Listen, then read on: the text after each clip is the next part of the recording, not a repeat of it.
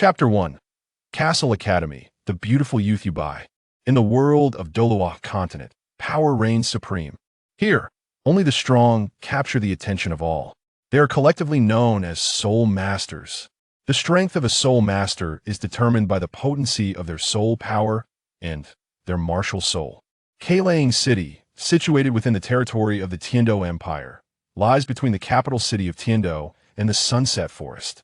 Perhaps due to its geographical location, many soul masters frequently pass through Keilang City to hunt for soul rings in the Sunset Forest, making the city's prosperity slightly inferior to that of the capital, Tiando City. Thus, Keilang City is home to a renowned soul master academy, Castle Academy. At this moment, within the second class of new students at Castle Academy, it is well known that the criteria for obtaining soul rings, aside from the age of the soul ring, primarily depend on the type of martial soul possessed by the soul master. Only by selecting soul rings that resonate with one's martial soul can the unique characteristics of each martial soul be maximally harnessed. At the podium, a strikingly beautiful female teacher, around 30 years of age, passionately lectures while pointing at the blackboard, and the majority of students below listen intently. In the back row by the window, a 12-year-old boy with short silver hair rests his head on the desk, deep in slumber. His tousled bangs partially obscure his brows, and his fair, smooth face even bears a hint of almost invisible fuzz, symbolizing his youthful innocence. The midday sunlight filters through the window, illuminating the boy's silver hair and adding a touch of brightness and warmth to the entire classroom. On the boy's desk, as the shadow from the window gradually shrinks under the sunlight, suddenly, ding-ling-ling, the bell signaling the end of class abruptly rings. In the next moment, the boy, whose eyes were half covered by his bangs, suddenly opens them wide, sits upright in alarm, and his handsome face is filled with panic, cold sweat instantly beating on his forehead as he gasps for fresh air. Huff, huff, huff. Beside him, a chubby boy with glasses seems unfazed by his desk mate's peculiar behavior. Calmly, he pulls out a bag of snacks made from some unknown type of soul beast jerky from under the desk, skillfully tears open the package, retrieves some jerky, and while munching, turns to the boy beside him and nonchalantly remarks, "Awake now, Xiao Bai? Honestly, I really envy you. Your entire day's schedule consists of just morning cultural classes and afternoon practical training. Yet, since the beginning of this month, you've managed to sleep through every cultural class, and the teachers don't even mind.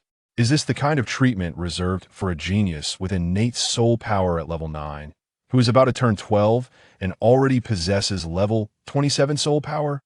How infuriating. I'm so envious. Sigh, what can I do? I'm just an ordinary food system soul master, with soul power barely at level 21. Hearing this familiar yet annoying banter, the still bewildered you by instinctively retorts with a laugh. Shut up, you blabbering chub. No sooner had he spoken than you by finally comprehended the scene before him. The expression on his handsome face froze, confusion written all over his eyes as he muttered to himself. Where am I? Wasn't I rescuing a little girl who fell into the river? How'd I end up here?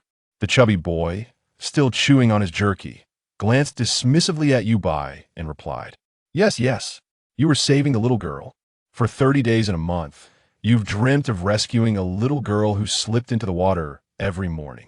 By the way," as he spoke, the chubby boy, Shi Zheng, turned around, his plump face adorned with a lecherous gleam in his small eyes as he inquired in a low voice, "Was that little girl exceptionally beautiful? Otherwise, you wouldn't dream of saving her for a whole month." As Shi Zheng spoke, a more lascivious smile spread across his face. Just as Yu Bai, still dazed, intended to ask a question, a multitude of unfamiliar yet familiar memories suddenly surged into his mind. After rapidly digesting all the memories, Yu Bai finally realized that he had been reborn into the world of the novel he had once read, titled Douluo Continent. He had only begun this journey a month ago, and it was only now that he had completely regained all the memories of his former life. The thought of being so fortunate as to be reborn into this world he was familiar with, known as the romance Douluo Continent, filled him with excitement. Recalling the magnificent soul techniques and marvelous martial souls he had seen while reading novels and watching anime. Yubai found little interest in slowly sifting through the other unfamiliar memories of his rebirth over the past 12 years. Instead, he immediately began to probe the state of his martial soul and soul power. My martial soul is actually the weapon martial soul, eternal sword. Moreover, my innate soul power is level 9. Most importantly, and not yet 12 years of age, I have already become a great soul master of level 27, possessing a 400-year yellow first soul ring and a 700-year yellow second soul ring. With such talent, becoming a deity is not an unattainable dream. The thought of achieving divinity in this world caused a spark of ambition to ignite in the bright, expressive eyes of Yu Bei's youthful face. Although he frequently expressed disdain for the martial prowess of this world in his past life online, upon truly immersing himself in it, Yu Bei could only shout in exhilaration, "What a delight!" After all, while the martial power may be low, it can grant eternal life. Hey, what are you daydreaming about? You're drooling. Wake up. Just as Yu Bei was lost in his visions of a glorious future as a deity, a sudden shout jolted him back to reality. Instinctively, Yu Bei turned his head, focusing on the source of the voice, only to find a plump, round face looming just 5 centimeters from his own. Who the heck are you? Startled, Yu Bei instinctively recoiled, raising his hand to slap the chubby face before him, pushing it away. Shi Zheng, taken aback by Yu Bei's sudden action, quickly regained his composure and, pushing Yu Bei's hand away from his face, looked at his childhood friend with an exasperated expression. Xiao Bai, have you lost your mind? You don't even recognize your beloved fat Lord Shi Zheng. Do you want me to fetch you a stick of jerky to wake you up? 002, Fat Lord Shi Zheng, the Rebirth, ranking exposed. Upon hearing the phrase Fat Lord Shi Zheng, Yu Bei instinctively responded, "Oh, so it's the little chubby one." As he spoke, relevant memories flooded back into his mind. It turned out that Shi Zheng and his parents had been teammates since they began attending a junior Soul Master Academy, and after marrying and settling down, they lived as neighbors. Hence, Yu Bei had grown up alongside Shi Zheng, this same-age chubby boy, becoming close friends and confidants. Moreover, Shi Zheng had inherited his mother's food system, martial soul, which produced jerky that perfectly suited Yu Bei's taste. Together, they formed a formidable duo, one specializing in offense while the other in support. Having thoroughly absorbed the relevant memories and feeling the unprecedented strength coursing through him, Yu Bei eagerly wished to unleash this newfound power. Thus, he turned to Shi Zheng and urged, "Let's go, little chubby. Class is over. We need to hurry and grab some food. If you're not eager for food, there must be something wrong with your brain." Yu Bei's push caused Shi Zheng's plump body to sway slightly. The latter looked at Yu Bei, still nudging him, with an expression of disbelief. "Have you truly lost your mind? Have you forgotten what day it is?" Before Yu Bei could ponder, Shi Zheng stared at him, shaking his head in exasperation. "Today is the day of the once-a-month Rebirth ranking screening. The Spirit Hall and the 2 great empires, Tiando and Xinghua, have jointly stipulated that every month, during the midday screening time, all teachers and students from Soul Master Academies across the continent must watch together. Our academy has a rule that lunch must only commence after the ranking screening concludes." As he spoke, the chubby boy Shi Zheng pulled out a piece of jerky from his pocket and popped it into his mouth, mumbling, "Moreover, although the possibility of you and I being featured in the Rebirth ranking is nearly non-existent, it's still a dream worth having. What if we become the protagonists in the heavenly broadcast? That would be incredible." As Shi Zheng spoke, his round face gleamed with anticipation, as if he was waiting for some divine opportunity. A monthly Rebirth ranking screening? What on earth is that? Does this storyline even exist in Douluo Continent? Yu Bei instinctively scratched his silver-white hair, his handsome face filled with confusion. However, at that moment, another wave of unfamiliar memories surged into his mind. After quickly browsing through them, the bewildered expression on Yu Bei's face vanished, replaced instead by a mysterious smile as he muttered to himself. The Rebirth ranking screening? How intriguing. As the conversation unfolded, Yu Bei reached out and plucked a handful of jerky from the bag held by the chubby Shi Zheng beside him, savoring each bite with deliberate slowness. Unperturbed by Yebei's actions, Shizhong grabbed a piece of jerky from the bag and popped it into his mouth, chewing vigorously while nodding in agreement. Indeed, it's just like those two protagonists from the past and present broadcast a few years back. They nearly had me rolling with laughter. Clearly, in the scenes from the heavenly rankings, those two were embroiled over a courtesan, resulting in one stabbing the other to death, while the survivor ended up in the woman's embrace that very night. And in this lifetime, it's astonishing that they've turned out to be a married couple, with the one who died on the woman's belly now being the other spouse. Goodness, this truly epitomizes the adage. In the previous life, you stabbed me, and in this life, I repay you 1,000-fold. Though Yabai recalled the events, he couldn't help but twitch at the corners of his mouth upon hearing Shitang's teasing. Good grief, is repay 1,000-fold really applicable here? Shizhong, oblivious to his friend's expression, continued with a hopeful gleam on his plump face. However, I genuinely wish that I could be among the characters featured this time, and that my past life would exhibit a bit more glory. Just like that Douluo, despite merely being a soul sage, he dramatically ascended to a title Douluo upon revealing his past lives' prowess and unlocked his martial soul's true form. Rumor has it that he didn't even need to hunt for soul rings, as his martial soul, Tung, naturally formed the 8th and 9th soul abilities best suited for it. Similarly, with my innate soul power at level 7, this lifetime could only allow me to reach the most as a soul sage, just enough to independently unleash my martial soul's true form.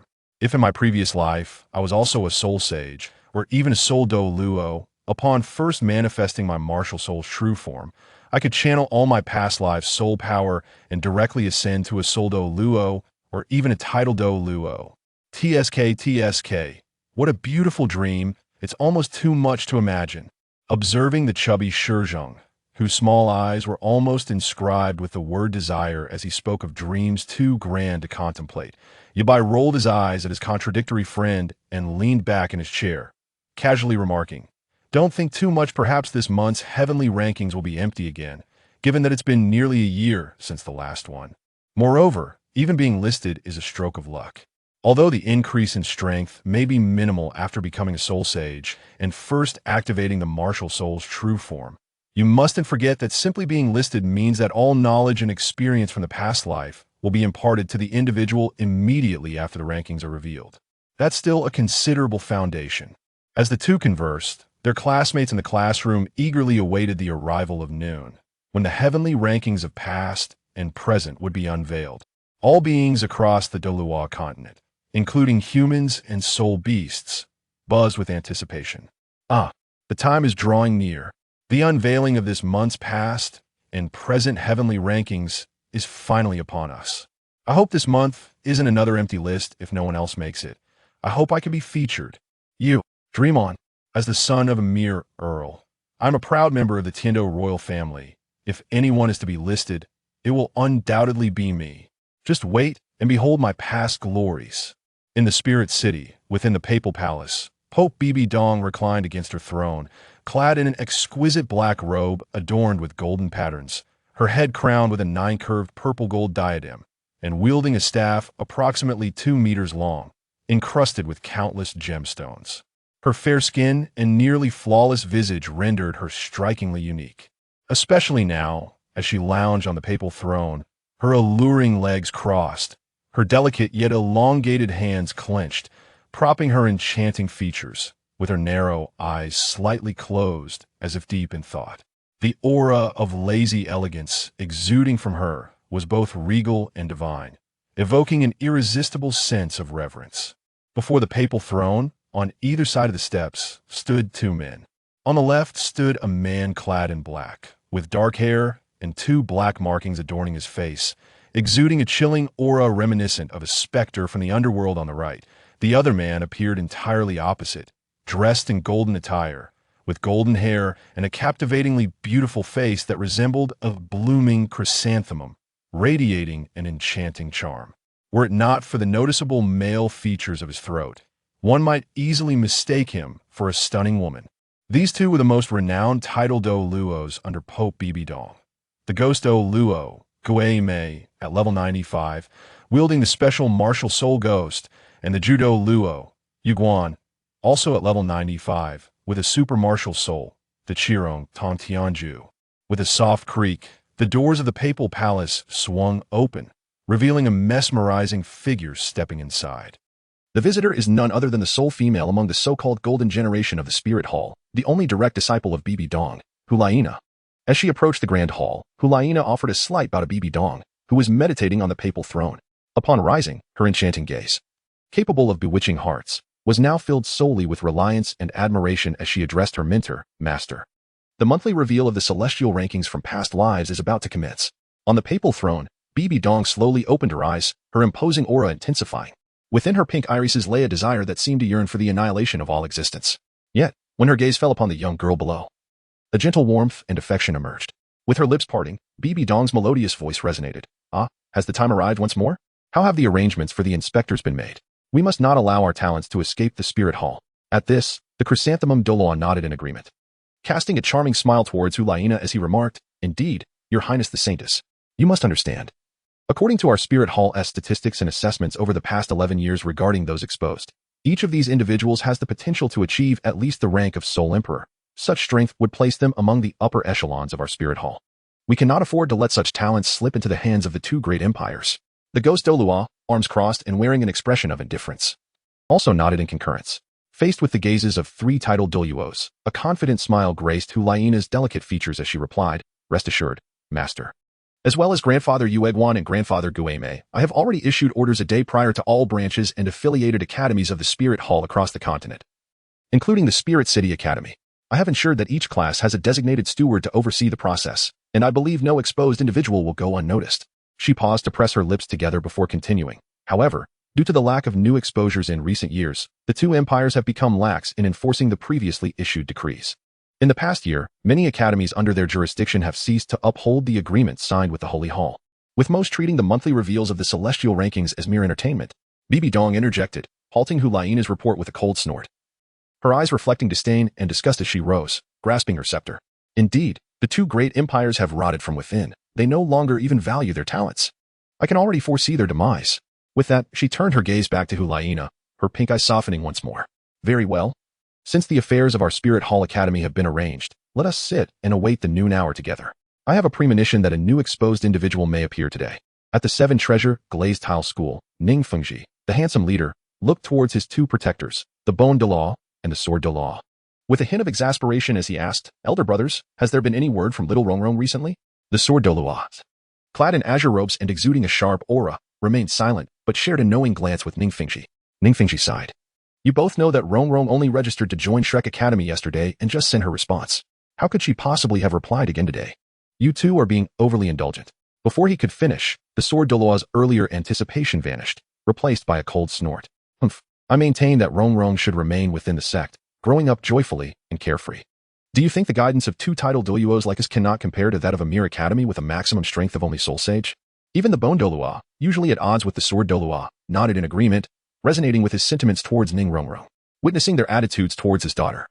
Ning Fengji could only sigh inwardly and swiftly change the subject.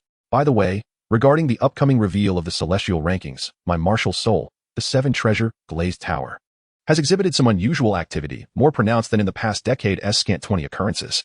This indicates that we are likely to witness a new exposed individual today. Noticing the surprise on the faces of the two titled Douluos, Ning Fengji's expression turned serious as he added, Moreover, I suspect that this new exposed individual may be connected to our Seven Treasure Glazed Tile School. As his words settled, the Bone Douluo and Sword Douluo instantly became earnest. In the Heaven Do City, within the palace of the Heaven Do Empire, a young man, exuding an air of nobility, placed his teacup down with a soft clap. With a smile that danced between mirth and mischief, he rose from the stone table of the pavilion, turning to gaze at the distant sea of flowers. He murmured to himself, This time, I shall find the exposed individual before you and conquer them, making them my own. It is your turn to taste the bitterness of defeat. My dear sister. Meanwhile, within the dominion of the Tiando Empire, in the small village outside Soto City of the Balak Kingdom, there hung a crooked wooden sign by a humble doorway, inscribed with the words Shrek Academy. In the lower right corner of the sign, an unseemly green monster's visage was depicted.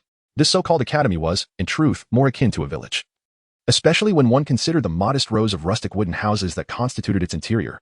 At this moment, on the playground of Shrek Academy, Flender surveyed the 7 students before him and nodded in satisfaction. His delight was particularly evident as he cast his gaze upon the 4 newly enrolled students from the previous day.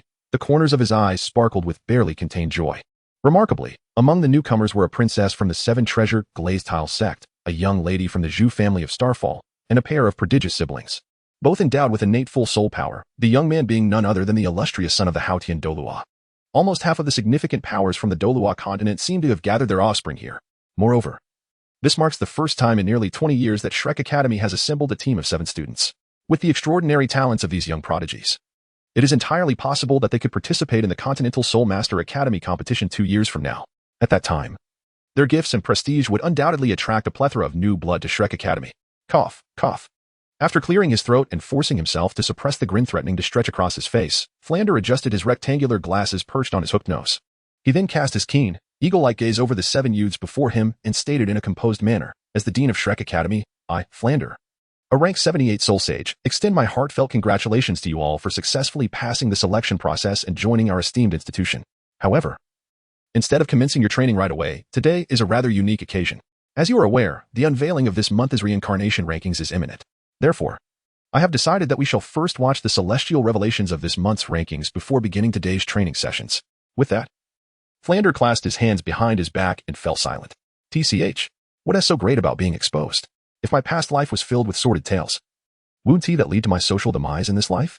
Remarked Ma Hongjun, Flander's direct disciple, with disdain. He envisioned the embarrassment of his former life being laid bare before all and felt he might as well seek refuge on another planet. Beside him, his friend Oscar and Dai Mubai, already privy to Ma Hongjun's thoughts, exchanged amused glances and burst into hearty laughter. Haha, you're just worried that scenes of your past life being caught in the web of women will be revealed, aren't you? As close friends, nothing delighted them more than teasing each other as secrets. The newly admitted Tang San and his companions were equally captivated, their curiosity piqued by the banter of the 3 seniors, eager to discern the subject of their mirth. If one were to scrutinize Tang San's expression closely, one might detect an unexplainable peculiarity upon his visage. At that moment, Ma Hongjun, incensed by the audacity of his 2 companions to expose him before their juniors while mocking him, turned sharply and retorted, You 2 are not in any better position. Xiao Ao, with that face of yours, you'd probably be a gigolo in your past life. And Dai, how dare you laugh at me? I might just have crawled into a grass nest. But you, Dai Mubai, are infamous for your nocturnal escapades, even boasting about twin sisters. You're far worse than I am. Dai Mubai, taken aback by Ma Hongjun's unrestrained outburst, swiftly approached him, wrapping an arm around his neck and covering his mouth to silence him. Simultaneously, he turned to Tang San and his companions, a hint of panic in his expression as he forced a smile. Haha, don't mind Fatty, he has just rambling nonsense. Nothing of the sort, nothing at all, haha. While chuckling, Dai Mubai's gaze was primarily directed at Zhu Zhiqing, observing her expression closely. Yet, throughout this exchange, Zhu Zhiqing maintained an icy demeanor, her face devoid of emotion. Seemingly unfazed, next to her, the young sorceress Ning Rongrong, although somewhat aware of adult matters, still concealed her true personality. She cast a disdainful look toward Dai Mubai and Ma Hongjun, even regarding the more amiable Oscar with contempt, voicing her distaste. EW, disgusting, little dance. Nestled against Tang San's arm, nodded in agreement, her eyes filled with contempt as she glared at the trio. Exactly. You old lechers, perverts, filthy. After her sharp rebuke, Little Dance returned her gaze to Tang San, her eyes sparkling with satisfaction as she said, My dear third brother is the best, pure as snow. Never engaging in such matters. 005 Tang San, I did nothing wrong. Little Dance, gently patting her on the head to signal her to refrain from speaking out of turn. Tang San couldn't help but smile at her playful antics. However, as he redirected his attention, Tang San's expression grew increasingly complex, his thoughts spiraling into introspection. In his previous life, as an orphan raised by a sect, he had become an outer disciple. Although he had clandestinely studied the sect's arcane texts, the intent was solely to delve deeper into the esoteric knowledge of hidden weapons, striving to resurrect the formidable artifacts that had languished in obscurity for nearly a century. He had no ill intentions. Furthermore, it should be noted that he had never disclosed the contents of the sect's sacred texts to anyone. Ultimately, even after successfully recreating the first hidden weapon, the Buddha's Fury, which had not been forged for a century, he had not taken even a single thread from the sect. From this perspective, he owed nothing to the sect. Rather, they should be grateful for his contribution to reviving their lost legacy. With these thoughts swirling in his mind, Tang San's heart gradually found peace as he glanced at the embarrassed expressions on the faces of Dai Mubai and his companions due to the earlier incident.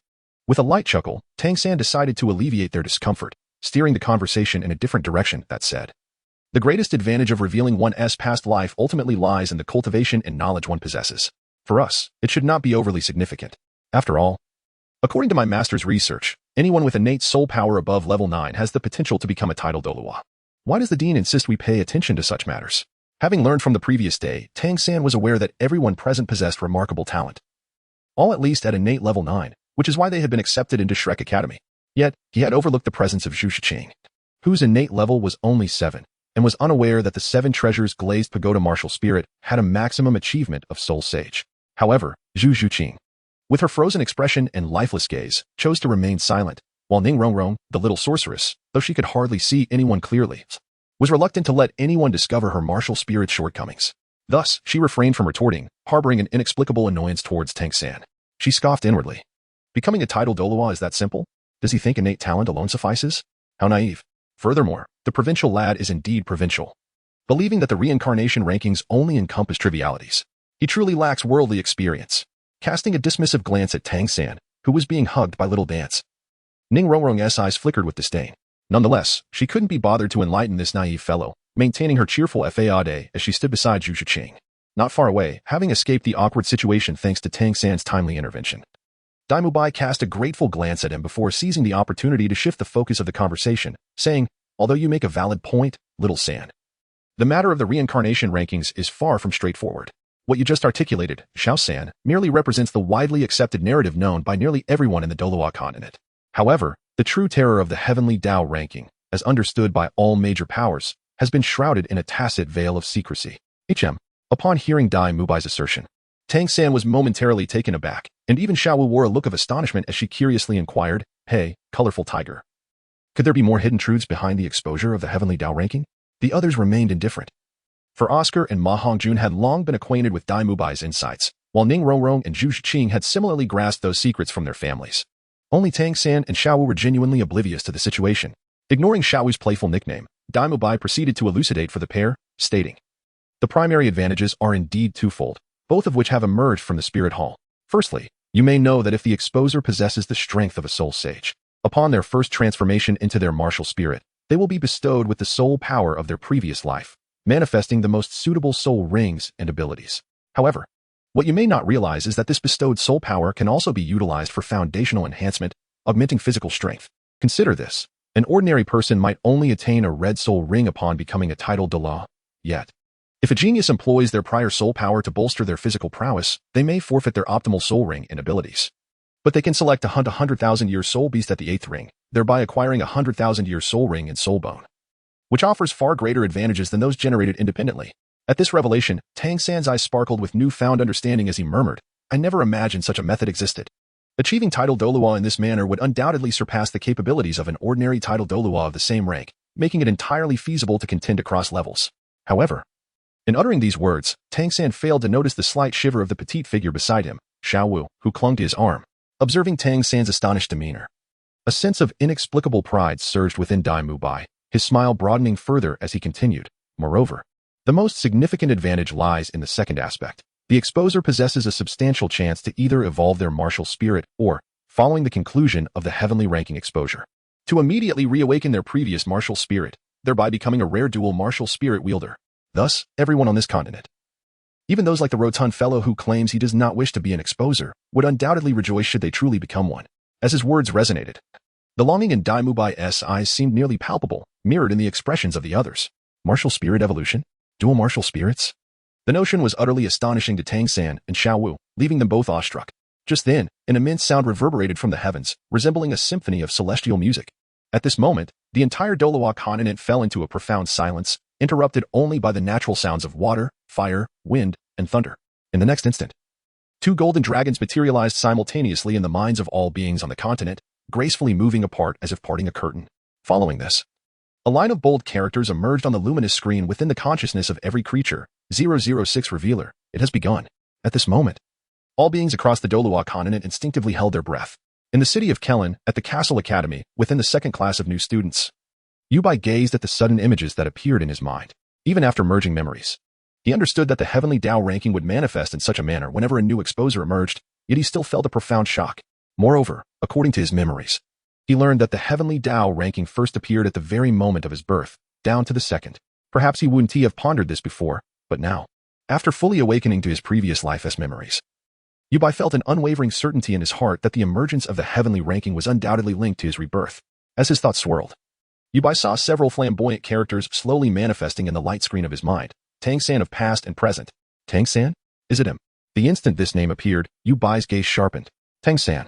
He is the true protagonist of the entire Douluo Continent, destined to break the 100-level barrier and attain godhood, achieving dual divine positions as both sea god and law god.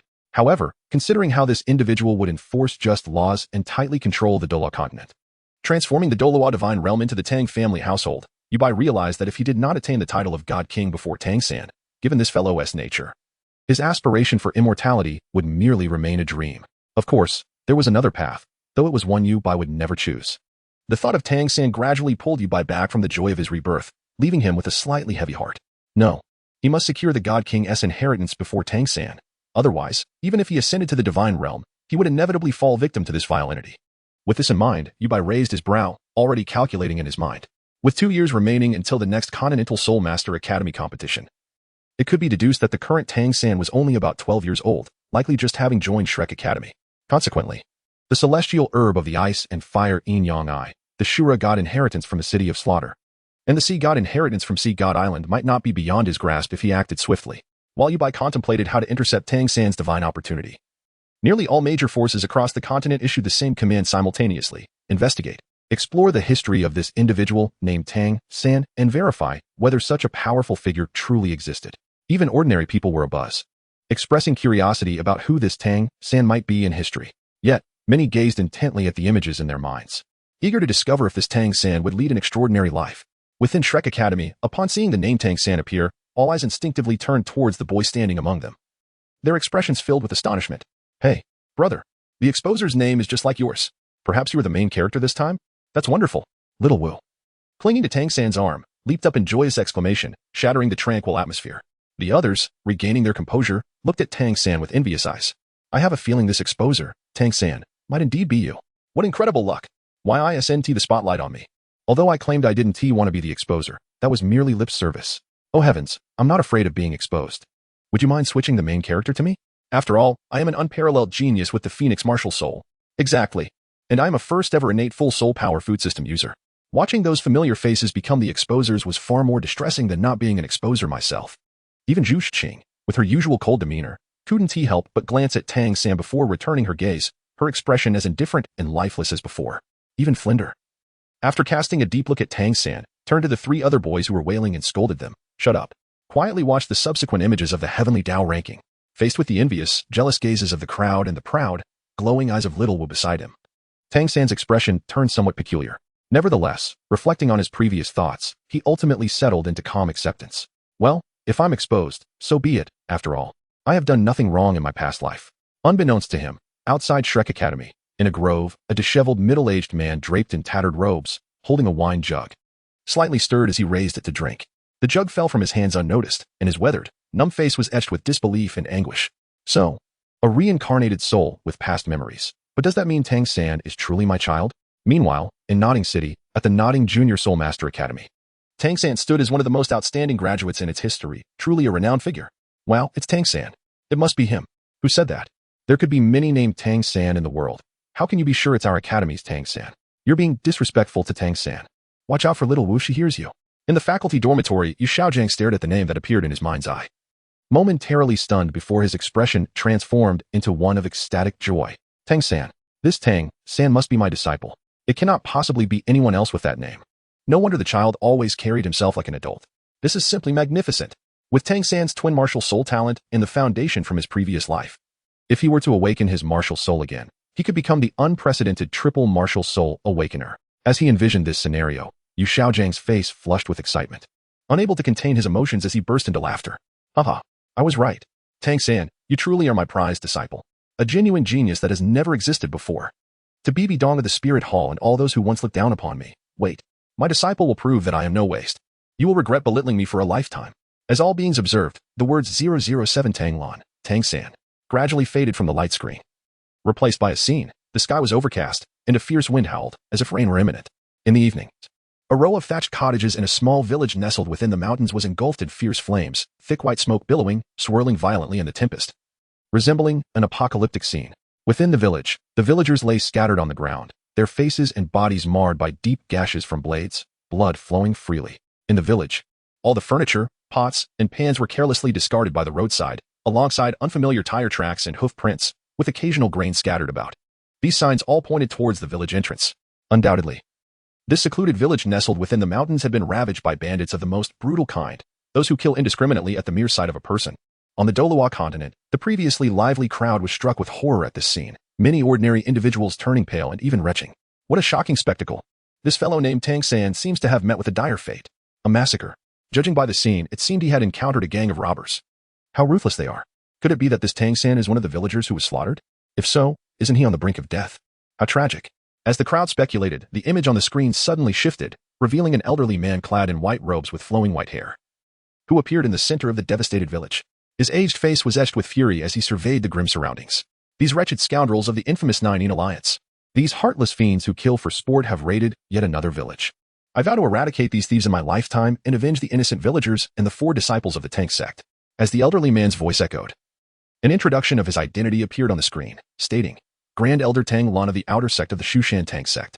Upon seeing this, all factions on the Douluo Continent were momentarily stunned. Shushan Tang Sect. Is it a hidden force within the continent? In the Hall of Spirits, Bibi Dong, seated upon the Pope's throne, initially sighed in relief upon reading the name of the Shushan Tang Sect, only to furrow her brows in contemplation. It seems the exposer is this so-called Tang Sect individual. Fortunately, it is not a remnant of the Haotian Sect. Otherwise, I would have to consider eliminating them before the soul-hunting plan commences. However, I appear to have never heard of the Shushan Tang Sect. Elders, do you have any knowledge of this force? Below, Ju Douluo and Gue Douluo exchanged perplexed glances. After a moment's hesitation, Ju Douluo stepped forward, addressing Bibi Dong with a voice tinged with uncertainty. Your Holiness, we too have never heard of the Shushan Tang Sect. Moreover, it seems there is not even a mountain named Shushan on the entire Douluo Continent. Thus, I surmise that the so-called Shushan Tang Sect may be a power that existed at least tens of thousands of years ago. Perhaps there truly was a peak named Shushan during that era, which has since been renamed with the passage of time. And the Tang Sect likely perished along with the sands of time. After all, if any force had survived since that time, our spirit hall's capabilities and intelligence would surely have uncovered some information. After a moment of contemplation, Bibi Dong nodded in agreement with Ju Douluo's assessment, but then instructed, nonetheless, arrange for some personnel to thoroughly investigate the historical records of the continent and attempt to find any information regarding the Shushan Tang Sect. Additionally, compile data on all sects that have appeared throughout history. Upon hearing Bibi Dong's command, Ju Douluo promptly nodded and set about making arrangements. The various factions on the Douluo Continent adopted similar measures to those of the Spirit Hall regarding this newly emerged sect, the Shushan Tang Sect. As discussions regarding the Shushan Tang Sect buzzed throughout the Douluo Continent, within Shrek Academy, Tang San gazed at the familiar yet strange visage of the elder on the screen. Momentarily lost in thought, murmuring softly, Grandfather Tang Lan. His voice was so low that even Xiaowu, who held on to Tang San's arm, could not hear his whispered words. However, not far away, Flinder's expression tightened, his heart racing with excitement. As a level 78 high-ranking soul sage, his hearing was extraordinary. It was precisely because he caught Tang San's murmured words that his heart surged with exhilaration. The smile at the corner of his mouth threatened to break free. Indeed, Tang San is the exposer this time. Ha ha ha. What a treasure we found. In light of the current circumstances, this young lad, Tang San, is destined to become a titled Douluo. At that point, Shrek will truly make its name known throughout the continent. Ha ha ha. Xiao Gang's foresight has proven sharp as ever. Xiao Gang can finally realize his dreams. Perhaps the once golden triangle can reunite once more. However, suddenly, Flinder seemed to recall something, and the smile that had just graced his face froze.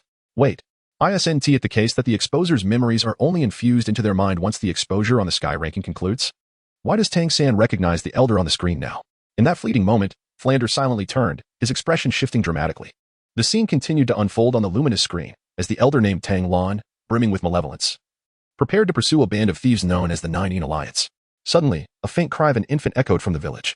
Upon hearing the baby's wail, Tang Lan's countenance changed. Without a moment's hesitation, he swiftly moved in the direction of the sound. In just a few leaps, he arrived outside a wooden house engulfed in roaring flames. Here it was, listening to the baby's cries from within. Tang Lan disregarded the raging fire and thick smoke above him, charging into the inferno. In an inconspicuous corner, he uncovered a tattered cloth, from beneath which the infant's cries emanated. Swiftly, he peeled back the rag, revealing a baby wrapped in swaddling, weeping, bending down to cradle the infant. A gentle smile graced Tang Lan's aged face, particularly as he gazed into the baby's pure, curious eyes. He couldn't help but chuckle. Ah, little one. It seems we are fated to meet. From now on, You shall be named Tang San. As he spoke, Tang Lan suddenly heard a creaking sound from the roof, and instantly realized that the structure was about to collapse. With no time to spare, he clutched the swaddled infant, Tang San, and swiftly exited the house. As this scene transpired, the entire screen gradually dimmed. All beings in the Douluo Continent, who were witnessing this moment, wore expressions of keen curiosity, engaging in lively discussions. It appears this infant is the protagonist of this revelation. His circumstances are rather dire. Indeed, he enters the scene only to find his entire village slaughtered. This mirrors the plight of protagonists in tales across the continent, beginning with their whole family, or rather, their entire village, sacrificed. Some spectators, initially sympathetic towards the one named Tang San, found themselves stifling laughter after hearing such remarks. How vexing. In contrast to the jovial discussions, a few discerning viewers grew increasingly solemn. Something feels amiss. Based on the actions of the elder Tang Lan, who single-handedly pursued a merciless band of thieves, he should be a formidable force. Yet, throughout the scene, no spirit rings manifested. Indeed, and his displayed speed seems to peak only at the Soul King level. However, considering Tang Lan's evident fury towards the thieves, that must have been his full speed. So why did no spirit rings appear? This is illogical. It is well known that soul masters must exhibit spirit rings when unleashing their full soul power. The absence of spirit rings suggests that this elder did not utilize his true soul power. Yet, this contradicts the anger he displayed towards the thieves. As the crowd pondered these perplexities, in the hall of worship at the spirit hall, the serene Douluo, seated in the position of the Grand Elder, displayed a fleeting look of surprise, as if struck by a sudden realization. Below him, an even older elder, seated in the second position, turned to Douluo. Curiosity evident in his voice. Elder brother, do you possess any insights regarding the situation depicted in the scene? The other prominent elders also turned their curious gazes towards Douluo. Aware of their inquisitive looks, Douluo did not conceal his thoughts, recalling bygone memories. He spoke softly.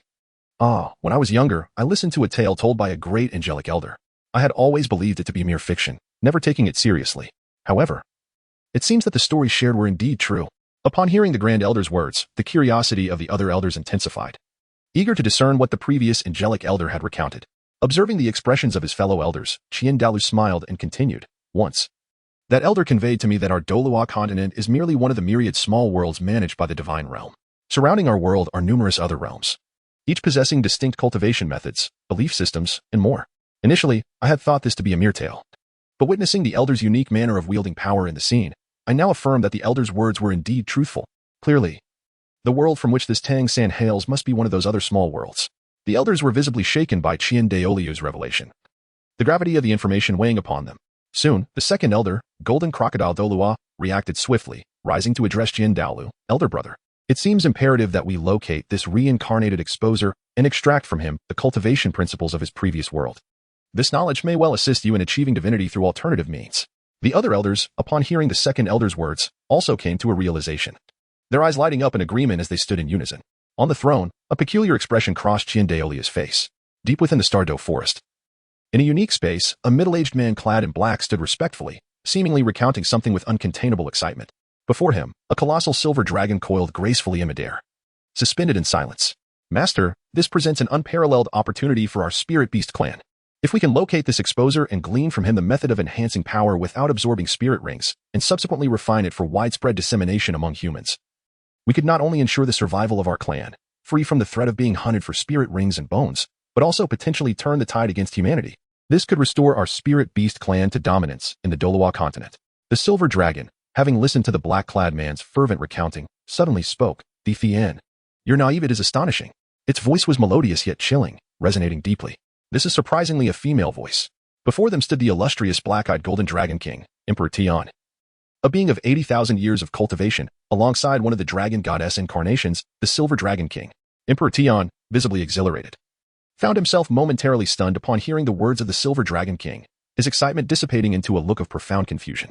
Are you aware, the silver dragon king continued, that under the governance of the divine realm, each minor world possesses its own reincarnation rules? Typically, the beings of each world can only reincarnate within their own realm, forbidden from transcending into others. This is one of the fundamental laws of the divine realm. The wretched Shura is tasked with overseeing the enforcement of these regulations. Now, the soul from another world has reincarnated in the Douluo Continent. It is evident that Shura is once again scheming in the shadows, likely plotting to ensnare yet another victim. As for our Soul Beast clan, we find ourselves in this dire predicament largely due to Shura's insidious machinations. He has even gone so far as to alter the cultivation rules of the Douluo Continent with the intent of annihilating our kind. Do you truly believe that this exposer he has brought forth will serve any benefit to our Soul Beast clan? Upon hearing the Silver Dragon King's elucidation, Emperor Tian felt a chill run through him, and he swiftly grasped the gravity of the situation. This exposure is undoubtedly a sinister hand orchestrated by the Shura god, aiming to eradicate his own soul beast lineage. Upon contemplating this, the murderous intent within Emperor Tian erupted uncontrollably. He then gazed up at the Silver Dragon King, beseeching, "My lord, I implore you to unveil the identity of this exposer in his reincarnation. I shall devise a means to eliminate him in secrecy. We must not grant him the opportunity to grow." As discussion swirled throughout the Douluo Continent, the luminous screen once again displayed a new scene. Beneath a crescent moon, amidst a star-studded night, a collection of ancient and elegant structures stood resiliently among the mountains. The towering peaks, shrouded in wisps of white mist, created a dreamlike ambience, as if they existed beyond the realms of reality. Between several mountain peaks, a formation akin to stars in a protective embrace surrounded the tallest and most majestic of them, as if safeguarding it. Atop the central peak, the words Shu Mountain Tang Sect were carved prominently into the cliff face. Moreover, iron chains linked the mountains, serving as the sole passage between them.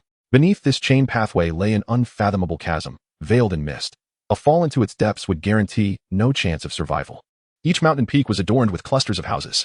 Though not as exquisitely arranged or grand as the central mountain's architecture, they were perfectly suitable for habitation. At that moment, before an iron chain bridge on a certain peak, a figure cloaked entirely in black, his silhouette shrouded in the attire of night, appeared abruptly. Only a pair of youthful eyes were exposed, glimmering in the dim light. Without a moment's hesitation, he swiftly leaped onto the bridge, dashing towards the central mountain peak with remarkable speed. As he moved, it seemed as though ethereal phantoms flickered in his wake. His destination was none other than a majestic pavilion perched atop the central summit.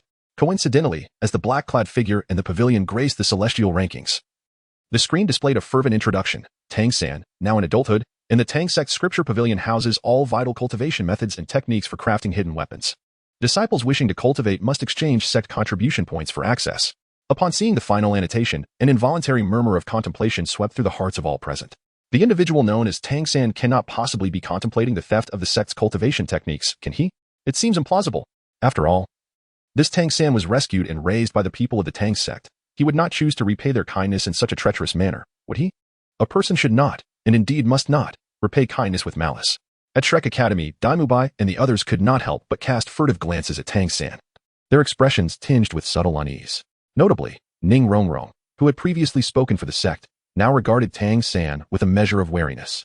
Simultaneously, they had all confirmed that this newly revealed figure was none other than their new classmate, Tang San. After all, just yesterday they had witnessed the Tang San on the screen using the same movement technique as their companion, Tang San, which was known as the ghostly shadow stealthy steps. Tang San, too, sensed the weight of their gazes but had come to understand everything by this point. He paid little mind to the scrutiny of his companions, confident that once they viewed the memories of his past life, they would surely recognize his righteousness. He had done nothing wrong. Only the Navi Xiaowu remained oblivious to the actions of the Tang San on screen, exclaiming with delight, "Look, this is the ghostly shadow stealthy steps, Tang San's unique footwork." I knew the exposer would be Tang San. As everyone pondered in silence, the explanatory text on the screen gradually faded away, and the footage continued to unfold. The figure of Tang San, clad in black, stealthily approached the central peak, skillfully evading a series of spine-chilling traps and patrolling disciples. He ultimately arrived at the shadowy corner outside the scripture pavilion, effortlessly slipping past the guarding disciples before standing before a door on the top floor of the pavilion. With a piece of wire, he silently unlocked the door and slipped inside. Within the top floor of the scripture pavilion, several 9-tiered wooden racks lined the walls, each filled to the brim with bamboo slips. The camera swept past, revealing titles inscribed on several slips: Poisonous Compendium, Tang Sect Poison Arts, and Advanced Hidden Weapon Techniques. The black-clad Tang San, upon infiltrating the space, did not even glance at the bamboo slips on the surrounding racks. Instead, he confidently made his way to the center of the loft, where a counter crafted from white jade stood. What caught his eye was a single tome placed at the center of the jade platform, its cover emblazoned with the characters Mystical Heaven's Treasure Record. The moment he laid eyes on this tome, Tang San's exposed eyes lit up with exuberance as he whispered, "Mystical Heaven's Treasure Record." Indeed, it is the supreme cultivation manual of the Tang Sect, accessible only to inner disciples. At long last, I have found it. As he spoke, Tang San reached out and seized the tome, flipping it open to reveal its contents: Inner Power Technique, Mystical Heaven's Art, Lightness Technique, Ghostly Shadow Stealthy Steps, Hand Technique, Jade Hand, Eye Technique, Purple Extreme Demon Eye, Capture Technique, Controlling Crane, Seizing Dragon, Hidden Weapon Technique, 100 Solutions to Hidden Weapons. This is indeed true. According to legends, the Ghostly Shadow Stealthy Steps practiced by the outer disciples of the Tang Sect is a fragment of the true Supreme Manual. This is the genuine Mystical Heaven's Treasure Record. With fervor, he quickly perused the manual until he reached the final section on the 100 Solutions to Hidden Weapons. The names listed, Buddha's Fury Tang Lotus, Goddess's Tears, Storm Pear Blossom Needle, King of Hell's Order, were all legendary hidden weapons, complete with detailed crafting methods. Tang San's eyes swelled with excitement, nearly bloodshot, as he absorbed the information. After thoroughly exploring the contents, he tucked the mystical heavens treasure record into his chest before cautiously making his escape. As the footage dimmed, the reactions across the continent were filled with disdain and vitriol. A treacherous wolf in sheep's clothing. This Tang San is truly a nefarious character. I suspected he might attempt to pilfer something from the sect. But to directly steal the highest manual of the Tang sect is beyond comprehension. The old man Tang Lan should never have rescued this traitor. Indeed, the explanation of the heavenly Tao list reveals that those so-called cultivation techniques require disciples to contribute sufficiently to the sect before they can learn them. And this Tang San chose to steal outright and act beyond reproach. Heavens, with such a revelation, I hope this reincarnated individual can conceal his identity well. Otherwise, no major power would dare to accept such a person into their ranks. In the hall of the Haotian sect, the most irritable Elder 7, the Sunfire Douluo, erupted in a furious tirade upon witnessing the recent events. Bah, scoundrel, he is a disgrace to our surname Tang. Fortunately, our sect does not harbor such an ungrateful wretch. Otherwise, even if he were the exposer, and even with extraordinary talent, I would personally see to his demise. Such a selfish, treacherous wolf will eventually bring calamity upon the sect. Listening to Elder 7's veiled accusations, Tang Xiao, the current sect leader and once one of the Haotian twins, felt a profound discomfort but was unable to voice his thoughts. After all, Elder 7's son perished in the battle against the Spirit Hall, a conflict directly instigated by his brother. The first calamity Elder 7 spoke of, Tang Hao, along with the gentle woman named Ain from his memories. The image of his brother's tragic fate and the memory of that tender woman forced into sacrifice ignited within Tang Xiao an intensified hatred for the Spirit Hall, wishing he could seize the Haotian hammer and obliterate them. Meanwhile, seated in the second row, the venerable second elder, his hair and beard white and his visage exceedingly aged, cast a glance at Tang Xiao's grim countenance, recognizing the rising tide of his ire. He then turned his gaze to Elder 7, signaling him to cease his outburst before speaking. Regarding the handling of this new exposer, Tang San, I propose that if he is indeed a disciple of our sect, and should he willingly return the techniques from the mystical heavens treasure record, the sect would overlook his past transgressions and disallow any other disciples from using this incident against him, for it pertains solely to his former life and bears no relevance to his current existence. However, should he choose to conceal this and be discovered later, it would indicate he is no different from his past self, and then the sect shall not show mercy. On the other hand, if he is not a disciple of our Haotian sect, we shall merely invite him to our sect as a guest. What do you think, sect leader? The second elder's gaze turned toward Tang Xiao. Seeing the other elders nodding in agreement, Tang Xiao pondered for a moment before also nodding to acknowledge the second elder's suggestion. After all, what the second elder proposed was indeed the most prudent course of action. As for the latter part of his statement about inviting him as a guest, how to extend such an invitation and what it would entail remained unspoken among them. At this moment, other major powers across the Douluo Continent were also making similar arrangements, both overtly and covertly, beginning to deploy their plans on a scale surpassing any in the previous 11 years. After all, the various factions have almost confirmed that this exposer, in a past life, must have been someone from another world. The cultivation methods from that other world undoubtedly represent the greatest treasure in this realm. Not to mention, the ghost shadow stealth technique used by the black-clad Tang San during his infiltration of the scripture pavilion is something that even the titled Douluo powerhouses covet greatly. After all, with just a glance, they can ascertain that such footwork would certainly enhance their combat prowess. Moreover, ghost shadow stealth is merely a small part of the Xiantian treasure record. If one could obtain the entire Xiantian treasure record, it would not be impossible to establish another spirit hall on the Douluo continent. After today, perhaps the entire continent will become abuzz because of this exposer known as Tang San. In Kaliang City, at Castle Academy, within the second class of new students, ugh. This Tang San is utterly detestable, isn't he? Indeed, he's nothing but garbage. A thankless wolf in sheep's clothing. Utterly shameless.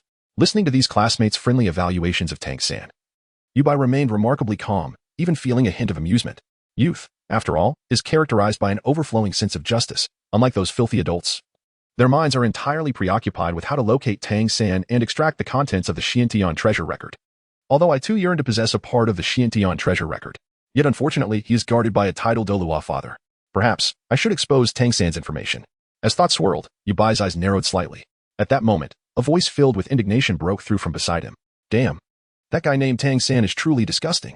If only I knew who this ungrateful little villain reincarnated as, he should be thankful that the exposure revealed his past appearance. In this life, only those who knew him in his previous life can recognize him. Otherwise, if I find him, I will surely punch him until he shits himself. Then beat him into that shit, and finally use his own shit to hit him. How can there be such a disgusting person in this world? It's simply unbearable. Casting a sidelong glance at the chubby figure beside him, who was munching on jerky while simultaneously hurling insults at others. Yubai rolled his eyes in disbelief. Curiously, he inquired, "Chubby, don't you want to obtain that Xiantian treasure record?" Of course. Upon hearing Yubai's question, the chubby one, Shizhong, looked at him with surprise. "Just looking at that ghost shadow stealth technique, my entire body of sexy fat is practically bursting with envy. Not to mention, there are other cultivation manuals within the Xiantian treasure record." As Shizhong observed the expression on Yubai's face, he suddenly grasped what Yubai was trying to convey. He then calmly waved his chubby hand and said, "Wanting is one thing, but if I were in the same situation as that Tang San in my past life, I would have had avenues to acquire the Xiantian treasure record for cultivation. As long as I obtain enough shares from the sect, wouldn't that suffice? Or even if I didn't have the Xiantian treasure record, I would still contribute to the sect in gratitude for the gift of life. Rather than living like that Tang San, taking without asking, isn't that akin to theft? And a treacherous one at that. Tang San should be thankful or praying that when the heavenly rankings conclude, he is not surrounded by anyone. Otherwise, by tomorrow at the latest, he would be summoned by those great powers for a chat." Listening to Shizhong's words, Yubai was momentarily taken aback. Then he chuckled and patted Shizhong's shoulder, disregarding the puzzled look from Shizhong as he said, "I believe in you." He then refocused his attention on the light curtain in his mind, while secretly thinking, moreover, Tang San is not so easily summoned for a chat with Mengpa. After all, Tang Hao's hammer is not something to be trifled with. Soon, a new scene appeared, and the previously noisy crowd fell silent once more, eager to witness the unfolding events surrounding the exposer Tang San's theft of the Xiantian treasure record. In the image, Tang San stood atop a mountain peak, gazing blankly at the sea of clouds below. Not far down the mountain, several figures clad in white were rushing towards him, appearing like streaks of flowing light, leaving behind a series of afterimages. This was achievable only through the mastery of the ghost shadow stealth technique combined with profound inner strength. Within the Shushan Tang sect, only a few elders and the sect leader, Master Tang, could accomplish such a feat. Detecting the approaching figures below, Tang San suddenly turned, then sprinted across the iron chain bridge towards the rear mountain of the central peak, leaving behind a trail of afterimages, his speed matching that of the pursuing elders. Below, high-ranking members of a sect had come to investigate the theft of the sect's supreme treasure. Upon seeing the fleeing figure ahead, they instantly recognized him as the traitor Tang San they were seeking and hastened to follow suit.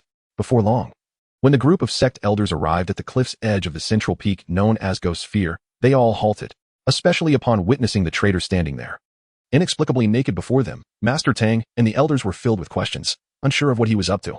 Before Master Tang could inquire, the bare-skinned Tang San spoke up.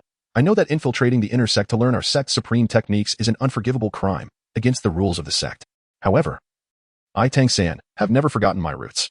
Everything I am is given by the Tang sect." As he spoke, Tang San remained calm until a sudden explosion rang out, enveloping his body in a white aura. Master Tang could not help but exclaim, "The Xiantian treasure record, you've even learned the supreme inner strength from it."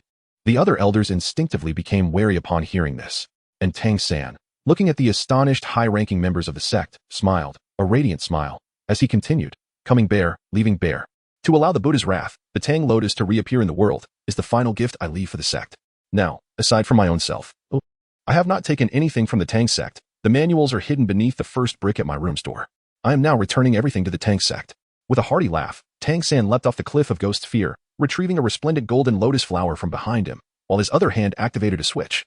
In an instant, an exceedingly brilliant light illuminated the eternally dark Ghost Sphere, and as this burst of radiance engulfed the scene, the light curtain gradually dimmed, and a large character end appeared on the screen.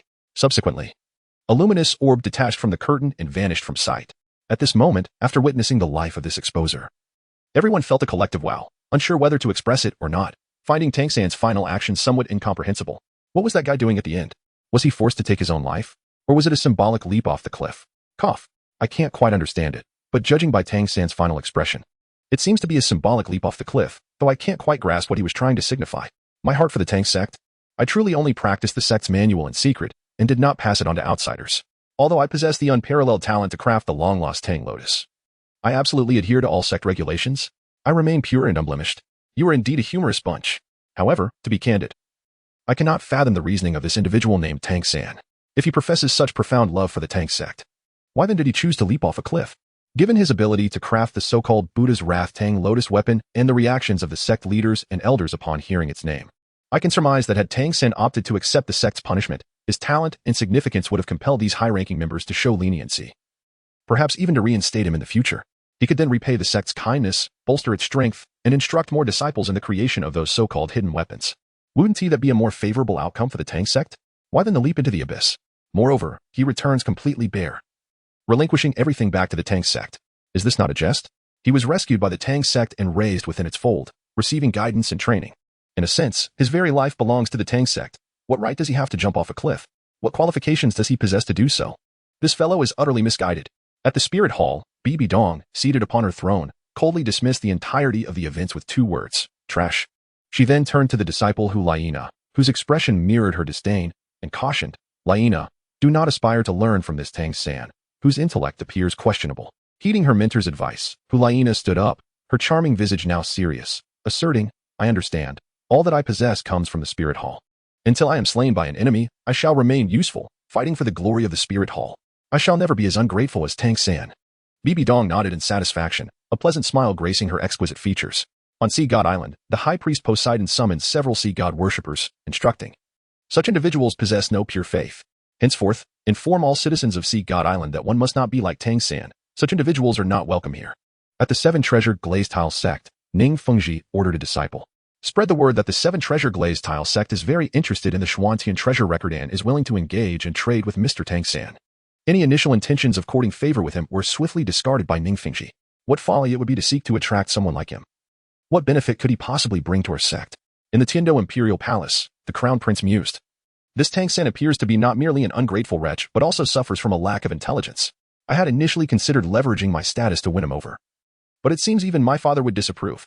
He sighed, though I am curious about the contents of the Xiantian treasure record, judging by the strength of the Tang sect's higher-ups. It likely parallels the soul skills of a titled Douluo, akin to a self-created soul skill. It probably holds little assistance for my ascension. Let it be, Uncle Snake Spear.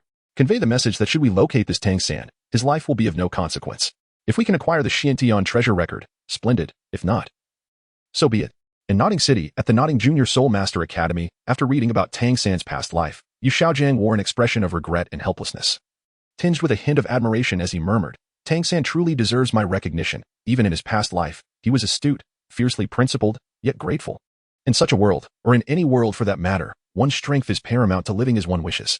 Therefore, one must go to any lengths and employ any means necessary to become a true powerhouse. There is no issue in that. Just as in this world. Justice will prevail over evil, for only the victors have the right to declare justice. Otherwise, one is deemed evil, incompetent, and utterly worthless, much like myself at present. However, this child, Tang San, is still too headstrong and too grateful. Otherwise, he would not have chosen to leap off a cliff to make a statement. Alas, I hope that in this life, he can be a bit more diplomatic. As he pondered, the other faculty and students of Nodding Academy gradually regained their composure, engaging in heated discussions. Many who had taken pride in Tang San as a student of their academy now found themselves cursing him. Bah, an ungrateful wretch. Who would have thought such a person would emerge from our Nodding Junior Soul Master Academy? It is a disgrace. Humph. He once aided Xiao Wu in becoming the queen of the academy, running rampant with Wang Xing and Xiao Gang while their underlings bullied others without remorse. Indeed. And that Wang Sheng has nearly forgotten who he is since associating with Xiao Wu and Tang San, a band of wastrels. Hearing the outcries from outside the school, Yu Xiaojiang's expression darkened, filled with disgust as he remarked, utterly misguided. They are not but waste, with at most the potential of a soul master. Yet they dare to insult my disciple Tang San. Enough. Regardless of Tang San's future talents, these people are unworthy even to gaze upon his departing figure. They dwell in a world entirely apart from his. I need not let their words affect me. With that, Yu Xiaojiang picked up a letter from his desk. Signed by Flanders. There was no longer any purpose in remaining here. It was best to continue guiding Tang San under Flanders' tutelage. After gathering his belongings, he departed the Nodding Junior Soul Master Academy without a word to anyone. At Shrek Academy, witnessing the conclusion of Tang San's past life with such a tragic act, Xiao Wu could not contain herself, embracing Tang San and weeping. Tang San, how could you be so foolish? To choose a leap of faith for the sake of your ties to the sect. You are such a fool. In this life, I will not allow you to repeat such folly. Otherwise, I shall never forgive you. As he held the girl who buried her head in his chest.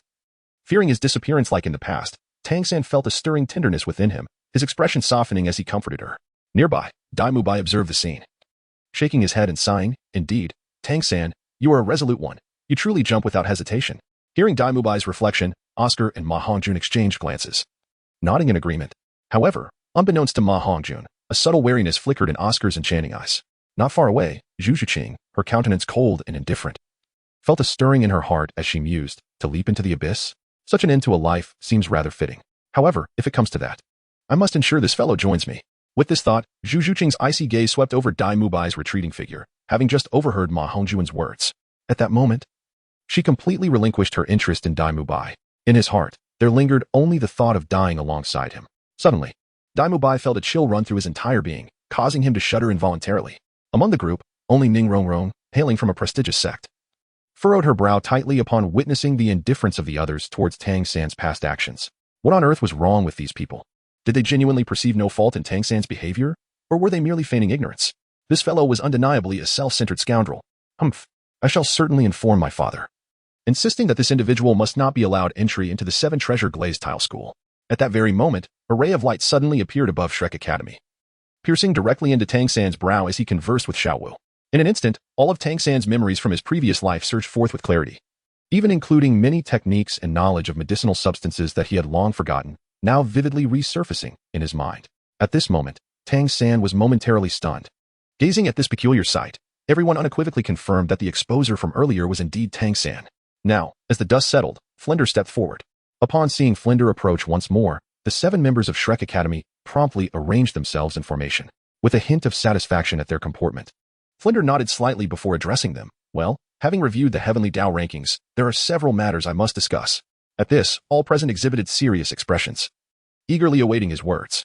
First, the content revealed by the Heavenly Dao rankings pertains solely to the past lives, regardless of the identities one may have held in their previous existence, be it noble, royal, or a high-ranking member of a sect.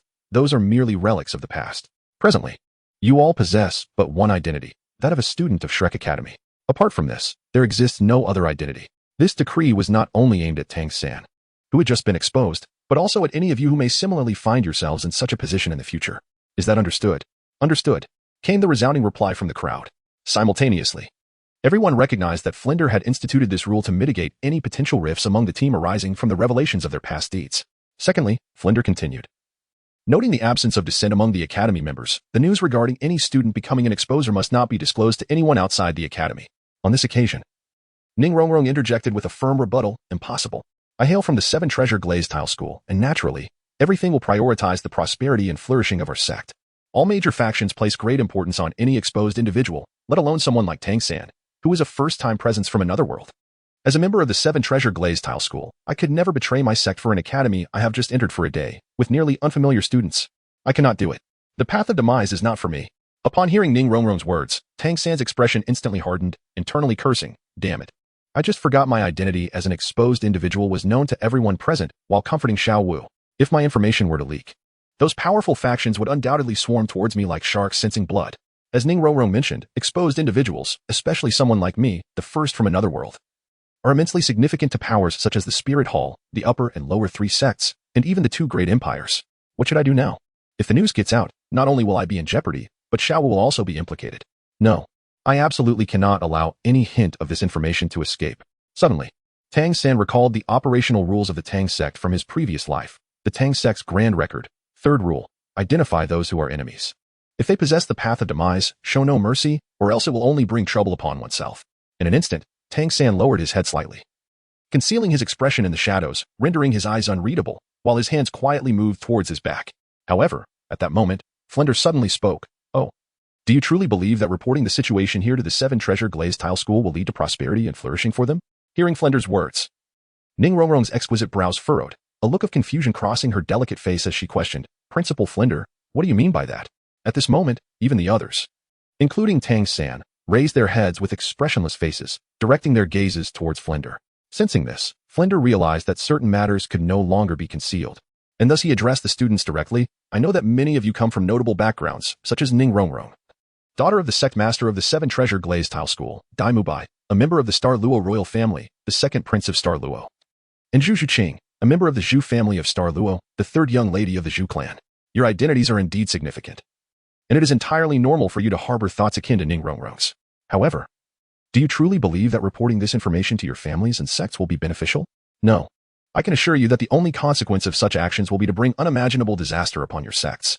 Observing the disdain on Ning Rongrong's lips and the astonishment on Daimubai's face as he looked at Tang San, Flinder pursed his lips before continuing. Because your families and sects will inevitably provoke the wrath of a title Douluo, or even multiple title Douluos, and not just any ordinary title Douluo at that. What? A title Douluo? At this moment, a multitude of students, including Tang San himself, erupted in astonishment. That was a title Douluo. A true powerhouse standing at the pinnacle of this world. Unexpectedly, Tang San had such a formidable existence backing him. Tang San, of the Tang surname? Only Ning Rongrong, who had also encountered a title Douluo, seemed to suddenly have an epiphany. Tang San, of the Tang surname, and he had several title Douluos supporting him. Suddenly, Ning Rongrong's eyes sparkled as if she had grasped something profound. After a moment of contemplation, she looked at Tang San in shock, and then turned her gaze towards Flinder, exclaiming, "So that's how it is. Very well, I promise not to disclose anything that happens today to anyone outside of this place. Will that suffice?"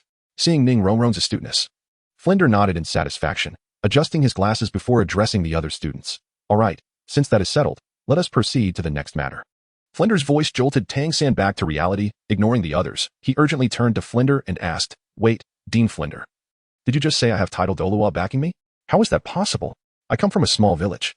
How could a title Douluo risk offending other major powers for me?" Unbeknownst to Tang San, the girl beside him, Xiaowu, had turned pale, her body trembling slightly. Her eyes filled with fear. The revelation that Tang San had title Douluo backing him sent her mind racing. Had she already been discovered? Should she flee back to the Stardow Forest? However, the thought of leaving and never seeing Tang San again twisted her heart in turmoil. Glancing at Tang San's anxious profile, Xiaowu gritted her teeth and ultimately resolved to remain at the academy.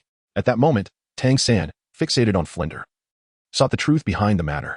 He couldn't help but wonder if that title Douluo was somehow connected to his long-lost mother. Flinder, feeling a headache coming on, considered the possibility that Haotian Douluo might be observing from a distance, which made him uneasy. Nevertheless, recalling Haotian Douluo's exhortations from the previous night, Flinder shook his head and said to Tang San, "You must understand that certain matters are beyond your reach until you attain sufficient strength." Having said this, he disregarded Tang San's dejected expression and turned to address all the students. "All right, we have thoroughly reviewed the Heaven's Path rankings. Now, let us commence with the first lesson of your enrollment. Aside from Tang San, Ning Rongrong, and Oscar, everyone else is to return immediately to their respective training." The moment Flinder's command was issued, Dai Mubai, Ma Hongjun, and Zhu Zhuqing each selected a suitable spot within the academy to meditate and enhance their soul power. Xiaowu cast a worried glance at Tang San before choosing to leave. Flinder, having told Tang San that they would discuss his matters later, then turned to Oscar and Ning Rongrong, saying, "Oscar, Ning Rongrong, do you know what the first lesson is for a support role on the battlefield?" Just as Flinder was about to prompt Ning Rongrong for an answer, she interrupted in astonishment, "Wait, Dean. Haven't you noticed that the light curtain showing the Heaven's Path rankings hasn't vanished yet?" "What?" The other three students were equally taken aback, soon realizing that the light curtain in their minds had not disappeared. At that moment, the dim light curtain illuminated with familiar characters. Several golden words slowly emerged. "In this life, in the next, Xiaoyin, Gu Suner, Kai Lin, 014 Bibi Dong Zhu Zhuqing." The revelation of new figures on the Heaven's Path rankings sent the entire Douluo Continent into a frenzy. "Wow, I never expected to see new figures today. This is unprecedented. 3 new exposures at once. Based on the rankings past patterns, these 3 must be intricately connected from their previous lives. I wonder if their past intertwine with our Douluo Continent's history or if they hail from a different world altogether." Oldly chuckled. "I certainly wish to see this other world, especially if it reveals their cultivation methods. Perhaps I could innovate some new soul techniques." "Old man, dream on. At your age, you're still just a soul emperor. Do you know your own limitations?" Even the various powers currently mobilizing to locate Tang San turned their attention back to the Heaven's Path rankings, each person filled with anticipation. At that moment, in Kailang City, at the cafeteria of the Shrek Academy, Yubai, who had just taken a bite of his meal, spat it out upon seeing the new words appear on the Heaven's Path rankings. Opposite him, the pudgy Shijing glared with fury, teeth clenched, seemingly ready to leap across the table and retaliate against Yubai's pale face. However, considering his martial soul and soul power level, Shijing could only silently wipe the rice off his face, simmering with anger. "Just you wait, Yubai. You spat rice on my face and didn't even acknowledge it. You'll regret it when you next ask me for dried meat." As he envisioned a future scene during the battle, a mischievous grin spread across Shijing's round face, sending shivers down the spines of his classmates, who quickly distanced themselves from him. Oblivious to his surroundings, Yubai stood dumbfounded, staring at the new words on the screen, his mind a whirlpool of confusion. What is going on? Xiaoyin, Gu Suner, Kai Lin, aren't they the protagonists from Battle Through the Heavens? How could they appear on the Heaven's Path rankings? Did they grow weary of the endless fire region and choose to reincarnate to experience the mortal realm? But that can't be right. They aren't from the same universe. Damn it. With these 3 around, my path to becoming a deity is bound to become exponentially more difficult. Just as Yubai's thoughts spiraled, the golden words gradually faded, and a new scene emerged. Before his eyes lay a vast square, teeming with a crowd, predominantly comprised of youths under the age of 16. At the center of the square stood a towering platform, upon which loomed a massive black stone tablet, its weathered surface indicating it had been there for quite some time. At this moment, on one side of the Heavenly Tao ranking, several significant words slowly emerged. The 3 foremost families of Wutan City, the Xiao family, indicating the side of the family's young generation as cultivation assessment, held every 3 months. Observing this, the crowd seemed to subtly comprehend the situation depicted. As the scene shifted, A high platform at the rear of the playground came into view, where several middle-aged and elderly individuals sat in dignified postures, each emanating a formidable aura. Subsequently, each person's name was aptly inscribed on the heavenly Tao ranking. This group possesses considerable strength. The patriarch, Xiaozhan, positioned at the center, exuded an aura that suggested he was nearly at the Soul King level, perhaps even approaching the Soul Emperor tier. Indeed, coupled with several elders at the Soul Master to Soul King levels, it appears this family is quite respectable, qualifying as a second-tier family. However, it seems there is no city named Wutan on the Douluo Continent. This revelation implies that the world where the exposer once resided is yet another foreign realm. In Wuhuan City, at the Pope's palace, Bibi Dong, seated upon the Pope's throne, cast a disdainful glance at the figures of Xiaozhan and his companions displayed in the broadcast. Weaklings. As the Pope of the Wuhuan Hall on the Douluo Continent, she achieved the title Douluo at merely over 30 years of age. Now, in her 40s. Her soul power has reached an astonishing level of 98, and she possesses the dual martial soul legacy of a divine being, making her the true first marvel of the Douluo Continent. She indeed commands unparalleled strength across the realm. Nonetheless, Bibi Dong's gaze remained fixated on the screen, as she confirmed that this newly revealed world is undoubtedly another novel domain. She was eager to ascertain whether there exists a formidable adversary capable of rivaling her in the so-called New World. Simultaneously, within a dense forest at Shrek Academy, Zhu Xing, who had been meditating in preparation to refine her soul power, was compelled to abandon her original training plans upon the recommencement of the heavenly Tao ranking broadcast. She could only observe the unfolding visuals. Strangely, since the broadcast commenced, Zhu Xing felt her heartbeat accelerating uncontrollably, as if a matter of great significance was about to reveal itself, raising her delicate hand to her rapidly beating heart. A terrifying thought suddenly surged into her mind. Could I be one of the exposers this time? Just as this notion crossed her mind, the scene shifted, focusing on an inconspicuous tree in the corner of the square, where a young man leaned against the trunk, his eyes closed, seemingly in repose. Upon glimpsing this youth's visage, both Bibi Dong and Zhu Xing felt a jolt in their hearts. A sense of inexplicable familiarity and intimacy washed over them, akin to encountering a dearly missed loved one after a prolonged separation. In this moment, Zhu Xing finally confirmed that she was undoubtedly one of the exposers. Moreover, her connection with the youth in the image was profound. The mere thought of a certain possibility caused a sudden flush to rise on her originally cold and expressionless face, rendering her irresistibly charming. Meanwhile, in the spirit hall, Bibi Dong, who had been seated high upon the papal throne, now appeared pallid.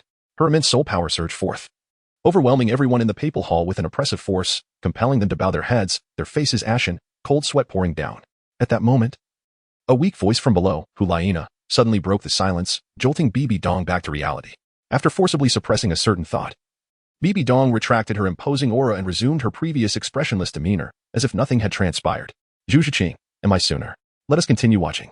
Bibi Dong spoke calmly before diverting her gaze back to the heavenly Tao list, her eyes fixed intently, fearful of missing any moment. Her heart was a tumult of emotions, torn between the desire to flee and the urge to continue watching. Below her, Hulaina, with a pained expression, exchanged glances with Zhu and Gue, both equally pale, before they rose in silent agreement to focus on the heavenly Tao list, refraining from speaking further. It was evident to any astute observer that Bibi Dong's current state was troubling. To avoid further distress, silence was the wisest course. As Bibi Dong's direct disciple, Hulaina understood her better than anyone.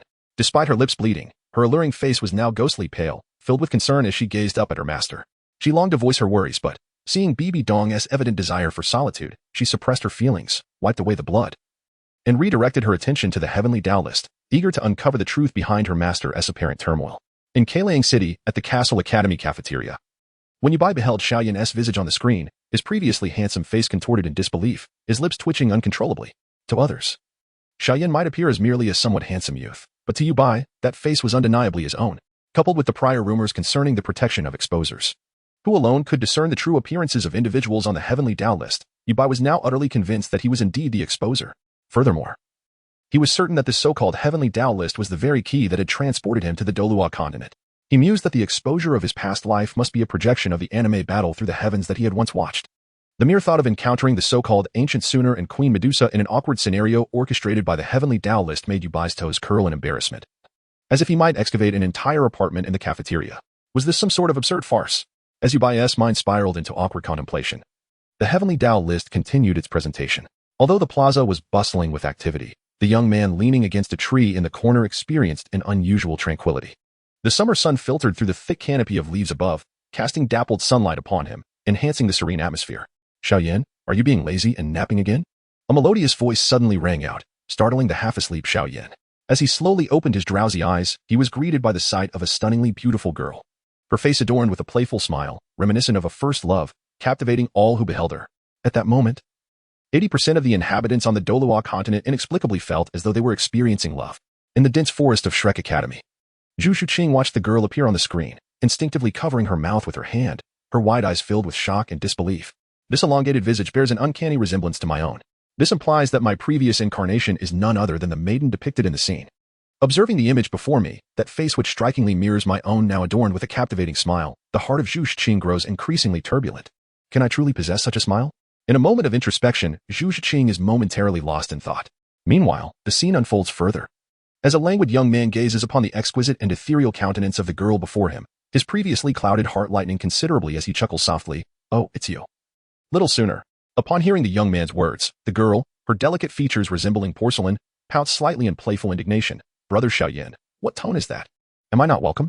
Hearing the discontent in her voice, Xiaoyan rises with a hint of exasperation, ruffling her hair affectionately. "You know full well that's not what I meant." With a haughty huff, the girl dismisses his teasing hand and wraps her arms around his, settling beside him under the tree as they observe the cultivation assessment taking place in the center of the square.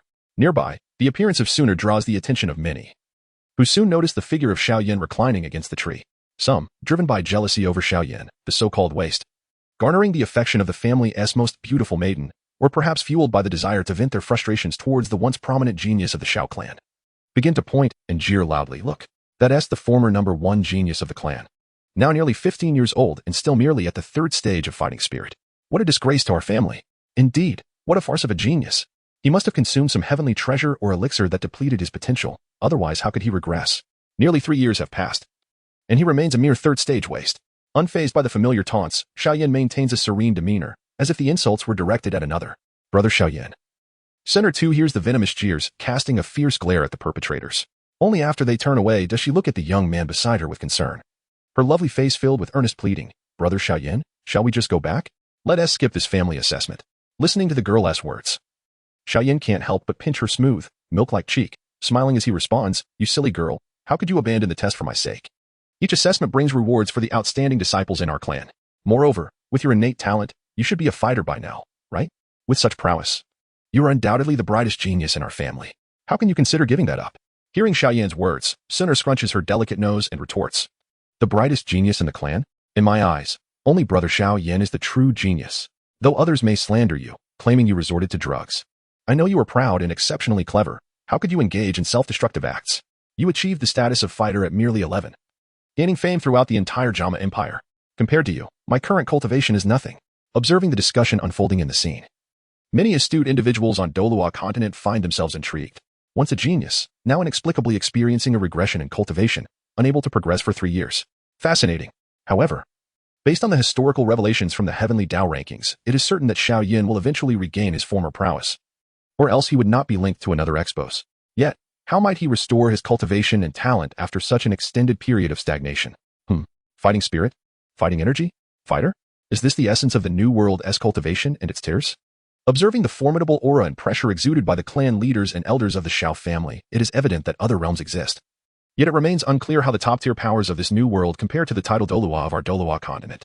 Nonetheless, the young man's temperament is commendable. Even amidst ridicule, he maintains his composure, unperturbed by the world's scorn. Such a character is destined to emerge as a formidable force, in stark contrast to the recently revealed Tang San, whose temperament pales in comparison. Wait, when the Heavenly Dao rankings were first introduced, it seemed that the girl named Sooner bore the surname Gu. Yet now she is with the Xiao family and referred to as Miss Sooner. This closely resembles the narrative of a protagonist and his younger sister in a tale, does it not? In the Pope's throne of the Spirit Hall, Bibi Dong gazes deeply at the tranquil young man in the image, who remains unflustered despite the mockery of others. A tremor courses through her heart. In a previous life, this boy named Xiaoyan too endured the label of waste, plummeting from a once-renowned genius to the depths of despair. Why, despite such trials, can he still confront the world with such poise?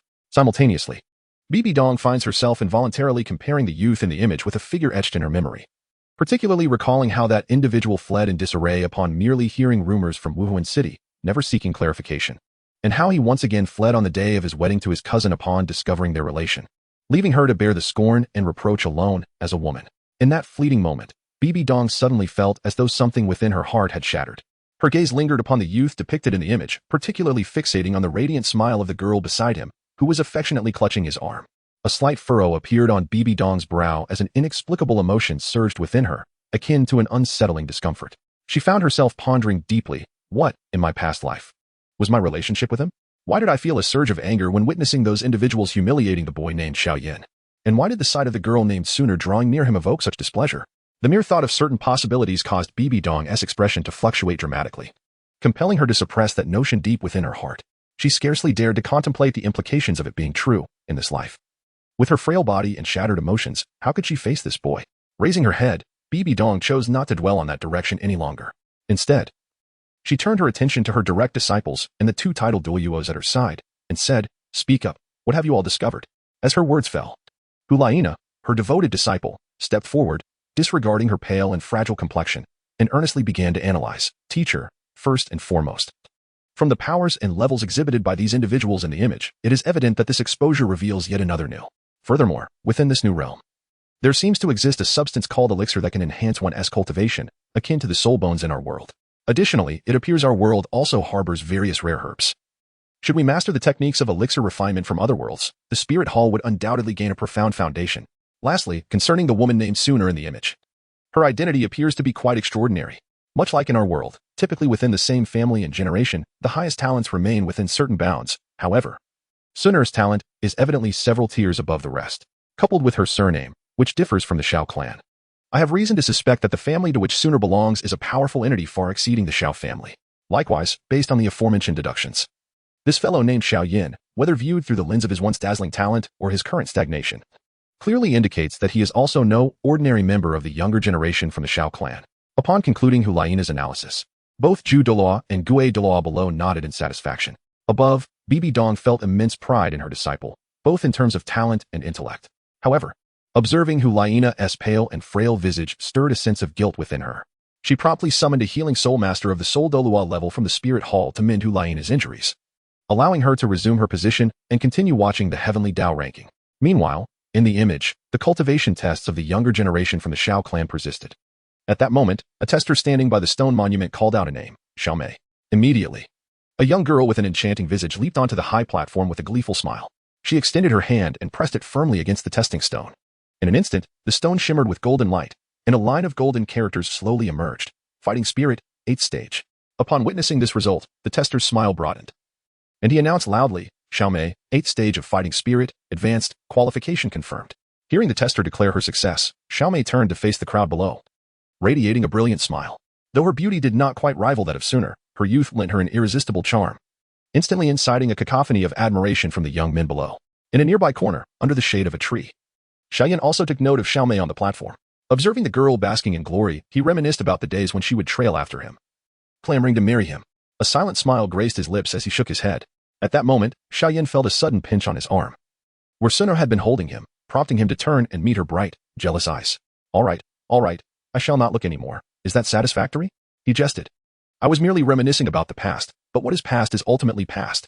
Now, I find myself the subject of ridicule in the entire Wutan city. Yet I am content that only Sooner remains by my side. With a playful glint in his eyes, he turned to the lovely girl beside him and remarked, I never realized until today that our Miss Sooner is quite the little jealous one. Haha. As Xiaoyan laughed heartily, Sooner's delicate features flushed a deep crimson, and she hastily raised her hand to cover his mouth, fearful that he might utter something embarrassing. Xiaoyan, please do not speak nonsense. I am not him. In the reality of Douluo Continent, within the dense forest behind Shrek Academy, Zhu Qing gazed at the image of herself displayed before her. Her previously icy countenance transformed into one resembling a ripe apple, undeniably alluring. Is this truly me from my past life? Did I ever possess such a youthful demeanor? She pondered, realizing that the individual named Xiao Yin must be her counterpart from a previous existence, and with him having been reborn in this world, she wondered how she would face him. Meanwhile, in the spirit hall, within the Pope's chamber, Bibi Dong observed the interaction between Xiao Yin and Sooner. Her grip on the scepter tightened unknowingly, causing her fingers to sink into its surface, slightly deforming it without her noticing. Her flawless visage betrayed no excess emotion. Yet her violet-pink eyes glinted with a murderous intent, as if wishing to pierce the two figures on the screen with daggers. The atmosphere in the Pope's chamber grew oppressively tense once again. Below, the perplexed Zhu Douluo turned to survey the surroundings, attempting to discern the source of the issue when a gaze, sharp as a blade, bore down upon him from above. Zhu Douluo, why are you still here? Bibi Dong's voice, laced with cold irritation, prompted Douluo to look up at her, meeting her cutting gaze. He instinctively shuddered and stammered, "P-Pope. Where should I be right now?" With a resounding thud, Bibi Dong slammed her scepter against the ground, her temper flaring. "What did the saintess just say? Is it not that we can research pill concoction? As the elder most knowledgeable about rare materials in the spirit hall, how dare you remain here in a daze? Hurry and get to work on alchemy." Douluo trembled again, hastily nodding in compliance. Ignoring the pleading gaze from his friend, Ghost Douluo, he fled the chamber. Ghost Douluo. Upon hearing his name, Ghost Douluo gulped nervously, and without waiting for Bibi Dong's wrath, he hurriedly approached and bowed, "Your Holiness, before coming here, I assign some tasks to Yin and the others that require immediate attention. I hope you will permit me to leave." With sweat beading on his brow, he realized that Bibi Dong's anger was seemingly unfounded, merely a means to vent her frustrations. As soon as he finished speaking, Bibi Dong coldly uttered a single word, "Leave." To Ghost Douluo, these words sounded like a heavenly decree, and he promptly turned to pursue Douluo's departing figure. In the Pope's chamber, only Bibi Dong and Hulaina remained. Below, after receiving treatment from the healing soul masters of the spirit hall, Hulaina, her complexion now rosy, cautiously regarded Bibi Dong above, her face reflecting confusion. Yet, being perceptive, she sensed that Bibi Dong desired solitude and softly suggested, "Master, should I also step outside?" After venting her frustrations, Bibi Dong, feeling a sense of relief, heard her disciple's request and waved her hand, saying, "No need. Stay and continue to observe the heavenly Tao rankings with me." Upon hearing Bibi Dong's tone return to normal, Hulaina sighed with relief and resumed watching the rankings. The commotion surrounding Xiaoyan inevitably drew the attention of many, particularly as they observed the most beautiful girl from their clan becoming so intimately acquainted with the so-called waste, inciting even more jealousy among the onlookers. Meanwhile, Xiaomei, who had just stepped off the high platform, also noticed the scene, and upon seeing Xiaoyan, a complex expression crossed her enchanting face. Ultimately, she chose to disregard him, thinking, in the future, with the disparity in our talents, we shall inhabit two different worlds. With that thought, the alluring expression returned to her face as she engaged in laughter with other talented members of the clan. The testing continued, with each member of the Xiao family stepping forward, some descending in joy, others in disappointment. Soon, Xiao, when this name was called by the tester, the entire square fell silent. Even the higher-ups of the clan could not resist casting their eyes upon her. "Go, do your best." As it was finally her turn, Xiaoyan could not help but give her a thumbs up, eager to discover the extent of her abilities. Sinner, noticing Xiaoyan's encouraging gesture, playfully stuck out her tongue and replied, "You will find out soon enough, Xiaoyan." Then, with all eyes upon her, she lightly approached the testing platform, gracefully leaping as if a gentle breeze caressing the willows, landing softly before the stone monument. Without further ado, she raised her delicate hand and pressed it against the stone. In the next moment, the testing stone erupted with an unprecedented golden radiance, illuminating Sooner as though she were a celestial being. Soon, the golden light faded, and 4 golden characters slowly emerged on the testing stone tablet. Fighter 1 star. At this moment, the entire plaza erupted in excitement. After a while, when Xiaoyan was mentioned as the last name, he ascended to the testing platform amidst the scornful and disdainful gazes of the crowd. Placing his hand on the stone tablet, the familiar inscription 3 stages of Do, Qi reappeared. His expression briefly dimmed, but soon returned to its usual calm demeanor. Accompanied by Sunner, he left the scene peacefully, despite the mocking, contemptuous, and envious stares that followed him. As the scene gradually darkened, the people of Douluo Continent began to murmur, 018, do not underestimate the youth. TSK, it seems that the Xiao family is not as impressive as it appears. Although the law of the jungle and admiration for the strong is a commonality among beings, to so ruthlessly undermine one's own kin, particularly a mere youth, foretells the downfall of such a family. Indeed, however, this young lad named Xiaoyan once possessed extraordinary talent. Just look at the images displayed earlier. Those who were clearly 15 or 16 years old, yet only at the so-called levels of Do Qi 7 or 8, and they were considered geniuses, aside from Sooner. One can only imagine how terrifying Xiaoyan's talent must have been, having reached the next great realm of fighter at the age of 11. What a pity. A fallen genius is no longer a genius. In the spirit hall, Bibi Dong's lavender eyes narrowed slightly, contemplating, so, as a discarded one. Let me see what choices you shall make. At Shrek Academy, Zhu Zhiqing pursed her lips and finally murmured in a voice only she could hear, keep going. Do not give up. The scene reappeared, in the dead of night, when all the candles in the Xiao family homes were extinguished. Within the room of the family head's third son, Xiaoyan, he was seen sitting cross-legged on his bed, eyes tightly shut, a faint stream of energy swirling around him. Suddenly, a sound resonated from within Xiaoyan's body, and in an instant, his aura surged with newfound strength. Opening his eyes, Xiaoyan calmly murmured, another breakthrough. Yet in the next moment, his aura began to mysteriously wane, gradually fading until it vanished entirely. In that fleeting moment, Xiaoyan's expression exhibited a hint of daze. After a considerable interval, he finally exhaled deeply, and then resumed his meditative practice. Outside the video, within the holy palace, witnessing Xiaoyan's momentary stupor, Bibi Dong felt an inexplicable pang of sorrow in her heart. She mused to herself, is this truly you? Each time you elevate your cultivation, it mysteriously vanishes. Yet you have persevered under the label of a for 3 long years. At this moment, Bibi Dong acknowledged that he was indeed the youth from his past life. With this thought, his heart began to race rapidly, yet upon reflecting upon the sordid nature of his current existence, a wave of self-doubt washed over him. In the depths of the Shrek Academy, amidst the dense forest, Zhu Zhuqing's eyes glistened with unshed tears as she gazed upon the celestial rankings. Memories of her tumultuous life, in the sight of Dai Mubai, who had fled to this place, choosing a life of indulgence, stirred a resolute thought within her, I shall not surrender. I shall never relinquish my ambitions. Even if Dai Mubai has utterly forsaken his choices, it matters not. My life. My destiny rests solely in my hands. I shall diligently cultivate my skills, strive to live, and swiftly ascend to the 70th rank. At which point I will seek you out. As she envisioned the unwavering youth in her mind, who, despite countless setbacks, persisted relentlessly. Zhu Zhiqing seemed to finally discover her purpose in life. In the imperial palace of Tiando City, Qianrenxue, embodying the persona of Shui Qinghe, sat at her desk. Captivated by the image of the youth who repeatedly faced failures yet bravely rose again, her beautiful eyes reflected admiration, such resilience and extraordinary talent. Once the issue of his vanishing cultivation is resolved, he is destined to achieve greatness. As for the so-called disappearance of cultivation, since it has not dissipated into the ether, it must be accumulating somewhere. Once it reaches a certain threshold, it will undoubtedly erupt, propelling him to extraordinary heights. Such an individual is precisely the talent our spirit hall seeks. No, he is the talent that belongs to me. I shall find you, reclaim you, and make you serve my purpose. The scene shifted to the following day, when a delegation from the Yulon Sect arrived. It was revealed that in the past, when Xiaoyan still possessed his talent, Nalan Jia of the Jiamad Empire had heard of his exploits, and due to the amicable relations between their families, an engagement was arranged. Now, the young lady Nalan Yanran, betrothed to Xiaoyan, had not only joined the foremost sect of the empire, the Yulon Sect, but had also taken the formidable Do Huang, Yun, as her mentor. This visit to the Xiao family was to annul the engagement with Xiaoyan. As the youth faced the towering figure of the proud young woman, alongside his father, trembling with rage, and the clan members pleading with desperate humility, his calm demeanor transformed into one of ferocity and madness. It was as if 3 years of pent-up anger and resentment erupted at that moment. A reminder that fortunes can shift. Do not underestimate the youth in his struggle. Nalan Yanran, 3 years hence, atop Yulon Mountain, all grievances shall be resolved. Thus, the vow of a 3-year pact was forged. At this moment, the entire Douluo Continent erupted with fervor. My skin prickled with exhilaration. I longed to ignite with passion. 30 years in the east, 30 years in the west. Do not underestimate the youth in poverty. Indeed, Xiaoyan is extraordinary. The future promises to be remarkable. Mark my words. Undoubtedly, the proud spirit of this young man has never waned. Within the hall of the Pope, a ripple of emotion flickered in Bibi Dong's eyes. This is the young man I admire, his pride soaring high, never yielding. At this moment, what masters or Yu Xiaojing could possibly compare to this youth, who seemed to render them unworthy even of holding his shoes? And that Nalan Yanran, utterly ignorant of what is good for her, how laughable.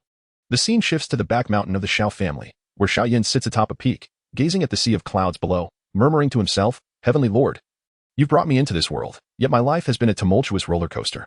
Are you jesting with me, or treating me like a puppet? The humiliation I face today, I never wish to endure again. As the youth's voice faded, an elderly figure gracefully emerged, hovering before him. Young one, it appears you are in need of assistance. This elder was none other than the continent's foremost alchemist, a 9-star Dozun powerhouse, the head of the Starfall Pavilion, and the very cause of Xiaoyan's lost cultivation.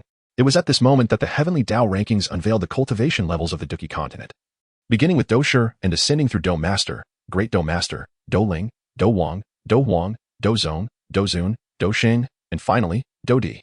Between each major realm, there existed 9 minor realms. After some deliberation, Xiaoyan ultimately chose to take the old alchemist as his master, promising to later forge a body for him. The scene darkened, revealing a series of images, under the old alchemist's guidance. The young Xiaoyan fought ferociously against various fierce beasts in the monster forest or engaged in battles against foes, turning the tide against them.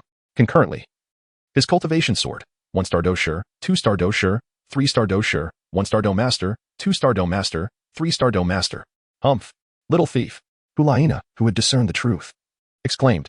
Finally, the scene transitioned to the depths of the Tagal Desert, outside the city of the Serpent People tribe, where several powerful humans with Do Wang or higher cultivation levels clashed against numerous formidable Serpent People warriors, poised for an imminent battle.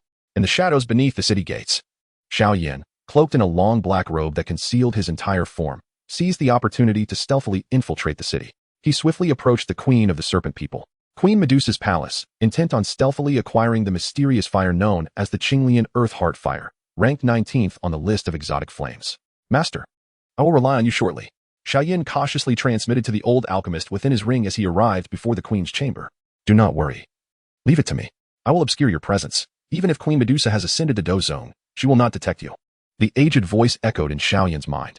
Reassured by the old alchemist's words, Xiaoyan resolved to proceed, gritting his teeth as he chose to enter. At that moment, within the grandest chamber of the Serpent Queen, a flame resembling a lotus quietly burned at the center, exuding an enchanting brilliance. Reclining lazily upon the grand bed was an alluring woman of unparalleled beauty, capable of ensnaring any man's heart with a mere glance. Draped in an opulent purple brocade robe, her figure was voluptuous and exquisite, reminiscent of a ripe peach, radiating a subtle allure. Her long, flowing hair cascaded down her shoulders, framing a slender waist. While beneath her robe, a purple serpent tail flickered enticingly, exuding a wild charm that rendered onlookers inexplicably warm. The heavenly Tao rankings also marked her identity, Queen Medusa. The final revealed figure, Kai Lin. Upon witnessing this scene, the entire continent erupted in fervor. Is this truly Queen Medusa? She is breathtaking. What is this? Why do I feel that if Queen Medusa were to glance my way, I would willingly embrace death? Am I ill? Such beauty, is it truly meant for this world? I dare say, perhaps only the Pope could rival her in the entirety of Douluo Continent. Within the hall of the Pope at the Spirit Hall, Hulaina gazed at the mesmerizing figure on the screen, her eyes shimmering with envy. She is truly exquisite. Even in her serpent-tailed form, Kai Lin is brimming with allure. Surpassing even my allure post-spirit awakening. I wonder if I can match her once I awaken my true form. Unbeknownst to her, the Pope, Bibi Dong, seated upon the throne above, was lost in thought. Perhaps alerted by her disciples' murmurs, Bibi Dong finally regained her composure, and upon hearing Hulaina's words, a smug smile graced her lips. To overshadow all others, this is a woman's greatest pride. Even as the Pope, I cannot escape this truth when faced with my beloved disciple. Returning to her senses, Bibi Dong beheld a striking resemblance between herself and Queen Medusa, solidifying her realization. She was indeed the final revealed figure. Queen Medusa? A queen, indeed? It seems my past life held some merit. Oh, by the way, it appears Xiaoyan has infiltrated the chamber, seeking to steal the Qinglian Earthheart fire at its center? So that little thief is lurking in the shadows. The moment she conceived the notion that Xiaoyan was watching her former self in all her alluring grace, Bibi Dong's heart raced, and a faint blush crept across her flawless features. Realizing her unusual reaction, Bibi Dong instinctively crossed her long legs, reflecting inwardly, what is happening to me? In the past, if I knew a man was watching me, even in my previous life, I would have been driven to kill. Why? Knowing it is that little thief Xiaoyan. Does my heart race? Even though she had been deeply in love in her past life, and the exposure had not concluded, she shouldn't feel this way. Lost in thought, Bibi Dong remained oblivious to the subtle tremors of her crossed leg, her mind racing. Could it be, in my past life, I truly held such affection for that little thief? As she pondered this, the scene on the heavenly Tao rankings shifted once more, revealing a concealed corner of the queen's chamber where a figure cloaked in black was peering inside. It was none other than Xiaoyan. The instant Xiaoyan cautiously emerged, he beheld the azure fire lotus at the chamber's center, Qinglian Earthheart fire. Upon sighting the fire lotus, he instantly recognized it as the very objective of his daring venture into Queen Medusa's palace. With a deep breath to steady himself, Xiaoyan shifted his gaze from the fire lotus, scanning the rest of the chamber with vigilance, only to find the breathtaking figure reclining on the grand bed. In that fleeting moment, even with Xiaoyan's temperament, he could not help but be taken aback, as two streams of crimson suddenly trickled from his nose. Upon regaining his composure, Xiaoyan's cheeks flushed, and he hurriedly began to tidy up in silence. Witnessing this scene, the enchanting visage of Bibi Dong was graced with a playful smile, her eyes subtly revealing traces of amusement and pride. Humph, truly a little rogue. While musing over these thoughts, Bibi Dong remained oblivious to the fact that Hulaina, drawn by the sudden movement of Bibi Dong's long legs, was now staring at her with a dazed expression. Good heavens! My master actually displays such a youthful smile. Is it possible that her heart is stirred? The moment this thought crossed her mind, Hulaina quickly averted her gaze, tucking her small head in, fearful that Bibi Dong might discover that she had witnessed that moment. However, the spark of curiosity within Hulaina only intensified. Master, has she developed feelings for the youth in the scene? No. It seems that from the very beginning of this exposure, Master has been acting unusually, especially when she inexplicably became enraged. Upon reflection, it appeared that the scene being revealed featured the boy named Xiaoyan and his childhood friend Sooner frolicking together. Now, with Master suddenly exhibiting such a smile. Yet the scene displayed Xiaoyan sneaking a glance at the majestic Medusa while bleeding from his nose. Wait a moment. Could it be that Master is indeed the Medusa queen depicted in the exposure? Suddenly, a thunderous sound erupted from the direction of the city gates. In her palace, Medusa understood that the human powers outside had commenced their assault. Without hesitation, she rose, swaying her serpentine tail towards the heart of blue lotus fire, her beautiful eyes growing increasingly resolute and fierce. Then, under Xiaoyan's astonished gaze from the shadows, she extended her delicate hand to cradle the heart of blue lotus fire, forcefully consuming it in one swift motion. Not far away, in the shadows, Xiaoyan's skin twitched violently. This Medusa Queen is truly formidable. The heart of Blue Lotus fire, though ranked 19th on the list of extraordinary flames, could easily cause the earth to tremble and volcanoes to erupt. Even a typical high-tier Do zone would find it extremely challenging to subdue, often facing perilous consequences. Yet this Medusa Queen, her strength merely at the pinnacle of Do Wang, and still not even a Do zone, audaciously chose the most brutal method of devouring the extraordinary flame. What a fierce woman indeed! One can only wonder what kind of tumultuous life her future husband will endure. With such musings, a mischievous grin unexpectedly grazed Xiaoyan's face, as if he were reveling in the misfortune. Within the Pope's hall, Bibi Dong watched this scene, her silver teeth clenched tightly, her beautiful face turning pale with rage as she spat, That damned little rogue. How dare he orchestrate such a scheme? Realizing that her disciple Hulaina was still present, Bibi Dong forcefully suppressed her words, refraining from uttering further curses. Below, Hulaina felt an overwhelming urge to cover her fox ears. Can this be heard by oneself? The moment Xiaoyan's voice fell, Yao Lao's voice immediately followed, stating, In my travels across the continent, I have heard of the Medusa Queen of the Serpent People, who can evolve her colorful swallowing sky python bloodline by consuming, thereby stimulating her potential to break through the Do Huang realm and ascend to Do zone. However, while this method may yield success, the probability of failure is perilously high. Should it fail, the powerful and volatile energy of the would explosively rupture the body on the spot. Just as Yao Lao's words subsided, a green beam of light erupted from within Medusa, piercing through the palace's roof and soaring into the sky. Outside the city, numerous human experts witnessed this scene and instantly understood that the Medusa Queen had chosen to forcibly break through the shackles of the Do Huang realm using. Quickly, we have little time left. In an instant, all restraint was cast aside as they unleashed their full power, swiftly overcoming the Serpentine warriors' defenses and racing towards the city. Meanwhile, within Medusa's palace, the originally enchanting figure of the Medusa Queen transformed into a colossal python, struggling for but a brief moment. With a thunderous roar, a violent explosion of energy surged from the palace's center, sweeping across the surroundings, reducing everything in its path to dust.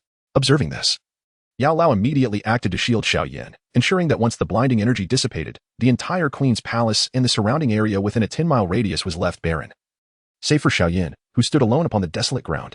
On the Douluo Continent, witnesses were left agape. What just happened? The explosion of a peak Do Wang possesses such destructive power?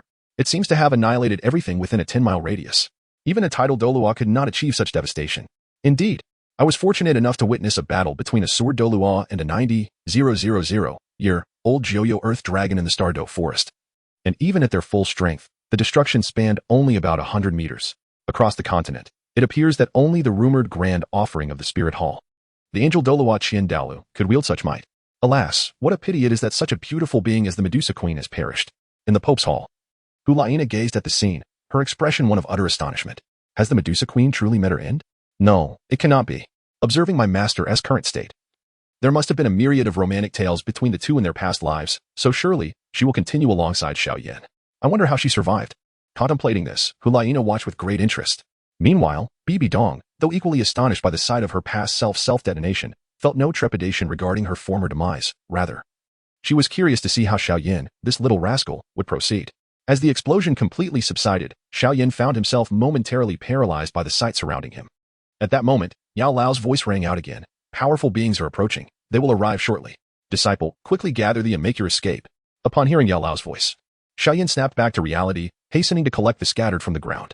Just as he was about to flee, he noticed something wriggling beneath a charred serpent's belly nearby. Driven by curiosity, he lifted a section of the serpent's body, revealing a small, vividly colored snake, no thicker than a thumb. Unlike the aversion other serpents evoke, this little creature appeared exceedingly adorable, exuding a charming aura. Intrigued, Xiaoyan extended his hand towards the small snake, chuckling softly, Hey there, little one, would you like to come with me? I can promise you a life of luxury. Hearing Xiaoyan's voice, the small snake tilted its head as if contemplating. In the next moment, before Xiaoyan could react, the snake suddenly coiled around his wrist and seemed to drift into slumber. Although surprised by the little snake's astonishing speed and realizing its uniqueness, Xiaoyan quickly refocused as he sensed powerful presences drawing near. He had no choice but to suppress other thoughts and make a hasty exit. Vanishing with Yu Lao's assistance, the scenes played rapidly, showing Xiaoyan's initial absorption of which unexpectedly transformed the little snake into the Medusa Queen. Subsequently, through mutual threats and compromises, Xiaoyan and Medusa embarked on a lifelong journey together. From shopping in the marketplace to the dramatic 3-year appointment with Yun Lanzong where she heroically saved him, to returning to the Xiao family to assist in vanquishing the other 2 families in Wutan City, resisting Yun Shan on behalf of Xiaoyan, escorting him through the Black Corner region, and encountering the fateful union within the fallen heart flame at the burning Heaven Chi Tower. Each segment of their journey showcased the evolution of their bond, culminating in Xiao Yin achieving the status of Flame Emperor, sealing the Soul Heaven Emperor, and ultimately ascending to the 5 emperors. As the imagery gradually faded, the revelation concluded, and the heavenly Tao list receded. A Dozong powerhouse, how terrifying indeed. At this moment, the entire Douluo continent fell into a profound silence. The shock was unparalleled. The full eruption of a peak Do Huang could rival, even surpass, the strength unleashed by a level 99 title Douluo. A Dozong expert could even begin to manipulate space, traversing the void as if walking on solid ground. A Dozun could effortlessly tear apart the fabric of space, moving through the void at will, with a mere strike capable of toppling mountains and rivers, reducing vast areas to naught. A Doxing could casually create a miniature world 1,000,000 times larger than the entire Douluo continent, capable of obliterating such a realm with a single blow. Do-Di powerhouses could devastate the heavens and earth, sweeping through a Do-Chi world far grander than the Douluo continent with a mere thought, and in a single confrontation, could effortlessly collapse a continent that dwarfed the Douluo continent. Is it truly within the realm of possibility for mortals to achieve such feats? Just as everyone stood in stunned silence, gazing at the fading heavenly Tao leaderboard, 3 radiant streams of light suddenly emerged from it, only to vanish moments later. At this juncture, the beings across the Douluo continent gradually regained their composure, and chaos erupted. Could it be that I was merely dreaming? How could I have witnessed someone effortlessly create a minuscule world, exponentially larger than our Douluo continent? By the heavens! A king-level powerhouse can stand shoulder to shoulder with the title Douluo. If that is the case, then surely those at the Dozong level and above must be of divine caliber. A Dozong powerhouse, terrifying indeed. I cannot fathom the horror of the world in which the exposer once resided. Indeed, particularly in the latter scenes where the Soul Emperor sacrificed the entire Duki continent and offered up billions of his kin to attain the Do Emperor realm. My goodness. It nearly petrified me. Thank the stars I do not inhabit such a world. I share your sentiment. It is utterly terrifying. Divine-level powerhouses are truly fearsome. Nevertheless, this Xiao Yin is remarkable. From his humble beginnings as a waste, he ultimately ascended to become the Emperor of Fire, commanding all flames. What an extraordinary feat. As the crowd buzzed with conversation on Sea God Island, having witnessed the final segment of the Dual Emperors battle, the Sea Maiden Douluo wore an expression of sheer terror. She turned to the Grand Priest Poseidon, stammering, "Great Priest, can the Sea God truly contend with the Do Emperor powerhouse?" Her inquiry stemmed from the fact that all subsequent exposers had attained the Do Emperor realm. Now that these 3 exposers have been reborn on the Douluo continent, with the revelation from the heavenly Tao, their innate talents, cultivation experiences, and knowledge from their previous lives would be reinvigorated by the golden light that had just departed from the heavenly Tao leaderboard. Should these 3 not yet have reached the level of Soul Saint, regardless of their current talents, bolstered by the foundation of their past lives, they would undoubtedly ascend to the rank of Soul Saint in a remarkably short period, followed by an immediate restoration of their Do Emperor cultivation. If they have already attained the status of Soul Saint, then they shall swiftly reclaim their previous Do Emperor prowess from the state of the heavenly Tao leaderboard. A Do Huang is already comparable to a 99th level title Douluo, representing the pinnacle of strength within the Douluo continent, akin to that of the Grand Priest. The only entities capable of challenging a Do Emperor powerhouse must surely be divine beings. At this moment, the Sea Maiden Douluo fervently prayed that the sea god she worships possesses the strength to rival a Do Emperor. She also implored that these 3 exposers not be enemies of Sea God Island. Others, too, harbored similar prayers while glancing expectantly at Grand Priest Poseidon, yearning for the answers they sought. Observing the hopeful gazes of the guardians of the sea god's 7 sacred pillars, the Grand Priest Poseidon felt a twitch in his eyelid and refrained from providing a direct answer. Could the sea god truly engage in battle with the Do Emperor powerhouse? This must be a sign that Lord Poseidon is growing impatient. It seems that even the mightiest Do Emperor need not intervene. A mere Dozun could render Lord Poseidon so powerless that he wouldn't know which way is north. Should a Do Saint strike, Lord Poseidon might be reduced to mere dust along with the Douluo continent. The Do Emperor, however, is a different matter. As the High Priestess of Sea God Island and a 99th level title Douluo, she is among the few who truly comprehend the essence of divine power. Yet, it is precisely this understanding that deepens her realization of how insignificant their revered Lord Poseidon is in the presence of a Do Emperor. Nevertheless, as the High Priestess, she cannot voice such thoughts openly. Instead, she deftly shifts the conversation, commanding the guardians of the 7 sacred pillars of Poseidon. You shall each take a squad of purple-robed sea god guards and 100 yellow-robed sea god guards to the Douluo continent. Gather intelligence and seek out the ones known as Xiao Yin, Gu Suner, and Kai Lin's exposers. Additionally, ascertain if any among them were soul saints prior to their exposure. If even one of them was a soul saint, make every effort to invite them to Sea God Island. However, do not force them. Conversely, if none among them are soul saints, then should they express a desire to visit Sea God Island, we shall be amenable if they decline. As she spoke, a fleeting glint of ruthlessness flashed in Poseidon's eyes. How could one attain the position of High Priestess of Sea God Island without possessing a steely resolve? Even in the past, when her friend's subordinates invaded, she decimated them all. Now, she would not falter against mere ordinary soul masters, no matter their background. Simultaneously, the Star Luo royal family, the Tiando royal family, the Seven Treasure Glazed Tile School, the Blue Lightning Tyrant Dragon Sect, and even the Haotian Sect issued similar directives. And what of Tang San? Who is Tang San? Does he merit the attention of our mighty factions? In a certain realm of the Stardow Forest, after witnessing the final battle of the Twin Emperors and the might of the Five Emperors, even the golden-eyed Black Dragon King, the sovereign of soul beasts, could not help but swallow hard. Turning to the silver dragon before him, he inquired, Master, which is more formidable, a Dough Emperor or a God King? After a moment of silence, the silver dragon king replied softly, even the weakest one-star Dough Saint could obliterate the entire divine realm with a single strike. So, who do you think is superior, a Dough Emperor or a God King? Hearing the melodious voice of the silver dragon king, the golden-eyed Black Dragon King trembled, murmuring, is it truly that terrifying? However, the emergence of these three exposers may not necessarily be a calamity for us soul beasts. At that moment, the Silver Dragon King suddenly spoke. Hearing the Silver Dragon King's words, the golden-eyed Black Dragon King, Emperor Tian, brightened with interest and hurriedly turned to the Silver Dragon King, asking, Master, do you have some ideas? Call me Guyana. The cunning Hulayina interjected. You should have noticed that the two other worlds revealed today do not adhere to the notion that one must slay spirit beasts to absorb soul rings in order to break through their cultivation bottlenecks. The Silver Dragon King spoke in a somber tone. The reason the cultivation system of the Douluo Continent is thus is that the lofty gods of the divine realm have altered the rules of Douluo Continent, seeking to eradicate our spirit beast clan through human hands. Listening to the Silver Dragon King's words, Emperor Tian clenched his fists, anger etched across his face. Since the fall of the dragon god, he had already been aware of these matters. However, lacking the strength to act, he could only retreat into his shell.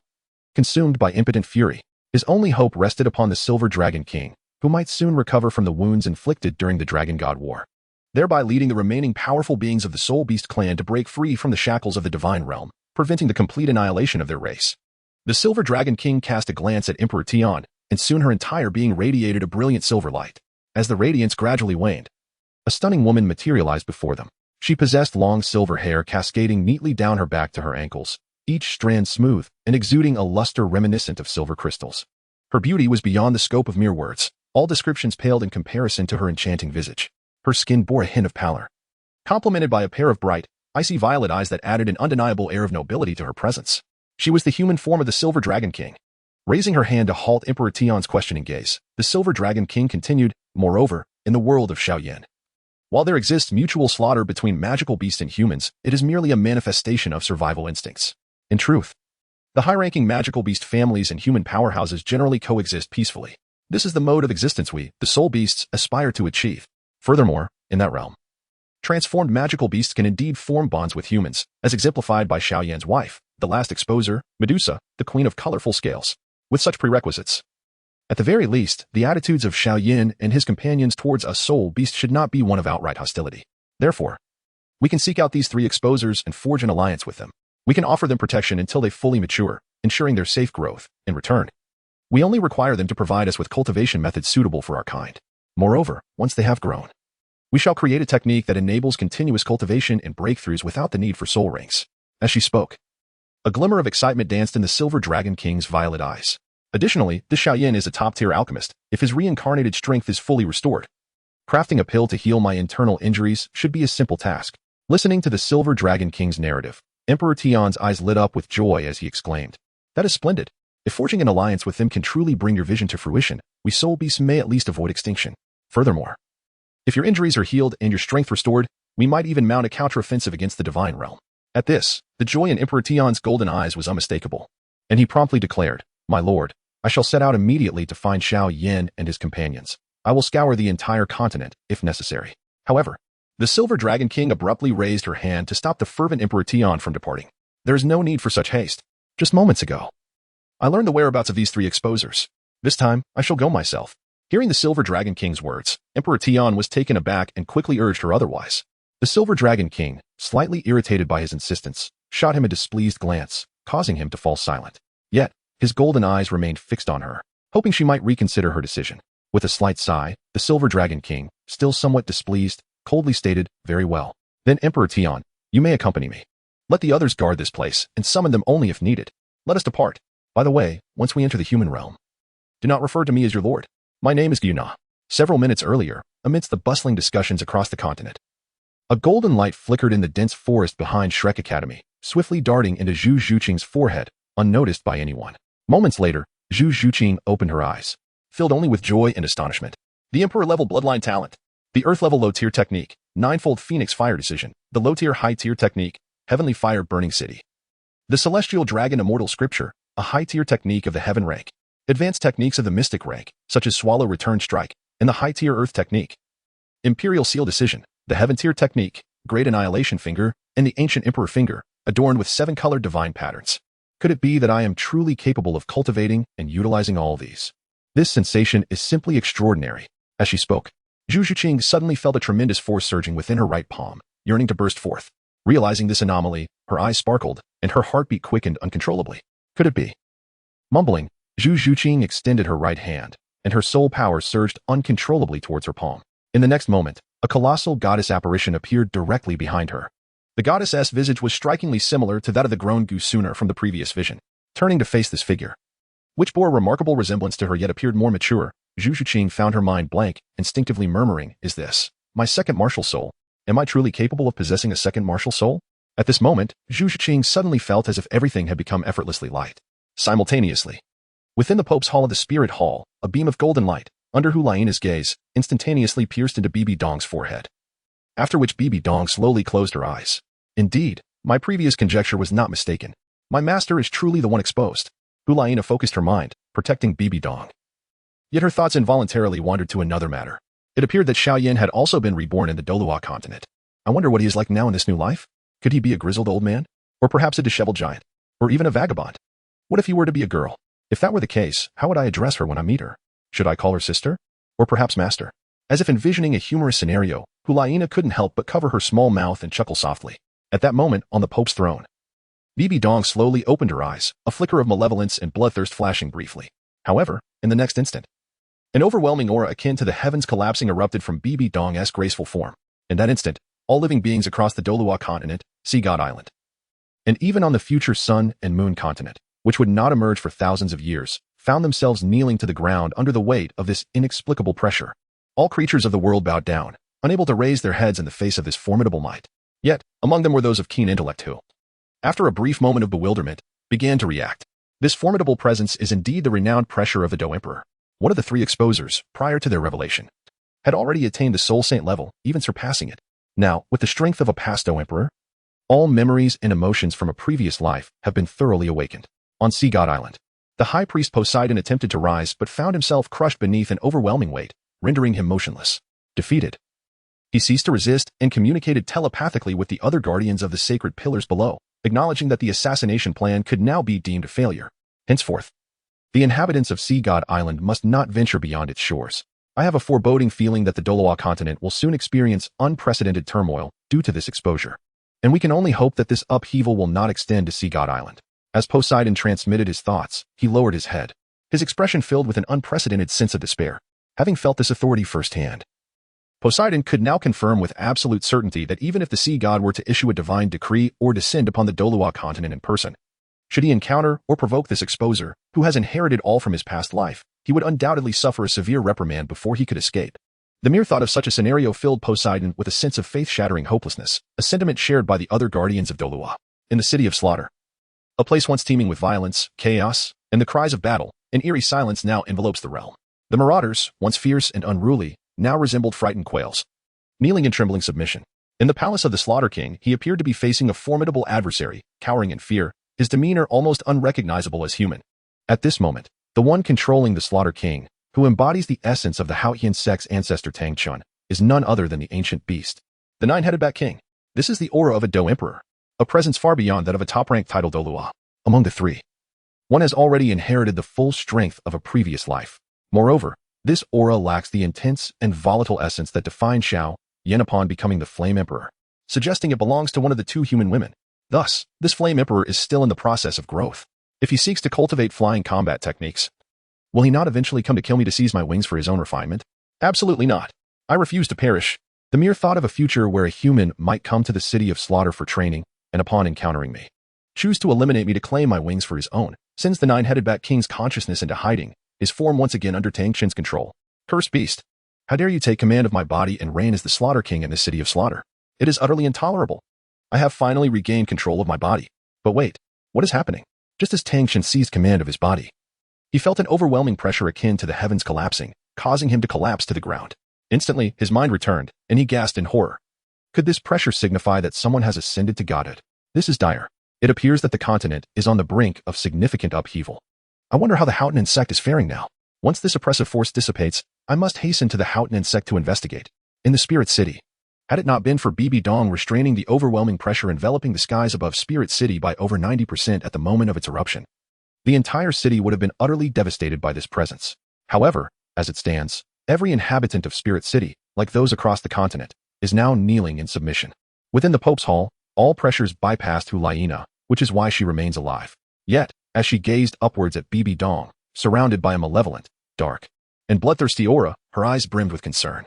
At that moment, Bibi Dong, enveloped in the sinister aura, finally spoke, revealing. So that is why I am so affected by that cowardly waste who only knows how to flee, and why my temperament has become so extreme. It appears you are the one behind it. I never expected this, Rakshasa God. As Bibi Dong's words fell, the dark, evil aura coalesced around her, forming an indistinct humanoid figure. Ha ha ha. Even if you have discovered my machinations, what does it matter? Do you truly believe you can live out your life with your past lover in this life? Ha ha ha, do not be so naive. Your body has already been defiled by another man, and you even have a daughter now. What courage do you have left to face that man? Moreover, since you chose to accept my divine inheritance, the Rakshasa divine position has become bound to your soul. Unless you fail the inheritance and perish, it will remain entwined with you. Rather than this, why not succumb to hatred, to destroy all in this world? Come now, accept my divine position. And with your current strength, you could even become a new divine king. Hearing this, Hulaina finally understood that her master had long accepted the divine inheritance.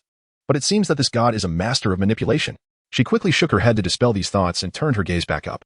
Just as she was about to speak to prevent the Rakshasa god from further manipulating her master, she witnessed her master simply raise her right hand and grasp the air. In an instant, the Rakshasa god's illusory form, which had been attempting to sway Bibi Dong, let out a terrified shriek before vanishing completely. Simultaneously, a sound akin to shattering echoed through the grand hall. Suddenly, another agonizing cry resounded within the hall. Ah, Bibi Dong, you dare to shatter my divine position? In mere moments, this voice too faded into silence. Above, on the Pope's throne, Bibi Dong, having retracted the Do Emperor's authority, murmured to herself, "Fool. The power of a Do Emperor is beyond the mere imagination of any god. Did my master just slay a god? So effortlessly, she has vanquished a god." The esteemed Rakshasa god was unable to muster even a hint of resistance. Is this the extent of a teacher's power in the present day? Truly remarkable.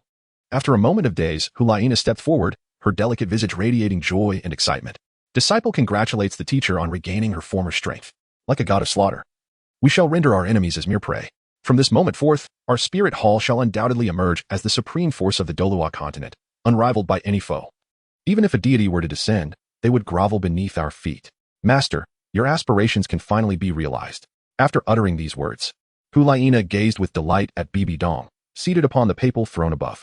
She had anticipated that her mentor would be overjoyed by her proclamation and promptly commenced the long-awaited soul-hunting expedition. However, as she waited in vain for the expected laughter from her teacher, Hulaina's brow furrowed in confusion.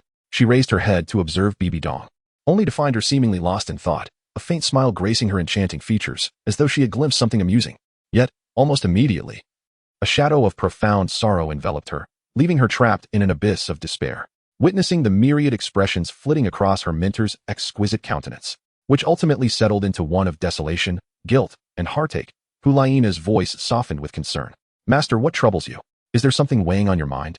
Meanwhile, Bibi Dong, having absorbed the emotions and memories of the perfect Medusa Queen, was initially consumed by the urge to unleash her soul power, scanning the entirety of the Douluo Continent. In an instant, she located the reincarnated Zhu Zhuqing and the reborn Xiao Yan, observing that they remained in their youthful forms, while she herself had surpassed 40. Burdened by the memories of a predatory teacher and a cowardly scoundrel who had shattered her emotions, she felt a sense of shame wash over her.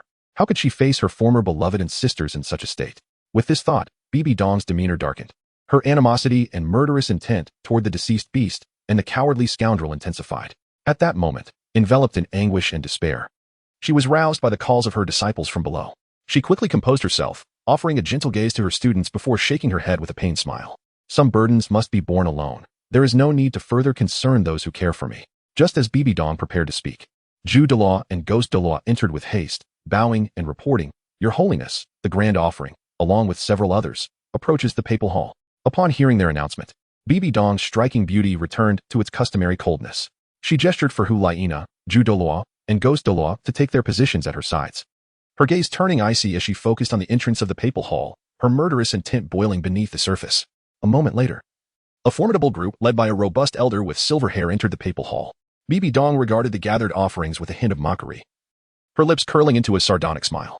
Pray tell, esteemed offerings, what brings you to my papal hall instead of remaining in the offering hall? In contrast to the past, when the offerings would have cast scornful, disdainful, or even dismissive glances towards one another, now they directed their gazes toward the foremost figure, Douluo.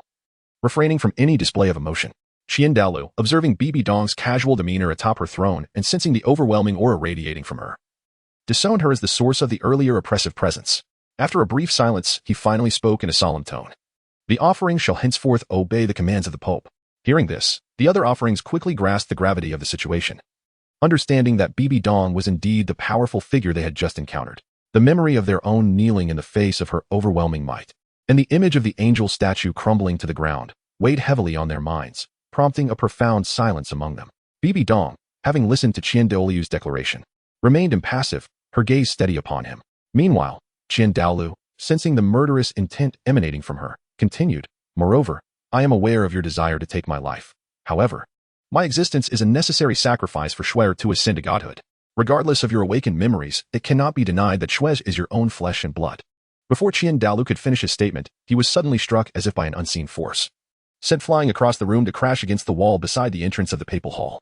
In that instant, all present, save for Bibi Dong and Hulaina, who had witnessed Bibi Dong's lethal prowess, sucked in a sharp breath, stunned by the spectacle. Is this truly the formidable Do Emperor depicted in the image? This group, comprising at least 9 level 95 title Douluos, did not even witness how Bibi Dong made her move before the Grand Priest was sent flying. By the looks of it, he must have sustained severe injuries. Who is the Grand Priest, you ask?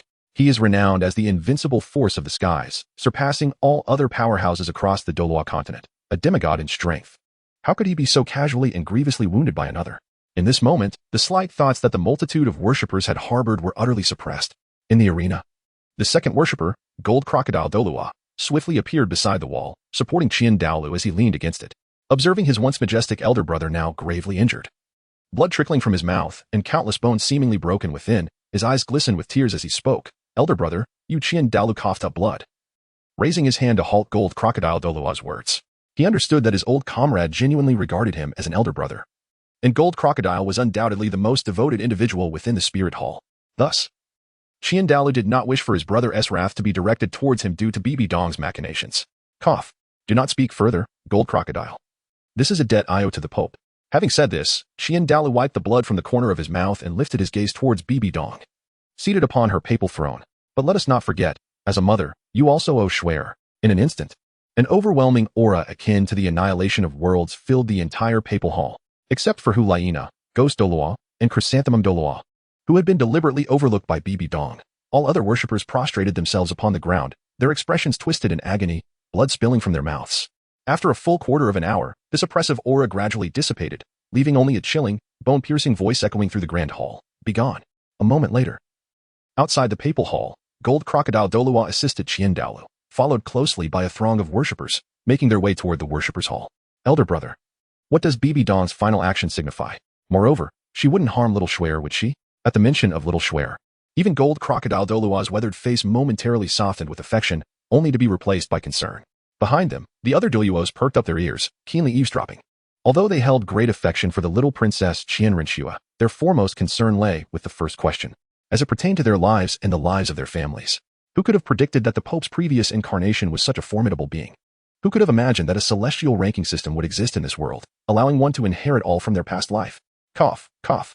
Douluo could not help but cough a few times, his once youthful visage now marred with age, a flicker of pain crossing his features before he spoke. "Rest assured, she is after all Shuai's biological mother. Such a bond of flesh and blood cannot be severed, even if she awakens all from her past life. It is precisely for this reason that I was not slain today, for she understands that Shuai will need me to ascend to godhood in the future.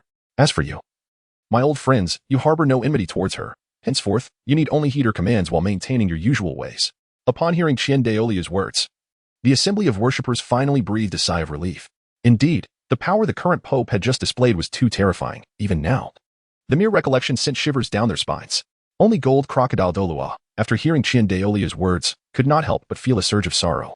After a moment's hesitation, he remarked, "Elder brother, you You should have noticed that the Pope's strength has undoubtedly surpassed the 100-level godhood we Douluo strive for. Such occurrences may not remain singular in the future continent. Thus, why persist in ensuring little Shuo attains godhood?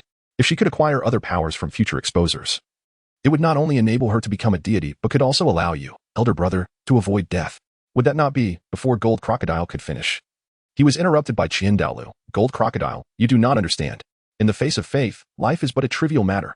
At these words, Gold Crocodile Douluo fell silent. In the divine realm, within the Azura Divine Palace, a figure with disheveled hair was venting her fury, smashing everything around her. She was the first-level deity, the Azura God. Yet, even so, the aura emanating from her continued to plummet until it stabilized at the 89th level of Soul de Law. You shattered my divine rank, Bibi Dong. You shall pay dearly for this. After a bout of rage, the Azura God's gaze was filled with malice and venom as she muttered, "Ah, the divine realm stipulates that one must not shatter the divine rank of a deity at will, or they shall face severe punishment. Moreover, Bibi Dong and the others exposed previously were not from the native world of Douluo Continent, nor were they from any realm under the jurisdiction of the divine realm. Thus, they are considered extraneous fiends. Azura seems to be responsible for eliminating these extraneous fiends." With this thought, the Azura God's eyes narrowed in malice as she prepared to seek out the Azura God for enforcement. Just then, a voice abruptly sounded at the entrance. So it was you who shattered your divine rank, Azura?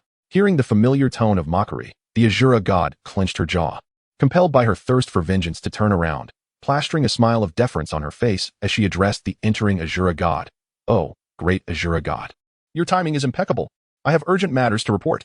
Observing the Azura's current demeanor, the bloodstained Azura God squinted slightly and remarked, "Oh, I recall that you were seeking divine rank inheritance in the Douluo Continent.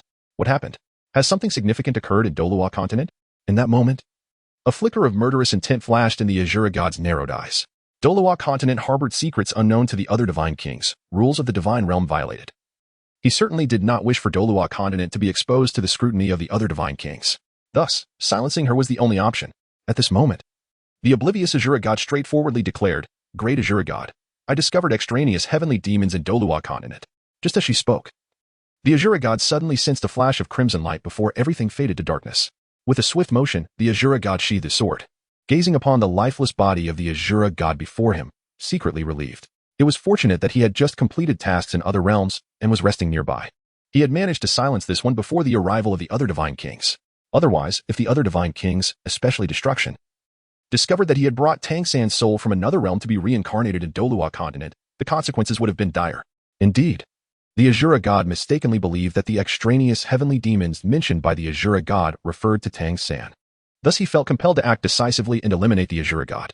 In the wake of this, figures swiftly soared through the celestial clouds, descending upon the entrance of the Azura Divine Palace.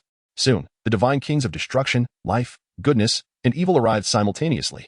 Stepping forward, the Destruction God surveyed the dismembered body of the Azura God on the ground, his own destructive divine power swirling ominously, as if poised to erupt at any moment. He coldly addressed the Azura God. "Azura, did you kill the Azura God? If you cannot provide me with a satisfactory explanation today, I shall pursue you to the ends of the earth." Behind the Destruction God, a host of first, second, and third-level deities, including the 7 deadly sins, glared icily at the Azura God, their eyes filled with a hunger for vengeance. After all, the Rakshasa God is a deity of the same rank as them. If they do not seek justice for the Rakshasa God today, could they not also be subject to arbitrary slaughter in the future? Even the other 3 great gods are now intently gazing at the Azura God, eager for a resolution. Surrounded by the multitude, the Azura God calmly surveyed the crowd before stating nonchalantly, "I am merely enforcing the laws of the divine realm and eliminating those unworthy of it." Upon hearing this, the 4 great gods quickly grasped the implications, and finally, the benevolent God stepped forth, addressing the Azura God. "Are you implying that the shattering of the Rakshasa God's divinity was not your doing?" Casting a glance at the Destruction God, whose divine power of annihilation still lingered, as well as at the other deities, including his own subordinates, the Azura God coldly replied, "I, the Azura God, swear by my divine essence to the Creator God that the fragmentation of the Rakshasa God's divinity is unrelated to me." Witnessing the Azura God take an oath before the Creator God, the crowd finally relinquished their doubts.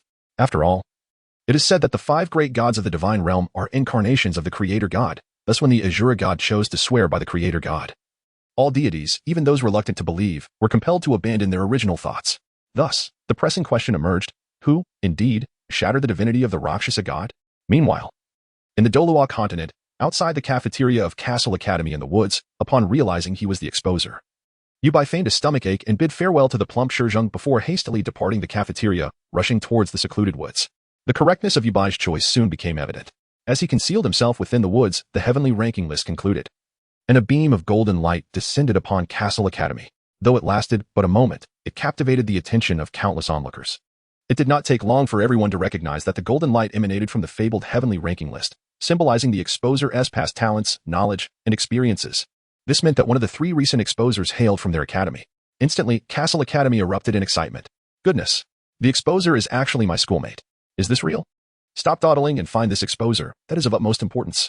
Each of these 3 exposers was a Dou Emperor in their previous life, far more formidable than a titled Douluo. If we can follow them, who would dare to provoke us on this continent?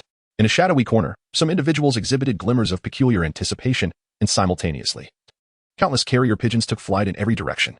Within the woods, having just unified all of Xiaoyan's skills, techniques, alchemical knowledge, and combat experiences from his life in the Douluo Continent, Yubai opened his eyes, filled with joy and astonishment.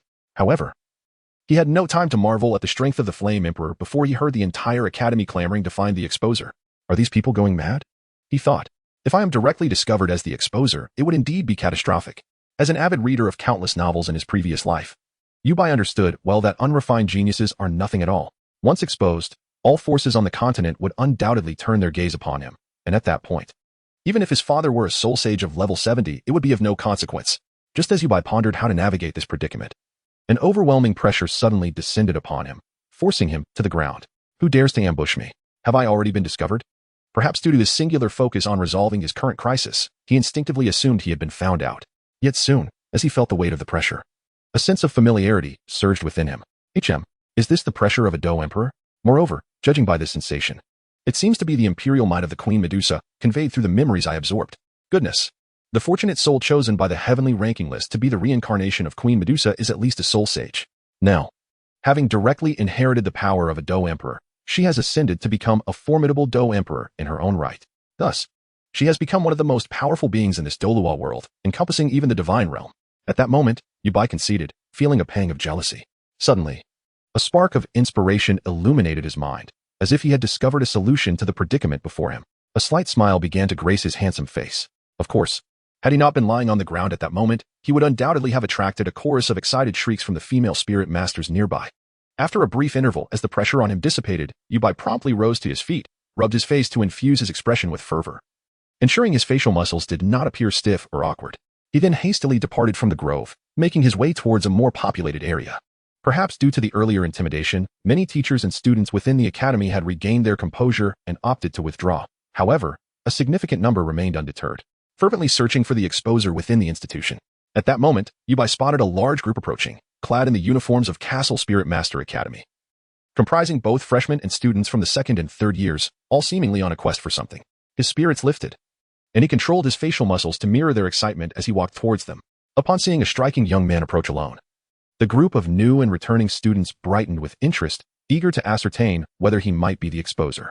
However, as they observed, they realized that the young man's gaze was directed towards them, reflecting a similar eagerness.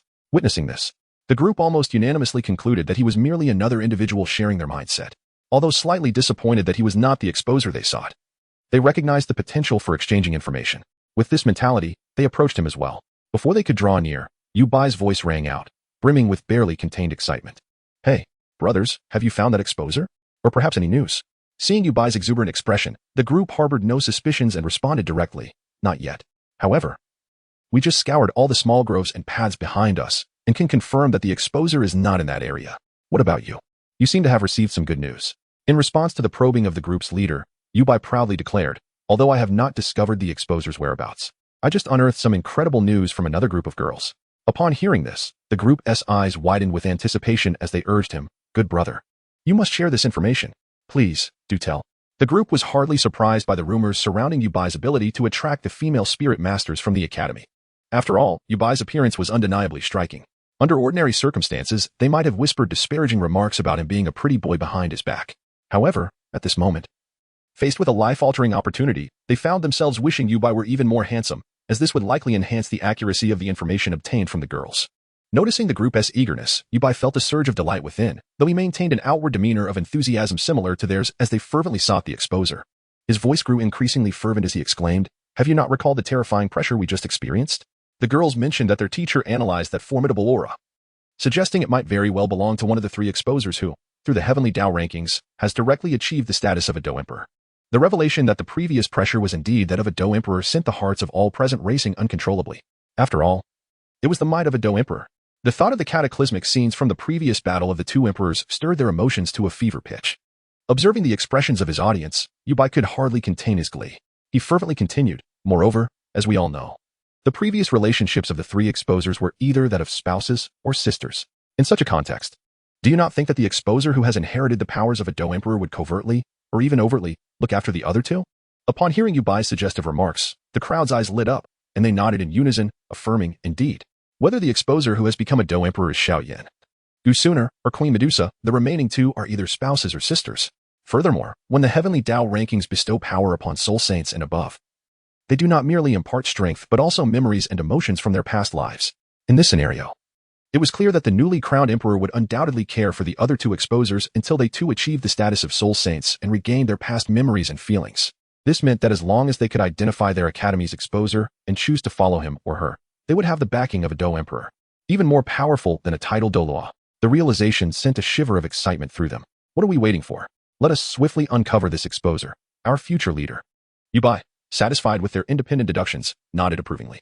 Under Yubai's further encouragement, the group, seemingly entranced, began their search for this exposer. Meanwhile, Yubai, with an air of nonchalance, parted ways with them and, in a playful manner, acquired several grade badges from second and third year uniforms near a secluded grove where couples often rendezvoused. He then happened upon a few more groups of individuals searching for the exposer, discreetly sharing the news he had overheard before making his way back to his dormitory. Simultaneously, within the confines of Castle Academy, news began to circulate, centered around the notion that the exposer within the school was backed by a Do Emperor. In an instant, all those with ulterior motives who had contemplated nefarious actions were dissuaded. After all, they had witnessed the might of a Do Emperor through the heavenly Tao rankings. If they were to harm this exposer, the wrath of the Do Emperor could very well sink the entire Douluo Continent. The mere thought of such consequences led these schemers to fervently hope that this exposer within the academy remained undiscovered. Otherwise, should any foolhardy individual decide to act against him, the repercussions would be unimaginable. Not long after, the esteemed president of Castle Academy, a formidable soul master ranked at level 81, intervened to halt the students' search for the exposer. Issuing a stern decree, within the walls of Castle Academy, students held only one identity, that of a Castle Academy student. Any pursuit of the exposer was strictly forbidden, and violators would be expelled from the academy. In previous times, some of the most gifted and noble students might have disregarded such an expulsion threat, knowing their talents and family connections would easily allow them to enroll in even more prestigious institutions, such as the Four Elements Academy or the Tiando Royal Soul Master Academy. However, these students were not foolish. They understood that, once the news of one of the three Do Emperor-level exposers studying at Castle Academy spread, it would soon become the most prestigious soul master institution in the Tiando Empire and even the Douluo Continent. Being expelled from Castle Academy at such a pivotal moment would represent their greatest failure. Consequently, the search for the exposer came to an abrupt halt. Furthermore, as a prominent soul master institution, Castle Academy did not mandate that its students remain on campus for their studies and training. Thus, students were free to choose whether to stay for cultivation or to venture out for practical experience. As a result, many noble soul master students, along with those from influential families and sects, hurriedly departed the academy, racing back to their families or sections. Such news must be promptly reported to the family sect. The Castle Soul Master Academy, as a prestigious institution for soul masters, is well funded not only through tuition fees, but also with substantial financial support from the Heaven Do Empire and the Spirit Hall. Consequently, the academy does not suffer from a shortage of funds. The dormitories for the academy students are not merely a single room, but rather standard two-bedroom apartments with a living room and a bathroom. Each pair of students shares an apartment, with each having their own room, thus ensuring that they can cultivate in peace without disturbance. At this moment, Yubai returned to his new student dormitory, closed the doors and windows, and then settled onto his bed, exhaling deeply. With his eyes shut, he began to reflect on his previous actions. By leveraging rumors, he instilled in the minds of everyone the notion that behind the exposer stands a formidable Do Emperor capable of dominating the entire Douluo Continent merely through their imposing presence. This strategy ensures that no major power or mighty individual would dare to recklessly search for the exposer within the academy. Consequently, this would temporarily alleviate the threat posed by powerful factions and top-tier experts. However, they would undoubtedly opt to send individuals into the academy for covert investigations or to bribe students to gather intelligence. Yet, having ardently positioned himself as a fervent seeker of the exposer within the academy, he should, for the time being, be considered an infiltrator among the enemy and would likely avoid suspicion in the short term. Moreover, The unexpected advantage brought about by the old principal's final decree should also shield his identity from detection for a while. Nonetheless, such subterfuge cannot be sustained indefinitely. And with his current strength only at the Great Soul Master level, even with the upgraded heavenly level technique of the Burning Formula, he cannot swiftly ascend to the Soul Saint rank. Therefore, to break the deadlock, he must take the initiative before the Do Emperor's threat diminishes and his identity is unveiled. For only then can there be a glimmer of hope. As these thoughts crossed his mind, Yubai's gaze began to shimmer, as if contemplating a grand design. The various factions are on the move. A world of great conflict. However, everything must first be discussed with the old man and others. With this in mind, Yubai temporarily set aside the matter, becoming increasingly intrigued by the cultivation experiences and the burning formula from his past life. He wished to explore the differences between the cultivation methods of the Douluo Continent and the Douluo Continent. Instantly, the dormitory fell silent, every sound magnified in the stillness. As time gradually passed, Yubai's brow furrowed. At that moment, a piece of news swiftly spread throughout Keilang City, reaching even some surrounding towns and the various factions across the Douluo Continent. One of the 3 exposers recently revealed on the Heavens Tao ranking is currently studying at the Castle Advanced Soul Master Academy in Keilang City. At this moment, the news struck like a vortex, instantly captivating the attention of everyone across the Douluo Continent towards the relatively obscure Gaussier Advanced Soul Master Academy. Meanwhile, a multitude of individuals, like wolves scenting fresh meat, surged towards the Castle Advanced Soul Master Academy, particularly those who, at noon, had felt the overwhelming pressure akin to the heavens collapsing. Now understood, having experienced firsthand the oppressive aura of a Do Emperor as depicted in the Heavenly Tao rankings, that the hidden exposer studying at the Castle Academy was of even greater interest. As for the threat posed by that Do Emperor from earlier, when faced with the prospect of acquiring power that transcends the divine, life itself becomes a trivial sacrifice. Moreover, if brute force fails, surely a more subtle approach could be employed. The foremost objective now remains to locate that exposer. 7 Treasures Glazed Sect, Fingji. You have received the latest news, Haven Tu.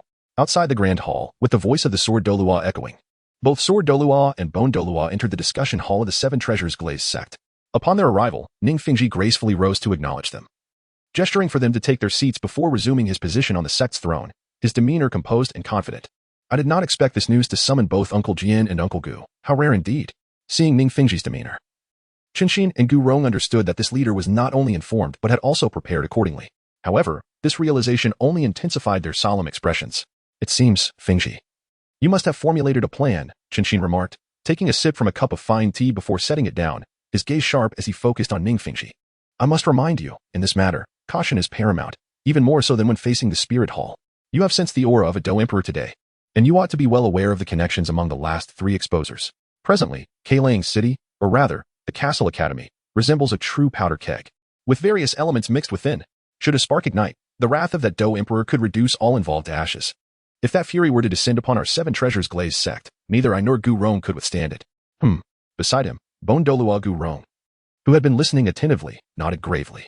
However, upon hearing Qinshin refer to him as Soft Egg, Gu Rong glared at Qinshin in outrage, exclaiming, You dare call me Soft Egg? You sword wielder! If you have the guts, step outside and see if your feeble sword can pierce my skin.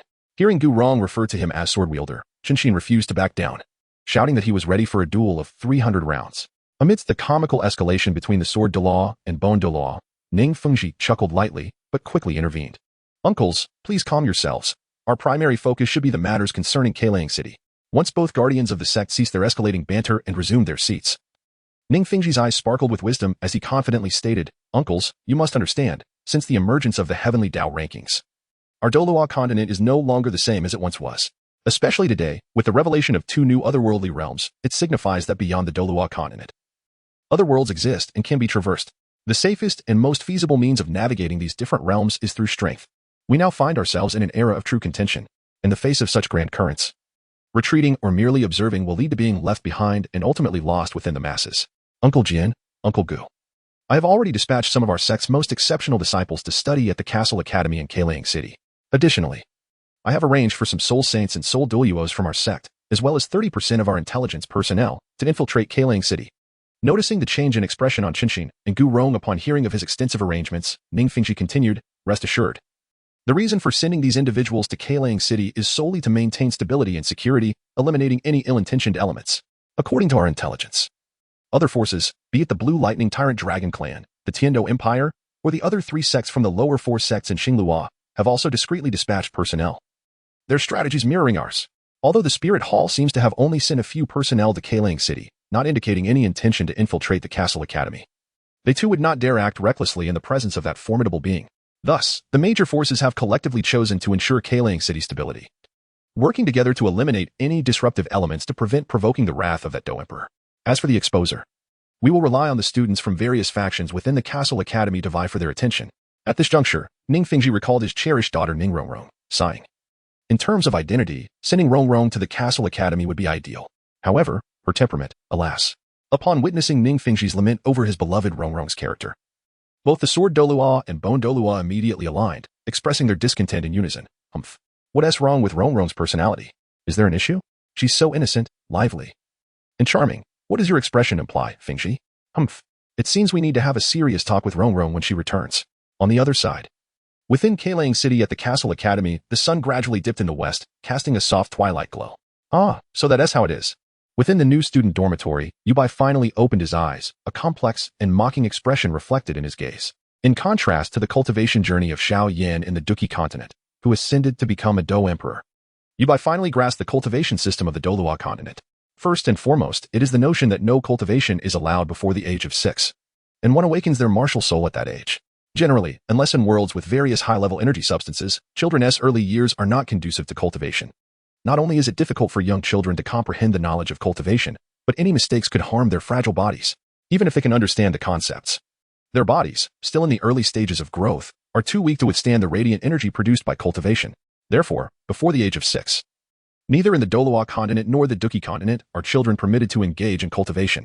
However, in stark contrast to the rudimentary and underdeveloped realm of Douluo Continent, the Douluo Continent boasts a sophisticated understanding of pharmacology and alchemical techniques.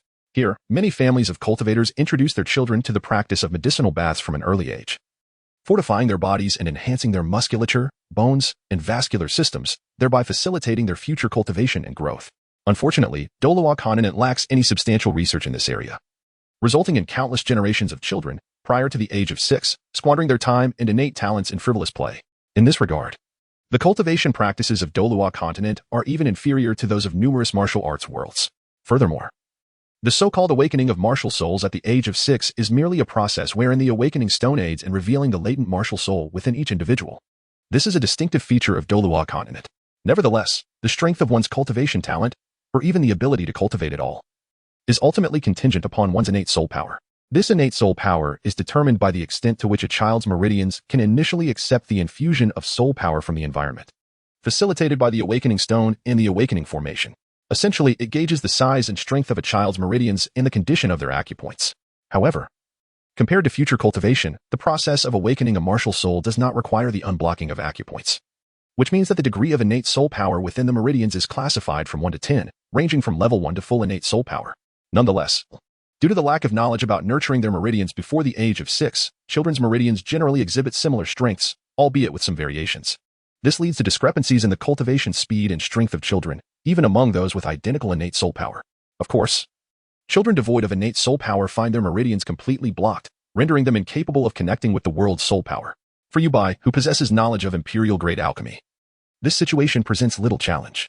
He can easily concoct potions or create medicinal solutions to elevate the so-called innate soul power levels whenever he desires.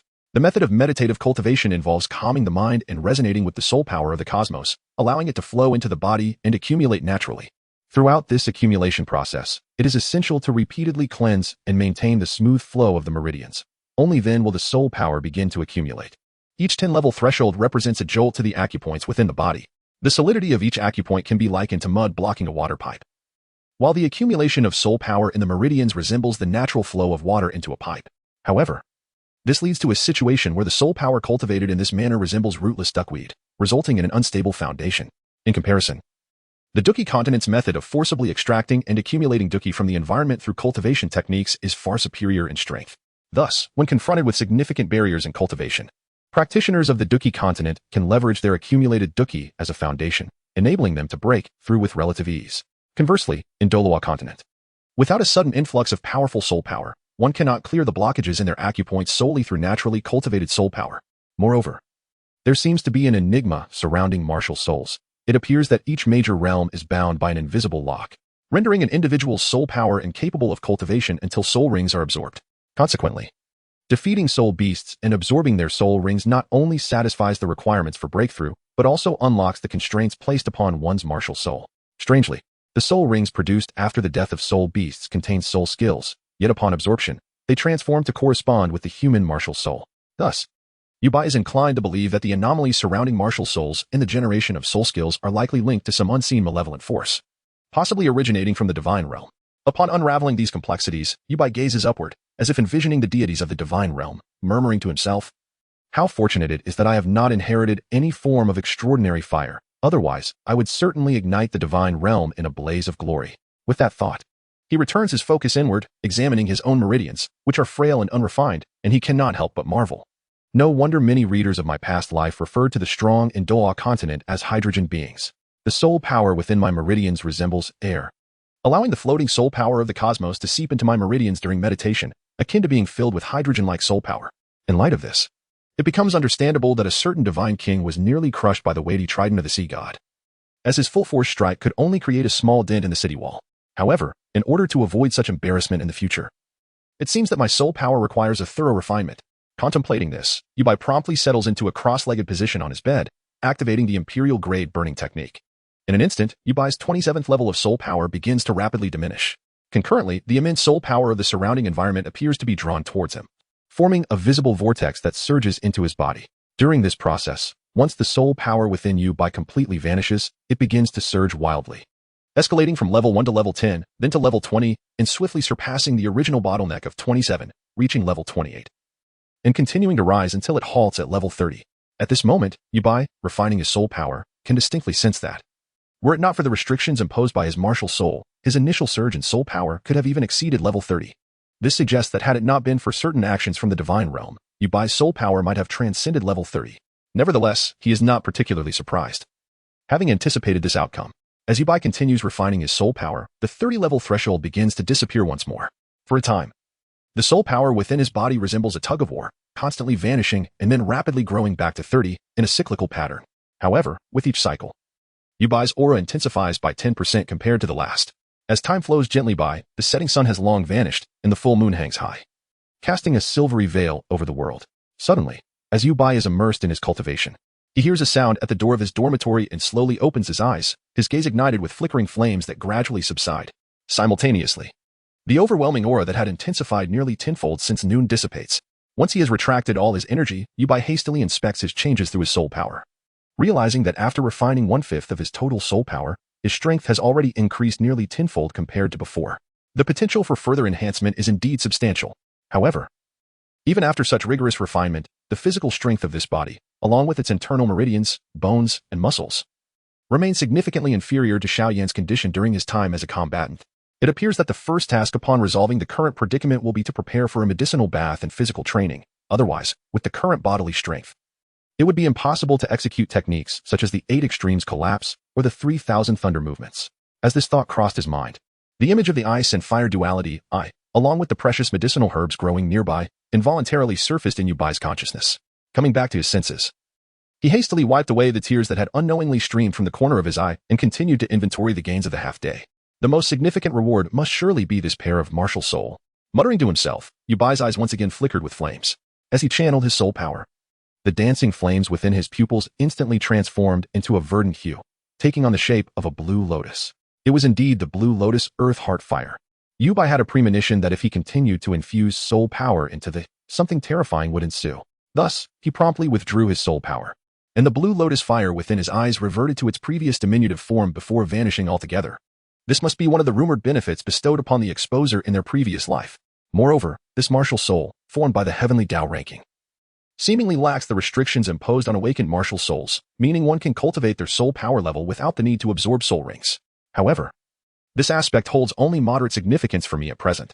Nevertheless, this requires a name change. Otherwise, if I were to create a secondary account in the future and inadvertently expose that name, it would be tantamount to courting disaster. Contemplating this, a series of names flitted through Yubai's mind, until suddenly, inspiration struck. Let's name it Flame Burning Eye. With the name settled, Yubai prepared to rise. Bang, bang.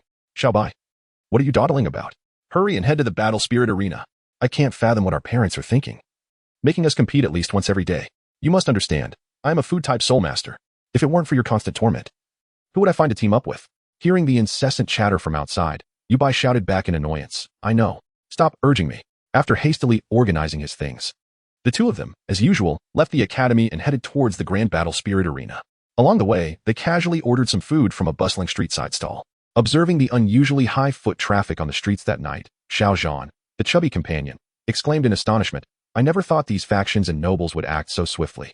In just a short span of time, they have managed to send so many people to our cooling city. It's as if they have a nose for it." Listening to Xiao Zhan's tone, which seemed to carry both sarcasm and schadenfreude, Yubai shot him an exasperated glance. Though his heart sank at the realization that so many unfamiliar faces had already arrived in Cooling City within just half a day. Most of these individuals bore various distinctive insignias concealed in their attire, indicating they were likely members of significant factions, Treasure Pagoda, Blue Dragon, Angel Wings, and the like. It appeared that after today's competition, he would need to quickly confer with the elders. As Yubai pondered, Xiao Zhan suddenly turned to him. As if a floodgate had opened, and quietly inquired, "By the way, Xiao Bai, I noticed you were searching for that exposer at the academy today. What was the outcome? Any news?" Upon hearing this question posed in a public setting, Yubai sighed inwardly. He leaned closer, lowering his voice as if to keep the conversation clandestine. Don't mention it.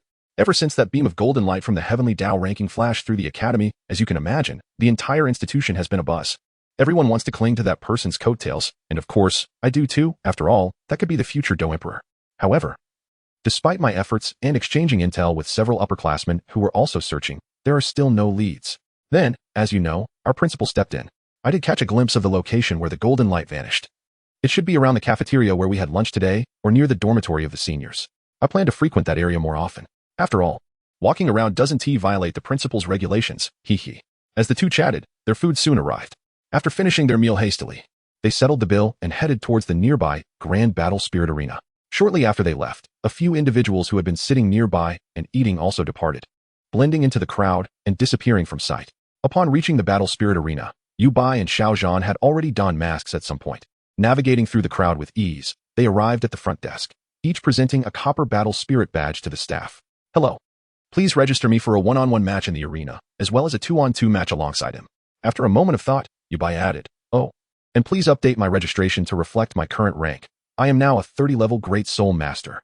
At Yubai's words, Xiao Zhan's eyes widened in disbelief beneath his tiger mask, his round face reflecting astonishment. Turning to Yubai, he was about to voice his questions but, considering the situation was not suitable, he held back and remained silent. The staff, upon hearing Yubai's declaration, retrieved a crystal ball for testing soul power from beneath the counter. Holding back a smile, they handed it to Yubai and said, "Esteemed smiling face battle spirit master, please place your hand on the crystal to test your rank." Without hesitation, Yubai pressed his hand against the crystal ball. In an instant, the crystal radiated a brilliant light.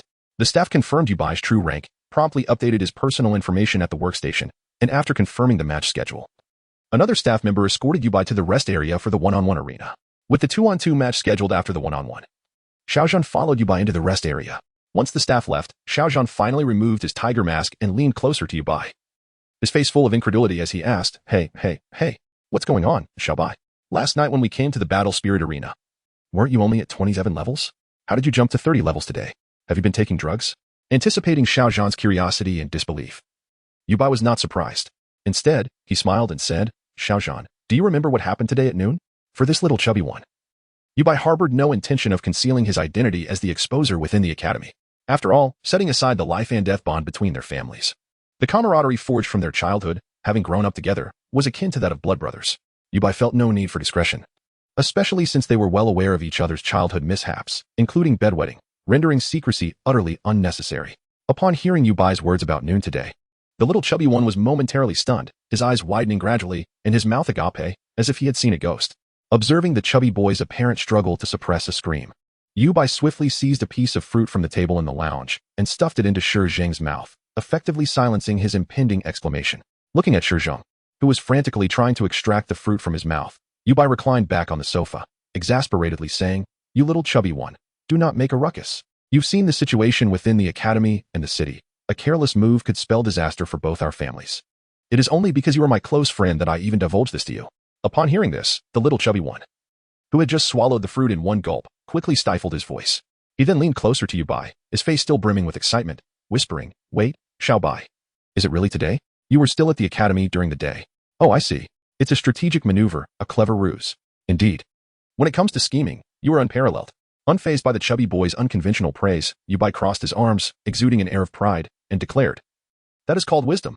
Besides, with the foundation of my previous life, Give me a few more years, and attaining the rank of Soul Sage will be a mere trifle. At that point, I'll directly channel my past cultivation and become a top-tier powerhouse. Just imagine, you could walk alongside me, basking in my glory. Hearing Yu Bai's ambitious words, a radiant smile blossomed on Shi Zheng's face, his eyes sparkling with longing for the life Yu Bai had described. Seeing Shi Zheng so easily satisfied made Yu Bai feel a mix of exasperation and admiration, and this is enough for you. You little chubby one. Consider this. I possess the experience and memories of my past life. If I feast, would you not also partake in the broth? After tonight, once I confer with our families, I will surprise you with something that will exponentially increase your cultivation speed, and you will become the unprecedented owner of a powerful food martial soul.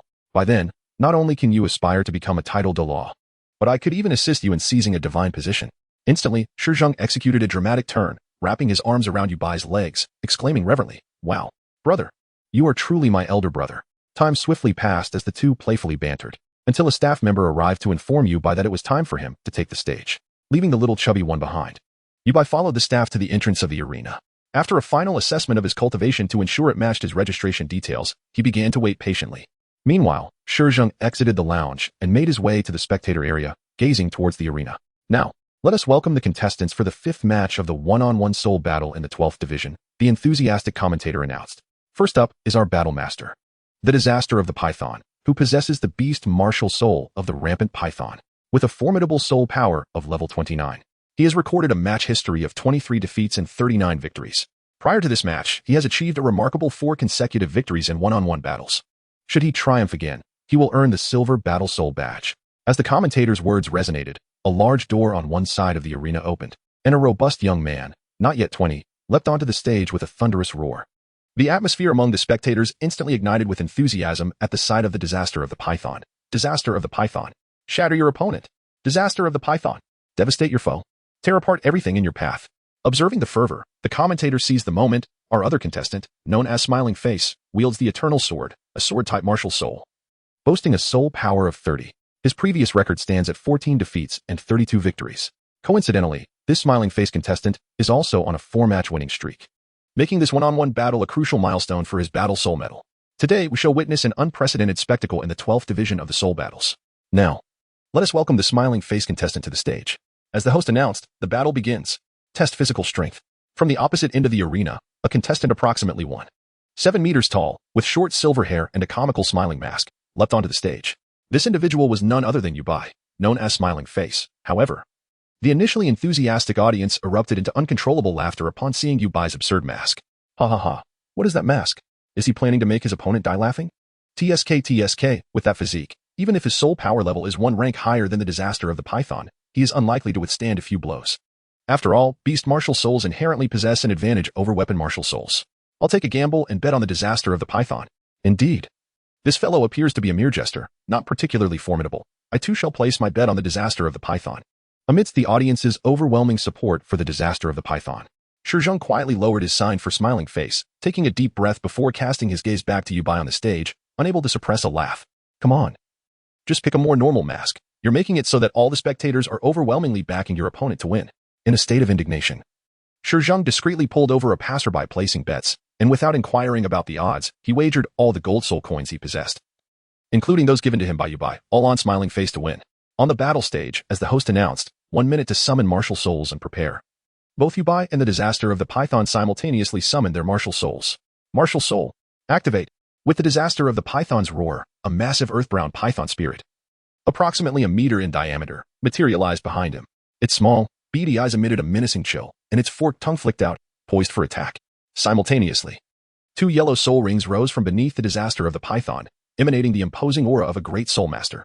In stark contrast to the dramatic summoning of the beast martial soul, Yu Bai merely extended his right hand, forming a grip as if wielding a sword. In the next moment, a long sword, seemingly crafted from exquisite jade, gradually materialized. The blade exuded an elegant yet sharp aura, perfectly grasped by Yu Bai's right hand. Simultaneously, 2 yellow soul rings appeared. In the center of the soul fighting platform, the announcer, witnessing both contenders having summoned their martial spirits, immediately took the microphone and boisterously declared, "Begin." With that, he activated the flying soul guide and swiftly departed from the arena, perhaps noticing the comical mask adorning Yu Bai's face. A look of disdain emerged on the face of the serpent Calamity, who retorted, "Kid, you might as well surrender now." This contest on the soul fighting platform was no mere child's play. As he spoke, the contempt on serpent Calamity's face vanished in an instant. and he lunged towards Yubai. At the same time, his first soul ring ignited, and he unleashed his first soul skill, Serpent's Charge. In a heartbeat, his speed surged nearly twofold as he advanced in a serpentine manner, creating afterimages that made it seem as though two serpent calamities were simultaneously charging at the still stationary Yubai. In an instant, he was upon Yubai. His right fist clenched and aimed to strike Yubai's cheek with tremendous force, while his own body, akin to a serpent in motion, veered towards Yubai's side. This is the distinctive combat method of the Serpent's Wrath. If the opponent is struck by the first punch, regardless of the severity of the impact, they will instantly face the subsequent attack. In the viewing area, many spectators familiar with the fighting style of the Serpent's Wrath have begun to shout excitedly. Take down that little brat. Defeat him. Hurry up and defeat him. Yes, resolve him quickly, Serpent's Wrath. In a corner, the chubby Stone John silently rolled his eyes at the crowd, then turned his gaze toward the battle arena, a confident smile gradually forming on his lips, as if he were certain that Yubai would undoubtedly triumph over the Serpent's Wrath. Choosing to engage Yubai in close combat? Isn't that akin to courting death? No opponent, even those of a significantly higher rank, can withstand Xiao Bai's first soul skill in a one-on-one match. Just wait to be dumbfounded by your defeat. At that moment, the slyly grinning Stone John suddenly noticed that the Serpent's Wrath had reached the optimal moment to unleash Yubai's first soul skill but opted not to do so. Instead, he grasped the hilt of his sword with one hand, crossing his arms to brace against the punch from the Serpent's Wrath. With a resounding crash, Yubai's body showed no signs of retreat. He stood firm, absorbing the first punch from the Serpent's Wrath. The Serpent's Wrath, now beside Yubai, was astonished by Yubai's ability to withstand his blow. As he turned to glance at Yubai's profile, he caught a glimpse of Yubai's eyes narrowing slightly. Is it an arm injury? Perhaps. However, it's remarkable that a weapon spirit soul master could take my punch directly without sustaining any harm. With such thoughts, a victorious smile spread across the Serpent's Wrath's face as he mused, that you absorbed my first punch, the next one will send you straight off the stage. Simultaneously, the Serpent's Wrath's second soul ring abruptly lit up. The second soul skill, Serpent's Tail. In an instant, the Serpent's Wrath executed a 360-degree turn. Utilizing his sprinting speed combined with rotational force, his right leg sweeping horizontally like a massive serpent's tail towards Yubai's side. Such a powerful strike would be difficult for even a typical defense-type soul master under level 32 to withstand. Yet, in the face of this attack, Yubai merely raised his right leg to defend. With a thunderous impact, a powerful force erupted from the collision of their legs, sending shockwaves in all directions. Feeling the force of the blow, Yubai frowned slightly, thinking, indeed, how feeble. Had this strike come before I refined my soul power, I might have been sent flying from the arena. However, for me now, it doesn't even elicit pain. Is this the disparity between refined soul power and the soul power absorbed through meditation? With this in mind, Yubai felt an even stronger urge to rush back and complete the remaining 4/5 of his soul power refinement. Nevertheless, in the arena, Yubai, wishing to avoid drawing too much attention, exerted a slight force with his left foot and suddenly propelled himself backward. It appeared as though he had been kicked away by the Serpent's Wrath. However, with a graceful aerial twist, Yubai landed on one knee at the edge of the arena, firmly embedding his Longshin sword into the ground. The second soul skill, Sword Mastery. Seeing that this grin-faced fellow had miraculously withstood his attack a second time, the Serpent's Wrath fixed his gaze on the slowly rising Yubai, sneering. You can't withstand my assault. You might as well jump off, lest your little arms and legs get broken by my next strike. At this point, the Serpent's Wrath suddenly appeared taken aback, as if recalling something. Something off. There are many inconsistencies. The last defensive soul master of level 29 managed to block my initial attack. But against my second strike, a combination of my first and second soul skills, even while utilizing his defensive soul skill, he was still sent flying. Most importantly, that guy's arms shattered under the force of my second attack. Yet, what is this comical-faced fellow across from me? His soul power may be one level higher, but his martial spirit is a weapon spirit, a longsword. Furthermore, during our previous collision, he didn't even use a soul skill, merely relying on his soul power and physical strength to counter me. As these thoughts crossed his mind, the Serpent's Wrath's pupils constricted, a chill running down his spine as he suddenly assumed a defensive stance. In the viewing area, the audience observed the Serpent's Wrath's sudden shift to defense, exchanging puzzled glances. Simultaneously, those who had bet on the Serpent's Wrath began to feel an uneasy premonition. Only a few seasoned observers among the crowd displayed a peculiar expression, but upon seeing the concerned looks of those around them, they refrained from shouting out. In a corner of the audience area, Stone John glanced at the solemn faces of the spectators and couldn't help but chuckle maliciously. He then turned his gaze back to the arena, thinking, Xiaobai should be wrapping up this fight soon, right? After all, his opponent has seen through him. The longer this drags on, the more anomalies will be exposed. If word gets out, it could lead to trouble. In the arena, beneath the mask of a smile, Yubai recognized that he could no longer test any further improvements against his opponent. Therefore, upon rising, he wasted no time. The second soul ring beside him lit up, activating his second soul skill, Sword Mastery. With a gesture of his right hand, the Longshin sword previously embedded in the ground, soared into the air. Subsequently, as Yubai pointed toward the serpent's wrath, the Longxing sword shot forth as if obeying a command, racing toward the now tense serpent's wrath. The air resonated with a sound akin to slicing through space, as if the very atmosphere were being cleaved. Witnessing such an attack, the serpent's wrath swallowed hard. Activating his first soul ring in response, his body twisting and dodging like a serpent, evading the relentless strikes of the Longxing sword. In the audience, those who had placed their bets on the serpent's wrath observed that, although he was under siege, he managed to evade Yubai's attacks time and again. Their initial anger began to dissipate, and they resumed cheering for the serpent's wrath. That's it, serpent's wrath. Stall for time and find an opportunity to land a punch on that smirking fool. Go, serpent's wrath. I've bet on your victory. Covering his ears from the deafening cheers, Stone Zhang grumbled inwardly, let the serpent's wrath win? Not a chance. You must understand, Xiaobai's second soul skill. Sword mastery is controlled through mental focus, allowing the sword to strike anywhere within a 100-meter radius, wherever he points. It strikes with the peak speed matching that of Xiao by wielding the long sword with full force. The power is directly proportional to the amount of soul power he exerts while attacking. However, judging by Xiaobai's usual habits, he should be able to finish off his opponent with a single stroke by now. Why might this individual not have experienced a sudden enhancement in strength due to the infusion from the heavenly Dao rankings, rendering him somewhat unsteady, fearful of inadvertently causing harm? Perhaps he is utilizing the current battle to acclimate to his newfound powers. With this thought in mind, the chubby fellow, Shi Zhong, irritably retrieved a piece of jerky and began to gnaw on it. Internally, he muttered his grievances. Humph. They are all just a bunch of cheat users. Do they not allow ordinary soul masters like me to survive? Humph. In my lifetime, I detest two types of people, the cheat users and those who deny me the benefits of cheating. On the soul fighting platform, Yubai indeed mirrored the speculation of the chubby fellow. With the harmonious fusion of mental energy and soul power, coupled with the lifetime cultivation experiences imparted by the heavenly Dao rankings, he had mastered his enhanced abilities in less than a minute. Observing the soul fighting platform, as he adeptly evaded the eternal life sword while simultaneously maneuvering closer to his position against the rampaging python, a fierce glint of sword intent erupted in Yubai's eyes.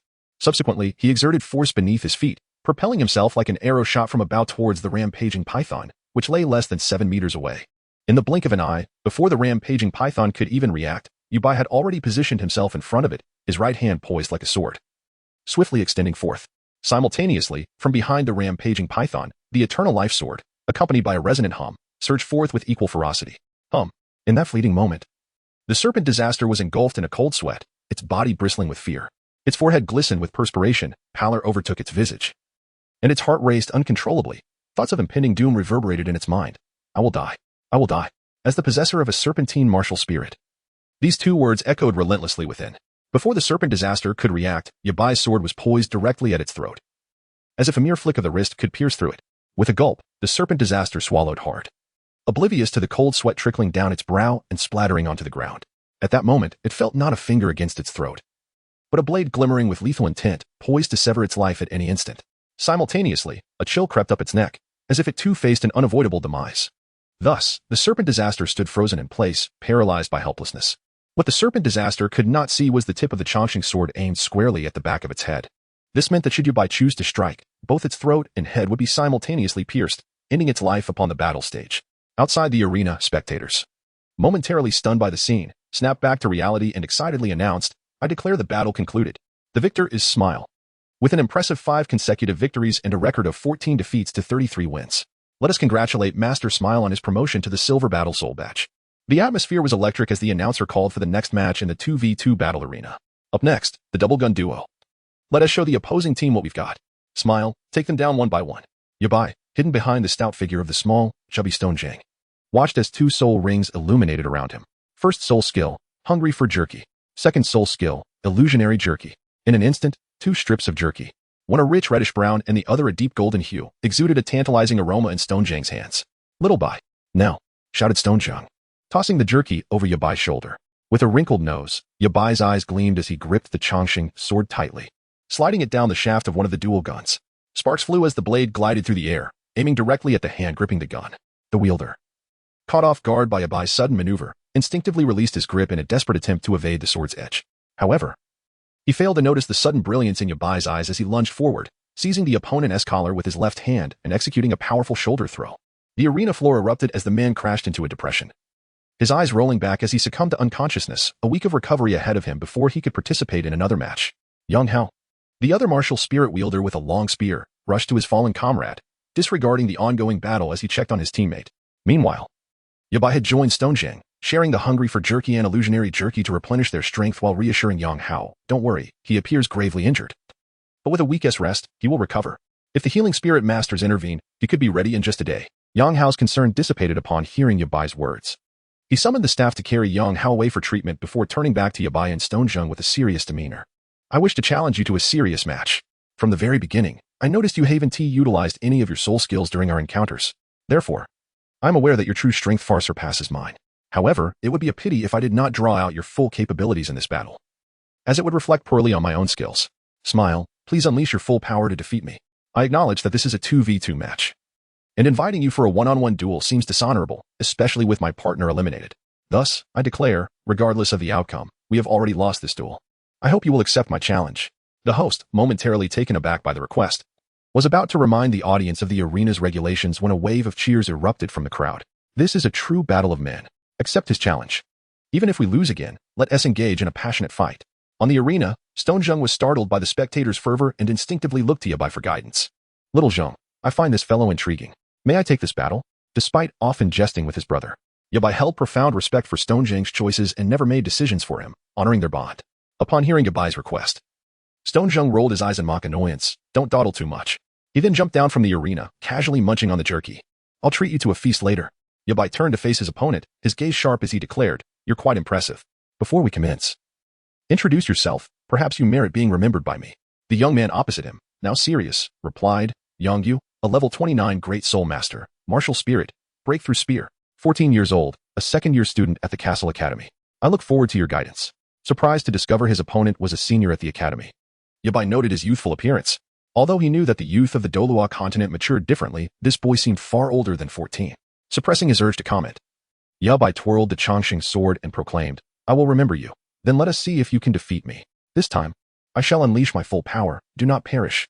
Yangyu, undeterred by Yabai's seemingly dismissive words, sensed the formidable aura emanating from his opponent, acknowledging his strength. But isn't that just perfect? With such thoughts in mind, Yangyu unleashed the soul power within him, stepping forward with his left leg while wielding his spear with his right arm, adopting an offensive stance. He shouted towards Yabai, "Be careful." As his words echoed, Yangyu exerted force with his left leg, channeling a surge of powerful soul energy, propelling himself towards Yabai with a fierce leap, swinging his spear in a sweeping arc. At that moment, the first and second soul rings around him ignited simultaneously. First soul skill, Charge Strike. Second soul skill, Heaven-Shattering Blow. In an instant, the spear of his martial spirit emanated a piercing, dominating aura, as if it could cleave through everything before him. Witnessing Yangyu strike, a glimmer of battle intent flickered in Yubai's eyes beneath his smiling mask. In that heartbeat, the first soul ring surrounding Yabai burst forth with brilliance, and he too leapt into the air, declaring, "First soul skill, Celestial Ascendance." In a flash, a chilling sword energy erupted from the eternal life sword in Yubai's grasp, transforming the surroundings into a realm of sword chi. The strike descended from above, unmarred by any impurities. Below, the chubby figure of Little Fatty watched in awe as Yabai unleashed his first soul skill, exclaiming, "This is the first soul skill of Little Bai. A locking technique that instantly unleashes 200% of his power. With this soul skill, it's no wonder he can challenge opponents beyond his level. That fellow opposite him should be thoroughly convinced of his defeat this time." With a thunderous roar, a shadow was sent flying back, propelled over 20 meters before crashing down from the opposite side of the arena. That figure was none other than Yangyu. Meanwhile, atop the arena, Yabai had already retracted his martial spirit, his gaze gliding over the spot where Yangyu had fallen, a spark of interest glimmering in his eyes. Although he had only drawn upon 30% of his soul power during his first soul skill, its might was still formidable. Yabai even feared that had his strike landed directly on Yangyu, it might have been fatal. Thus, at the last moment, he altered the attack direction of the Eternal Life sword to meet Yangyu's spear head-on. In terms of results, it was undeniably a decisive victory for Yabai, executed with remarkable precision. However, what truly piqued Yubai's interest was the power of that last strike. It had certainly reached the level of an ordinary assault soul master, even that of a high-ranking one, coupled with Yangyu's audacity to engage stronger opponents if he were on the Douluo Continent. He would surely not remain a nameless figure in the future. Regrettably, within the crude cultivation system of the Douluo Continent, his soul power could not be refined, and he could only rely on soul rings to acquire martial skills, remaining oblivious to the deeper concepts of spear intent and spear path. In the audience seats of the arena, spectators were left dumbfounded to see Yangyu hurled over 20 meters and plummet from the arena. However, once they regained their composure, they erupted into fervent cheers for the smiling face. The host was jolted awake by the audience's cheers, hastily rushing to the other side of the arena to summon healing soul masters. After confirming that young Yu was merely unconscious from the backlash of immense force and would recover with some rest, the healing soul masters carried him off for treatment. Simultaneously, suppressing their astonishment, the host donned an expression of excitement, clutching the microphone and proclaiming, "All right. In this 2-on-2 soul battle, the victors are our smiling-faced tiger duo. Let us congratulate them." The audience echoed, "Smiling-faced tiger. Smiling-faced tiger. Smiling-faced tiger." Amidst the cheers, Yubai and his partner departed the arena. And once the staff completed the score tally, they too left the Grand Soul Arena, heading homeward. Within the Yu residence, both families gathered in the main hall.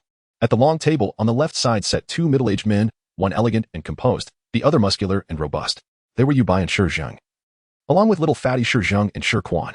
On the right side were 2 beautiful women, seemingly in their 20s. The mothers of Yubai and Shi Zheng, Luo Ling and Jia Rou. At the far end of the table, little fatty was enthusiastically gnawing on a chicken leg, showing no signs of restraint. After recounting the events of the afternoon, Yubai turned to the 4 adults and said, "I must be the one who exposed Xiaoyan. So, old man, Uncle Shi, and mothers, what do you think we should do about this situation?" Yubai had anticipated that upon revealing such life-threatening news, the parents would adopt solemn expressions, collectively pondering how to navigate the predicament. However, to his surprise, as soon as he finished speaking, he was met with 4 pairs of eyes that regarded him as if he were a rare treasure. Luo Ling and Jia Rou, completely disregarding little fatty's forlorn expression, approached Yubai and began to pinch and play with his cheeks, occasionally exchanging astonished glances, exclaiming, "Wow. Little Bai is actually the one exposed as the Flame Emperor at noon. Wow. This is the reincarnation of the Flame Emperor? No wonder his talent is so extraordinary. And his looks are remarkable too. I never imagined I would have the chance to pinch the face of the Flame Emperor in my lifetime. What incredible fortune. My goodness. This is the revered Flame Emperor, now reincarnated as such a small child. It's truly a rarity. Oh, I wonder where my 2 future daughters-in-law are now. How have they grown up?" As both women mercilessly toyed with his small face, Yubai's mouth twitched in disbelief. He could not fathom that amidst such a perilous crisis, where discovery by various factions loomed, his mother and little fatty's mother would be so frivolous, demonstrating even more interest in pinching his cheeks than ever before. It was utterly incomprehensible. Struggling free from their grasp, Yubai, with righteous indignation, firmly admonished the 2 women to cease their antics, ignoring their theatrical displays of sorrow. He approached Yufan and Shi Quan, his demeanor solemn as he asked, "Father, Uncle Shi, do you have any solutions?" Though he posed this question, Yubai's primary focus remained on his father, Yufan, according to what his father had conveyed. The 4 of them had transitioned from training together in the Soul Master Academy to forming 2 families, with his father, Yufan, making nearly all significant decisions. In his memory, Yufan had always been characterized by his steadiness, even to the point of being considered overly cautious. Who could have imagined that after detecting Yubai's innate soul power at level 9 upon his martial spirit awakening, his father would confine him for 6 months to prevent his talent from being exposed and attracting the attention of the Spirit Hall or the 7 Treasures Glazed Tile School S. Sword Douluo. During that half year, he had already reached level 10 in the first month, yet his father still forbade him from going outside. Thus, he spent the remaining 5 months engaged in various physical training sessions. Until half a year later, only then did my father take me to procure my first soul ring. As for this process, my father, the old 6, explained that according to his observations, the young lady from the Lord's family, who possessed innate soul power at level 8, only managed to cultivate to level 10 within 6 months. Therefore, he planned to indicate my innate talent as level 8 in the data for the Spirit Hall, so as not to attract undue attention. Consequently, when I obtain my first soul ring, my bone age should be registered as 6.5 years. This way, when I accompany you to the Spirit Hall to fill out the Soul Master information, we will not raise any suspicions. After all, in this world, those with innate full soul power are as rare as 1,000,000 to 1, while those with innate level 9 talent are merely 1 in 10,000. However, those with innate level 8 soul power can be considered 1 in a few hundred miles. Although still scarce, they are not lacking in the eyes of the great powers. Thus, I can embrace the identity of a genius without drawing excessive attention. It is crucial to understand that in this world, if one lacks powerful guardianship, possessing too much talent can become a curse. Oh, the sordid minds of adults. Furthermore, to maintain a normal pace of soul power progression, my father decreed that before reaching the Soul King level, I must not overexert myself in cultivating soul power.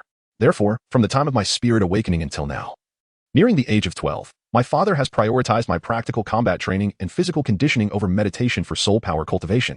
Consequently, as of this afternoon, before the announcement of the Heavenly Tao rankings, I, Yubai, am a mere 27 levels in soul power, equivalent to Zhu Zhuqing, who has innate soul power at level 7. Of course, in actual combat, even 10 Zhu Zukings together would likely not stand a chance against me. Nevertheless, my father has still mandated that, apart from training with him at home, I am prohibited from using more than 70% of my strength in any other combat scenario, including competitions within the academy or battles in the soul arena. As my father puts it, one must always retain some hidden cards that others are unaware of. This among countless other matters, is the way of life. Unexpectedly, upon hearing my words, Yu Fan and Shi Quan, the two burly men, exchanged glances and simultaneously remarked, "Is that truly a problem? Just go find your wife. She is a formidable Do Emperor. Who would dare to harm you? In that case, both your mother and I, and Jia, can enjoy a peaceful life." Listening to them, I felt a twitch at the corner of my mouth. Then, my expression shifted to one of fervor as I exclaimed, But do you know who she is? What her current situation is? You all know that to inherit the cultivation of a past life, she must at least be a soul sage. And generally, on this continent, individuals reach the soul sage level only after the age of 40. If she were a soul Douluo, or even a title Douluo, wouldn't that mean she would be 60 or 70 years old?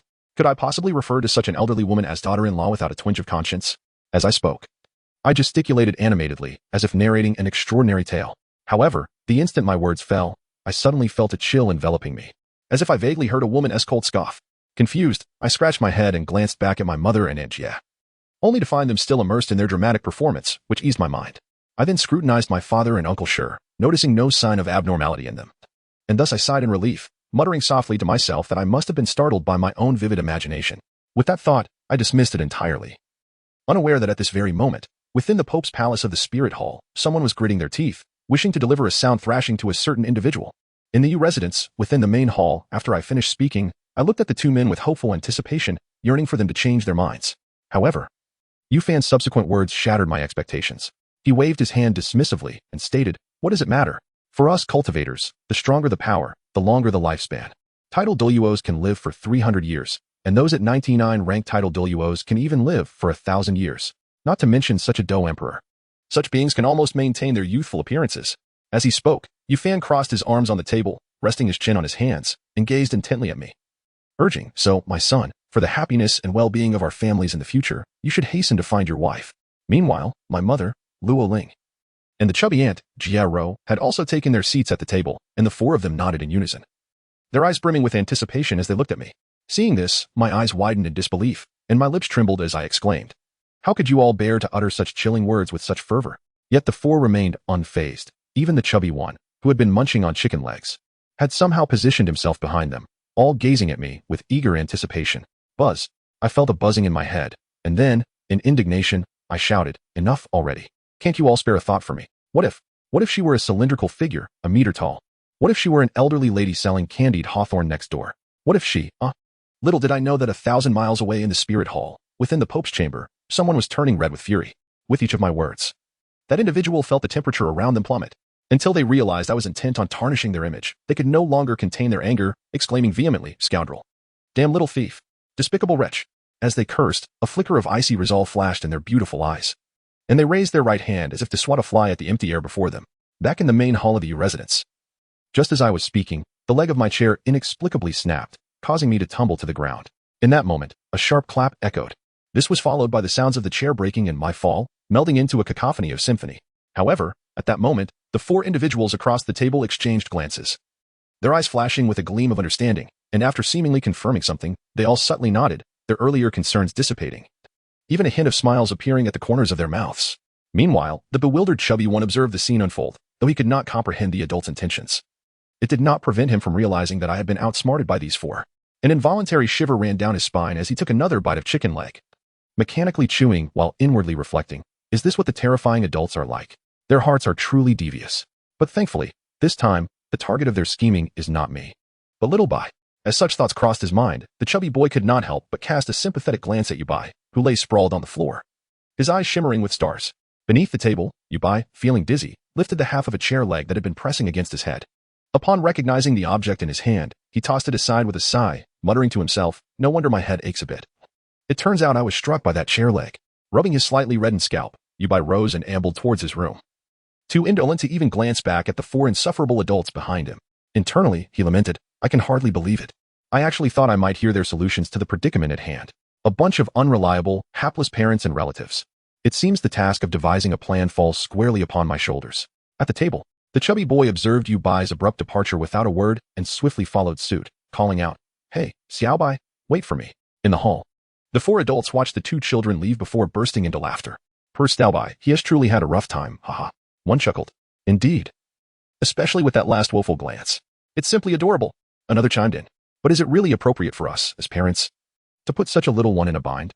Although perhaps it's understandable, given that he seems a bit inflated with pride after being exposed today, thinking he could take charge. After the laughter subsided, Yu Fan, embraced by Luo Ling, suppressed his mirth and resumed his usual composed demeanor, his eyes gleaming with wisdom. However, he remarked, one thing can be definitively established, as we suspected. Xiaobai's previous life's wife has likely been watching over him since she was fully imbued with all her emotions and memories today. Her absence may simply be a matter of waiting for Bai to mature, indeed, in every conceivable sense. Nevertheless, this development assures us that the safety of Xiaobai and our families is no longer a cause for concern. The four individuals, emerging from humble beginnings, have ascended to become formidable soul emperors and soul saints through countless adversities over the years. Their profound understanding and synergy are unfathomable to others. Thus, when they observed Bai's unusual demeanor today, their attentiveness was immediately piqued. Subsequently, upon Bai's revelation that he was the one exposed today as the reincarnation of the Flame Emperor from a previous life, the impending crisis dawned upon them all. Among them, Yu Fan, Bai's father, swiftly conceived numerous strategies.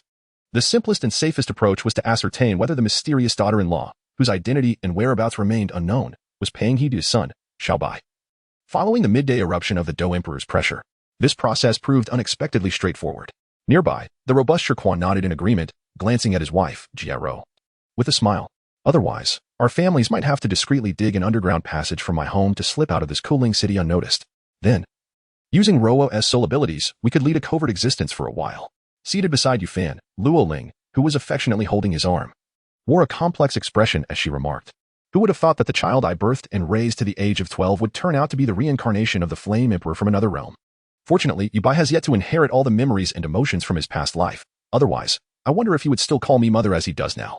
Noticing the concern in his wife's voice, Yu Fan gently patted Luo Ling's head. Reincarnation is a concept that perhaps only true top-tier experts can fully comprehend. However, since it exists, it's possible that all our souls have undergone reincarnation, albeit without being revealed by the heavenly Tao's list. Thus, there is no need to dwell on this matter. He paused, contemplating, moreover, from the previous situation. It appears that Xiaobai is somewhat reluctant to actively seek out his past life's two wives. Could it be that he has developed feelings for someone else during this rebellious phase? At that moment, Jiaro, embodying her name with a fluid personality, interjected. Could it be that Xiaobai has someone he fancies? Her words rendered the room silent. Moments later, under the astonished gazes of the four, the chubby boy eagerly requested 2 chicken legs crafted from his 6th soul technique from Jiaro, only to toss down 2 books and a note before making a swift exit. Curiously, the four gathered around the table to examine the note atop the 2 books, which detailed advanced local-level techniques, the Zishu True method suitable for the elder and Uncle Sher, and the out-of-world treasure record appropriate for his mother and Aunt Jia. The note concluded, "Practice these for now. Once you meet the requirements for cultivating heavenly-level techniques, I shall provide you with new ones. Xiaobai and I have pressing matters to attend to.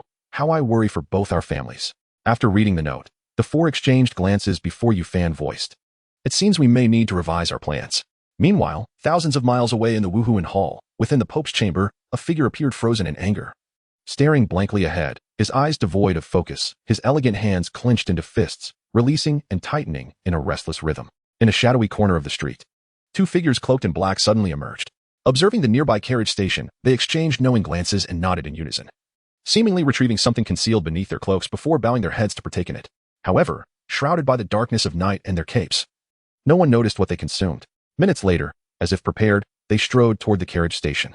Inside, the station was brightly lit, yet due to the late hour, few sought to rent or hire a carriage. Consequently, the young attendant behind the counter was nearly dozing off. Suddenly, a loud knock startled him awake.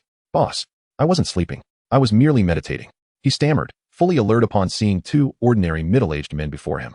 He sighed in relief. "Phew, I almost had a heart attack." The shorter man chuckled. "Young man, you lack any soul power. What were you meditating for?" Not offended by the jest, the attendant replied with a wry smile. I'm just holding on to hope, trying to see if one day I can absorb some soul power and become a soul master myself." Curiously, he inquired, "It's so late. Do you two still wish to hire a carriage?"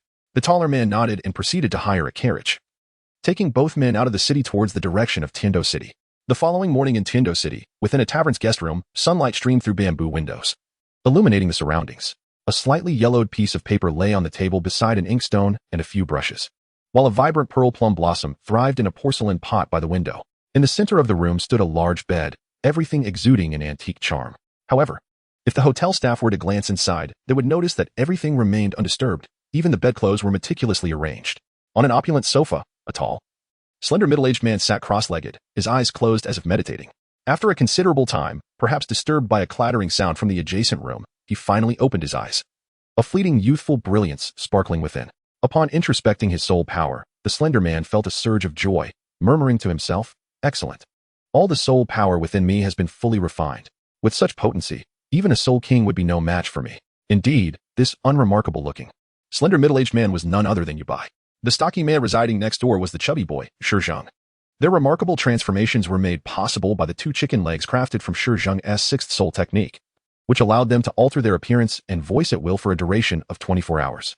After a brief tidying up, they ventured out, accompanied by the rather rotund middle-aged man, who was affectionately dubbed Little Fatty. Following their breakfast and the checkout from their lodging, the duo strolled along the expansive main street of Heavendoe City. As the capital of the Heavendoe Empire, this city certainly surpassed the nearby Corinne city in terms of prosperity. At this moment, the sun had only recently ascended to its zenith, and a hint of morning mist still lingered in the air. Yet, Heavendoe City had already awakened with vitality, bustling with passers-by, street vendors, and patrolling soldiers. As they walked, Little Fatty, now transformed into a stout middle-aged man, unexpectedly pulled out some jerky and began to munch on it, curiously observing everything along the street. He turned to his companion, who had taken on the lean form of a middle-aged man named Yubai, and inquired, "Hey, Xiaobai, what exactly are we up to now? Last night, you merely mentioned taking me along for something significant, and without further ado, you dragged me here to Heavendoe City. Surely, you can enlighten me on what this grand endeavor entails." Yubai, recalling the route he had inquired about from the hotel staff, continued to follow the directions while responding, "Of course, we're here to seek assistance. Given our current predicament, we must find a powerful ally of considerable stature to aid us in overcoming our challenges. When it comes to deterrence, the might of any other titled Douluo on the continent pales in comparison to that of the one we seek." Upon hearing this, Little Fatty froze momentarily, his eyes widening involuntarily. He hurriedly approached Yubai's side, his tone laced with incredulity as he whispered, "You mean to say we are going to find the poisoned Douluo? Dagubo? Are you out of your mind? That is not someone we can just approach. Look at his status compared to ours. Moreover, it is said that the poisoned Douluo is exceedingly sinister. Are you not afraid he might disregard everything and harm us?" As he spoke, Little Fatty mimicked a gesture of foaming at the mouth. Ignoring Little Fatty's comical display, Yubai continued walking, assuring him, "Rest assured. If I have the audacity to come here, I possess the means to handle him. Besides, do you not wish to refine your abilities, rapidly elevate your cultivation, and ascend to divinity in the future? To realize such aspirations, we must embark on this journey today." Upon hearing Yubai's words, Little Fatty suppressed his trepidation, gritted his teeth, and chose to follow suit. The desire to ascend to godhood, to become a progenitor in the primordial world, another way of expressing the pursuit of enlightenment, underscored the allure of divinity for all beings in the Douluo Continent. Thus, despite his racing heart and pallid complexion, Little Fatty resolutely followed Yubai, navigating through the streets based on his recollection. The two meandered through the bustling crowds until they reached a lavishly decorated, tranquil residential area. Before long, they arrived at their destination. Gazing up at the plaque inscribed with Dugu, Yubai exchanged a determined glance with his companion before stepping forward to knock on the door of the Dugu residence. After a few moments, the door creaked open to reveal a sprightly elderly man with silver hair, a genial demeanor, and well-tailored attire. He regarded the unusual pairing of the tall and lean Yubai alongside the rotund Little Fatty with curiosity, inquiring, "Gentlemen, how may I assist you?" Upon encountering what appeared to be the butler, Yubai's heart raced with excitement as he mused, "Indeed, this is the residence of a titled Douluo. And even a mere butler here must possess the strength of a soul emperor." His assumption was not unfounded. Generally, lower-ranked soul masters struggled to evade Yubai's detection, while even soul kings could be sensed with some effort. However, before this elderly butler, although Yubai could not discern his soul power, an inexplicable aura of danger enveloped him. If the butler's cultivation surpassed that of a soul sage, he would likely sense the unusual presence of both Yubai and Little Fatty. Yubai observed keenly as the butler, though surprised by their peculiar pairings, failed to recognize their anomaly. Simultaneously, he noted Little Fatty trembling slightly at the calves. To avoid raising the butler's suspicions, Yubai stepped forward, diverting the elderly man's attention to himself, and stated, "We have come to seek an audience with the poisoned Douluo, Dagubo.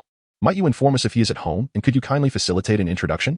The butler, unable to discern any peculiarities in Yubai and Little Fatty, easily perceived their modest cultivation levels, deeming them unworthy of an audience with his master. Outside, Yubai sensed the butler's inclination to refuse, which sent a jolt of realization through him. This meant that Dagubo was indeed at home. Thus, Yubai quickly continued, "I have heard that the poisoned Douluo studies countless toxins. Might I kindly ask you to relay a query regarding a condition that manifests during overcast and rainy weather? Symptoms include a prickling sensation in the ribs that occurs twice daily, lasting over an hour each time, accompanied by stabbing pains in the head and soles of the feet at night. Such afflictions, what poison could cause them? Is there an alternative remedy?" I am certain the poisoned Douluo would wish to meet us upon hearing this matter. Yubai implored, please, dear sir, ensure this message is conveyed. As the lives of two immensely significant individuals hang in the balance, a consequence that even the poisoned Douluo, as a titled Douluo, cannot afford. The butler, who initially intended to close the door and dismiss Yubai and Little Fatty, was momentarily taken aback by Yubai's words, his expression revealing a hint of conflict. As the esteemed steward for the notorious poisoned Douluo Dugubo, he, like his master, possessed a deep understanding of pharmacology, particularly toxicology. In fact, he had encountered a wider variety of poisons than many healing-oriented soul masters. However, upon reflecting on the symptoms described by Yubai, the butler furrowed his brow in contemplation, struggling to identify the specific toxin responsible for such afflictions. Clearly, the poison described by this tall, lean man was at least of a rare variety. Dugubo's greatest interest lay in collecting the world's most exotic poisons and devising the ultimate toxin. If the elderly master were to hear of this individual, it was highly probable he would extend an invitation. On the other hand, while the final remark made by Yubai hinted at a veiled threat to both the butler and Dugubo, the butler noted the sincerity in Yubai's gaze, devoid of any signs of deceit. Thus, while skeptical of anyone being capable of threatening his master, the butler preferred not to invite trouble into Dugubo's domain. With this in mind, the butler hesitated no longer, advising the two to wait a moment before entering the estate, making his way toward the potion-making chamber to report the situation to his master. Outside, Little Fatty breathed a sigh of relief once the butler shut the door behind him, then glanced at Yubai and asked, Xiaobai, do you really think the poisoned Douluo will be willing to meet with us? Moreover, Xiaobai, who were you referring to in those final words? What is this about poison and death? Most importantly, what did the deceased have to do with the poisoned Douluo? One glance at the old steward's demeanor reveals that the poison was not inflicted by the poisoned Douluo. With his capabilities, such matters would be of no concern to him, right? Amidst this rambling, the chubby little fellow suddenly appeared taken aback, ceasing his chatter, his expression transforming into one of intrigue. His plump face, adorned with small eyes, fixated on Yubai's gaze, disbelief evident in his tone. Xiaobai, don't tell me that you actually possess a remedy for this poisoning? Yubai, surprised by the chubby one's sudden realization, Henti anticipated that he would unravel the truth in his musings. Noting the shift in Yubai's expression, the chubby fellow inhaled deeply, casting a furtive glance at the grand entrance, before turning back to Yubai with a tense demeanor. Xiaobai, do you truly have a method to cure such a poisoning? You must understand that this is a condition even the renowned poison Douluo cannot resolve, enduring instead the utmost agony. If you lack the ability, perhaps we should flee before the poison Douluo arrives. We are here to ally with the powerful, not to offend them. Listening to the chubby fellow's words, Yubai glanced in the direction of the Duga mansion's entrance, internally commending his companion while asserting, rest assured. Have you forgotten? When the heavenly Tao was revealed yesterday at noon, I was a former Emperor of Flames. Besides being adept with fire, my alchemical skills are equally remarkable. Do you comprehend the caliber of an imperial-grade alchemist? If I were to restore my full strength and concoct an imperial-grade elixir, irrespective of its efficacy, the elixir would take form and possess intelligence, rivaling the strength of a pseudo-Do emperor, such as the prowess of an imperial-grade alchemist. Although I have yet to regain my former might, all the knowledge and experience from my past life have been instilled within me, including a profound understanding of various herbs and imperial-grade alchemy. Thus, in this small Douluo continent, there exists no poison I cannot resolve. You need not worry. As Yubai sensed the previously faint yet lethal intent emanating from behind the door dissipate entirely, a slight smirk danced upon his lips. He mused internally, indeed. Once this old poison master realizes that his hidden secrets have been uncovered, his first instinct will undoubtedly be to eliminate the threat, contemplating a remedy only thereafter. If not for his granddaughter Dugu Yan, with this old poison master's pride and eccentricity, he would certainly opt for silence over the risk of being threatened. However, for now, he was firmly in control. In fact, events unfolded precisely as Yubai had surmised. Inside the alchemical chamber, upon hearing the steward's report, Dugu Bo disregarded the poison he was brewing, rushing towards the entrance with unwavering determination, his face occasionally betraying a flash of murderous intent. He feared that the two individuals outside, privy to his family's sole weapon secret, might escape. Should they leak this secret, while he might escape unscathed, his granddaughter Yin would undoubtedly be in peril. Arriving at the entrance in mere moments, and sensing the two still lingering outside, Dugabo finally let out a sigh of relief. He then pondered the steward's previous message. Gradually piecing together a conjecture, these two individuals outside likely possessed a solution to the poison afflicting him and his granddaughter. However, according to the steward's description, these individuals were presumably middle-aged with modest soul power.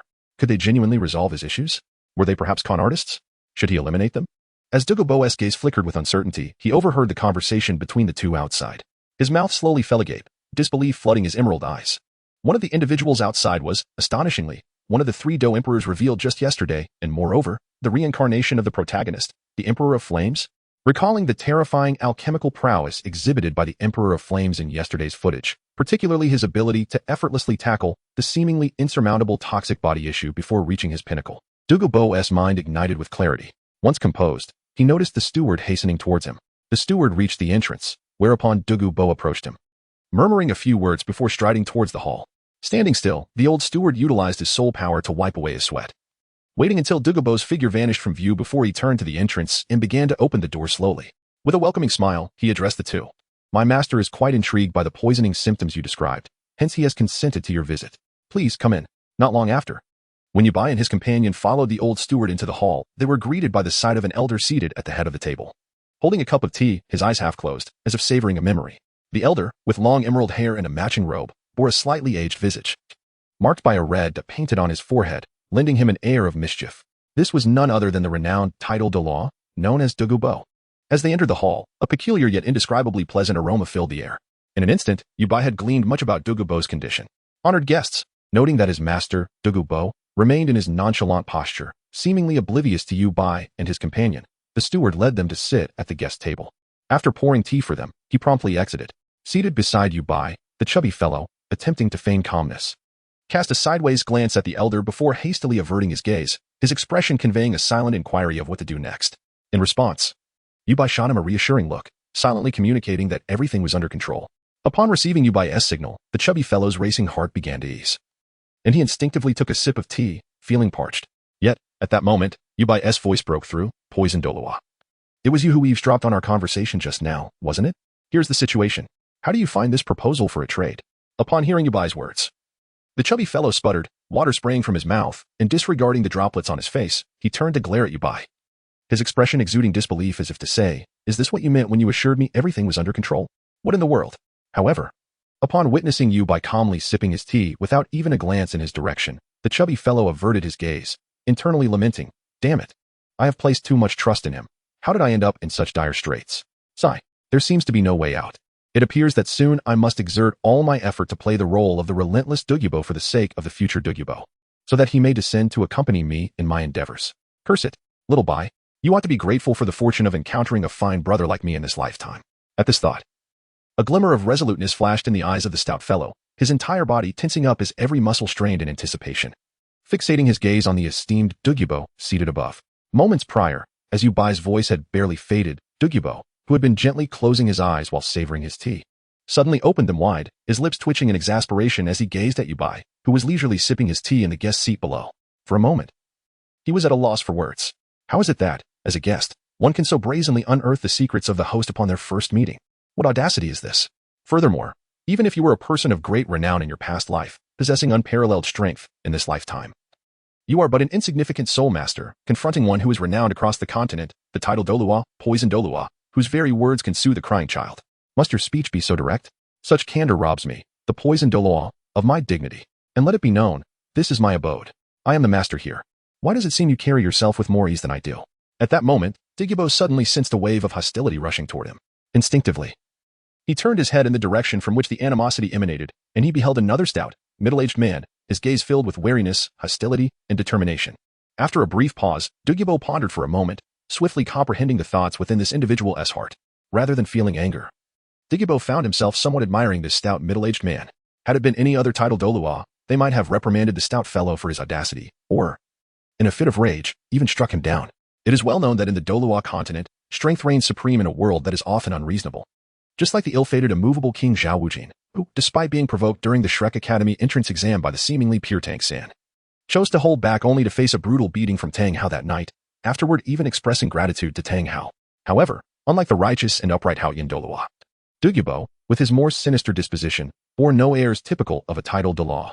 In fact, at this moment, he felt a surge of goodwill toward the stout fellow who dared to fight for his friend amidst this invasion. Just then, Douluo suddenly noticed something unusual about the stout middle-aged man. Seemingly struck by a revelation, he shifted his gaze to the lean, middle-aged man, who bore a resemblance to the reincarnated Flame Emperor, and felt an odd sensation. Releasing his soul power, he swiftly scanned the two, instantly grasping that their appearances were the result of soul power transformation. Aware of this situation, Douluo could not suppress a cold snort and declared, if you wish to negotiate with me, you ought to present your true forms. As he spoke, a wave of soul power, at the level of a title Douluo, swept over Yu Bai and his companion, yet it did not harm them in the slightest. However, as the soul power passed, the effect of the soul skill transforming the world into chicken legs that had been applied to Yu Bai and his companion instantly dissipated, revealing their true appearances. Oh! At the moment Douluo beheld the genuine visages of Yu Bai and his companion, his heart jolted. To his astonishment, he found himself looking at two boys, nearly around 12 years of age. Particularly upon viewing Yu Bai, Douluo's shock was beyond words. How could such a youthful lad, who was 7 or 8 years younger than his own granddaughter, possess a soul power level as high as 30, and of such remarkable quality, unprecedented in his experience? Most importantly, such a prodigy had never previously been heard of. It seemed he had been concealing his brilliance since childhood. Coupled with the cunning methods that even Douluo himself had overlooked, one could not deny, he indeed was the reincarnation of a formidable being, the Flame Emperor. In that fleeting moment, the previously dismissive Douluo, who had underestimated Yu Bai due to his youthful appearance and a mere soul power of 30, finally set aside his disdain. With a light chuckle, he remarked, "How intriguing. A young friend worthy of being the reincarnation of the Flame Emperor. It is remarkable that at merely 12 years of age, you possess such cultivation and depth. Truly impressive. May I inquire about your name?" Yu Bai, unperturbed by Douluo's recognition of the unusual transformations he and his companion had undergone, understood that such metamorphosis was merely the result of a sixth soul skill wielded by a soul emperor. It was already extraordinary that it could elude a soul sage, let alone a titled Douluo like Douluo. Observing the latter's expression, Yu Bai felt a slight relief wash over him, rejoicing internally that the worst-case scenario had not come to pass, thus eliminating the need for desperate measures. With this, the likelihood of successfully convincing Douluo had risen to 80%. The next step was to avoid revealing any major flaws.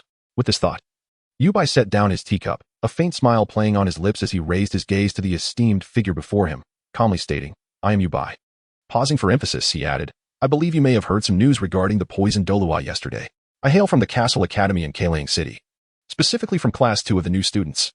He gestured to his companion, the portly lad beside him, and continued, "This is my brother, Zheng, also from my class."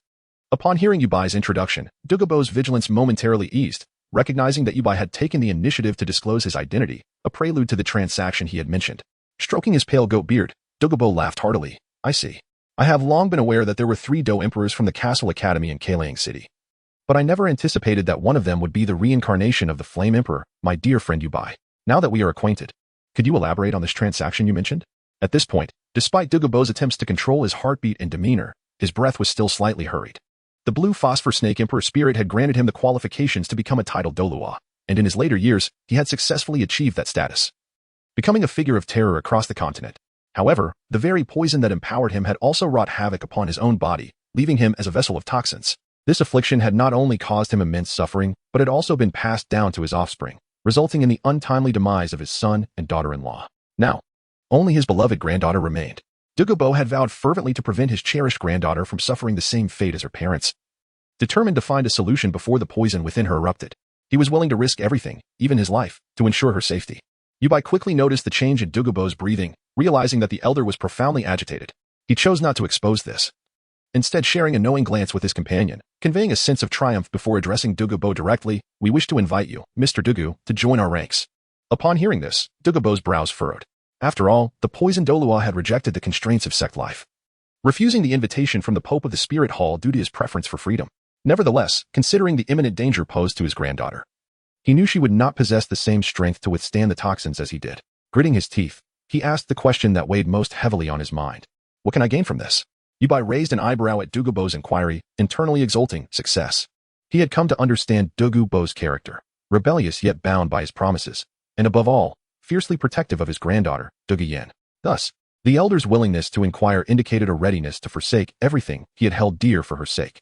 "Ah, you truly are a devoted grandfather," Yu Bai mused, impressed by Douluo's affection for his granddaughter. Douluo's expression shifted as he considered Yu Bai's identity as the reincarnation of the Flame Emperor, realizing that the young man had likely deduced his granddaughter's plight. With this understanding, Douluo chuckled. "Old poisonous one, your title is remarkably fitting. Henceforth, you may refer to me in such a manner. Ha ha ha." Seeing Douluo's acceptance, Yu Bai wasted no time and declared, "Old poisonous one, if you join our ranks, I will personally address the issue of the soul spirit toxins afflicting both you and your granddaughter. Furthermore, I will enhance your innate qualities, significantly elevating your potential and facilitating the evolution of your soul spirits. Lastly, I can promise you both a first-level divine position each. What do you say?" Douluo, astounded by such promises, instinctively rose from his seat, his emerald eyes fixed intently on Yu Bai, breathless as he questioned, "Is this truly so?" Yubai's words had already garnered Douluo's trust. After all, during the coronation ceremony for titled Douluos at the Spirit Hall, he had sensed the divine power enshrined there. Although that power was incomparably greater than the soul power of a titled Douluo, it paled in comparison to the pressure he had felt from the Do Emperors. He realized that even the so-called divine realm could not withstand a Do Emperor's might. Thus, Douluo's reaction to Yubai's promises was entirely justified. Meanwhile, his companion, Shizheng, regarded the renowned poison Douluo's behavior with disdain, thinking, humph.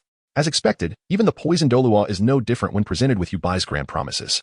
Does that mean I am now on par with the title Douluo? Henceforth, my title shall be God of Food Douluo. With this amusing thought, Shizheng's expression grew increasingly mischievous. Upon receiving Yubai's affirmative nod, Douluo finally exhaled a long-held breath, as if a great weight had been lifted from his heart. In light of this, I, the old man, shall take my granddaughter, Douluo, and join the esteemed ranks of young friend Yubai. From this moment forth, I, Douluo, am at your service, young friend Yubai. With that, Douluo adjusted his goatee and laughed heartily, exclaiming, ha ha ha. I look forward to the mutual care between you, young friend Yubai, and young friend Shizheng. Upon hearing the old poison master's affirmative declaration, Yubai and the chubby Shizheng exchanged glances, both unable to conceal their excitement. Ha ha ha, welcome, welcome indeed, with Douluo acknowledging their alliance. The chubby one shed his earlier anxiety and jovially addressed Douluo, with your esteemed presence, we finally possess a formidable card in our deck. Turning to Yubai, who sat nearby, the chubby one inquired curiously, but, little Bai, have we named our faction yet? What shall we call it? Listening to the chubby one's question, Yubai crossed his arms in contemplation, musing aloud. Initially, it was merely the two of us, so we could simply use Smiling Tiger from the Battle Spirit Arena. However, now that our ranks have swelled by 2 more, it necessitates a reconsideration. Old Poison Master, as a member of our faction, do lend a hand in brainstorming a suitable name for us. As he spoke, Yubai began to ponder aloud. How about calling it the Flame Alliance? No. That name belongs to the Douluo Continent and would be stale if reused. Perhaps the Overlord Sect? No. Meanwhile, the chubby one enthusiastically joined in the discussion. Earlier, upon hearing himself referred to as the Old Poison Master, Douluo had not taken offense. Instead, he had chuckled. For the chubby one's prior actions had already earned his respect. Thus, a mere title held little significance. However, as Douluo continued to listen to their conversation, the smile on his aged face gradually stiffened, and his hand trembled slightly around the teacup. What is this? They haven't even chosen a name for the faction yet? In this faction, there were originally just these 2 young lads before me. Even with the addition of myself and my granddaughter, Yin, we are merely a total of 4 individuals. Is this not a sect devoid of a stronghold, treasures, and reputation, a trifecta of nothingness? No. One could even assert that it is a mere facade of a sect, possessing nothing but 4 individuals. Have I been swindled? The very thought of my earlier trepidation when negotiating with that young scoundrel, fearing I might miss a single word, juxtaposed with his seemingly confident demeanor, as if he genuinely had a formidable backing, left Douluo shaking his head and chuckling in disbelief. However, if this fellow truly is the reincarnation of the Flame Emperor, then the absence of everything else is inconsequential. After all, with the profound heritage this young lad has inherited from his past life, where could he not establish a formidable force? Contemplating this, Douluo willingly joined the discussion. And soon a name emerged for a power destined to resonate throughout myriad realms, the Other Shore Sect. This name, inspired by the phrase before the 3 live stone, the Netherworld Fairy, by the Yellow Springs River, the Other Shore Flower, reflects the hope of uniting individuals striving to transcend the cycle of reincarnation and gaze upon the Other Shore Flower with a smile. Regarding this name, all 3 Yubai, the plump Shizheng, and Douluo expressed utmost satisfaction. Thus, they collectively resolved that their sect henceforth would be named the Other Shore Sect. After finalizing the sect's name, the next pressing matter was the location of their stronghold.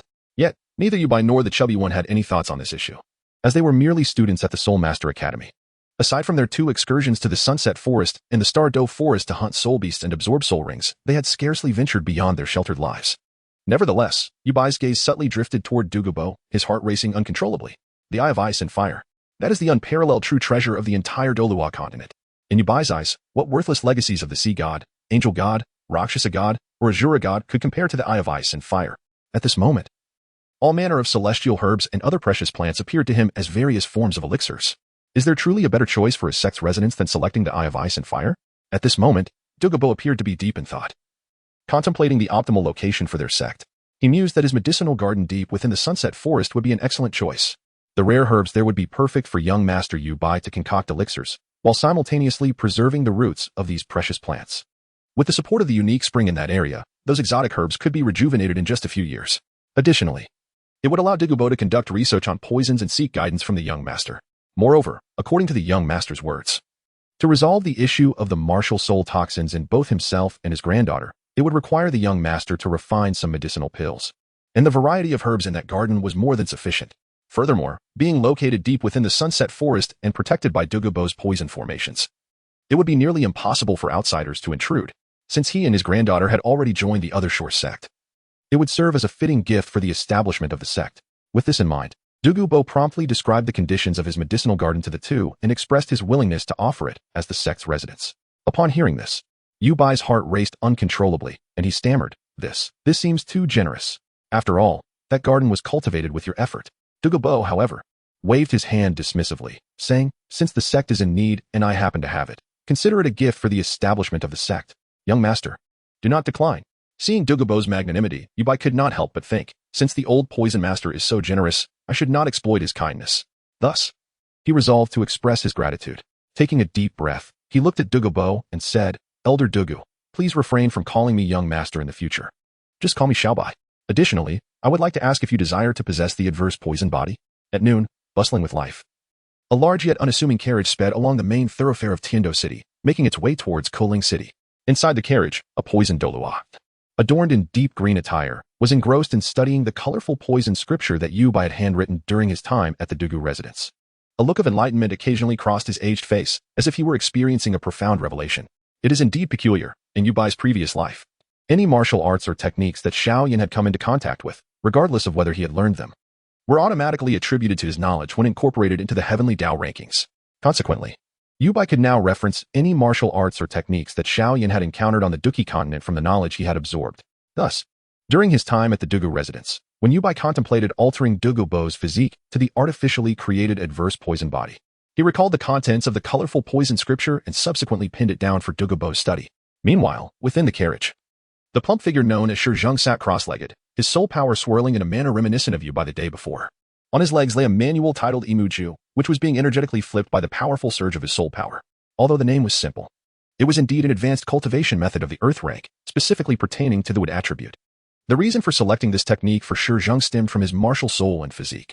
Strangely enough, among all the martial soul systems in the Douluo Continent, what truly fascinated Yu Bai, who had inherited all of Xiao Yan's training experiences prior to becoming a Dou Emperor, was the food-type martial souls and those that could evolve into independent, intelligent beings. Other martial souls merely manifested as various forms of attack, defense, speed, or strength. While they could only be utilized through their martial appearances, that was their sole purpose. However, food-type martial souls and independent intelligent beings resembled a rudimentary and intermediate application of creation laws, akin to a continuation of life laws. In a world where the cultivation system was rather rudimentary, this stood out as a most peculiar and elite rule. Thus, to ensure that Shizheng would not squander his talent with a food-type martial soul, Yu Bai deliberately chose a wood attribute cultivation technique that primarily focused on life and creation, providing Shizheng with additional possibilities for the future. As for Yu Bai, he was currently contemplating how to expedite his own power enhancement. The carriage's ultimate destination was the Eye of Ice and Fire within the Sunset Forest. En route to Kuling City, Yu Bai intended to pick up his parents along with Shizheng's parents. Seeking refuge in the Eye of Ice and Fire for a while, he was confident that, with his assistance, his parents, Shizheng's parents, and Douluo would experience rapid improvements in strength. At that point, they would no longer need to fear the upper 3 sects or the lower 4 sections. After a journey of over 70 kilometers, the carriage arrived at Kuling City in just 2 to 3 hours. As they entered the city, Yu Bai lifted the carriage curtain to glance outside. He was greeted by the sight of nearly double the foot traffic compared to 2 days prior. With many hurried and unfamiliar faces among the crowd, maintaining a calm demeanor, he lowered the curtain, though a tempest brewed within his heart. Indeed, in the face of a new cultivation system and increasingly formidable power, whether it be the upper 3 sects, the lower 4 sects, or the 2 great empires, all had begun to take action. Even with the pressure of the Dou Emperor powerhouse rumors that he had deliberately spread within the academy, these factions showed no signs of retreating. Aside from their lack of overt violence, they had secretly employed various methods to investigate. At this rate, within 5 days, these major powers would undoubtedly uncover information about him. Fortunately, he was clever. As long as he could bring his parents and Uncle Shur along with Aunt Jie to hide within the old poison master's Eye of Ice and Fire, they would be truly safe. Just as he was contemplating this fortuitous turn of events, Douluo, who had been studying the colorful poison scripture, suddenly spoke up. Xiaobai, the rumors that you have caught the attention of a Dou Emperor's wife, surely that cannot be true? Most likely, it is something you concocted yourself, am I right? As he spoke, Douluo had already put away the colorful poison scripture, looking at Yu Bai with a playful expression. Despite the crude cultivation system and the power hierarchy of the Douluo Continent, it was undeniable that every individual who achieved the rank of title Douluo was to be treated with utmost respect. After all, title Douluos appeared only a handful of times among billions. In this process, lacking anyone of talent, strength, opportunity, or experience would result in nothing more than a pile of bones by the roadside. Therefore, every title Douluo was indeed a remarkable person. Douluo, initially overwhelmed by the prospect of resolving the toxin afflicting both himself and his granddaughter, failed to contemplate the implications of his excitement. As he journeyed in the carriage, he gradually regained his composure, reflecting upon the actions of the young Yubai that day, and thus came to a multitude of realizations. Noticing a subtle gesture from Yubai, he felt compelled to voice his thoughts. In response to Douluo's teasing gaze, Yubai retorted with exasperation. You titled Douluos all seem to have an abundance of suspicion. I can't believe you've discerned my intentions so swiftly. Observing the young lad's lack of alarm, Douluo's amusement deepened as he inquired, little Bai, now that I have exposed your true nature, are you not fearful that I might suddenly act against you? Remember, even if you are the reincarnation of the Flame Emperor that merely grants you knowledge and experience from your past life, your current prowess remains untested. Under these circumstances, capturing you would be as easy as pie. Are you not worried about my potential coercion? Listening to Douluo's threats, Yubai rolled his eyes and replied, Old Poison Master, setting aside whether it would benefit you to capture me, I assure you that my understanding of you surpasses that of anyone else on the Douluo Continent. Perhaps even your own. Given your character, now that you have spoken your intentions to wholeheartedly join the Other Shore Sect, I believe you are sincere. I can certainly confirm that. Otherwise, what led me to choose you as the first among the powerful to invite into the Other Shore Sect? Upon hearing Yubai's words, Douluo was taken aback, then chuckled with a hint of irritation. I never expected that everything has been orchestrated by you, little one. It seems I should henceforth refer to you as Little Fox. You are truly cunning. His hearty laughter clearly indicated his approval of Yubai's assessment, and he reveled in the moment. After casting a dismissive glance at the jovial Douluo, Yubai leaned against the table in the carriage, feeling somewhat bored. Yet, in that instant, a flicker of azure flame danced briefly in his eyes. The carriage soon arrived at Yubai's doorstep. Both he and his portly companion disembarked, each heading towards their respective family doors to invite their parents to relocate to the Sunset Forest for a period of training and living, until the situation calmed down or the attention of the entire Douluo Continent shifted with the next revelations. As for Douluo, he proudly chose to remain on the carriage without alighting. Yubai paid little mind to this, knowing that, as a titled Douluo, Douluo would not entertain visiting anyone unless they were recognized by him. It was rather uncommon for a titled Douluo to seek out those perceived as weaker. With swift steps, Yubai approached the entrance and pushed the door open. Father, mother, come out quickly. I have something to discuss. He called out as he moved deeper into the inner courtyard.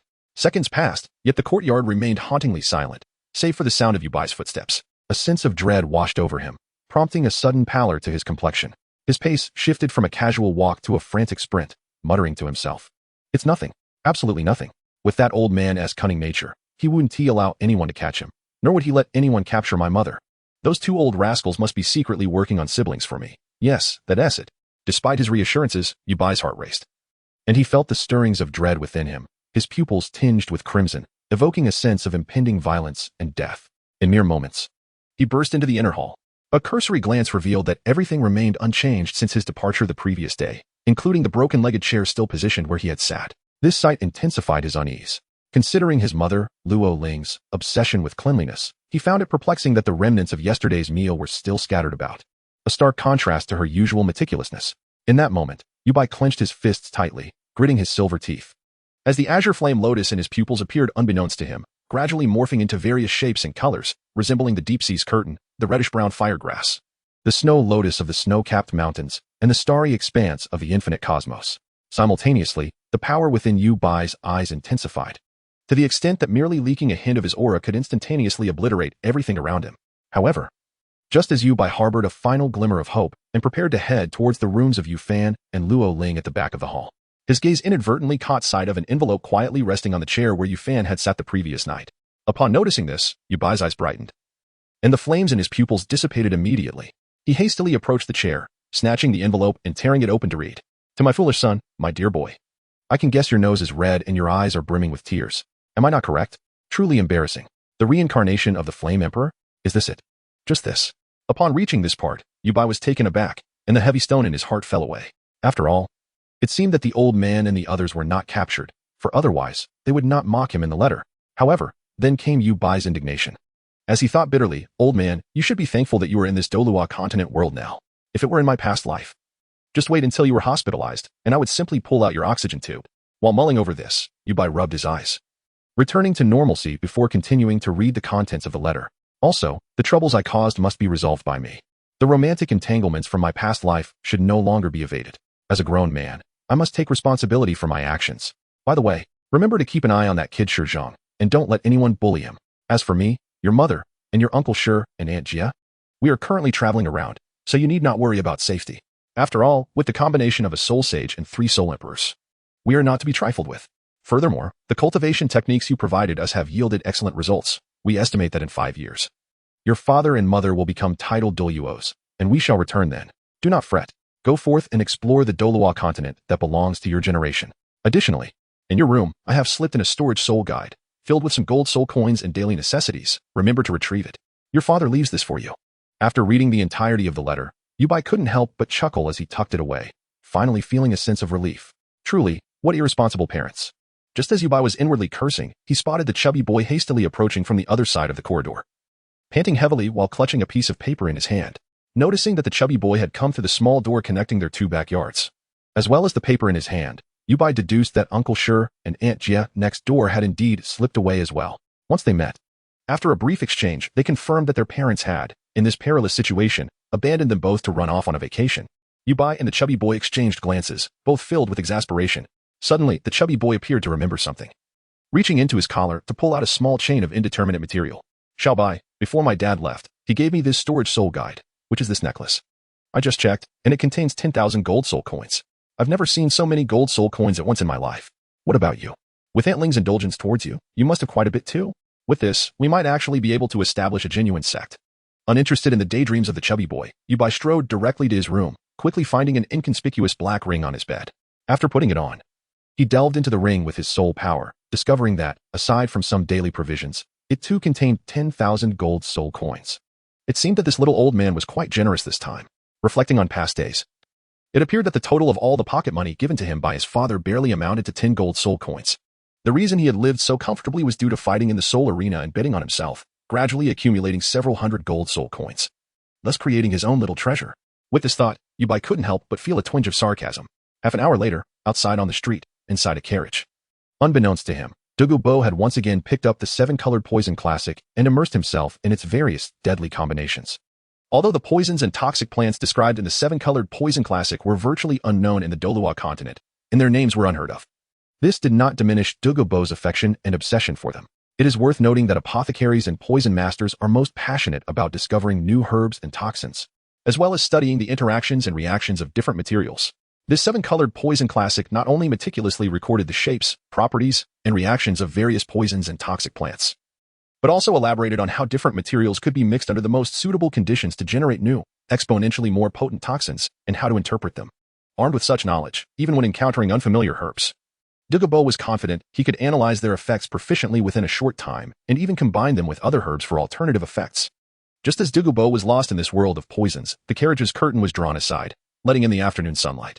Disturbed, Douluo frowned, looking up, and instinctively prepared to unleash the pressure of a tidal Douluo on the unexpectedly intrusive individual, only to see the chubby boy Shizhong and the little fox Yubai enter the carriage.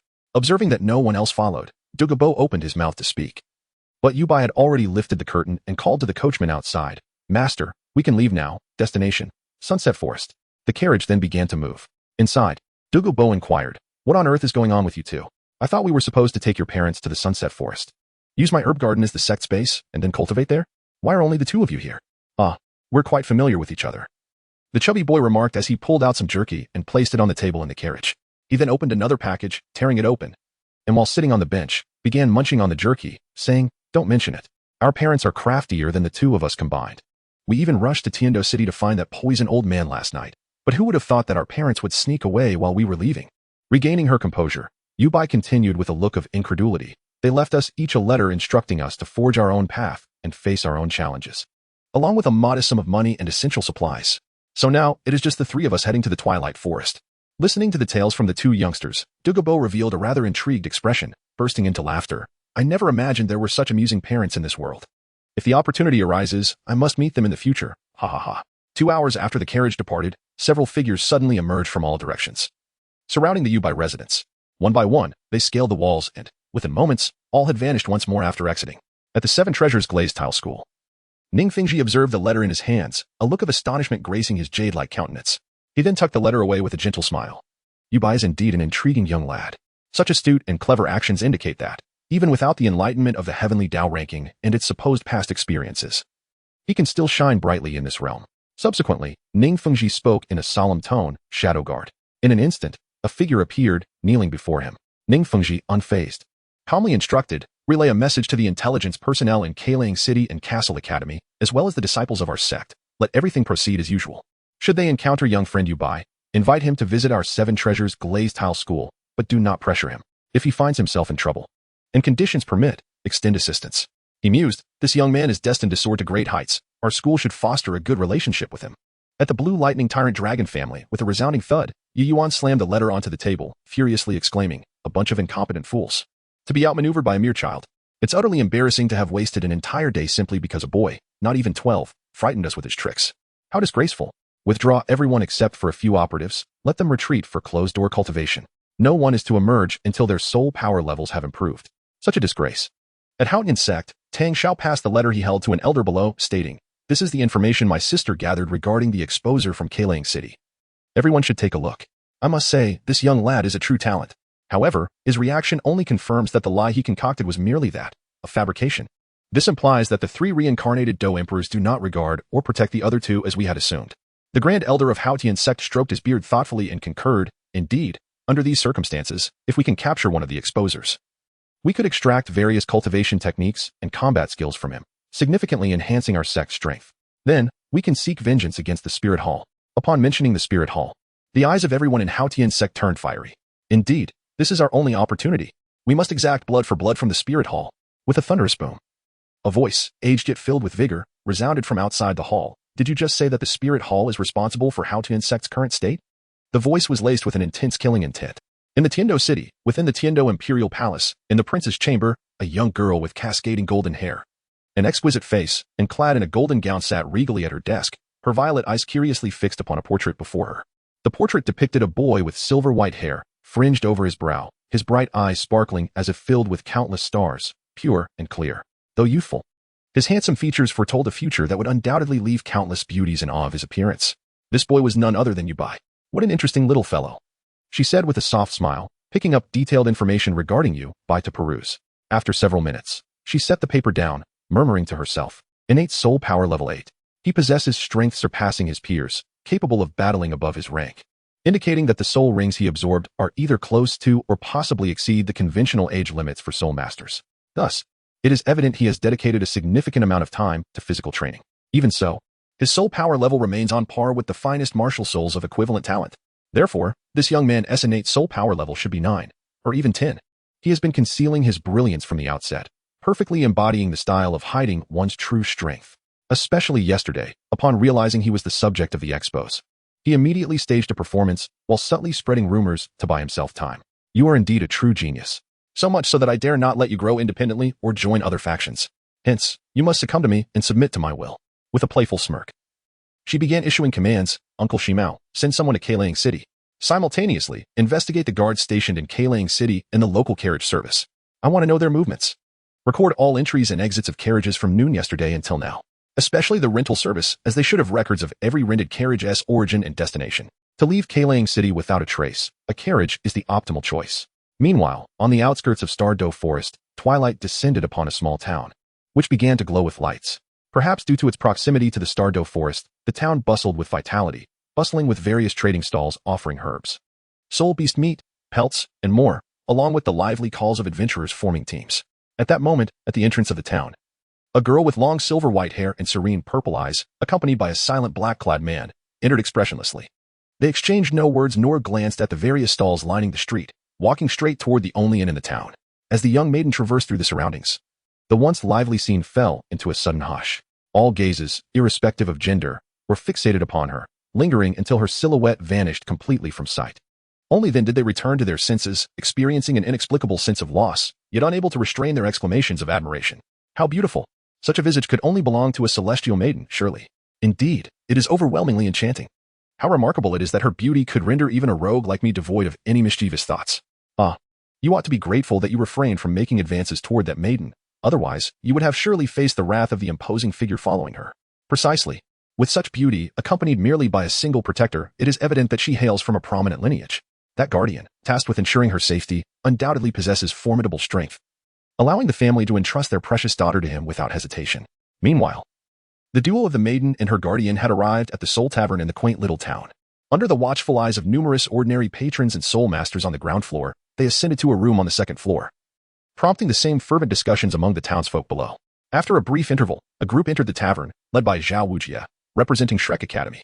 They settled at an empty table, placed their orders, and handed the menu to the server. It was then that Ma Hongjun could no longer contain his curiosity, exclaiming, "Hey, do you all know what this is about? Since we arrived in this town, I've heard nothing but praises for a certain beauty. Do you really think she is as stunning as they say?" As he spoke, Ma Hongjun raised his eyebrows toward Dai Mubai and Oscar, his small eyes gleaming with mischief. Noticing Ma Hongjun's gaze, Dai Mubai discreetly glanced at Zhu Qing, who was seated beside Ning Rongrong, and deliberately proclaimed, "That is undoubtedly the case. If she weren't beautiful, the townsfolk wouldn't be so engrossed in their admiration. At the very least, you can see that no one has dared to question our presence as we walk through." Upon uttering those words, the petite figure of Xiao Wu, who was nestled beside Tang San, immediately shot an indignant glare at Dai Mubai, exclaiming in a huff, "You lecherous old tiger, what are you saying?" If only Xiao Wu were more mature, she would undoubtedly find it amusing to witness their discussions about her. Meanwhile, Ning Rongrong and Zhu Qing, situated nearby, chose to disregard the commotion entirely, leaning closer together and whispering softly. Unlike in the original narrative where Ning Rongrong faced isolation from her peers, Zhu Qing, having absorbed the training knowledge and life experiences imparted by Gu Sunerv, found the so-called Shrek Academy utterly laughable. With an enrollment fee of 10 golden soul coins per session and an annual tuition of 100 golden soul coins, the costs alone rival those of several reputable and capable advanced soul master academies. How could a mere underhanded institution, lacking even the imperial license for advanced soul master academies, justify such exorbitant fees? The absurdity is further compounded by their so-called rigorous admission standards. Given Shrek's paltry strength, what audacity do they possess to claim they seek out true talent? Is this not merely a fraudulent institution? What audacity does this fraudulent academy possess to ostracize and denounce Ning Rongrong, the instigator of discord? At the onset of the new semester, Flander, the dean, perhaps with the endorsement of Ning Fengji, might have the authority to shape Ning Rongrong's character. However, what are the students? A group of inconsequential individuals, upon witnessing Dean Flander's demeanor towards Ning Rongrong, began to follow suit, unwittingly participating in her ostracism. Such ignorance is astounding. As for the later accusations against Ning Rongrong regarding hiring someone to commit murder, were Tang San and the others blind or deaf? Did they not hear Dai Mubai threatening Ning Rongrong with his vile intentions of first violating her, then ending her life? Even Oscar, who initially expressed affection for Ning Rongrong, at that moment shook his head, proclaiming that he preferred the gentle beauty he first encountered, rather than the lofty disciple of the Seven Treasure glazed tile school. He even declared that Ning Rongrong was not the tree for which he would abandon an entire forest. Standing in the shadows, observing the unfolding drama with a cold expression, Zhu Qing nearly laughed at the spectacle. In this crude cultivation system of Douluo Continent, if placed in the recently revealed Douluo Continent's rankings, Ning Rongrong's status would be akin to her previous life, while Oscar would be merely a talent in a small locality, lacking any combat prowess. In the realm of Douluo, Oscar would not even qualify to cast a glance at Ning Rongrong. Moreover, after Zhu Qing absorbed the life experiences of Sooner prior to her ascension as a Dodi, she noted that compared to the other students of Shrek Academy, like the misguided and obsessive Tang San, the lovesick and submissive Xiao Wu, the reckless Dai Mubai, and the lecherous Oscar, who had already courted several women, Ning Rongrong's rebellious spirit, refusing to be subjugated, was far more admirable. When Oscar departed, and Zhu Qing witnessed Ning Rongrong helplessly sobbing on the ground, she emerged from the shadows, offering no excessive words, but simply enfolding the bullied princess in her embrace, providing her a sanctuary to weep freely. Thus, the two young women forged an unbreakable friendship. In the hotel on the first floor of the town outside the Stardow Forest, Dai Mubai discerned that Zhu Qing had seemingly transformed. Her countenance no longer bore the cold, lifeless expression. Instead, she occasionally revealed a smile. This fleeting smile is exquisite, genuine, and soothing. However, it appears to be separated from others by an insurmountable distance, creating an almost insurmountable barrier to communication. This is particularly true in relation to oneself. In contrast to their initial encounter, when Zhu Qing would become enraged and even harbor murderous intent due to my frivolous antics, it now seems as if Zhu Qing has completely relinquished any connection to her past, severing all ties to her previous grievances and entanglements. This incited a furious wrath within Dai Mubai, who, as a fiancé, felt an overwhelming urge to vent his frustrations, even contemplating the annihilation of everything around him. Yet, he ultimately came to the disheartening realization that all efforts would be in vain. The instincts he had honed over years of courting women whispered to him that he had seemingly irrevocably lost his fiancée. How could this be? If they did not unite their strengths, they would surely face dire consequences in the impending familial trials. The repercussions could range from the revocation of one's martial soul and spiritual power, leading to a lifetime of confinement in the cold palace of the imperial city, to the ultimate fate of death itself. Under such penalties, Zhu Zhuqing could not possibly distance herself from him. Perhaps he was merely overthinking the situation. With these thoughts cast aside, Dai Mubai turned his attention back to the lively discussion with Ma Hongjun and Oscar regarding the enigmatic young lady. Soon, dishes began to arrive at their table, and they commenced their meal. Before long, a group entered through the main entrance of the hotel. Their age and matching attire suggesting they were students and teachers from the same Soul Master Academy. As this group passed by the table occupied by the Shrek members, Ma Hongjun, engrossed in his chicken leg, cast a furtive glance at a female student among them. After swallowing hard, he withdrew his gaze and exchanged a knowing look with Dai Mubai. Understanding the unspoken communication, a subtle smile crept onto Dai Mubai's lips as he nodded in acknowledgement. Seizing the cue from Dai Mubai, Ma Hongjun grinned mischievously and whistled at the female student who had just taken a seat at another table, loudly exclaiming, "That girl isn't half bad, boss Dai.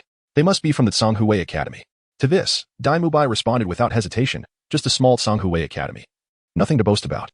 His voice was equally loud, ensuring that all present in the first floor could hear. In that instant, everyone on the first floor, whether they were soul masters or ordinary individuals, turned their gaze toward the scene, their expressions brimming with anticipation for the unfolding drama. In this unfolding scenario, Zhu Zhuqing and Ning Rongrong elegantly savored their food, as if the world around them held no relevance to their existence. Occasionally, they would quietly discuss the delectable nature of the dishes before them. Across two tables, the students of Songhui Academy, among whom a middle-aged man who appeared to be the leading instructor, noticed that Shrek's table consisted solely of children, causing his expression to shift to one of discomfort. He promptly intervened to prevent other students from rising to engage in a confrontation. As the surrounding spectators realized that the anticipated spectacle was dwindling, their gazes shifted elsewhere. At that moment, Oscar, seated beside Tang San, suddenly whispered, "A spectacle is about to unfold." Tang San cast a perplexed glance at him, questioning what kind of spectacle he referred to. Oscar chuckled softly, "This is also part of our training. As our esteemed Dean Flinder often says, a soul master who shies away from trouble is not a worthy soul master. Indeed, to avoid conflict is to be mediocre. Moreover, provoking individuals from a Soul Master Academy is the safest course of action. It typically culminates in mere brawls." Tang San could not help but chuckle, reflecting that the Dean's sayings could collectively form a rather peculiar anthology of quotes. Observing the age of their opponents, he surmised that Songhui Academy must be a prestigious Soul Master institution. As his words lingered in the air, Ning Rongrong, who had been dining, suddenly coughed twice, as if caught off guard. The other 5 members of Shrek paid her no mind. At that precise moment, a server approached, bearing a steaming plate of dishes. One of the visibly incensed male students from Songhui Academy, sensing the opportunity, displayed a fleeting glint of cunning in his eyes. As the server passed by, the young man abruptly stood up and collided with the server, sending the food hurtling toward Dai Mubai's head amid the server's startled exclamations. However, this scene had not escaped the notice of Tang San and Dai Mubai, who swiftly intervened to catch the dish, delivering a powerful blow to the young man's abdomen. The force of Dai Mubai's strike arched the young man's body backward, sending him flying like a weightless scarecrow, crashing into 2 tables and careening toward his fellow students at Songhui Academy. The middle-aged man from Songhui Academy immediately rose, raising his hands to deftly catch the young man, whose face turned pale as he subsequently vomited blood, collapsing in a state of utter exhaustion.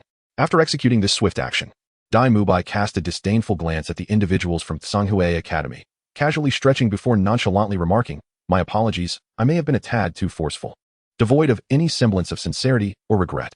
At this juncture, Ning Rongrong erupted with fury. In the wake of these events, as Songhui Academy's other students could no longer endure the humiliation and initiated an assault, engaging in combat alongside Dai Mubai and Ma Hongjun, with Xiao Wu eagerly joining the fray and Tang San closely following suit, while Oscar cheered from the sidelines. Zhu Zhuqing remained entirely unperturbed, continuing to delicately enjoy her meal. Nearby, Ning Rongrong, while using her chopsticks to lift morsels to her lips, couldn't help but steal glances at Zhu Zhuqing. Observing her unwavering composure and grace in the midst of chaos, with an enchanting smile subtly gracing her lovely visage, she seemed to embody the essence of a truly noble goddess, appearing altogether unbothered by the tumult surrounding her. At this moment, Ning Rongrong's heart was in a frenzy, exclaiming internally, "Wow, Zhuqing is so remarkably composed. Moreover, why does she eat with such grace and elegance, resembling a truly refined princess? When will I possess the same poise and serenity as Zhuqing? I envy her so much. Most importantly, when will my little bun grow as large as Zhuqing? I am utterly envious. The more I observe, the more envy wells up within me." While her heart screamed with excitement, Ning Rongrong discreetly stole glances at Zhuqing, her chopsticks fidgeting in her mouth. Seemingly sensing Ning Rongrong's furtive gaze, Zhu Qing turned her eyes curiously towards her and chuckled softly. What's wrong? Why do you keep staring at me? With her true friend, Ning Rongrong felt no need to conceal her curiosity and directly inquired, her tone laced with wonder. Zhu Qing, how do you manage to move so elegantly and beautifully? Especially now, you exude a sense of liberation, confidence, and nonchalance. As she spoke, Ning Rongrong's cheeks flushed slightly, and she leaned closer to Zhu Qing's ear, whispering softly. At the first two questions, Zhu Qing merely raised an eyebrow, surprised by Ning Rongrong's keen observation. However, when she heard the last whisper, her eating paused, and her earlobes inexplicably began to redden. The two girls then began to engage in quiet conversation, completely oblivious to the ongoing battle around them. It wasn't until a teacher from Shrek Academy intervened, suggesting both parties step outside the restaurant to fight, that they realized their opponent was an advanced Soul King. Only then did Xiaowu angrily beckon Zhu Qing and Ning Rongrong, exclaiming, Rongrong, Zhu Qing. The opponent is so unruly, calling upon a teacher when the students can't win. You both come along. Let us go beat that old green-haired turtle. Upon hearing Xiaowu's words, Dai Mubai, Tang San, Ma Hongjun, and Oscar, who had all grown somber at the revelation that Yushiqiu, the middle-aged teacher from Shanghai Soul Master Academy, was an advanced Soul King, turned their gazes towards the still-seated Ning Rongrong and Zhu Qing. After all, with Ning Rongrong's 7 treasure glazed tile pagoda to amplify their strength, they could significantly enhance their own powers. Not to mention having Zhu Qing, whose speed was remarkable and could disrupt Yushiqiu, making it difficult for him to focus on the battle against them. This way, they might genuinely have a chance to defeat the opposing teacher. Yet, in response to Xiaowu's invitation and the gazes of the others, Zhu Qing continued to elegantly savor her meal, calmly stating, I apologize, but I am not a good soul master. Beside her, Ning Rongrong playfully added, our sect would never teach us that not causing trouble is a sign of mediocrity. Therefore, as a mediocre talent, I shall refrain from interfering in the battles of you geniuses, lest I hold you back. Not far off, Oscar, who had intended to join Dai Mubai and the others, felt his expression grow complex upon hearing Ning Rongrong's words. Disappointment and dismay washing over him. Rongrong, if you continue like this, it will truly be, however. Before Oscar could finish, Ning Rongrong interrupted, Shut up, Oscar. It was merely a few days ago that this young lady was targeted and sidelined by you all, along with the headmaster of Shrek Academy, leaving me bewildered and questioning if I was in the wrong. Thankfully, Zhu Qing chose to stand by me, allowing me to have a true friend and see through the facades of you all. Hiki, you are all quite amusing. What gives you the right to speak to me in that tone? Let me tell you, Oscar, I am the sole heir of the 7 treasure glazed tile sect. Do you have the right to express your feelings about me, to judge me? Just last night, I merely jested with that lecherous old tiger, and he threatened to violate and kill, then violate and kill again, while you stood by watching, yet you still resent me for not fitting in with you. How utterly ridiculous. With that, Ning Rongrong redirected her ire toward Dai Mubai, coldly sneering, and you, Dai Mubai, a prince who leaves his 5-year-old fiancée in danger to escape and indulge in pleasures. How dare you speak to me like that yesterday? A mere waste of a prince, who runs away to die, dares to say he is not afraid of me. Do you think everyone's family is like your royal family, riddled with enmity? If I wished, with just a letter, I could narrate my life at the academy. And do you believe my sword Douluo grandfather and bone Douluo grandfather wouldn't arrive in an instant to demolish you in this pitiful academy, leaving not even a trace? On the first floor of the hotel, everyone was stunned by Ning Rongrong's sudden outburst. What? Not causing trouble is a sign of mediocrity. Such words coming from the head of a Soul Master Academy? Is this truly the head of a Soul Master Academy? This must be a breeding ground for evil Soul Masters. Did you not hear what this young lady said? This so-called Shrek Academy is just a dilapidated Soul Master Academy with nothing to offer, like a village. It seems that the Empire has prohibited such deceptive institutions. It ought to be banned. Look at the students it produces, deliberately stirring up trouble, bullying the weak, and harassing female students. From what this girl says, those male students appear to have already bedded numerous women at such a young age. They're utterly devoid of morality or integrity. Furthermore, to utter such phrases like violate and kill, then violate and kill again, is that something a human can say? That white tiger spirit user must truly be an evil soul master. Hush, keep your voice down. That so-called prince seems to have been reduced to a waste of an evil soul master. It's fine to discuss, but that young lady is the heir of the 7 treasure glazed tile sect. Moreover, judging by her tone, she seems to be quite favored by the 2 legendary protectors of the sect. There are many disciples of the 7 treasure glazed tile sect nearby. We must not provoke this young lady. The crowd was in shock. In that moment, Oscar was utterly astonished, as if something within him had shattered and departed from his very being forever. Beside him, Ma Hongjun was equally taken aback, his mouth agape in disbelief, his small eyes wide with astonishment, as he stammered in a trembling voice, Rongrong, you're actually the young master of the 7 treasure glazed tile school. At that moment, Ma Hongjun's heart began to tremble. Initially, he thought that Ning Rongrong was merely a direct disciple of the 7 treasure glazed tile school, and he could manage to interact with her. After all, his teacher, the esteemed Flinder, a rank 78, Soul Saint, was renowned as part of the Golden Iron Triangle and held a status not inferior to that of an ordinary disciple of the Seven Treasure Glazed Tile School. However, little did he know that Ning Rongrong was actually the young mistress of the Seven Treasure Glazed Tile School, and not just any young mistress, but one who was exceptionally favored. If this truly offends them beyond redemption, those two titled Douluo might very well come to Shrek and dismantle it. The mere thought of such a scenario sent a shiver down Ma Hongjuan's spine. He racked his brain to recall his interactions with Ning Rongrong over the past few days, relieved to find that he had not offended her in any way. However, he couldn't help but feel sympathy for his close friends, Oscar and Dai Mubai, silently lamenting, "Brothers, do not blame me for not standing with you. I simply lack the courage to confront two titled Douluo." As for Dai Mubai, the other individual exposed by Ning Rongrong, his eyes burned crimson, veins bulging on his forehead, and fists clenched tightly, his soul power surging violently, as if he intended to obliterate Ning Rongrong on the spot. Yet, in the face of Dai Mubai's fury, Ning Rongrong displayed an air of defiance and disdain, unperturbed by his wrath. She was acutely aware that this little town outside the Douluo Forest was not only home to the Seven Treasure Glazed Tile Sect's assets but also a gathering place for soul masters, thus ensuring that numerous disciples sent by the sect were present, many of whom were formidable. Indeed, several individuals in the corners of the first floor were watching Dai Mubai with icy gazes, their soul power subtly pressuring him to prevent any rash actions that might harm their sect's young lady. One of them was even fervently scribbling something on a piece of paper. Meanwhile, Dai Mubai, under the weight of their soul pressure and exposed fears, was consumed by rage, his thoughts fixated on whether to exchange lies with Ning Rongrong. Beside him, Xiaowu, who had initially been puzzled by Zhu Zhuqing's refusal of her invitation to chase the green-haired turtle, turned pale upon hearing Ning Rongrong mention summoning two titled Douluo at any moment. She leaped behind Tang San, trembling in fright, as Tang San comforted the frightened Xiaowu. His expression remained inscrutable as he observed Zhu Zhuqing and Ning Rongrong, his thoughts a mystery to all. At that moment, although Yi Zhiqiu and his companions had stepped outside the tavern, the heightened senses of soul masters allowed them to hear every word exchanged among Shrek's members within. Having caught the entirety of their conversation, a faint smile crept onto Yi Zhiqiu's face, mingled with an expression of disbelief. Originally, he had thought these talented youngsters were nurtured by an esteemed sect or academy, but to his surprise, they hailed from a lowly institution that lacked even the qualifications of a higher soul master academy, merely gathering students through deceitful means. How amusing! Even more intriguing was the fact that these students had managed to irritate the young master of the Seven Treasure Glazed Tile Sect, thus obliterating their only chance of a comeback.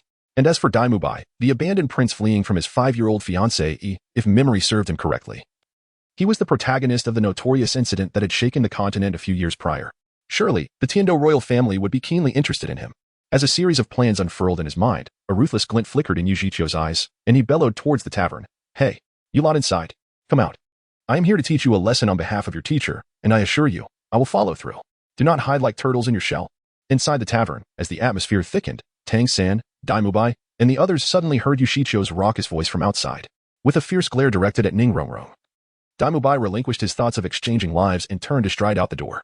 Meanwhile, relieved by Dai Mubai's departure, Ma Hongjun hurriedly followed, pulling the dazed Oscar along with him. As for Tang San, whose face darkened after being called out, he too exited, taking Xiaowu with him.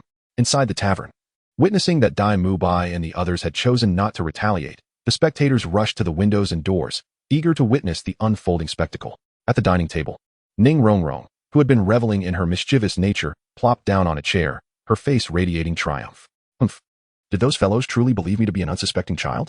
They only sought to manipulate and psychologically coerce me into becoming what they desired." Ha! Turning her head with a playful grin, she addressed Zhu Zhuqing. "Hee, Zhuqing, did you see that?" Dai Mubai, that insufferable lecher, was left looking utterly ghastly after my scolding. Wanting to retaliate yet too afraid to act. What a satisfying sight. "Hee, do you feel better now? If not, when they come back in, I shall have another discussion with that lecher." Having finished her meal and sipping her tea, Zhu Zhuqing watched Ning Rongrong's flushed, excited face and couldn't help but chuckle softly. "That's enough, Rongrong. We still need to venture into the Douluo Forest tomorrow to obtain soul rings. For this time, as long as they do not initiate trouble with us, we shall refrain from entangling ourselves with them. Our priority must be to enhance our own strength." Hearing Zhu Zhuqing's words, Ning Rongrong reluctantly abandoned her plans for further mischief, responding with an "oh," and quietly resumed her meal. 050 Shrek is wounded. Just as Ning Rongrong and Zhu Zhuqing enjoyed their meal and tea, a fierce battle erupted outside the tavern. However, now devoid of Ning Rongrong's support and Zhu Zhuqing's interference, the other 5 members of Shrek found themselves overwhelmed by Yi Zhiqiu in less than a minute. Originally, under Tang San's strategy, they intended to utilize attribute suppression, with Ma Hongjun deploying his second soul skill, Phoenix Fireline, to stall Yi Zhiqiu, while Tang San sought to ensnare him with his blue-silver grass martial soul. Daimubai and Xiao Wu would then strike simultaneously to deliver a decisive blow. Yet, perhaps having gleaned from the previous conversations that these youngsters were anything but ordinary, Yu Zhiqiu approached the confrontation with utmost seriousness, unleashing all three of his soul rings from the outset. His first soul skill, Xian Turtle Protection. His second soul skill, Xian Water Ice Seal. His third soul skill, Xian Water Surge. Instantly, the first and second soul skills neutralized Ma Hongjuan's ranged assault. And without the 30% boost from Ning Rongrong's 7 treasure glazed tile pagoda, Ma Hongjun was struck by Yu Zhiqiu's third soul skill, Xian Water Surge, sending him crashing backward, blood spewing from his mouth as his body contorted in agony. However, as his blood hit the ground, it froze instantly, leaving him gravely injured. Even more critically, Yu Zhiqiu had committed herself fully from the very beginning. Thus the target of her third spirit ability, Xian Shui Jidong, was not merely Ma Hongjun, but simultaneously aimed at the members of Shrek as well. At the forefront, the one who met this strike head-on was Tang San, who was positioned closest and prepared to directly use his blue silver grass to restrain Yu Zhiqiu. As a control-type spirit master, being keenly aware of his surroundings was fundamental. Consequently, the pitiful state of Ma Hongjun was clearly captured by Tang San's discerning gaze.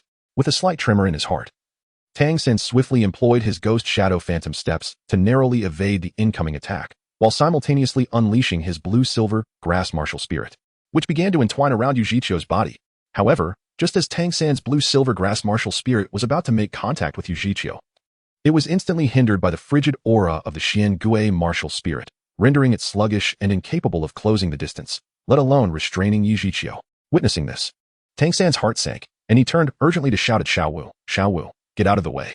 Just as Xiao Wu, who was intent on disregarding Yu Zhiqiu's third spirit ability, believing that Tang San would interrupt it, was about to charge forward. Along with Dai Mubai, who was also rushing in, their expressions changed drastically. Just then, Yu Zhiqiu coldly sneered, "You junior, there are limits to underestimating others." With that, she invoked her fourth spirit ability, Xian Gui Zhendong. In an instant, an imperceptible ripple emanated violently from the tortoise shell on Yu Zhiqiu's back, surging outward in all directions. At that moment, whether it was Tang San, who was gathering soul power to aid Xiao Wu, or Xiao Wu and Dai Mubai, who were preparing to evade Yu Zhiqiu's third spirit ability, all felt their internal soul power abruptly disrupted. Unable to coalesce in the immediate aftermath of that invisible ripple passing through them, realizing the sudden change in his body, Tang San's eyes widened in shock as he gazed at Xiao Wu, a few meters away, and shouted, "Xiao Wu."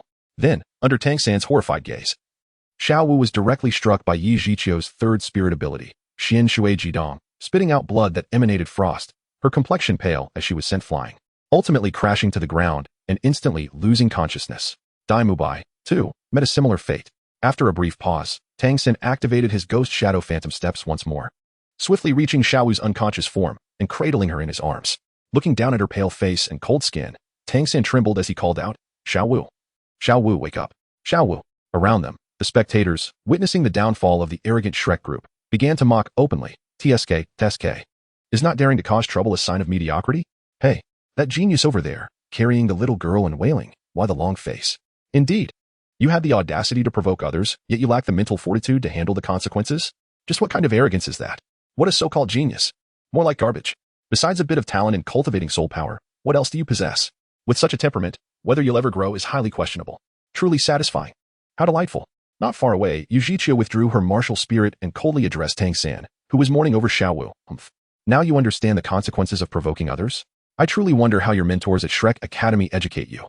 However, as a teacher at a higher-level Soul Master Academy, I will not easily take a life or ruin a future. I intend merely to teach you a lesson. Your companions are not in any danger of death, nor are they severely injured. They have merely been struck by my attack, and the cold has temporarily frozen their meridians. A couple of days of rest, and a warm broth will restore them to normal. Having said this, she turned to leave. At this moment, perhaps realizing that Xiao Wu was not in mortal danger, Tang San gently laid her down, before rising with his eyes filled with murderous intent. Glaring at the departing Yu Zhiqiu, his expression frenzied as he reached for his concealed weapons. However, at that moment, a large hand suddenly appeared, restraining Tang San's movements. Simultaneously, an almost inaudible voice reached Tang San's ears, "Do not act recklessly. In this situation, if you employ your hidden weapons, everyone here will recognize you, and things will truly spiral out of control. Leave this old tortoise to teacher Zhao." Upon hearing this voice, the murderous intent in Tang San's eyes diminished. Yet he continued to fixate on Yu Zhiqiu's retreating figure. Nearby, Zhao Wujie, who had just appeared, sighed inwardly, before shouting at Yu Zhiqiu, who was about to depart with her students, "Hey, old tortoise, you've struck my student, and you plan to leave just like that?" Upon hearing someone call him an old tortoise, Yu Zhiqiu's anger flared anew, and she turned to face the middle-aged man standing beside Tang San, understanding his identity. And coldly retorted, this conflict was instigated by your students. Moreover, they are not severely injured. What? Now that they have been taught a lesson, do you intend to seek revenge on their behalf? Is your academy devoid of reason? Reason? Zhao Wuji scoffed, and before Yu Zhiqiu could react, he appeared before her in an instant, delivering a powerful punch to her abdomen. With a sudden alarm ringing in his mind, Yu Zhiqiu instinctively activated her martial spirit, hastily preparing to unleash her fifth spirit ability, but before she could do so, Zhao Wuji's fist struck her abdomen with tremendous force, shattering the tortoise shell of her Xian Gui martial spirit, dispersing it instantly. Yu Zhiqiu's face turned pale as she was propelled back, crashing into the ground more than 10 meters away, creating a sizable crater. Yu Zhiqiu was severely injured and fell unconscious.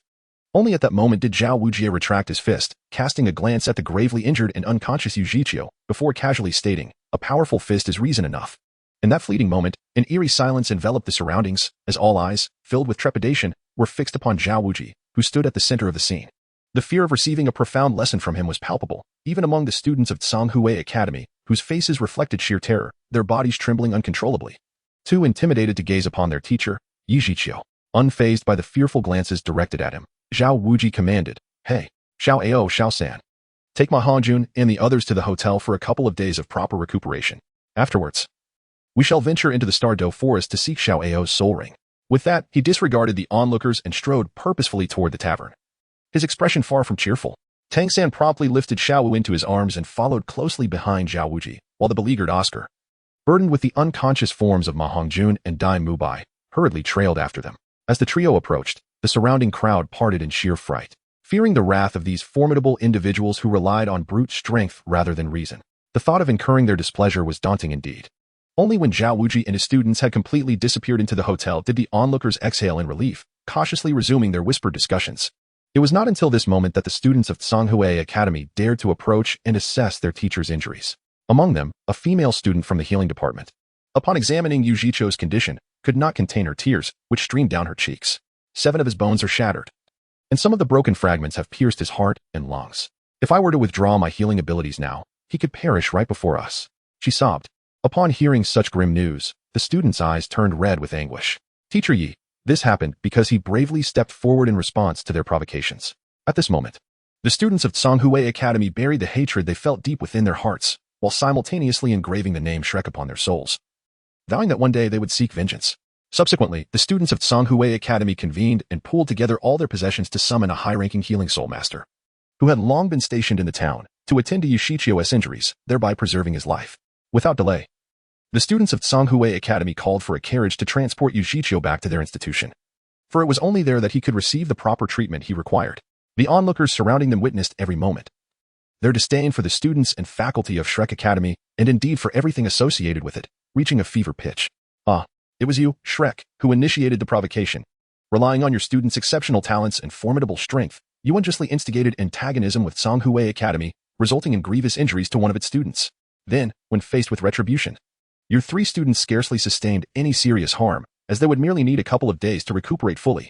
In the end, your teacher acted with utter disregard, nearly delivering a fatal blow to a teacher from Sect Academy, asserting that might alone constituted reason. What distinguishes such remarks from those of bandits or even malevolent soul masters? How can such individuals serve as instructors at a prestigious Soul Master Academy? Coupled with the Shrek Academy's president, who champions the motto, those who avoid trouble are mediocre. It appears that from the president down to the students, aside from the 2 female students who are merely seated and dining, the entirety of the assembly is composed of rogues, brigands, and wicked soul masters. At this moment, all those who were watching silently reached a tacit agreement to ensure that the events unfolding here would be conveyed in their entirety. Simultaneously, they resolved to report the establishment known as Shrek Academy to the Heaven-Do Empire and the Spirit Hall for allegedly training evil soul masters. Meanwhile, within the hotel, Zhu Zhuqing and her companion had just finished their meal and were preparing to ascend to their rooms for some rest when they noticed the academy's supervising teacher, Zhao Wuji, approaching them with an unfriendly demeanor. Accompanying him were Tang San, who was carrying the unconscious Xiao Wu, and Oscar, who bore the similarly incapacitated Ma Hongjun and Dai Mubai. Why did you 2 not intervene? Did you merely stand by and watch as your companions were bullied and beaten into unconsciousness? Zhao Wuji's accusatory tone prompted Ning Rongrong to respond with irritation, but Zhu Zhuqing intervened to halt her retort. With a composed expression, Zhu Zhuqing addressed Zhao Wuji, stating, Why should we intervene? In the education I have received since childhood, not a single lesson instructed me to proactively seek out trouble. Therefore, I take pride in the teachings I have embraced. Likewise, Those who adhere to the dean's teachings and regard not provoking trouble as a sign of mediocrity should have been prepared for the consequences of provoking someone formidable. And they ought not to harbor any feelings of hatred or desire for revenge. It is unacceptable to become enraged and seek to kill the moment one faces a slight reprimand. The instigator is you. After causing trouble, you cannot expect others to refrain from retaliating. Once retaliation occurs, to prepare to resort to murder or even to desecrate the ancestral graves of others is beyond the pale. Such a rule does not exist in this world, especially when the troublemaker is merely a few insignificant insects, not even worthy of being called soul masters. Those foolish enough to live by such principles should be grateful that they have survived until today. Upon hearing Zhu Zhuqing's words, the onlookers in the lobby could not help but silently commend this extraordinarily beautiful and mature young woman with an approving thumbs up. This is the true awakening of humanity. Similarly, individuals of this caliber are the genuine talents, destined for a more mature and expansive future. Tang San has been struck at his most vulnerable point. Therefore, Zhu Zhuqing, are you provoking and mocking us? At that moment, behind Zhao Wujia, Tang San, cradling Xiao Wu, spoke in a low and somber tone. Upon hearing the voice of this little monster behind him, Zhao Wujia's heart sank as he realized the grave mistake he had made. As he turned, he was met with the abyss-like gaze of Tang San, which concealed a murderous intent. In that instant, a surge of regret welled up within Zhao Wujia.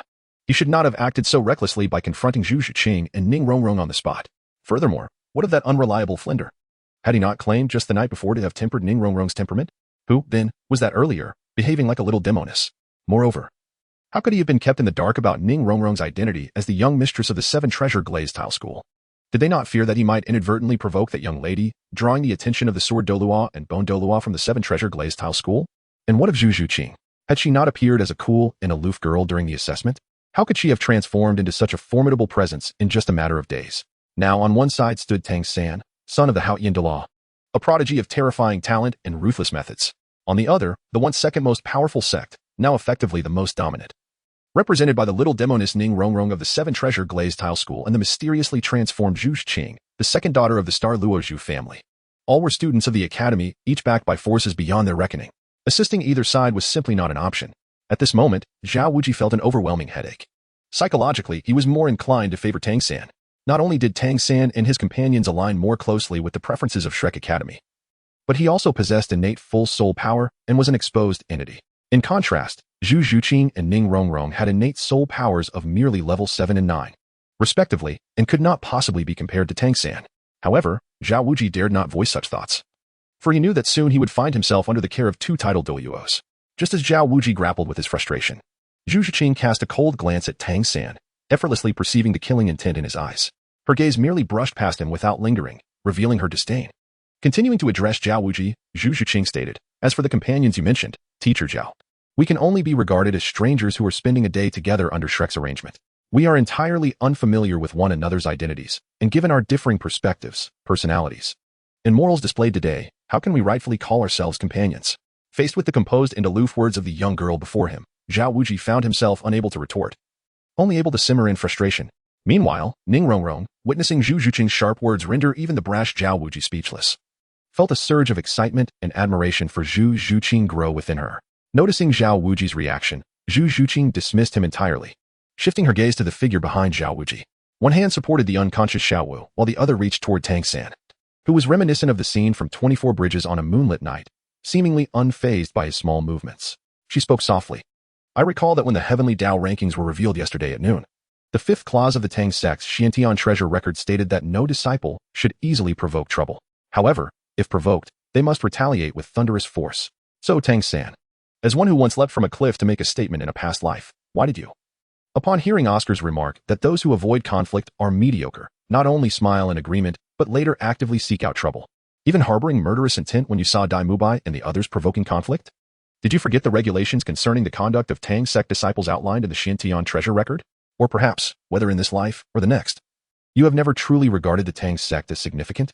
Alternatively, do you only impose the behavioral standards in the Xiantian treasure record upon others, while adhering to your own self-created set of so-called norms in your actions? Enough. Do not speak any further. Hearing Zhu Zhuqing expose Tang San's identity as an exposed entity, Zhao Wuji, who had been momentarily dazed, immediately grew anxious and interrupted Zhu Zhuqing. Simultaneously, Tang San, who had been severely affected by Zhu Zhuqing's words, felt his eyes fill with rage. His expression twisted in a terrifying snarl, as if a sensitive nerve had been struck, his body radiating a menacing aura. "Silence! In the next moment, his left hand, which had been resting on 24 bridges on a moonlit night, swiftly unleashed a flurry of movements, creating afterimages. Dark rays of light shot toward Zhu Zhuqing like a torrential storm, engulfing even Ning Rongrong. In the corners of the surroundings, those who had initially been stunned by Zhu Zhuqing's revelation of Tang San's identity as the despised exposed entity now stood up in alarm, their expressions changing dramatically. It was well known to anyone who had witnessed the unveiling of the heavenly Dao rankings yesterday that each dark ray contained deadly toxins. Any skin that came into contact with even a trace would mean certain death. Moreover, at that moment, the number of dark rays was certainly no less than 1,000. This is an outright lethal strike. At this moment, Ning Rongrong, who had been eagerly enjoying the spectacle, suddenly turned pale. She could never have imagined that. Fully aware of her status as the young master of the 7 treasure glazed tile school, Tang San, this madman, not only dared to launch hidden weapons towards her direction, but also deliberately encompassed her within the range of those very weapons. The madness of this individual was astonishing, as he seemed intent on self-destruction. At that very moment, Ning Rongrong suddenly perceived a shadow looming before her, as if something had interposed itself between her and the imminent danger.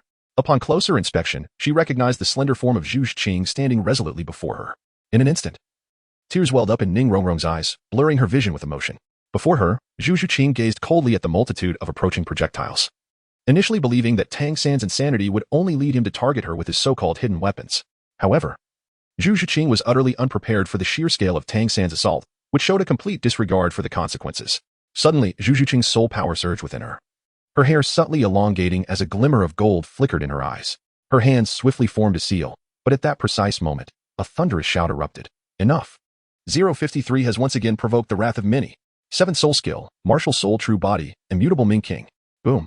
Just as Zhu Zhuqing prepared to unleash her secret technique to counter the barrage of weapons and simultaneously strike down Tang San, Zhao Wujie, who had been standing before Tang San, bellowed with such force that it resonated painfully in the ears of all present, leaving them dizzy and disoriented.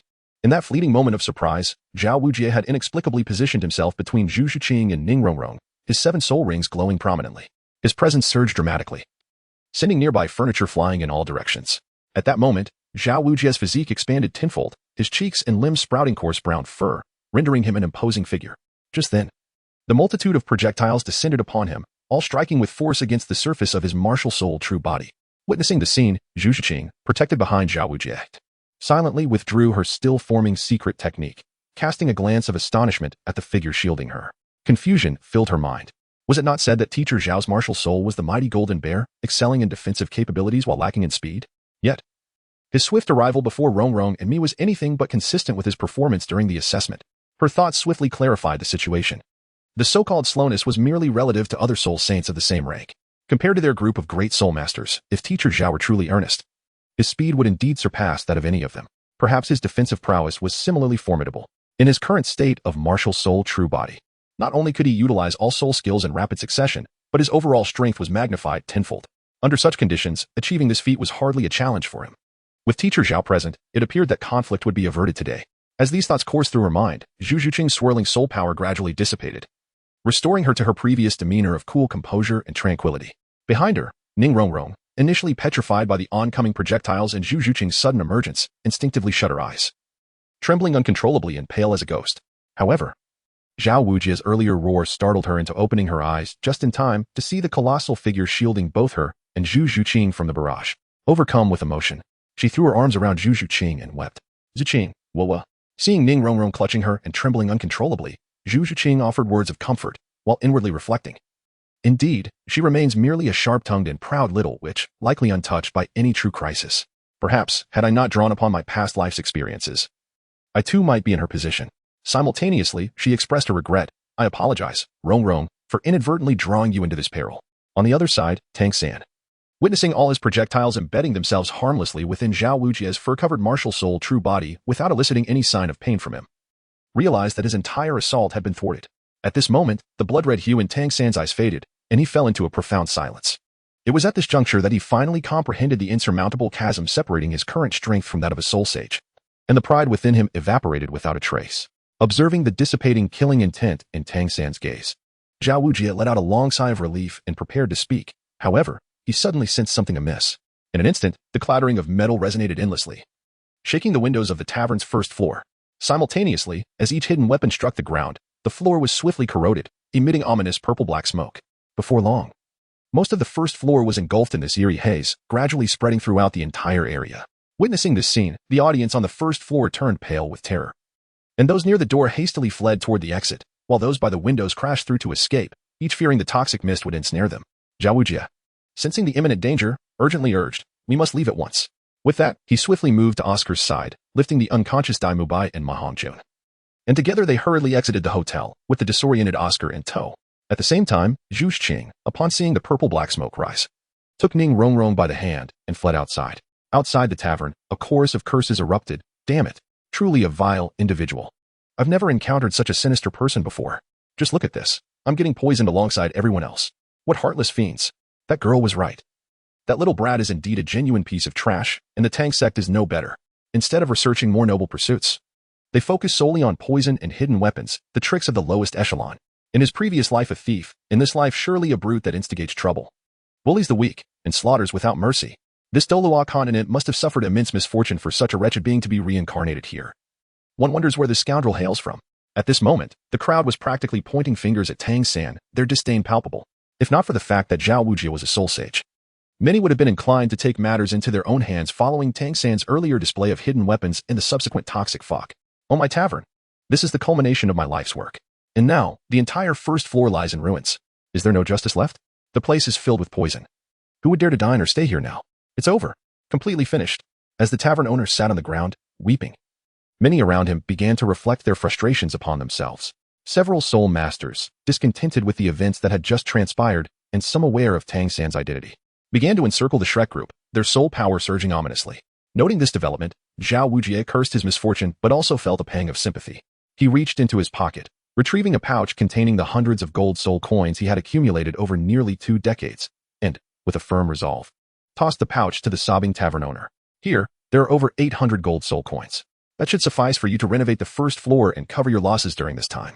After speaking, he unleashed his soul power, the imposing presence of a soul sage momentarily stalling the intentions of those with ill motives, as he urged Tang San and the others to leave. "Quickly. We must depart this town and head toward the Stardow Forest." Just then, 3 youths clad in white uniforms stepped forth, blocking Zhao Wujie's path. Instantly, they activated their martial spirits, showcasing a perfect alignment of soul rings, yellow, purple, black. Each of them was a soul emperor, and their powerful aura was unmistakable. Zhao Wujie, initially considering a threat, was struck by the sight of the 7-tier pagoda emblem on their uniforms, his heart sinking. "Oh no. I've encountered members of the 7-treasure glazed tile school. It appears these 3 witnessed everything that just transpired."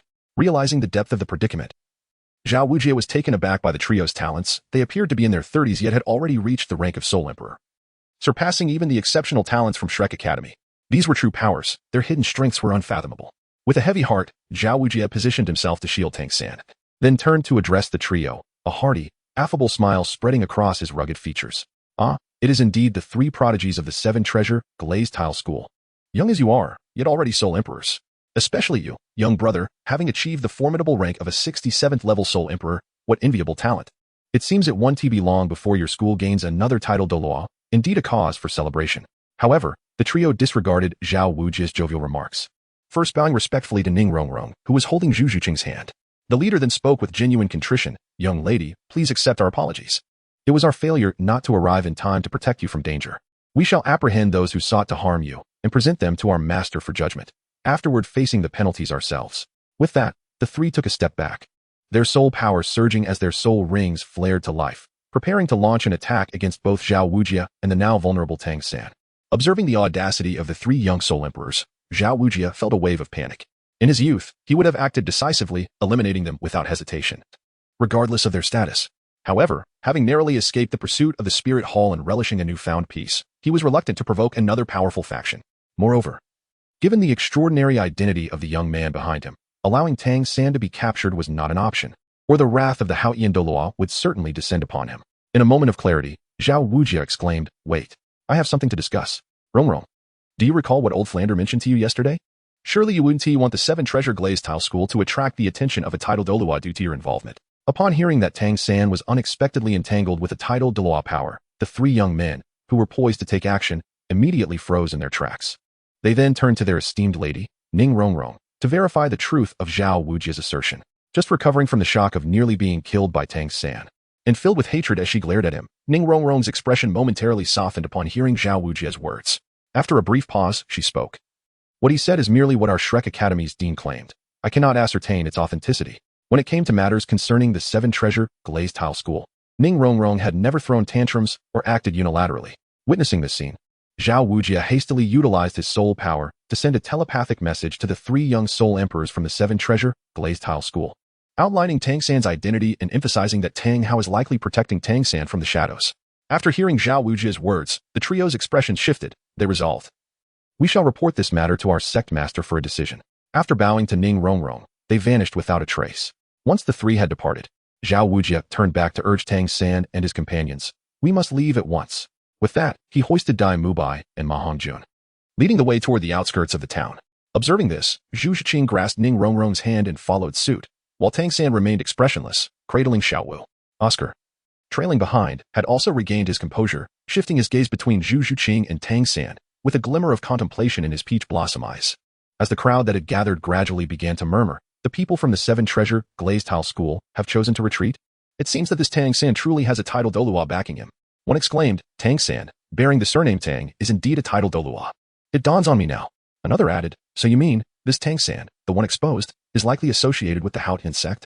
Quickly. We must disseminate all that has transpired here. And let us also expose that Shrek Academy, such a wretched institution, should not exist.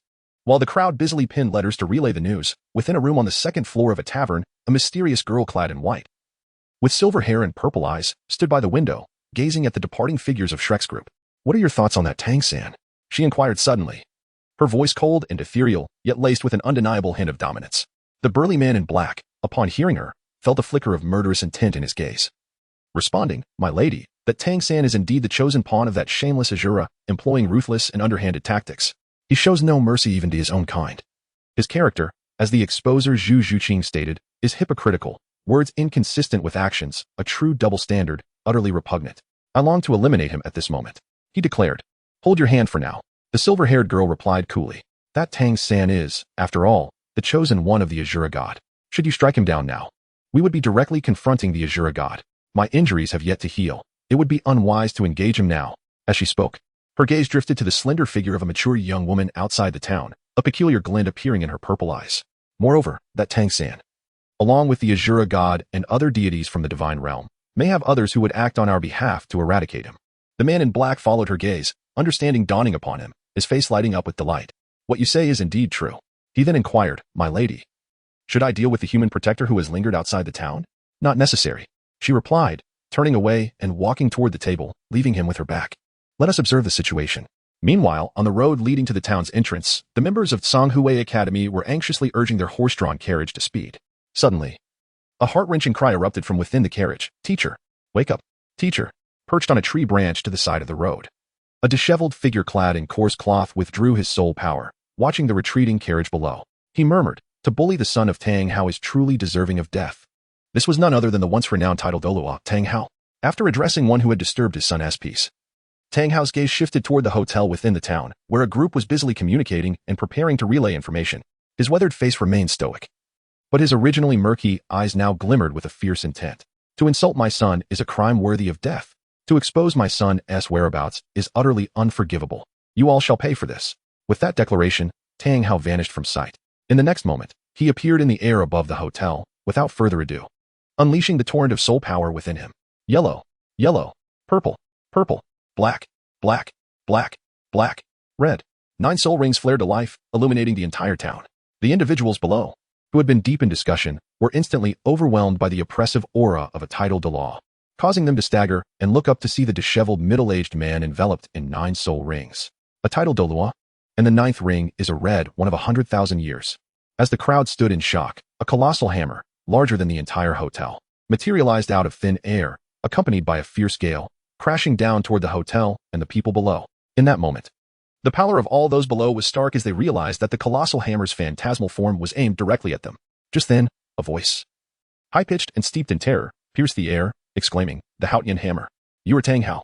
Upon hearing someone not only recognize his martial spirit but also unveil his identity, Tang Hao's expression darkened further, and the descent of the immense hammer accelerated, producing an ominous sound akin to a sonic boom.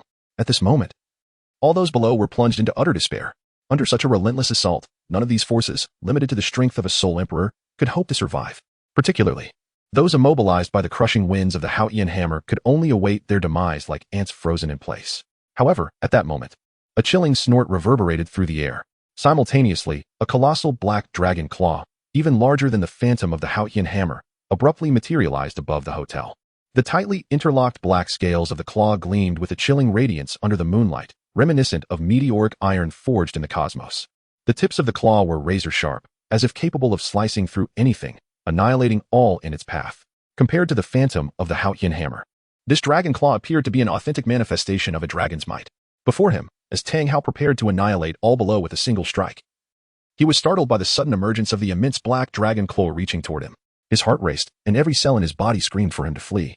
As his expression shifted in horror, Tang Hao abruptly redirected the trajectory of the Haotian hammer, aiming it directly at the approaching claw. Simultaneously, disregarding the internal injuries plaguing him, he forcibly employed the secret technique of the Haotian Sect, detonating the 9 rings in unison.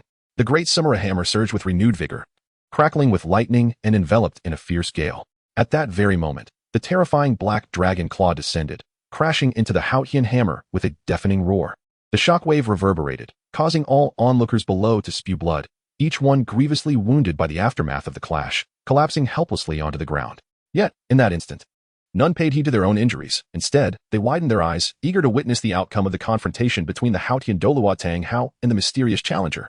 Undoubtedly, they harbored the hope for the stranger's victory, while cursing Tang Hao vehemently, wishing to unearth the very graves of the Haotian Sect. Then, they witnessed a scene that would be etched in their memories forever. At the moment of collision between the suddenly materialized black dragon claw and the massive phantom of the Haotian hammer, the latter shattered as if it were mere glass, disintegrating into countless fragments under the might of the claw. Observant onlookers noted that as the phantom of the Haotian hammer crumbled, the actual hammer in Tang Hao's grasp suffered a similar fate, fracturing and dissipating into the ether. Simultaneously, Tang Hao himself was sent reeling, spewing forth a mouthful of blood, his visage a portrait of despair. However, at that critical juncture, the colossal black dragon claw showed no signs of halting. It surged forward, targeting the already severely wounded Tang Hao, whose soul power was nearly exhausted. With a thunderous impact, the black dragon claw struck Tang Hao midair, sending him hurtling like a ragged cloth towards the woods beyond the town's entrance. The cacophony of splintering trees echoed, even audible from the inn at the heart of the town. Clouds of dust began to rise at the entrance, spreading ominously. In the aftermath, as well-meaning individuals approached the town to investigate the aftermath of the fierce confrontation, they found only shattered tree stumps and a chaotic scattering of branches and leaves, alongside a massive pit, collapsed and sunken in a radius of 100 meters. On the opposite side of the town, Zhao Wujie, who had been grappling with how to evade the 3 soul emperor youths from the 7 treasures, glazed tile sect pursuing him, was suddenly captivated by the terrifying clash occurring within the town. However, as he turned to gaze at the aerial battle, he beheld a great black dragon claw sweeping through the void, and through the haze, he glimpsed a massive hammer being obliterated, followed by a vaguely familiar shadow being struck and sent hurtling towards the town's entrance, raising clouds of dust in its wake. At this moment, Zhao Wujie's eyes widened uncontrollably, his jaw slack, as if witnessing something utterly incomprehensible. That recent phantom, and the familiar shadow that was sent flying. It could only be, but how could a man renowned as the strongest in the entire continent be struck down in a direct confrontation? What then? Was that black dragon claw? At this instant, Zhao Wujie felt as though his heart had skipped a beat. Yet, deep within, an inexplicable thrill surged forth. Teacher Zhao, what caliber of expert must engage in such a battle to generate that kind of might? Oscar, equally stunned, instinctively turned to Zhao Wujie, a profound yearning welling up within him. Oscar longed for the day when he too could engage in such exhilarating combat and vanquish his foes. Simultaneously, he surreptitiously glanced at the girl nearby, who was with Zhu Zhiqing, silently pondering that perhaps only by obtaining such power would she glance his way again. Meanwhile, Tang San, who was tending to Xiao Wu, also gazed at the colossal black dragon claw that gradually faded into the sky, his eyes shimmering with diverse emotions. Trembling with awe and dread at the existence of such formidable power, he silently vowed that one day, he too would possess such strength. He had the foundation from his past life, the entire repertoire of poison knowledge from the Tang Sect, the methods for crafting hidden weapons, and the Supreme Tome, the Xiantian treasure record. Additionally, he possessed the foremost teacher in the Douluo Continent. Thus, he was certain he could ascend to the pinnacle, wielding the strength to look down upon the entire Douluo Continent. At that time, all who had wronged or insulted him would meet their demise. In that moment of contemplation, Tang San also cast a sidelong glance towards Zhu Zhiqing and the others, retracting the venomous intensity from his gaze, restoring his previous expressionless demeanor, as if everything were none of his concern. Before them, Zhao Wujie, having regained his composure upon hearing Oscar's query, stated plainly, that is the strength of a title de law. the pinnacle of what you should aspire to in your future training. As for everything else, you are still too weak to comprehend. Hurry and set up the tents. We shall rest here for the next couple of days. Once Dai Mubai and the others awaken, we will venture into the Star Dough Forest to procure soul rings for you and Zhu Zhuqing. As he spoke, Zhao Wujie cast a complex look towards Zhu Zhuqing. Recalling that at the moment he had shielded her in the tavern, he had sensed her soul power fluctuating, undoubtedly having surpassed the 30th level. Additionally, he detected a fleeting surge of dangerous power that even he, a 76th level soul sage, found unsettling. From that moment on, Zhao Wujie realized that the girl, once deemed the least talented and most inconspicuous among the Shrek 7 monsters, was profoundly enigmatic and concealed great depths. Upon comprehending Zhao Wujie's words, Oscar, who had intended to begin setting up the tent, was momentarily stunned, his eyes wide with disbelief. Beside him, Tang San's expression darkened. Yet he resumed setting up the tent as if nothing had occurred. Not far away, Ning Rongrong, who was also retrieving her tent from her storage soul guide, was equally astonished by Zhu Zhuqing's sudden ascension to the 30th level. However, her curiosity was piqued even more by why Zhu Zhuqing still lingered with her and the Shrek group, while securing the tent's ropes. Ning Rongrong could no longer suppress her curiosity and inquired. Zhu Zhuqing, having just fastened another rope, allowed a faint smile to grace her cold features, stating, "No one can offend me or benefit from me without paying a price." Her smile remained beautiful, yet devoid of warmth. Observing the beads of sweat forming on Ning Rongrong's forehead, who remained oblivious to her own state, Zhu Zhuqing continued, "Never mind, for this period. You shall stay by my side. This will also prevent certain insidious individuals from targeting you again." As she spoke, a flicker of golden flame seemed to flash in Zhu Zhuqing's eyes. Although Ning Rongrong was somewhat puzzled by her best friend's initial statement, hearing Zhu Zhuqing mention that someone might target her, she cast a disdainful glance at Tang San, scoffing, He'd better have the opportunity. As the young mistress of the Seven Treasures glazed tile school, Ning Rongrong often exhibited a mischievous demeanor, yet she was far from foolish. She did not believe that the previous sole emperors of the Seven Treasures glazed tile school would not be concerned for her safety now that she was traveling with someone who had just tried to kill her. As for what transpired after the earlier events reached the Seven Treasures glazed tile school, she suspected that while her father, Ning Fingji, might refrain from taking action against Tang San for the sake of the greater good, her grandfather, the Sword Grandmaster, and her bone grandfather would undoubtedly come to teach Tang San a lesson. And concerning the title Douluo behind Tang San, Ning Rongrong harbored no doubts that no one could rival her grandfather and great-grandfather. 2 days swiftly passed, and Dai Mubai, Ma Hongjun, and Xiao Wu soon awakened. However, upon regaining consciousness, they found the atmosphere among the group rather peculiar. Amidst the strange ambience, Oscar was the first to acquire his third soul ring, and during his absorption, Zhu Zhuqing took Ning Rongrong aside for a few minutes, returning to also obtain her third soul ring. Of course, perhaps due to the delay of 2 days, the Shrek group did not encounter the Snake Lady or Mangyuran, nor did they encounter the Windtail Coxcomb Snake. Instead, they merely hunted a 3,000-year-old sacred soul flower, acquiring a soul skill that enhanced their soul power. As for how Zhu Zhuqing absorbed her soul ring in such a brief time frame, the soul beast she hunted, and the nature of her soul skill, aside from Zhu Zhuqing and Ning Rongrong, the others remained oblivious. Perhaps inspired by Zhu Zhuqing, Tang San soon also reached the 30th level of soul power, yet he too did not encounter the 2,000-year-old human-faced demon spider. Instead, he quickly hunted down a 1,500-year-old soul-eating spider and summoned his martial soul to absorb the soul ring. During this process, an exceptionally terrifying roar echoed from the depths of the forest, causing Zhao Wujie and the others to adopt serious expressions. Thus, after Tang San absorbed his soul ring, the group wasted no time and swiftly made their way out of the Star Dough Forest. Unbeknownst to them, during this journey, Xiao Wu occasionally glanced back towards the direction of the roar, a hint of worry evident in her eyes.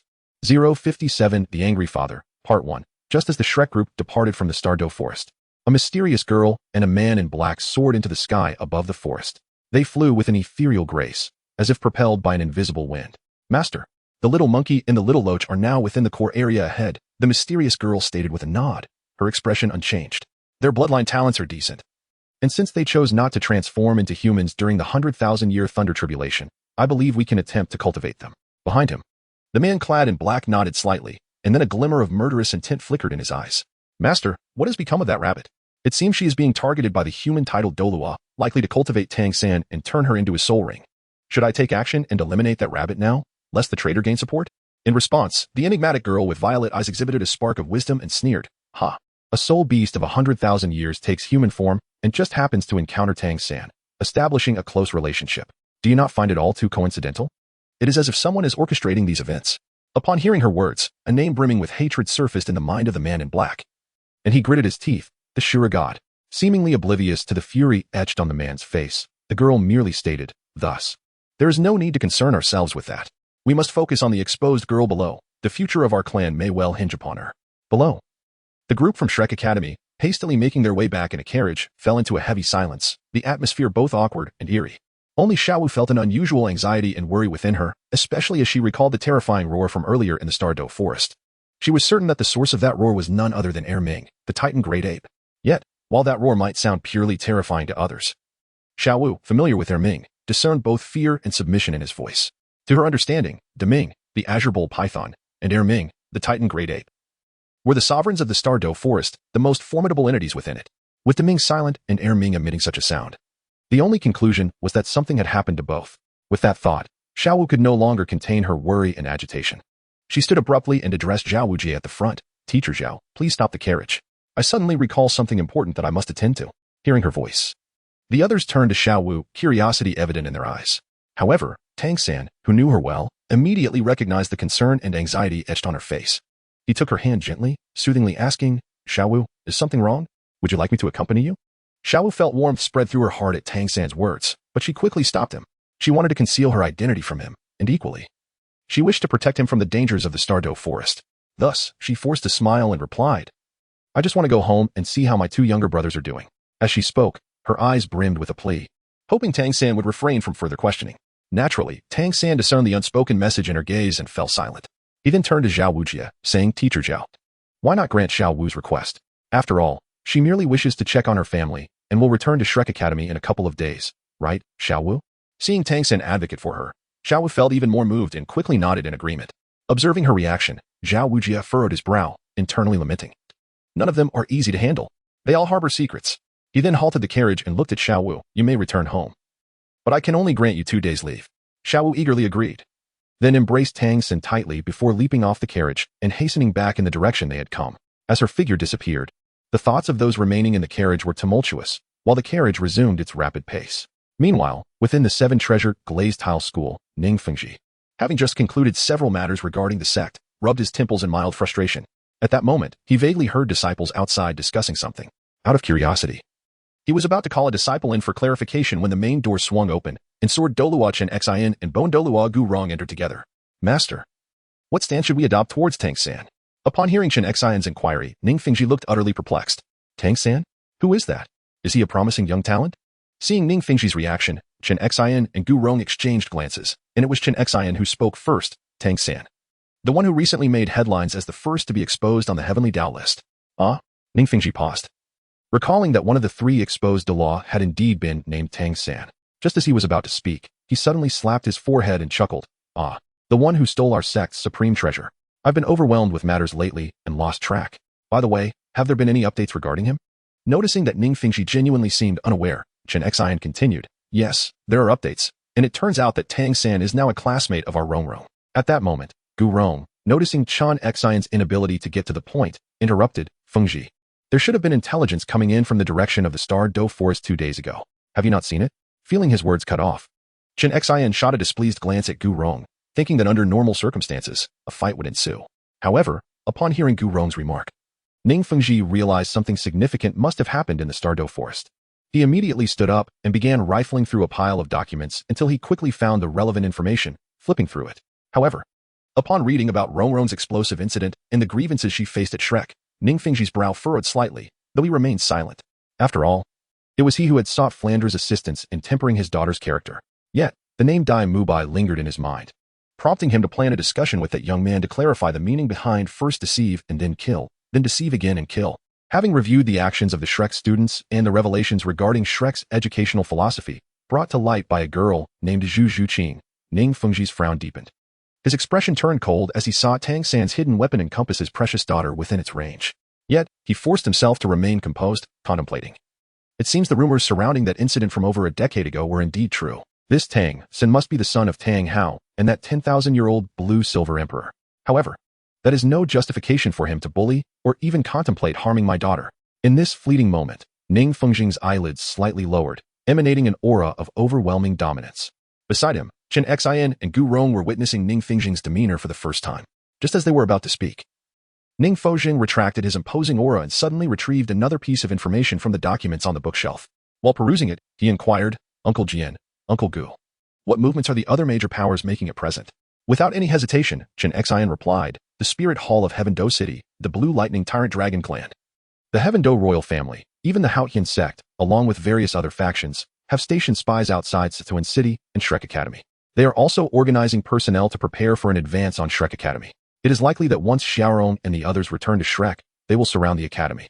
At that time, we can expect at least 3 title Douluo to appear. Then, Fengzheng, should we, as before, extend a courtesy to the Haotian Sect and assist Shrek and Tang San? Upon hearing Chen Xian's words, Ning Fengzheng let out a cold chuckle, subsequently handing over the information he received from a town outside the Star Do Forest to Chen Xian and Gu Rong, remaining silent. Seeing this, the 2 title Douluo took the papers with puzzled expressions. After a brief glance, their bodies erupted with a fierce intent. A mere bastard of the Haotian Sect dares to harbor murderous intent toward Xiaorong? He actually made a move, truly unaware of his own mortality. I shall personally eliminate this Tang San, along with that despicable Shrek Academy Dean, Flinder, and that scoundrel, Dai Mubai. I cannot allow Xiaorong to suffer heartache. How could Shrek not only allow her to endure grievances, but also condone Tang San's actions against her? They are truly contemptuous of our 7-treasure, glazed tile school. It is utterly intolerable. I must witness for myself where Tang San and Shrek derive their audacity to act so against Xiaorong. As the 2 guardians of the sect erupted in fury, Ning Fengzheng hastily rose to intervene. Observing Ning Fengzheng's attempt to restrain them, both Chen Xian and Gu Rong glared at him, their expressions grim. Fengzheng, if you obstruct us in this matter, be wary that we may turn our wrath upon you. Gu Rong, equally displeased, nodded in agreement with Chen Xian's words.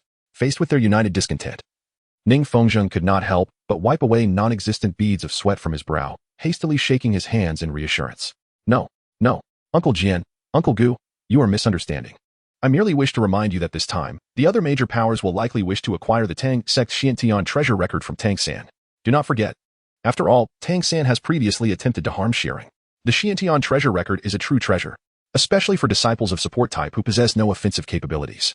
It is invaluable. Even for those soul masters with offensive power, the techniques recorded within, poisons, agility training, concealed weapons, are of immense benefit. The internal cultivation methods will significantly accelerate soul power cultivation. The advantages are boundless. Upon hearing Ning Fengzheng's emphatic final statement, Chen Xian and Gu Rong instantaneously grasped the underlying implication. When the time comes to demand the Xiantian treasure record, they would be positioned on the righteous side. Even if they encountered Tang Hao, providing them with justification to act. Once both Uncle Jian and Uncle Gu comprehended his intentions, Ning Fengzheng handed them another document from the table, stating, now, this is the second matter. And it is of even greater importance than acquiring the Xiantian treasure record from Tang San. Noticing their astonished gazes, Ning Fengzheng elaborated, Rong dear friend. A girl named Zhu Zhuqing is likely the last of the 3 Do Emperor exposers. Just a few days prior, she was at the 27th rank of soul power. 2 days ago, she reached the 30th rank. Aside from being a Do Emperor exposer, I believe there is no other opportunity that could facilitate such rapid advancement. Uncle Jian. Uncle Gu, when you visit Shrek this time, please assist Rong in transferring schools. I now feel that Shrek's teaching methods may not be suitable for her. And I also invite this girl to transfer to Castle Academy. Knowing that Xiaoyan is the reincarnation and Yubai is at Castle Academy, she would surely be delighted. Uncle Jian and Uncle Gu rose abruptly, their gazes fixed intently upon Ning Fengzheng, seemingly seeking confirmation. Upon receiving a nod from him, they exchanged excited glances, both equally exhilarated. Deep within the sunset forest, beside the ice and fire yin-yang eye, 2 massive stone barrels stood, filled with liquid that shimmered in a blend of crimson and emerald hues. Yu Bai and the chubby Shizheng sat cross-legged within the barrels, allowing the liquid to envelop their bodies. At this moment, both were flushed, sweating profusely, with dense white vapor rising from their heads. They appeared as though they had been thoroughly steamed. Their expressions twisted in agony, yet they persevered with gritted teeth. Nearby, Dugabo observed the 2 within the barrels. Stroking his goat beard, nodding with satisfaction while marveling internally, I can understand that the little fox is a prodigy. But I never expected this chubby one to be a little monster as well. These 2 youngsters are surprisingly fervent in their cultivation. The liquid in the barrels was derived from the spring water within the fire eye. Even title Douluo would find it lethal, though diluted significantly. Its purity was reduced to merely 1/10 of the fire eyes and infused with recovery and foundation-building elixirs to prevent the high temperature and fire poison from incinerating them. The notion of utilizing the high temperature of the fire ice spring water to temper their bodies while activating the effects of the recovery and foundation-building elixirs was truly a brilliant, yet reckless idea. However, enduring the pain involved was akin to having countless ants gnawing at their meridians while thousands of steel blades sliced their flesh. The sheer agony they withstood was astounding, leaving Dugubo greatly impressed. As a quarter of an hour slowly passed, the liquid within the barrels gradually faded in color, eventually transforming back into clear water. During this process, the expressions of Yubai and Shizhang, once filled with pain, began to ease until they finally opened their eyes together as the liquid turned entirely clear. Exhaling deeply, the chubby one grinned widely, exclaiming, "It felt as though I had just taken a tour through the fabled hell. This process nearly took my life. Is the price for acquiring such immense power so steep?" Meanwhile, Yubai had exited the barrel, swiftly drying off the moisture on his body before donning his clothes. Clenching his fists, he reveled in the sudden surge of strength coursing through him, a smile creeping upon his lips. With this newfound physical strength, I should no longer pale in comparison to those soul kings, should I? In terms of effectiveness, the refinement of the body using the fire ice spring water is undoubtedly far superior to the initial experience of Xiao Yin being whipped by Yao Lao. Moreover, the fire ice spring water is infused with the potent energy emanating from the corpse of the fire dragon king, dramatically augmenting physical strength during the refinement process. Its effects are comparable to those of high-grade elixirs from superior realms. However, the body has grown accustomed to a certain concentration of fire ice spring water for a significant enhancement in body refinement next time. The proportion of the spring water must be increased to 50%. This necessitates a trip to Tiendo City to procure a substantial quantity of supplementary medicinal materials. Additionally, the artificial calamity poison body created by the old poison master requires further medicinal supplies as well. As Yubai contemplated his upcoming actions, he heard the murmurs of the chubby fellow beside him and couldn't help but chuckle softly. He then turned around and said, "Chubby, cease your complaints. If you promptly dress and take a look at the spring water, you will undoubtedly be grateful for your earlier perseverance." With that, Yubai proceeded towards Douluo to discuss the forthcoming plans. Upon hearing Yubai's words, although the chubby fellow felt perplexed, he nonetheless jumped out of the water barrel, dried himself off, donned his clothes, and suspiciously made his way toward the fire ice spring. Unbeknownst to him, during this process, his movements were considerably more agile and effortless than before, and his garments seemed to fit him much more loosely. On the other side, Douluo, who was about to inquire about the results of the body refinement when he saw Yubai approaching, overheard their conversation. Upon witnessing the chubby fellow's transformation, he couldn't help but express his astonishment, exclaiming, "It appears, little fox, that the results of your body refinement are quite remarkable. However, do you harbor disdain for chubby? Did you secretly add beauty-enhancing herbs to the concoction, resulting in such a significant change in him? This lad has not only slimmed down, but his appearance is nearly rivaling yours. Henceforth, he can no longer be called chubby." Upon reaching Douluo's side, Yubai merely smiled faintly at Douluo's teasing and explained, "Initially, I estimated that this round of body refinement would only enhance physical strength. As for Chubby's transformation, that is a pleasant surprise." Douluo was not taken aback. Instead, he stroked his beard with a smile, observing the jubilant Shizhang leaping around beside the fire spring. Suddenly, an idea crossed his mind. "Little fox, if fire ice spring water can be used for body refinement, then ice spring water should yield similar effects, correct? Why not try using ice spring water as well?" Yubai first affirmed Douluo's conjecture, but then shook his head, elaborating. "While ice spring water can also refine the body, it is not suitable for Chubby and me. As you know, old poison master, I will eventually inherit the full powers of the Flame Emperor, and I aim to cultivate them. Thus, ice is akin to poison for me. As for Chubby, his natural constitution leans towards wood attributes, and now that he is cultivated wood attribute techniques, after undergoing the fire refinement, his body will also harbor fire attribute energy. This positions him to potentially become an alchemist in the future." Regarding the ice-fire body refinement depicted in the original work, after acquiring the Flame Emperor's alchemical knowledge, I can only deem it as wasteful. What is the primary purpose of body refinement? Naturally, it is to enhance one's physique, augment physical strength and resilience, if conditions permit, to bolster one's physical attributes. What did Tang San do in the original story? He first consumed both 8-star mystic ice grass and fiery apricot blossoms simultaneously, their medicinal properties neutralizing each other, resulting in a temporary coexistence of the extreme ice and fire attributes within Tang San's body. He then leaped to the confluence of the ice and fire duality ice, utilizing the extreme ice and fire attributes within him to counterbalance the effects of the spring water from the ice and fire duality ice. What is happening here? Is this not merely the obliteration of the exquisite ice and fire attributes derived from the recent absorption of the two celestial herbs, the star aniseed ice grass and the fiery apricot blossom?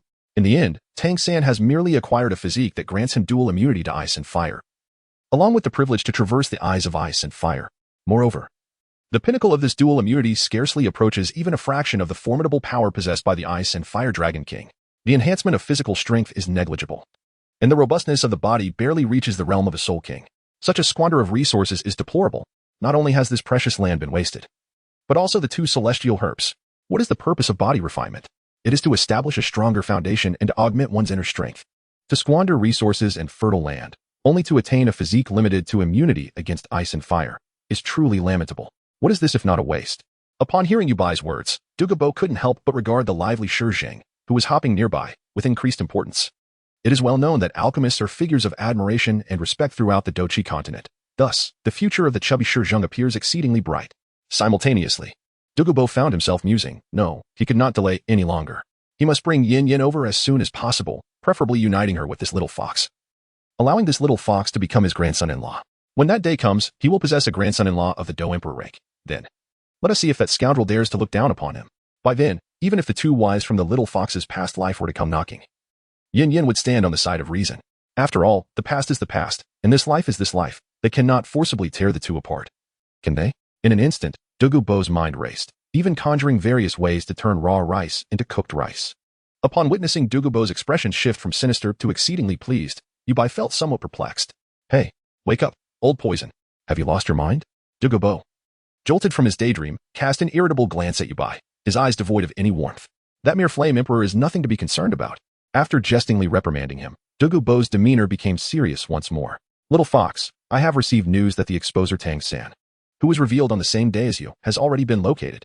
It seems that nearly all major factions have sent people to prepare for a forceful acquisition. As he spoke, a glimmer of malicious glee flickered in Douluo's eyes, stroking his goatee as he chuckled. Young man, would you like me to take you to see the situation? If you happen to be discovered, it would serve as a reference case. Ignoring the mockery in Douluo's words, a spark of excitement flashed in Yubai's eyes. After all, Tang San and the Shrek 7 monsters are the protagonists of this world. Arriving in the Douluo Continent and not witnessing the exploits of these central figures would indeed be a great regret. Moreover, among the Shrek 7 monsters, there are formidable individuals like Zhu Qing, Ning Rongrong, and Xiao Wu. How could one pass up the chance to feast their eyes on such sights? With this thought, Yubai's yearning intensified. However, at that moment, a sudden thought crossed his mind. What if he exposed himself? A shiver ran through him, and Yubai swiftly regained his composure. Suppressing the turbulence within, it appears that fire refinement is not without its side effects. Yet, for a youth like Mu Ai, such feelings are only natural, after all. He hadn't even held a girl's hand at 19 in his past life, and now, in this life, he is still just a child. Especially since he had only recently awakened memories from his previous life, his situation could be deemed rather pitiable. After a moment of introspection, his expression firmed once more. However, in this life, the opportunity to reach the pinnacle is right before him. How could mere desires disturb his resolve? In that fleeting moment, Yubai's eyes shone with an extraordinary brilliance, as if stars were twinkling within his gaze. Yet, in reality, only a few seconds had elapsed. As his eyes wandered towards the ice and fire duality, and the surrounding breathtaking scenery, Yubai finally responded to the previous inquiry posed by Douluo with a playful smile, saying, Old Poison Master, this earthly beauty is so enchanting. I have yet to fully appreciate it. I have no desire to squander my time recklessly engaging in the affairs of unrelated individuals. He continued. Let us proceed to Tiendo City to procure the necessary auxiliary materials for the second step of your artificial calamity toxin body. This will elevate your prowess from the current 95th level title Douluo to the pinnacle of 99th level Douluo. Then, by utilizing the rare medicinal herbs and poisonous plants found in the ice and fire duality, we shall completely forge the calamity toxin body, allowing your strength to surge past the 100th level and become a legendary poison deity. At that time, with such a formidable poison god as our ally in the spirit hall, I shall roam freely without fear of being captured. Wouldn't that be splendid? In the mere seconds that had passed, Yubai's changing demeanor and the transformation of his aura were keenly observed by Douluo, thus elevating his approval and regard for Yubai. This is all thanks to you, little fox. Otherwise, I would never have dared to dream that I could reach the 95th level title Douluo in my lifetime, and even aspire to ascend to the 99th level Douluo. The prospect of achieving 100 levels and becoming a deity after thousands of years no longer seems impossible, Douluo declared confidently. Rest assured, I shall personally protect you, young lad, and see who among them dares to lay a hand on you. Upon hearing the old poison master brazenly declare his intent to safeguard him, Yubai rolled his eyes in exasperation. Old poison master, please cease your laughter. I was merely jesting, and you took it to heart. To thoroughly forge the artificial calamity toxin body, it will take no less than a decade. For now, let us obtain the materials needed for you to complete the second step, as well as those required for our body refinement. Meanwhile, in the Shrek Academy's director's office, Flinder, seated behind his desk, suddenly let out a long sigh, then irritably began to ruffle his hair.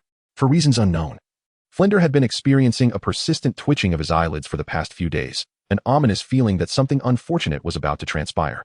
Could it be that the little monsters are in trouble? It shouldn't be the case, with old Zhao keeping watch. What mishap could occur while hunting a soul beast that has lived for over 1,000 years? He reassured himself, thinking perhaps he was just overreacting. At that moment, the office door swung open violently with a loud bang.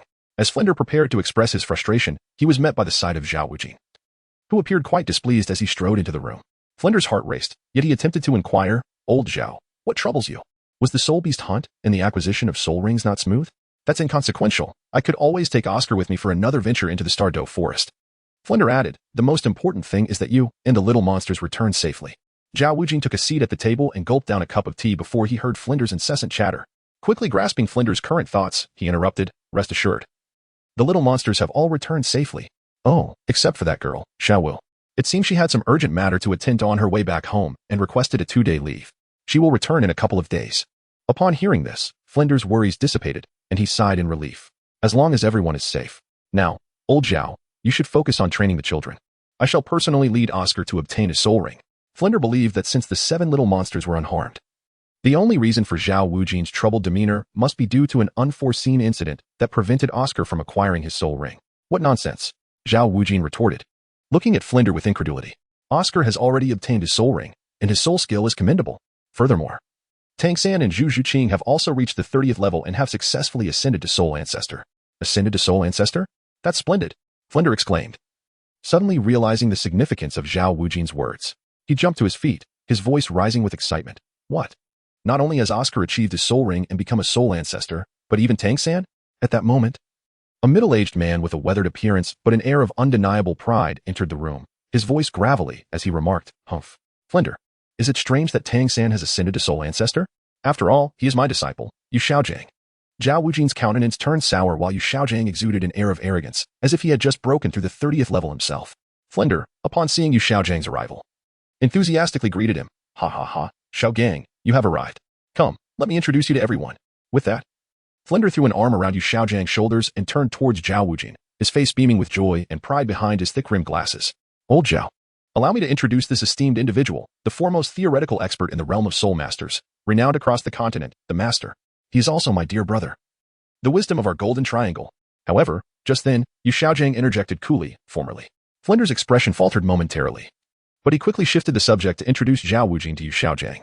Meanwhile, Zhao Wujing, who had intended to discuss important matters with Flinder, found himself increasingly irked by the sudden appearance of this proud individual. The sight of Yu Xiaojiang's haughty demeanor stirred an impulse within him to silence him with a single blow.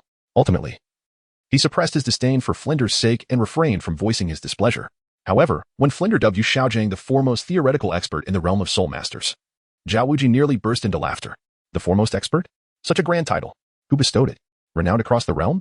I have never heard of this unmoving king. He recalled the tales of a clown from over 20 years ago, and he couldn't help but think it must be this very person before him. Suppressing his disdain, Zhao Wujing feigned enthusiasm, engaging Yu Xiaojiang in conversation as if he were meeting a legendary figure. As Yu Xiaojiang basked in this unexpected adulation, his pride became increasingly apparent. Once the two had acknowledged each other, Flinder turned to Zhao Wujing, adjusting his glasses with curiosity. Old Zhao, you mentioned that Tang San and the others successfully ascended to Soul Ancestor. Is that true? Shouldn't this be a cause for celebration? Why did you appear so troubled earlier? Just as Zhao Wujing was about to respond, Yu Xiaojiang, with a smug expression, lifted his teacup and took a delicate sip, interjecting with a haughty, Xiao San is indeed a disciple meticulously cultivated by Yu Xiaojiang, having almost completely inherited my extensive knowledge of soul masters and soul beasts. At merely 12 years of age, he has broken the record for the youngest soul master, achieving the rank of soul master. Surely this is not surprising? Why the need for such uproar? Once again interrupted before he could speak, Zhao Wujing's face darkened, and he inwardly cursed Yu Xiaojiang for his lack of discernment and shame. This incessant interruption of critical matters is a waste of time. How could we still be ignorant of why Tang San managed to reach Soul Master at the age of 12? Is it not due to the superior internal cultivation methods found in the Tang Sect's Xiantian treasure record from his past life, far surpassing the meditation techniques prevalent in the Douluo Continent? What relevance does this have to you, you jester? To shamelessly claim all the credit for oneself, how disgraceful. Disregarding Yu Xiaojiang entirely, Zhao Wujie declared, the record was actually broken by another student, an 11-year-old girl named Zhu Zhuqing. After saying this, he did not even glance at Yu Xiaojiang's stunned expression, but turned to Flinder and recounted the events that had transpired outside the Stardow Forest town. In essence, we now face two primary troubles. Firstly, Tang San's identity as a discloser has been exposed, which may disrupt the tranquility of Shrek Academy. Secondly, Tang San has attacked Ning Rongrong and Zhu Shiqing. Although I intervened, a deep rift has already formed among the 7 little monsters, making it challenging for them to unite as a team. Upon hearing Zhao Wujie's account, Flinder could hardly believe his ears, his mouth agape in disbelief. After a long pause, he finally regained his composure, wiping non-existent sweat from his forehead, and stammered, this truly is a significant predicament. But let us not rush. I shall contemplate a solution. Seeing Flinder's flustered demeanor, Zhao Wujie could not muster the energy to tease him and likewise began to ponder a resolution.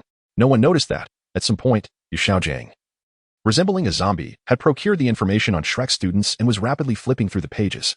Ultimately, he focused on the page detailing Zhu Xing, his gaze flickering with uncertainty. Moments later, a sudden thud echoed through the once quiet office as a book fell onto the table. Flander and Zhao Wujie, who had been lost in thought, were jolted back to reality, only to see Yu Xiaojiang rise abruptly. Leave these two issues to me, he asserted confidently, as if he had already devised a solution. Zhao Wujie met this declaration with skepticism, while Flander chose to trust his old friend's wisdom and influence. Xiaogang, what are your thoughts? Please, share. Seemingly oblivious to Zhao Wujie's doubtful gaze, Yu Xiaojiang raised a finger and calmly stated, the first issue is that Tang San's identity has been revealed, which has undoubtedly drawn the attention of various factions, most troublesome of which is the Spirit Hall. However, this is precisely the key to our resolution, harnessing their strength against them. As he spoke, noticing the bewildered expressions on the faces of the two men, he pulled out a token from his pocket and casually tossed it onto the table. This is the Elder's token from the Spirit Hall. Possessing it allows one to command all forces of the Spirit Hall, including the Spirit Sanctuary. We can summon them to protect Tang San and expel other factions.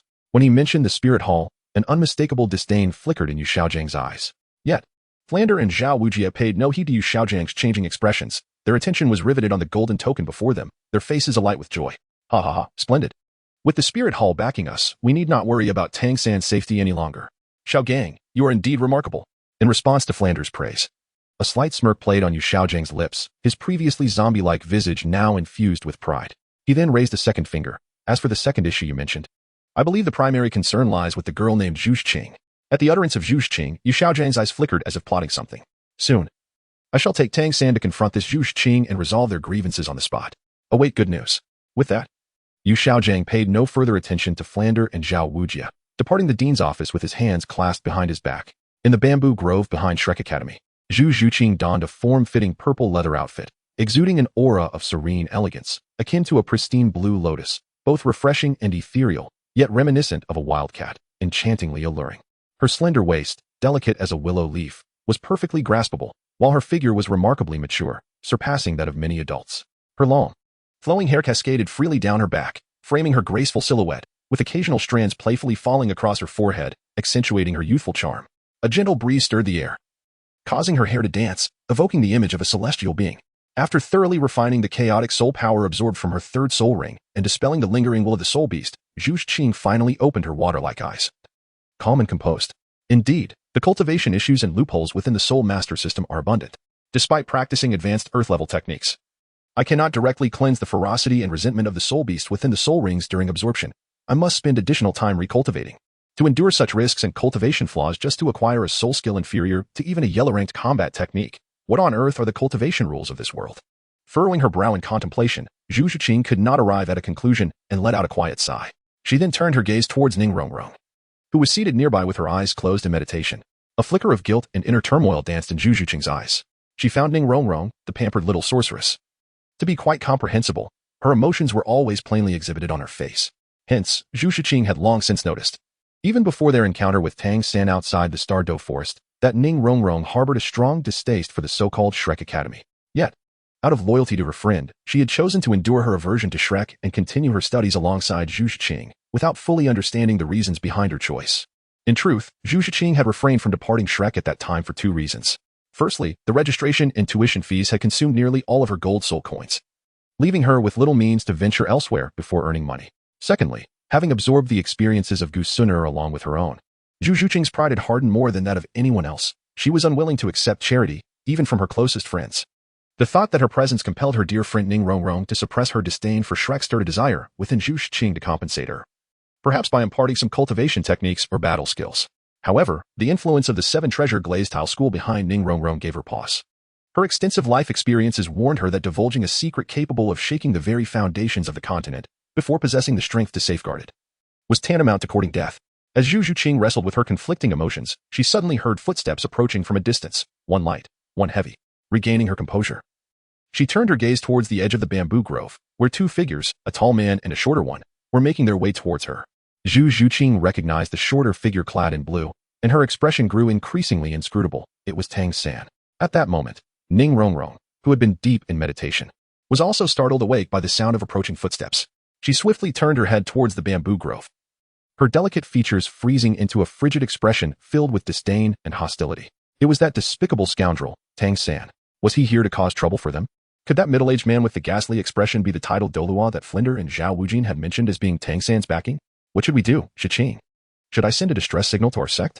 After a gesture indicating silence, Zhu Shiqing rose and coldly regarded the approaching pair, determined to ascertain Tang San's intentions.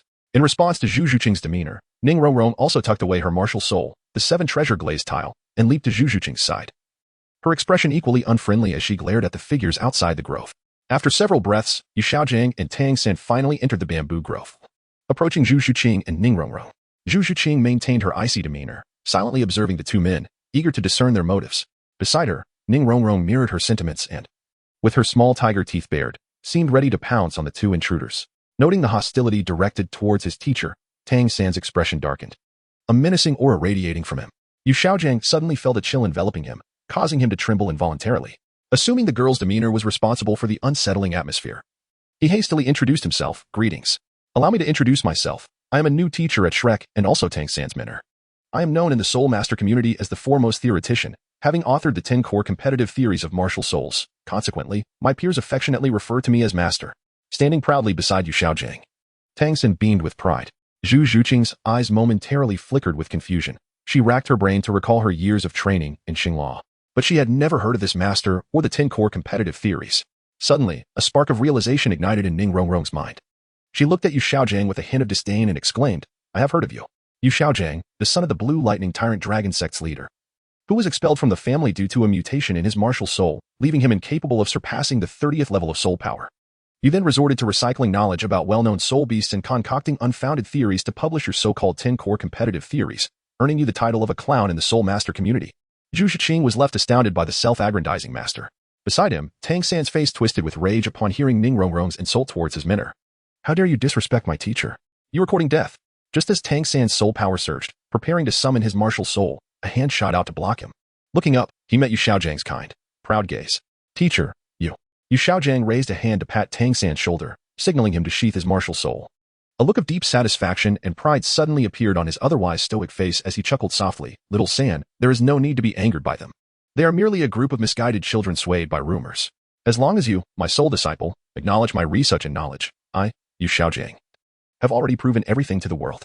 Tang San's eyes brimmed with emotion at that moment, his heart resolutely vowing to train diligently and ultimately earn recognition across the continent, vindicating his teacher and reclaiming his honor. Meanwhile, Ning Rongrong once again sensed the murderous intent emanating from Tang San, prompting her to hide behind Zhu Shiqing. Her face tense with anxiety. Observing this, Zhu Shiqing turned to reassure Ning Rongrong and then redirected her attention to the two men, her gaze now icy. As her soul power began to circulate within her, this time, Zhu Shiqing was thoroughly incensed within her heart. Time and again, the murderous intent directed towards the two sisters made her feel as if they were being regarded as mere insects. It was utterly preposterous. However, upon witnessing the individual named Yu Xiaojiang who actively intervened to halt Tang San's actions, Zhu Shiqing suppressed the rising fury within her and coldly inquired, What, pray tell, is the purpose of bringing him here? If there is no matter of significance, I kindly ask you to take your leave. Upon hearing these words, Yu Xiaojiang finally diverted his gaze from Tang San, restoring his previous expression of stoicism. He turned to face Zhu Shiqing, then glanced towards Ning Rongrong, who stood behind her. Zhu Shiqing, before we proceed with our discussion, for your own good, I believe we should first allow Ning Rongrong before Yu Xiaojiang could finish his statement. Zhu Shiqing interjected decisively, her demeanor remaining frigid. Speak plainly. If there is nothing of importance. Although Zhu Shiqing did not articulate the final word, every individual present grasped the implication. This caused Tang San, standing beside Yu Xiaojiang, to once again wear an expression of embarrassment, his molars grinding audibly. At that moment, Yu Xiaojiang's expression shifted, ultimately folding his hands behind his back and locking his gaze onto Zhu Shiqing. Zhu Shiqing, you must be one of the 2 female exposers revealed in the recent Tiandao rankings, correct? As he spoke, a glint of cunning intelligence flickered in his eyes, as if he had grasped Zhu Shiqing's very essence. The atmosphere in the venue instantly fell into silence. The sound of a pin dropping could be heard, accompanied only by the rustling of bamboo leaves in the gentle breeze. Ning Rongrong, unable to contain herself, covered her mouth in disbelief as she gazed at Zhu Shiqing's silhouette, her eyes gradually lighting up with overwhelming joy, as if she had discovered a formidable ally. Meanwhile, after the initial shock, Tang San's gaze sharpened with vigilance as he turned his attention back to Zhu Shiqing. It dawned on him that both during the night of the exposure at the Great Soul Arena and in the days that followed, Zhu Shiqing had been concealing her true strength all along. Tang San could not fathom that, as a fellow exposer, Zhu Shiqing had not acquired any hidden cards of her own. Of course, Tang San was equally convinced that he would not be bested by Zhu Shiqing. After all, According to the rules of the Tiandao Golden Rankings, Zhu Zhuqing had merely inherited the cultivation knowledge and life experiences from her past life. Although the world from which Tang San hailed was not as powerful as the Douluo Continent of Zhu Zhuqing's previous existence, he had begun practicing all of Tang's Sect's ultimate techniques from a young age.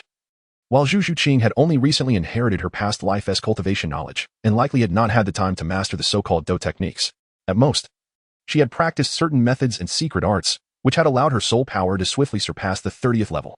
Under the watchful eyes of everyone, Zhu Zhuqing remained composed, coldly staring at Yu Xiaojiang. So, what exactly do you wish to convey? Seeing Zhu Zhuqing maintain her calm demeanor, even Yu Xiaojiang was somewhat taken aback. Inwardly marveling at her poise, a true exposer who had inherited the wisdom of her past life. Zhu Zhuqing, why not take me as your master? As he uttered these words, Yu Xiaojiang's expression was tranquil, even tinged with a hint of arrogance, as if it were only natural for Zhu Zhuqing to become his disciple. The others present were momentarily stunned. Even Tang San, who had always held Yu Xiaojiang in high regard, looked bewildered at his teacher, uncertain of his intentions. Of course, Tang San had no doubts about his teacher's qualifications to instruct Zhu Zhuqing. The very subject, Zhu Zhuqing, was left momentarily speechless, her eyes wide with confusion. As if silently questioning, are you truly serious? Even Ning Rongrong, standing behind Zhu Zhuqing, couldn't help but scratch her head in adorable bewilderment. Regarding the look of confusion on Zhu Zhuqing's face, Yu Xiaojiang naturally assumed she was taken aback by his words, and thus his pride and satisfaction became even more pronounced. He continued, Zhu Zhuqing, your most pressing concern now is your own safety.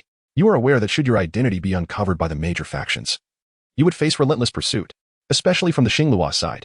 I believe you, having escaped from Xinglua, understand the royal family's ways all too well.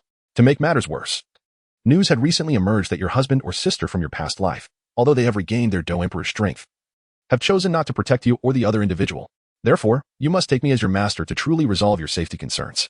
At this point, Yu Xiaojiang straightened his posture, a smug expression appearing on his otherwise stiff face.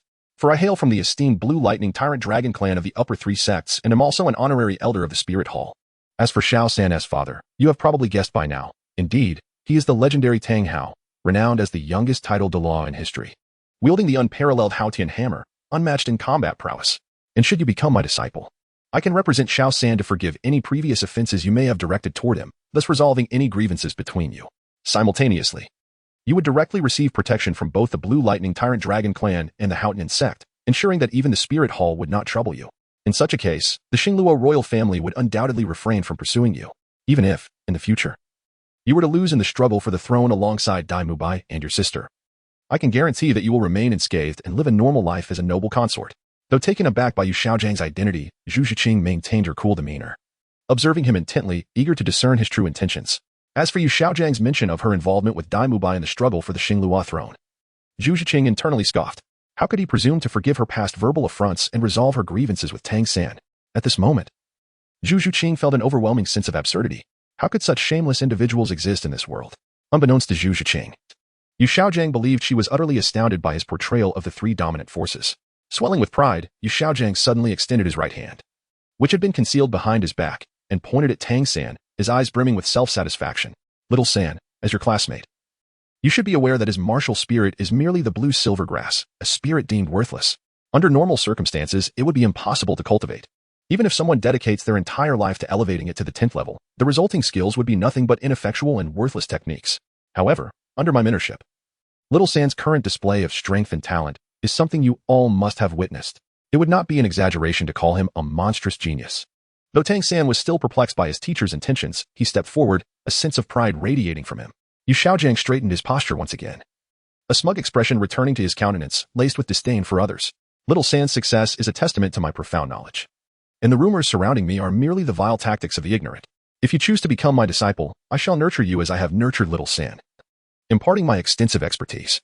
In due time, under my guidance, achieving the rank of a mere 70th level soul sage will be well within your grasp. At this juncture, Yu Xiaojiang abruptly shifted his tone, maintaining his haughty demeanor. As my disciple, you are required to share the techniques and skills from your inherited memories, and you must also share them with your senior brother, Tang San. By doing so, you will earn his acceptance and recognition, signifying that you have gained the friendship and support of the Haotian Douluo and the Haotian Sect. Additionally, you must provide a copy to me, which I will dutifully deliver to the Blue Lightning Tyrant Dragon clan, and thus, you shall receive the protection of the world's foremost martial spirit family. How about it? By becoming my disciple, not only will you receive my guidance, but you will also gain the protection of the Haotian Sect, the Blue Lightning Tyrant Dragon clan, and the Spirit Hall, ensuring your safety. Why not hasten to become my disciple? Having said this, Yu Xiaojing clasped his hands behind his back, closed his eyes, and wore an expression of arrogance as if he regarded no one with any importance, projecting an air of superiority. Opposite him, Zhu Zhiqing and Ning Rongrong exchanged glances, instantly comprehending Yu Xiaojing's intentions. After all his rambling, he merely wished to swindle Zhu Zhiqing out of the techniques and skills accumulated over a lifetime of cultivation and pass them on to Tang San, to the Blue Lightning Tyrant Dragon Clan, and to the Haotian Sect. Simultaneously, he sought to claim Zhu Zhiqing, a future Dou Emperor, to prove to the world that he was not a failure. Understanding all of this, Zhu Zhiqing felt a surge of anger. Did this so-called master truly regard her as a fool? The more she contemplated this, the colder her expression became. At this moment, Ning Rongrong regarded Yu Xiaojing as nothing more than a clown. Peeking out from behind Zhu Zhiqing, she nonchalantly retrieved a handful of sunflower seeds from her storage soul guide and began to munch on them while watching Yu Xiaojing. Hey, ahem, master, did you not just proclaim that you were an honorary elder of the Spirit Hall? Why do you not exert yourself further and provide the Spirit Hall with a copy of your techniques? Also, you mentioned that your disciples have an obligation to share their cultivation techniques with other disciples. Why not have Tang San share his Tang Sect's Xintian treasure record with Zhiqing? Before Yu Xiaojing could respond, Tang San hurriedly interjected. The Xintian treasure record is the supreme scripture of the Tang Sect and can only be passed down by Tang Sect disciples. That is our sect's rule.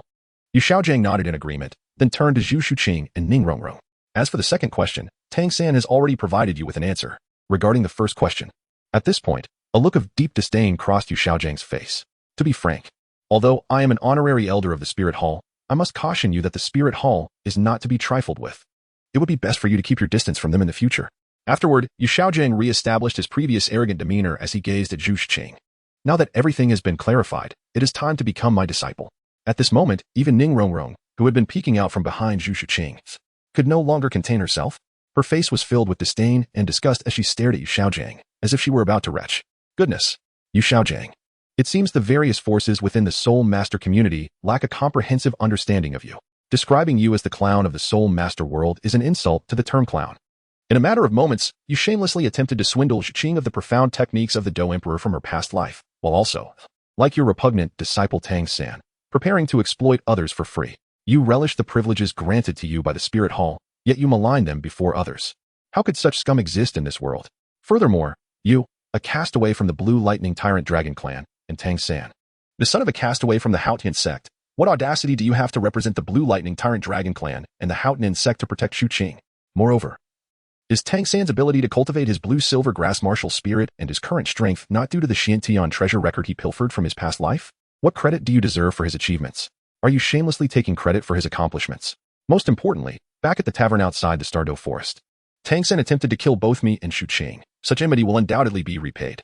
There is no need for you, the loathsome Yu Xiaojing, to step forward and seek forgiveness for our grievances. Be gone, you wretched failure. With Ning Rongrong shielded behind her, Zhu Zhiqing's murderous intent erupted uncontrollably.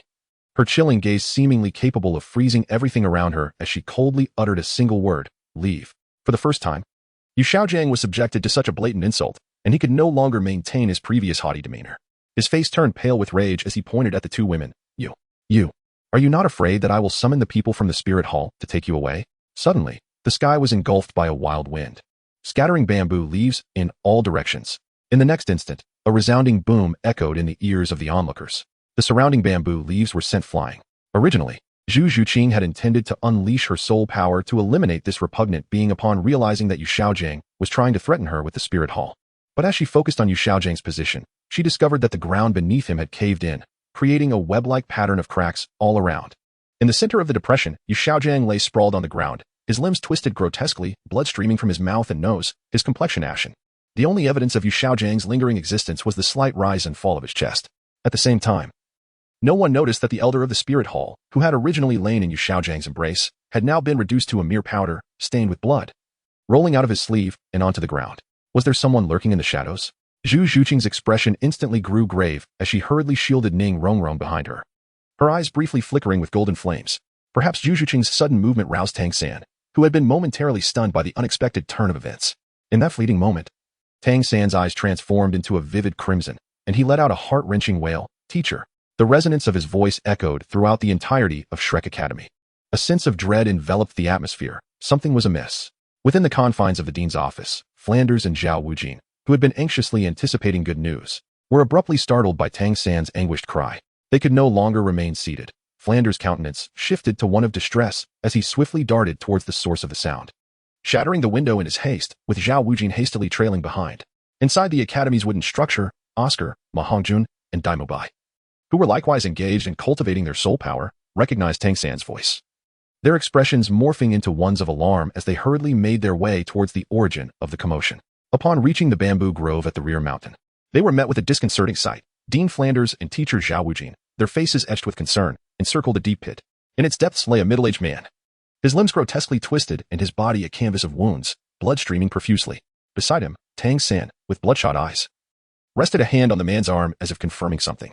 Nearby, Zhu Zhiqing and another woman stood, their expressions vigilant and cold as they observed the unfolding scene.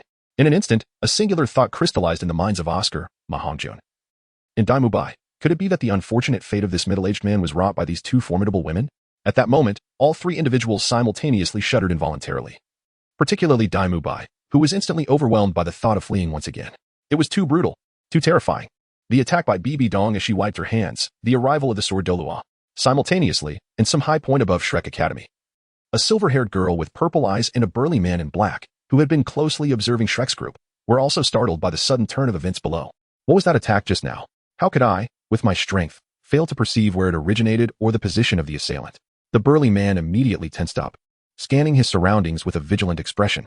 Meanwhile, the mysterious girl with silver hair narrowed her eyes, sensing for a moment before abruptly looking towards a specific direction. As her inner divine power surged, she spoke softly. Esteemed Do Emperor, I believe you have already discerned the issues within the cultivation system of the Douluo Continent. There exist numerous shackles and fatal flaws, not only for human spirit masters but also for us spirit beasts.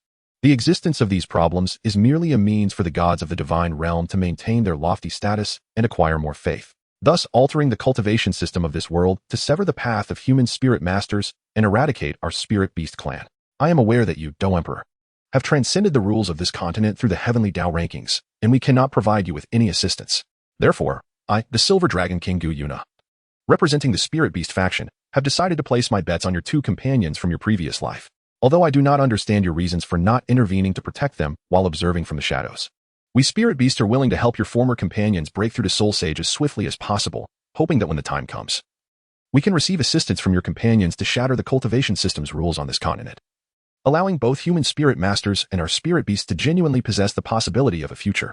The divine power of the Silver Dragon King, imbued with Gu Yuna's voice, spread across the Douluo star, and only those whose strength surpassed Gu Yuna could discern the essence of her words. Within the High Priest Hall on Sea God Island, Poseidon furrowed his brow, gazing at the horizon as if sensing something, yet it seemed as though nothing had changed. In the ancestral grounds of Haotian Sect, Tang Chun, who was in seclusion to recuperate from the injuries inflicted upon him by the nine-headed golden bat king over nearly 2 decades, suddenly raised his head, his eyes gleaming with crimson light, also staring at the sky. In the worship hall of Spirit City, Qian Dalu, clad in golden armor, also seemed to sense something, looking up at the sky and murmuring, was that feeling divine? Has a god silently descended upon this continent? Subsequently, Qian Daolia's gaze shifted towards the direction of the Pope's hall, exhaling lightly. But now, even if a god truly descends to the mortal realm, what difference would it make? The gods have already fallen from their exalted positions on this continent. Retracting his gaze, Qian Daolu stood steadfast beneath the statue of the angel, silently offering prayers and dismissing the fleeting divine power he had just perceived. In the Pope's hall, Bibi Dong, reclining on her throne with her long legs crossed, emanated an invisible aura of nobility and authority. At this moment, she appeared slightly disgusted as she wiped her left hand, as though she had just squashed a filthy fly. Just then, she heard a voice resonating from the heavens. Bibi Dong paused her movements, and with the soul power of a Do Emperor, she swept across the entire Heaven Do Empire, observing the actions of various factions, and also spotted Gu Yuna and DT standing 10,000 meters above Shrek Academy.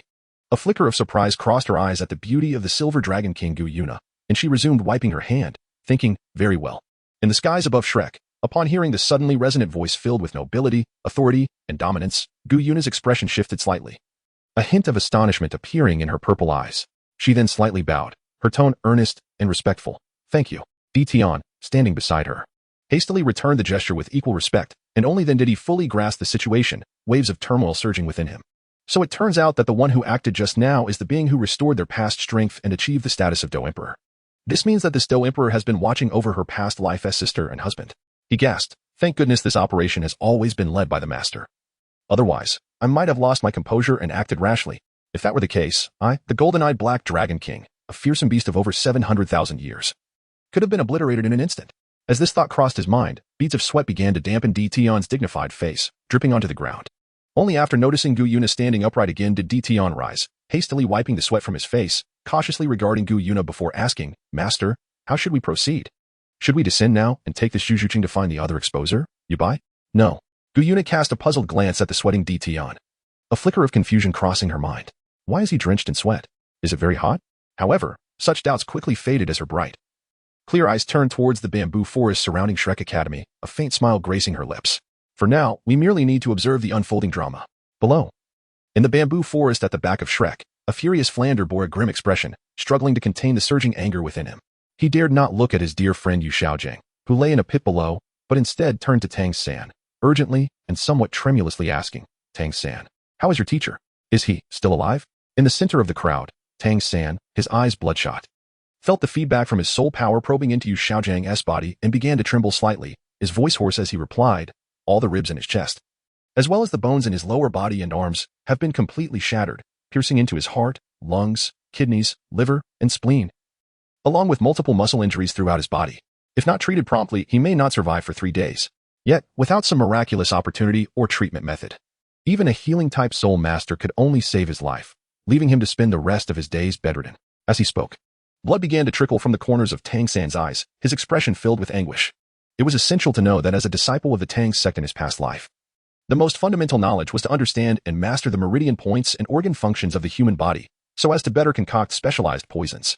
Thus, upon discovering the condition within Yu Xiaojing, Tang San immediately grasped the assailant's intentions to render his teacher's life a fate worse than death. In that fleeting moment, Tang San's mind was suddenly flooded with memories from the past 6 years, recalling the fragments of time spent with Yu Xiaojing. For the first time, he felt a paternal affection emanating from this middle-aged man, a warmth that encapsulated the essence of human kindness. Lost in a daze, Tang San found his hands clenched tightly, oblivious to the blood seeping from his palms. Beside him, Flender, upon hearing Tang San's words, stood as if struck by lightning, frozen in place, with only one thought echoing in his mind: how will I ever face her again? At that moment, Zhao Wujie could not help but click his tongue in disbelief, internally exclaiming, "This person is truly ruthless. What enmity or grievance could provoke such darkness?" Dai Mubai and the others, too, seemed to grasp the identity of this middle-aged man in the pit, casting sympathetic glances towards the dazed Tang San. At that moment, Ma Hongjun could no longer contain his astonishment and muttered aloud, "Good heavens! Who could have done this? Such malice!" The instant these words escaped his lips, Zhao Wujie, the teacher, and Oscar, who had already sensed something amiss, exchanged glances, both realizing the gravity of the situation. They swiftly turned their attention to Tang San. As expected, in the next heartbeat, Tang San, still lost in thought, suddenly lifted his gaze, revealing his blood-red eyes and the streaks of blood flowing from the corners of his eyes, transforming his face into a ghastly visage reminiscent of a ravenous wolf. He fixated his stare on Zhu Zhuqing and her companion, who stood alert at a distance, and a fierce rage surged within him. "It is all because of you. You shall pay for this." With that declaration, Tang San unleashed the ghost shadow perplexing steps, darting through the crowd towards Zhu Zhuqing and her companion. Zhu Zhuqing and Ning Rongrong were taken aback. Although they could not fathom why Tang San had suddenly turned his wrath upon them, they had long recognized that Tang San and his mentor, Yu Xiaojing, were not of typical disposition. Hence, Zhu Zhuqing maintained her composure, channeling her soul power and glaring at the rapidly advancing Tang San, her expression as frigid as ice and brimming with murderous intent. At the same time, Zhao Wujie and Flander, who had just regained their bearings and were preparing to summon the renowned healing soul emperor to assist Yu Xiaojing, were startled by Tang San's sudden outburst. Just as they were about to intervene, a chilling snort reverberated from the heavens, piercing through the minds of all present like a blade. "I dare anyone who wishes to harm my dear Rongrong." In the next instant, a colossal sword shadow hurtled down from the sky, landing before the Shrek crowd in an instant. It was then that they beheld a towering figure, standing like a stalwart sword, clad in immaculate white robes, with silver hair meticulously arranged. This elder, with hands clasped behind his back, bore an expression of utter calmness, dismissing all obstacles with an air of overwhelming sword intent. The elder's form appeared before Zhu Zhuqing and Ning Rongrong, the immense sword at his feet transforming into a 3-foot azure peak, hovering beside him.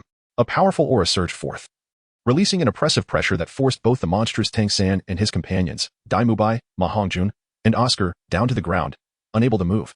Tang San's internal soul power was abruptly disrupted by this formidable pressure, causing him to spew forth a mouthful of reverse blood, his vitality waning. Flander and Zhao Wujie, both soul sage level beings, found themselves bending under the might of this aura, cold sweat trickling down their foreheads. The most unfortunate among them was Yu Xiaojing, still lying in the pit, his already mangled body racked with pain, blood seeping from his lips under the weight of this overwhelming force. At this moment, Ning Rongrong, who had been hiding behind Zhu Qing, finally recognized the familiar silhouette before her and leaped forward, embracing the elder's arm, her face alight with joy. "Grandfather Sword, Rongrong has missed you so much." Tears welled in her big eyes as she spoke. As the pampered princess of the Seven Treasures glazed tile school, Ning Rongrong had been accustomed to a life of luxury, even requiring assistance for her baths.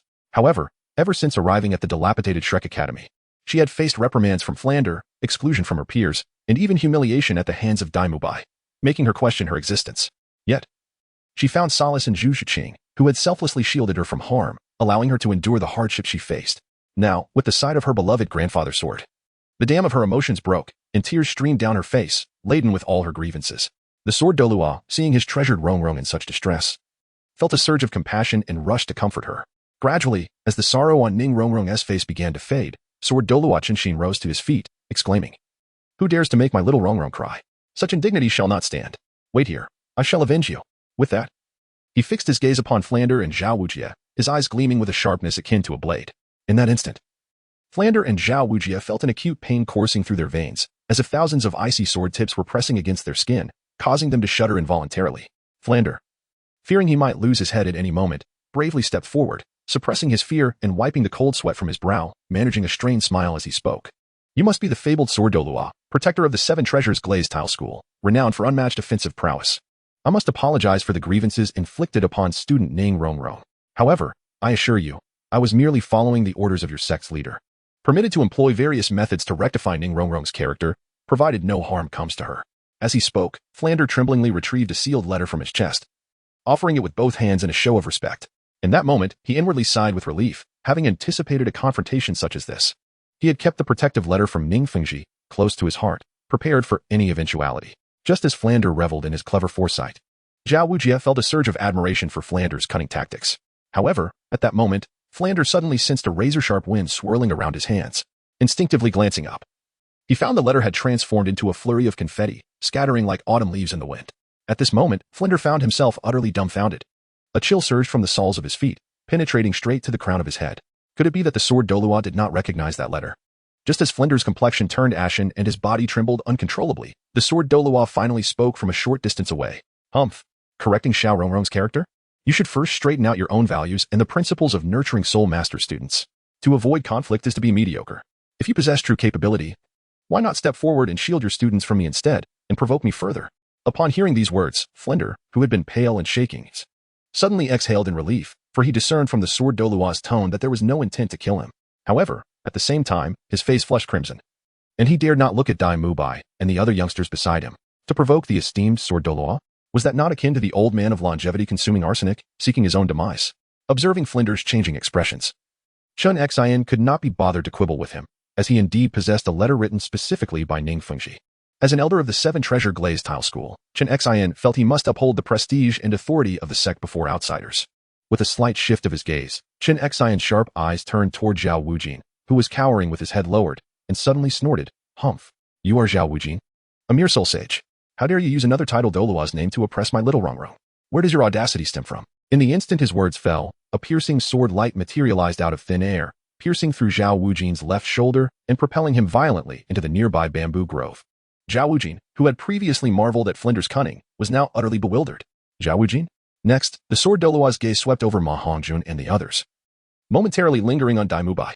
In that instant, as Dai Mubai lay on the ground, he felt a menacing aura enveloping him, causing his bones to creak ominously. Ultimately, he could not suppress a sweet taste in his throat and spat out a mouthful of blood. Seeing this, Chen Xian restored his imposing aura and coldly glanced at the prostrate Dai Mubai, stating, "Considering you are merely a junior, I shall let this be a minor punishment today. Otherwise, based on your previous words to Xiao Rongrong and that instance of violence, you would already be dead. Not even the Star Luo Emperor could protect you here." On the ground, Dai Mubai felt no resentment toward Chen Xian. Rather, he felt an overwhelming gratitude for the Sword Douluo sparing his life. 4. As the Sword Douluo had articulated, being merely forced to spit blood was indeed a remarkably lenient punishment compared to death. This was the unvarnished rule of the Douluo Continent. The strong are revered. After resolving the grievances between Shrek Academy and Ning Rongrong, the Sword Douluo finally turned his gaze to Tang San, who was lying on the ground, his fingers digging into the earth, leaving trails of blood. Tang San's aura had grown sharp and chilling. "Tang San, prior to your arrival here, I investigated all your battles during your 6 years in Notting City. I discovered that even before your exposure on the Heaven Do ranking, you had already mastered Xiantian Kung Fu, Xian Jade Hand, Ghost Shadow Misty Step, and even the art of hidden weapon crafting. You would rise early each morning to train your purple extreme magic eye on the rooftop. This implies that you had awakened your past life memories long ago, and it is even possible that you have carried the memories of your previous life since birth. Therefore, can I conclude that within your 12-year-old form, the soul residing within has always been that of your 29-year-old self? Listening to the Sword Douluo's exposition, both Flinder, the dean of Shrek Academy, and the students Oscar, Ma Hongjun, and Dai Mubai were struck with astonishment. Even Ning Rongrong could not help but cover her mouth. Her eyes filled with disbelief. Zhu Zhuqing's gaze flickered as she pondered over the scenario, looking at Tang San, who was pressed to the ground by the Sword Douluo's imposing aura, unable to raise his head. At that moment, Tang San's fingers, which had been gripping the earth, froze. Observing everything, the aura emanating from Sword Douluo Chen Xin intensified sharply. Though I cannot fathom how, with your mature soul, you dared to lay hands upon my little princess. The sole heir to the 7 treasure glazed tile school, and not once, but twice. However, since you have dared to act and disregard the authority of the 7 treasure glazed tile school, you must accept the punishment from our sect. With that, the Sword Douluo raised his right arm, his hand forming a sword-like gesture. Instantly, the 3-foot Qifeng 7-kill sword, which had been quietly suspended beside him, trembled violently. Its blade reflecting a cold gleam, exuding a fierce and sharp sword intent that shredded the bamboo leaves swirling around them. In the next moment, as Chen Xin directed his sword finger, the 7-kill sword shot forth like a drawn blade, aimed directly at Tang San's neck. Enough. At that moment, a hoarse shout erupted, and an enormous hammer, adorned with strange patterns, suddenly descended from the sky. Do you not break his legs? Upon the appearance of the hammer, Chen Xion's expression remained composed, as if he had anticipated this moment. He stepped forward, shielding Ning Rongrong and Zhu Zhuqing behind him, his aura surging, the sword intent emanating from him growing sharper. Then, with a flick of his right hand, the 7-kill sword, initially aimed at the prostrate Tang San, abruptly veered upward.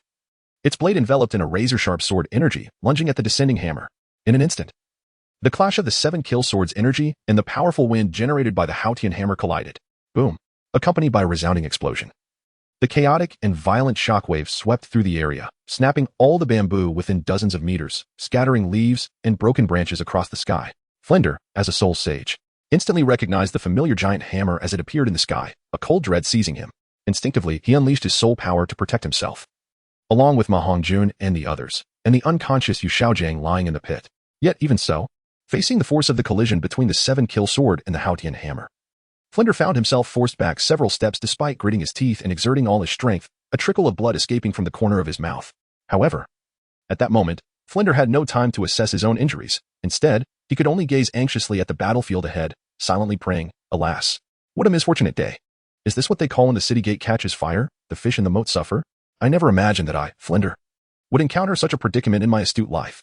I hope these 2 titled Douluos do not truly engage in a battle. My humble Shrek Academy cannot withstand the chaos of 2 titled Douluos. Let us speak amicably. Peace is paramount. On the other side, as Chen Xin shielded them from the battle's aftermath, Zhu Zhuqing and the other girl watched the battlefield with keen curiosity, eager to learn the outcome of the previous clash. Is this truly the caliber of battle at the titled Douluo level? Zhu Zhuqing turned her head to survey the ravaged bamboo forest surrounding her, her delicate brows furrowing in puzzlement.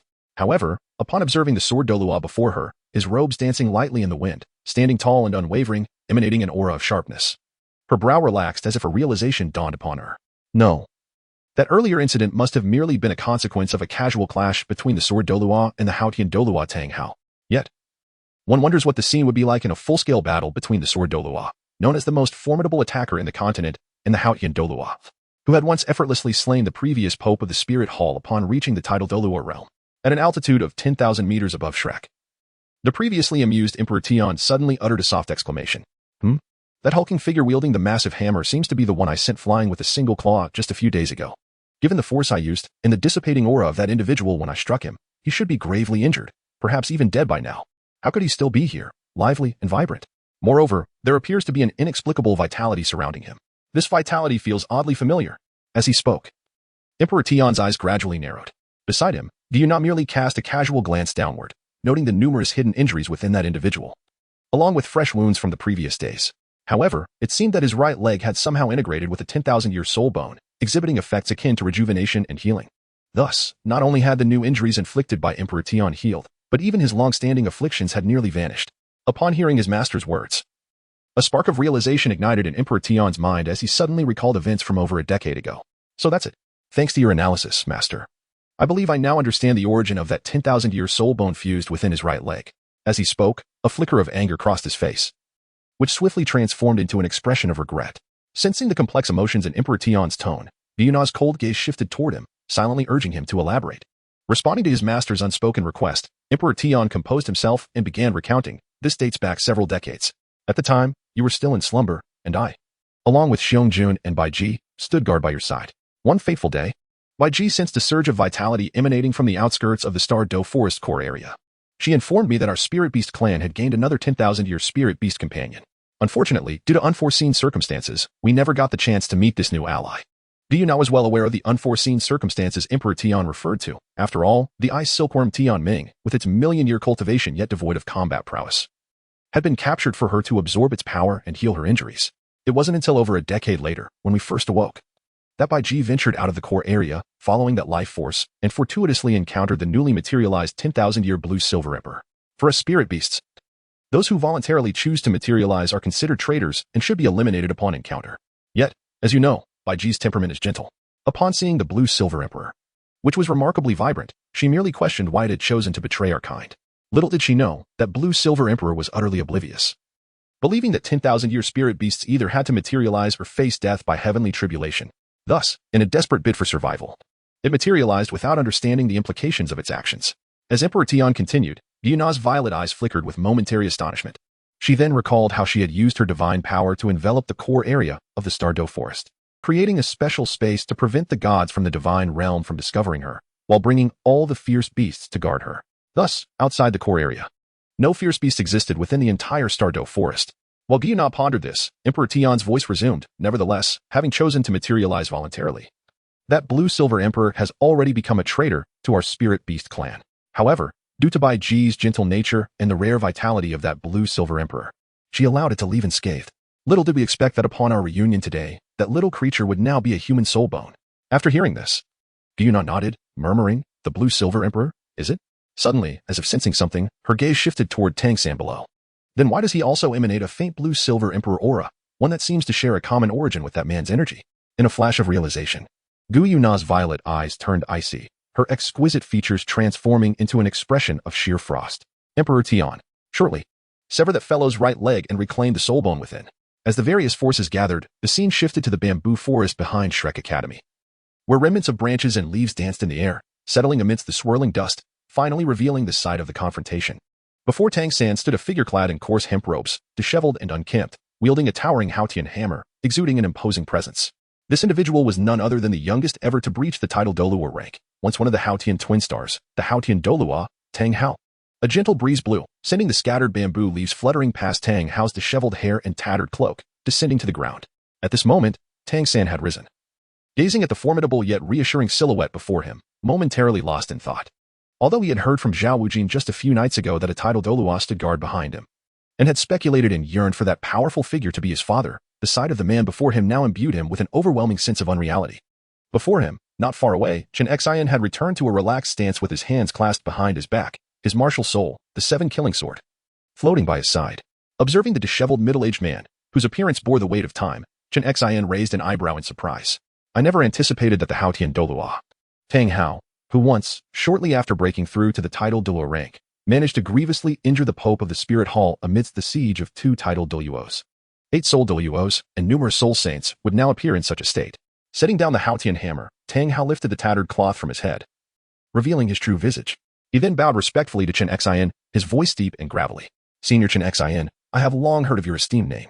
In response, Chen Xian had already quelled the astonishment in his gaze, his eyes narrowing sharply like 2 blades, coldly fixed on Tang Hao. Tang Hao, your reputation and strength are still insufficient to compel me to retreat. Tang San has attempted thrice to lead my 7 treasures glazed tile school's young master to his doom. Even if he is your son, he still must face the consequences within my school. Detecting the unwavering determination in Qinshin's tone, Tang Hao relinquished the emotional appeal of their shared lineage. Gripping the Haotian hammer anew, his voice resonated with a rugged yet resolute fervor. I apologize, esteemed Qinshin, but I cannot entrust my son to another. He continued, as my son, no one in this world shall harm Tang San. Should anyone dare to attempt it, my Haotian hammer will have a thorough discussion with them. Perhaps, only days ago, Tang Hao, burdened by a long-standing ailment, would have been reluctant to engage in combat with the renowned sword Douluo Qinshin, knowing full well the odds were against him. However, Following a near-fatal encounter with a dragon's claw that had almost claimed his life, he found himself rejuvenated after merging with the blue-silver emperor's right leg bone. A legacy left by Ain. Not only had he healed from his grievous injuries, but the insidious ailment that had plagued him for years had also been nearly eradicated. Thanks to one of the soul skills derived from that bone, aptly named Eternal Life. Consequently, Tang Hao's soul power surged past the 96th level, placing him on equal footing with Qinxin. Coupled with his mastery of the chaotic hammer techniques and the Haotian 9 absolutes, he brimmed with confidence in his ability to contend with Qinxin and emerge victorious. At that very moment, as Tang Hao's declaration hung in the air, both he and Qinxin perceived each other's intentions. In an instant, they unleashed their soul power, the aura of a 96th-level Super Douluo erupting around them. The atmosphere crackled with energy, and the bamboo grove was utterly obliterated. Only Zhu Zhiqing, Ning Rongrong, and Tang San remained unscathed. Sheltered by the protective auras of Qinxin and Tang Hao, their eyes fixed in awe upon the titanic clash of power. Meanwhile, Flinder, having discerned the resolute tone in their conversation, swiftly retreated with Yu Xiaojiang and Dai Mubai, seeking refuge 100 meters away. Wow! Is this the might of a tidal Douluo? Exclaimed Ma Hongjun, his eyes sparkling with envy as he watched the confrontation unfold. I wish I could become a tidal Douluo someday. When that day comes, I shall feast in the finest establishments. Beside him, Flinder, reflecting on the impending loss of Shrek Academy, cast a disapproving glance at Ma Hongjun's lack of ambition. He was just about to seek out a healing soul emperor in Soto City to attend to the ailing Yu Xiaojiang when he spotted an approaching group. Upon recognizing their attire, his heart raced with alarm. Why are the Spirit Hall members here? And the one leading them seems to be a platinum bishop. Recognizing the brewing trouble, Flinder sensed several piercing gazes upon him, each belonging to individuals of superior strength, warning him not to depart. With a resigned sigh, he withdrew his footfalls. Nearby, Yu Xiaojiang lay on the ground, bloodied and battered, when a sinister laugh echoed through the air. Ha! Look here. 2 super Douluos are about to clash. This is a spectacle not to be missed. Hearing this mocking voice, Tang Hao and Qinxin instinctively curtailed their auras.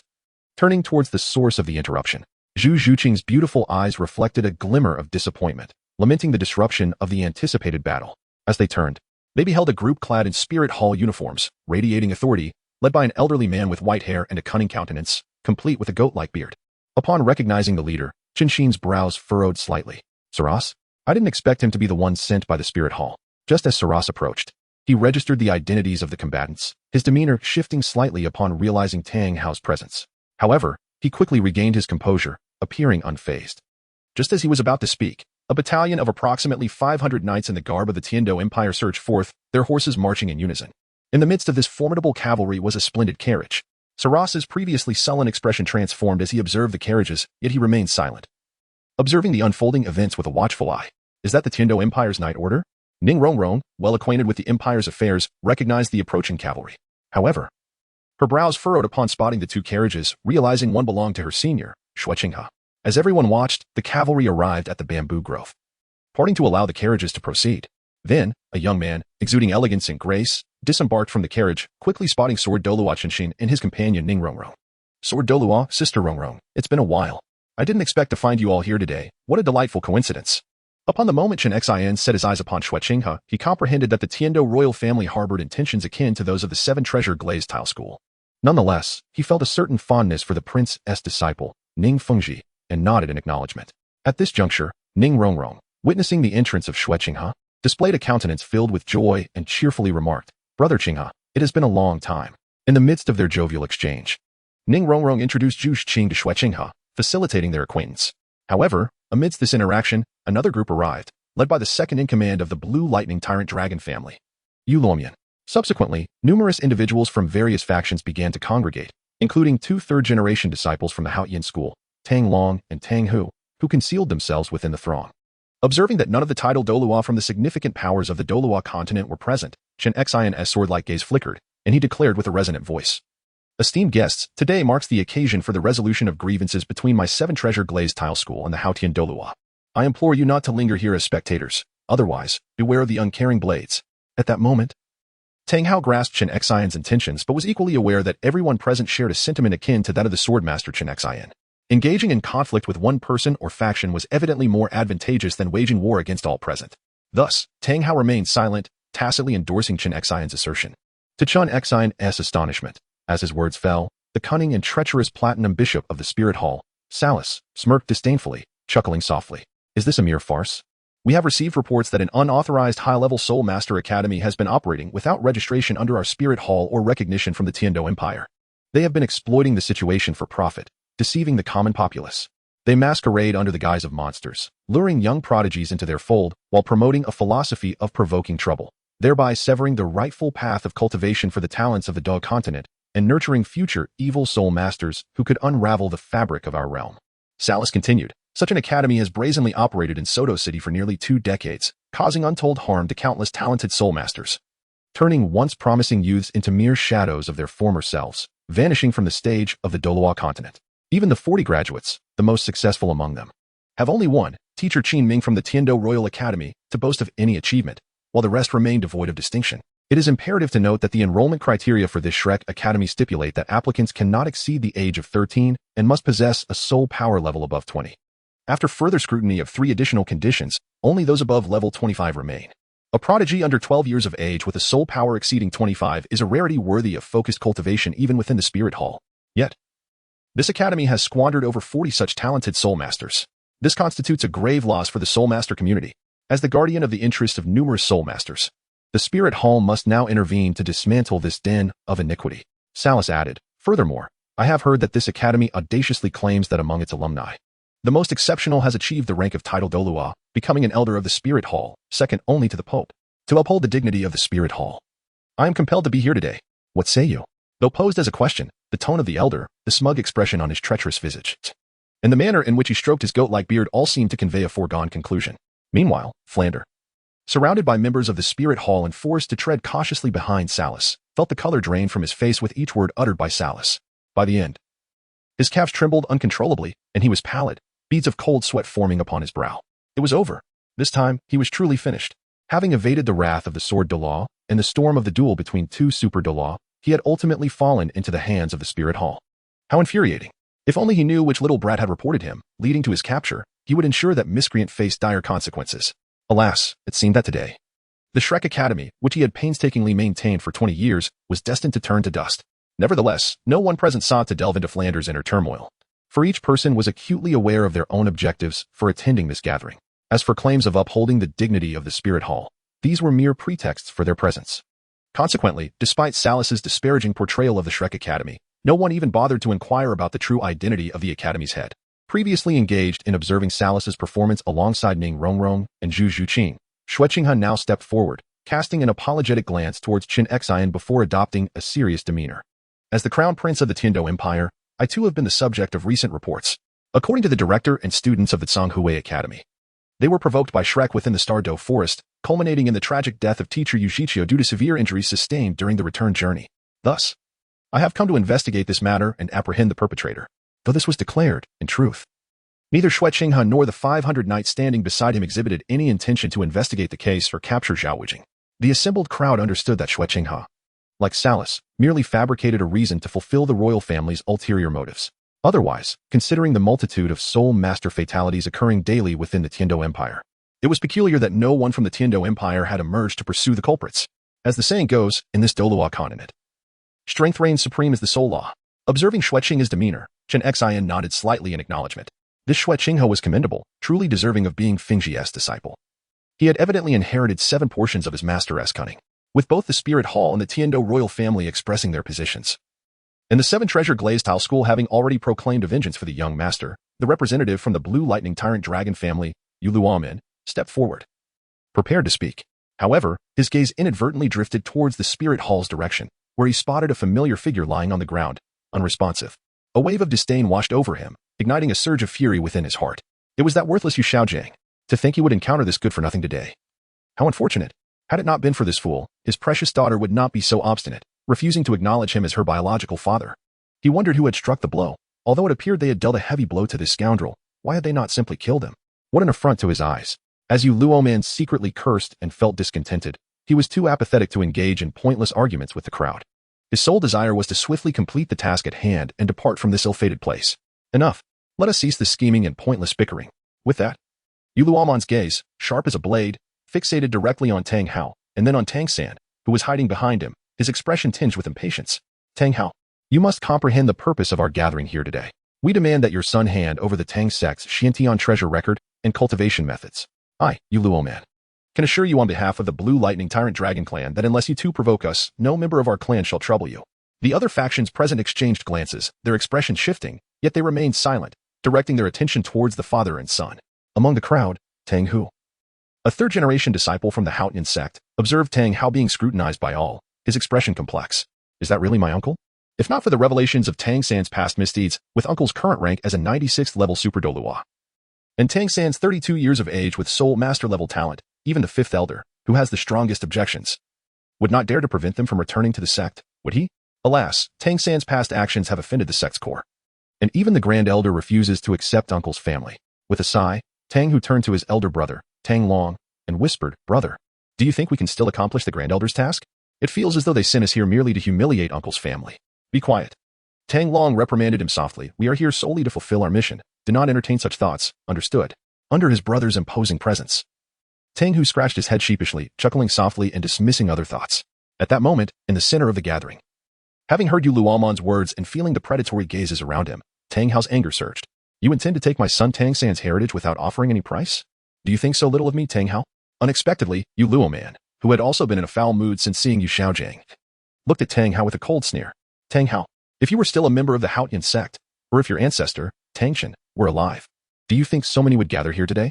The truth is, you, Tang Hao, are merely a discarded pawn abandoned by the Haotian sect. Even if your title as the Haotian Douluo is renowned, do you truly believe you can contend with all the forces present here? Remember, the enmity of blocking the path is irreconcilable. Your son Tang San's Xiantian treasure record may well be our shortcut to achieving the 100-level divinity. In the face of the temptation of divinity, all obstacles shall be obliterated. Thus, even you, the Haotian Douluo, cannot intimidate us." Though he spoke with bravado, a peculiar glint flickered deep within Yu Luomon's gaze. Surrounding them, members of lesser sects and other soul master families, who had come seeking profit, began to speak up from the crowd. "Indeed, Haotian Douluo, though you are powerful, do you truly wish to offend every soul master faction on the continent? Speak up, and let us coexist peacefully. Tang Hao, I advise you not to be ungrateful, even if you can handle us. What about your son Tang San?" Listening to these scoundrels, who dared to threaten his son, Tang Hao's fury erupted uncontrollably. His once weathered eyes transformed into endless ice and murderous intent as his soul power surged violently. Yellow, yellow, purple, purple, black, black, black, black, red. 9 soul rings emerged simultaneously, killing God Domain. In an instant, an aura reminiscent of a mountain of corpses and a sea of blood enveloped everyone present. Simultaneously, Tang Hao gripped the Haotian hammer tightly, raising it high and bringing it crashing down. Great Sumeru Hammer. The assembly of tidal Douluos emerged. Black Hand. A group of insignificant forces without even a tidal Douluo dared to provoke the mind of Tang Hao. Die. Under the great Sumeru Hammer, all beings were equal. Yet, it seemed intentional that the positions of the crowd aligned closely with the powerful factions like the Spirit Hall and the Blue Lightning Tyrant Dragon Clan. Strangely, these major forces did not act as usual to assert their authority by dispersing others.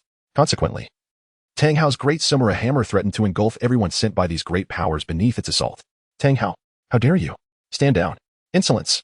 In that moment, several figures leaped from the crowd, each enveloped in a terrifying aura, their 9 soul rings swirling beneath them. The sky was suddenly awash in a myriad of colors from the numerous soul rings. 6th soul skill, heaven-splitting dragon roar. 6th soul skill, golden petals flowing sunset. 5th soul skill, ghostly shadow earth trap hand. As the 6th soul skills ignited in the sky, all present launched their attacks against the descending Haotian hammer. With a resounding crash, countless individuals below were swept away by the shockwave and pressure from the attacks, many weaker souls suffering ruptured eardrums, blood streaming from their ears down their cheeks. Meanwhile, the sword Douluo, who had refrained from attacking, shielded Ning Rongrong, Zhu Qing, and the newly arrived Chue Qinghe, all while focusing intently on the outcome of the battle. The venerable elder of the Blue Lightning Tyrant Dragon Clan, the Spirit Hall's Ju, and the Ghost Douluo, the legendary figures who had broken through to tidal Douluo over 30 years ago, and the Mad Lion Douluo who had vanished 20 years ago, had all emerged from the shadows. Now, a spectacle was unfolding. Moreover, the hidden 8 great families seemed poised to reveal themselves. The waters of this continent grew murkier by the moment. Simultaneously, the sword Douluo, Chun Xian, felt a pang of unease, surprised that the hidden families controlling the soul arena would actively send tidal Douluos to participate, indicating a united front to seize Tang San's Xiantian treasure record. If things went awry, he would summon the old bones and escape with Ning Rongrong and the girl named Zhu Qing. Nearby, unnoticed by anyone, Chue Qinghe's gaze fixated intensely on Tang Hao, who was locked in combat with the tidal Douluos, a flicker of fierce light briefly flashing in his eyes before vanishing. Meanwhile, Zhu Qing, holding hands with Ning Rongrong, was simply enjoying the unfolding spectacle, her interest piqued by the clash of the tidal Douluos. Boom. In the midst of battle, Tang Hao was discovered by a titled Douluo from a hidden family, who seized the opportunity to unleash his 8th spirit skill with great force upon Tang Hao's chest, sending him crashing to the ground and creating a deep crater. Meanwhile, the other titled Douluos who had been engaged with Tang Hao descended and positioned themselves before their respective factions. Upon landing, Yu Guan and Gui Mei exchanged surprised glances at the titled Douluo who had just struck Tang Hao, as well as the two unfamiliar titled Douluos beside him. They were evidently astonished that the hidden 8 great families had, unbeknownst to them, managed to recruit at least 3 titled Douluo. However, recalling the might of the current pope, Yu Guan and Gui Mei suppressed their laughter and turned their attention to the blue electric tyrant dragon family. Yu Guan raised a hand to his cheek, fingers elegantly poised, exuding an irresistible charm, and spoke in a melodious tone. Is that not the venerable elder of the blue electric tyrant dragon family, Yu Yunjin? Pray tell, are you now also vying for the Xiantian treasure record? It is said that Tang San is the disciple of your youngest son, Yu Xiaojiang. Wouldn't this imply you are attempting to pilfer your own grandson's possessions? Before Yu Yunjin could respond to Yu Guan's sardonic remarks, Yu Lumian, who had been seething with rage, interjected. Let me clarify. Yu Xiaojiang has long severed ties with my elder brother and has been expelled from the blue electric tyrant dragon family. Henceforth, please inform your spirit hall that Yu Xiaojiang, that good-for-nothing, has no connection whatsoever with the blue electric tyrant dragon family.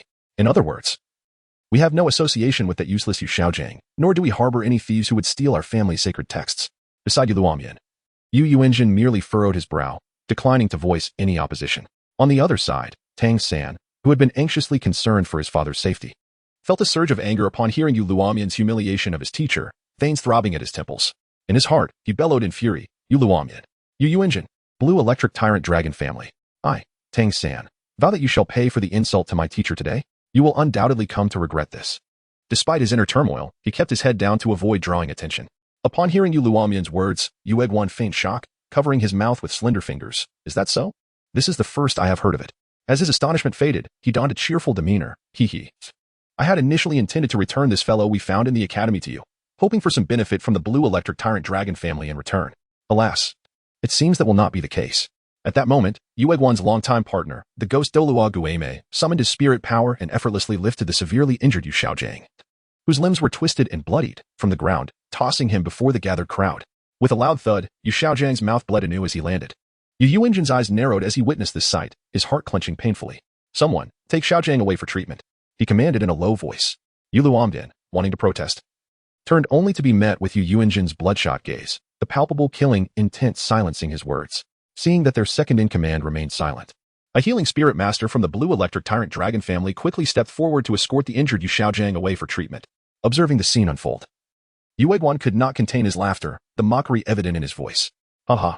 Meanwhile, the 3 unfamiliar titled Douluos, indifferent to the enmity between the spirit hall and the blue electric tyrant dragon family, fixated their attention on the deep pit created by Tang Hao's fall, their spirit powers surging as they remained on high alert. Suddenly, a rough, dark hand, with distinctly prominent knuckles, emerged from the crater, grasping the ground with immense force. The sound of a palm striking the ground resonated, akin to a powerful hand forcefully slapping the hearts of all present. Even Yu Guan, who had been laughing heartily, suddenly fell silent, his smile frozen upon his face. He abruptly turned his gaze towards the shadowy depth where Tang Hao had descended, particularly focusing on that outstretched black hand. In an instant, Yu Guan's delicate features paled in terror, while the ghost Douluo, beside him, felt a tremor course through his calves, as if involuntarily recalling the horrifying scene from 12 years prior. Gulp. Under the combined might of 6 titled Douluos, surviving a full-force strike from a powerful being of the same rank was an astonishing feat. Could this be the once-renowned Haoyan Douluo, Tang Hao? At that moment, a murmur emerged from the crowd, causing many to shudder, as memories of Tang Hao's illustrious battles resurfaced in their minds. At this moment, numerous forces lacking the presence of titled Douluo, and without a powerful backing, have quietly chosen to retreat, leaving only the spirit hall, the 3 upper sects, the 4 lower sects, the 8 hidden families, the Tiando royal family, and the Shrek Academy still observing the unfolding events. Among them, the 3 titled Douluo sent by the 8 hidden families exhibit an extreme vigilance, prepared to prevent Tang Hao from launching a sudden counterattack against them. Meanwhile, the 2 Zhuge Douluo, after initially succumbing to instinctive fear, swiftly regained their composure, their faces adorned with playful smiles, as if they had long prepared a contingency plan. Yuanshin, no longer glancing towards the rear where Yu Xiaojiang is being treated by healing soul masters, turned his gaze towards the deep pit several meters away, where a dark hand lay, his aged visage betraying no emotion. I apologize, Tang Hao. The item in your son's possession not only has the potential to strengthen the foundation of a soul master force and enhance a child's innate soul power, but it may also render our path ahead seemingly hopeless. trapping our soul power at its current level indefinitely, preventing any further breakthroughs. The prospect of achieving a 100-level ascension, a feat unseen for nearly 10 millennia, is not beyond imagination. For the sake of my blue lightning tyrant dragon family, my youngest son, and my own ambitions, I must acquire that mysterious treasure. If blame is to be assigned, let it fall upon your son for revealing such a treasure. If blame is to be assigned, let it be on you, Tang Hao, for withdrawing from the Haotian clan, while lacking the strength to instill fear in others. As previously stated, in the face of the opportunity for ascension, all obstacles shall be obliterated. The cultivation of soul power, upon reaching the tidal Douluo level, is not merely a matter of ascending through stages. Each advancement becomes exponentially more challenging, often trapping individuals at a single level for their entire lives. Every individual who has cultivated to the tidal Douluo level has been a prodigy. Who among them could calmly accept the fate of dying without ever breaking through their power levels? It is precisely because they are true prodigies that, upon witnessing Tang San's cultivation of the Xiantian Gong during the heavenly ranking broadcast, they began to compare it with their own methods and sensed potential flaws within the continent's soul system and meditative practices, particularly after discovering that Tang San frequently ventured to the back mountains alone before the age of 6, combined with villagers' occasional observations. They deduced that he was practicing the Xiantian Gong, awakening his martial soul as an ordinary blue-silver grass at 6, yet possessing innate full soul power. The various forces quickly concluded, the Xiantian Gong can enhance a soul master's innate talents. Faced with this conjecture, even with Tang Hao, the Haotian Douluo, present, the various forces showed no fear and chose to act. In an instant, the atmosphere grew heavy with tension, silence enveloping the scene. By the deep pit, gazing at the rough, dark hand, Tang San, coming back to his senses, was overwhelmed with joy and fell to his knees. Tears glistening in his eyes, yet his expression tense. Father, perhaps hearing Tang San's call, in the next moment, a shadow leapt suddenly from the pit, standing behind him. A large hand rested atop Tang San's head, commanding, stand up. As my son, Tang Hao, you need never kneel, nor shed tears. Upon hearing the familiar voice, Tang San immediately rose, wiping away his tears, only to find Tang Hao standing before him, seemingly unscathed save for a few shattered remnants. Father, you're all right. This is wonderful. Observing Tang San's ecstatic tears, though somewhat discomfort by the term father, Tang Hao nodded, shielding him behind him, his imposing aura surging once more, unyielding. The Haotian hammer re-emerged, crashing heavily against the ground, fissures spreading outward in all directions. Do you wish to kill me, Tang Hao? To abduct my son? Such delusions are futile. With a resounding boom, the domain of the god of killing unfolded with full force, enveloping the area in a thick, metallic scent of blood. The ground trembling as the very heavens seemed to turn crimson.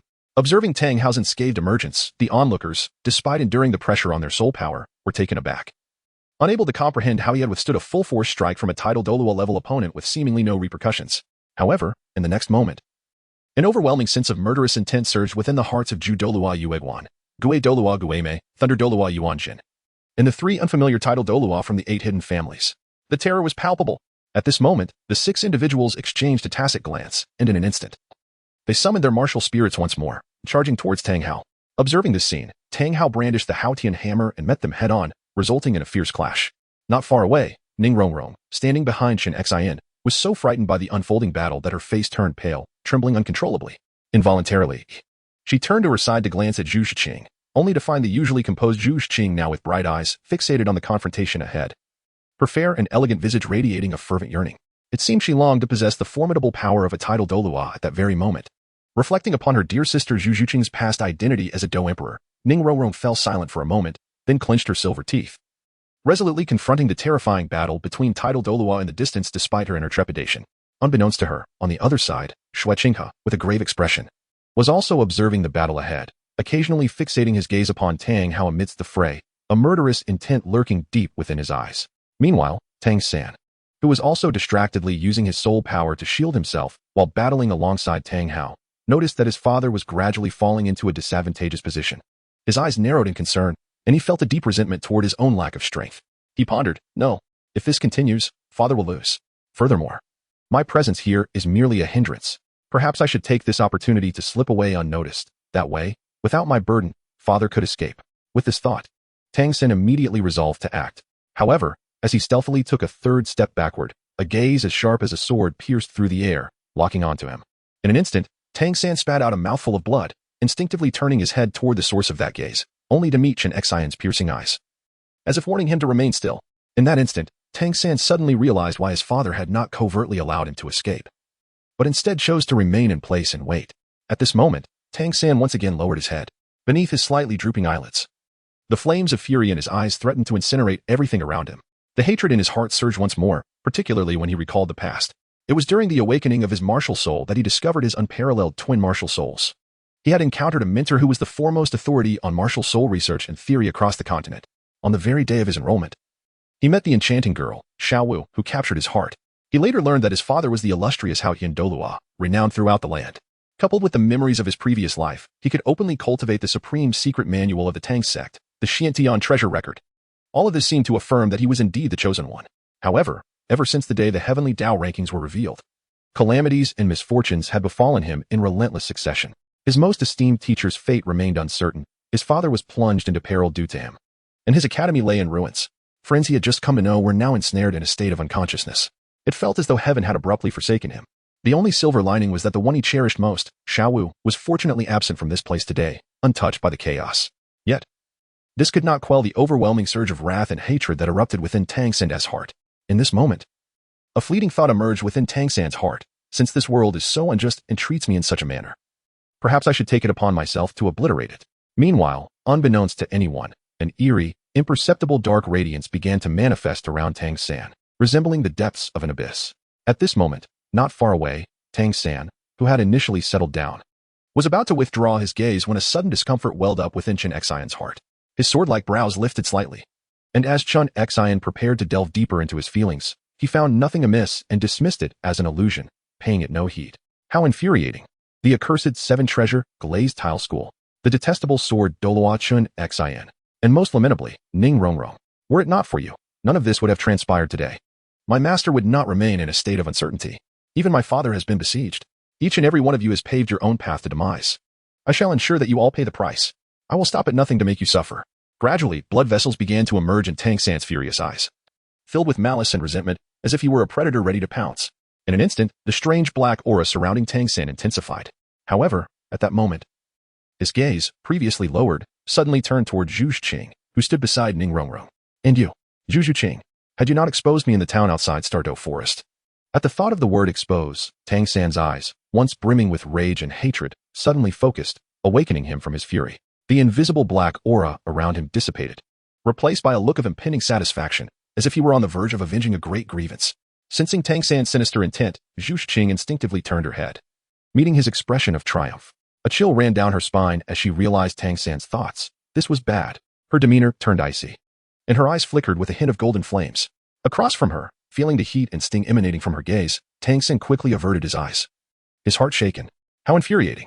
Could that golden flame possibly be the Golden Emperor Burning Heaven Flame, ranked fourth on the list of exotic fires exposed by the Heavenly Tao? Could it be that Zhu Qing, with her path to demise, had a second martial spirit in the form of the Golden Emperor Burning Heaven Flame? Yet, Zhu Qing should not be able to unleash the full power of the Golden Emperor Burning Heaven Flame at this moment. Nevertheless, to prevent any unforeseen circumstances, Tang San swiftly repressed his hatred and anger, adopting a demeanor of utmost respect as he bowed forward. Esteemed seniors, I implore you to cease hostilities. I am willing to present the Xiantian treasure record as a gift to you. His voice resonated above Shrek Academy, devoid of any trace of the blood-red fury that had previously consumed him, as if he were inviting his most revered elders. As Tang San's words echoed, Zhu Qing, though her face remained cold, felt no panic, simply falling into silence. Meanwhile, whether it was the onlookers from various factions surrounding the battlefield or Tang Hao and his companions, who were fiercely engaged in combat, all halted at the sound of Tang San's voice, their gazes drawn towards him. On the other side, having just paused in midair, Tang Hao swiftly appeared at Tang San's side, his voice still robust and powerful. Little San, with your father here, no one shall take anything from you. I, Haotian Douluo Tang Hao, stand by my word. Looking at the man before him, drenched in sweat and bearing multiple wounds, Tang San's eyes reddened. He quickly suppressed his emotions and shook his head to prevent Tang Hao from speaking further. Instead, he turned to the titled Douluo, Yuanjin, who had also appeared nearby, his expression respectful as he took a deep breath. Esteemed seniors, as I mentioned earlier, I will transcribe the Xiantian treasure record shortly, with a copy for each of you. Surely, what truly concerns you is the Xiantian treasure record, rather than regarding me as merely a thief. As he spoke, Tang San's demeanor remained extraordinarily respectful, as if the term thief did not apply to himself at all. Nearby, Chen Xian observed Tang San's current demeanor and could not help but exclaim in admiration. Though I know not what scheme he currently harbors, the depth he displays signifies that he is no ordinary individual, regardless of any past life. In response to this, the most authoritative figure present, Shui Qinghe, silently nodded in agreement, his eyes gleaming with a peculiar light as he contemplated, if enmity exists, It must either be resolved swiftly or extinguished without delay, and I am destined to choose the latter. Blame your father for this. Zhu Zhuqing's murderous intent. The tides of fate turning? Similarly, upon witnessing Tang San's remarkable composure at such a young age, Yu Yunjin and the others felt a tinge of astonishment. Yet a subtle wariness and intent to kill began to blossom towards this once disregarded ant. Such individuals, being the offspring of the enemy Tang Hao, would be better off eliminated altogether. After all, the demise of an adversary is indeed a favorable outcome. In an instant, Yu Yunjin and the three members of the Mad Lion gazed at the father and son Tang Hao with murderous intent. As for the Chrysanthemum Douluo and Ghost Douluo, having long held an enmity towards Tang Hao, their objective was unequivocally aligned from the outset, to eradicate the Tang family completely. Hiki, what a clever little fellow you are. It seems I am almost reluctant to harm your younger brother. With his left arm crossed over his chest and a golden chrysanthemum in his right hand, Yu Guan's exquisitely beautiful visage rivaled that of any woman, adorned with a playful smile, reminiscent of a charming neighborhood elder sister offering praise.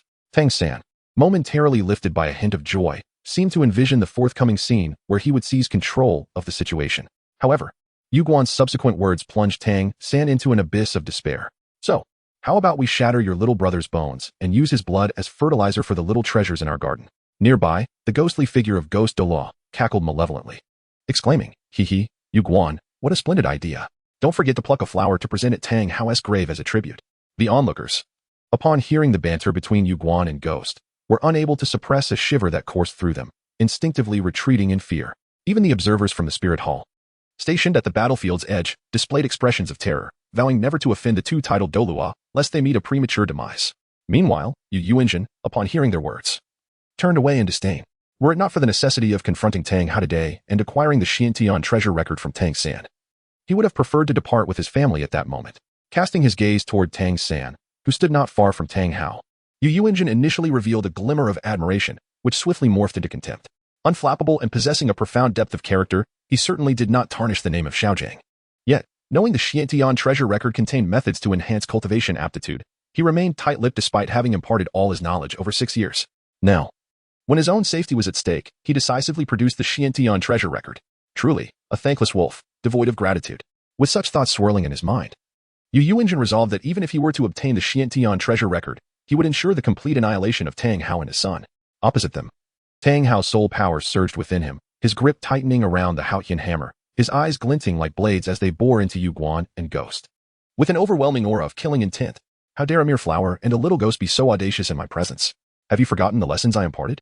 Were it not for the need to protect Tang San, Tang Hao would have lunged forth, eager to deliver a devastating strike with the explosive ring and the vast Sumi hammer against these lackeys of the spirit hall.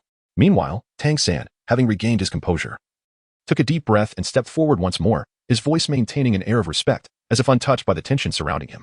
Esteemed elders, I am aware of your concerns, hence I present a solution. The Xiantian treasure record is a gift from me to you, thereby eliminating any conflicts between us. If you elders agree to demonstrate my sincerity, my father and I are willing to swear by our martial souls that we shall harbor no animosity towards you and shall refrain from seeking vengeance. How does that sound? With that, Tang San suddenly produced a dagger laced with potent poison, pressing it against his own neck.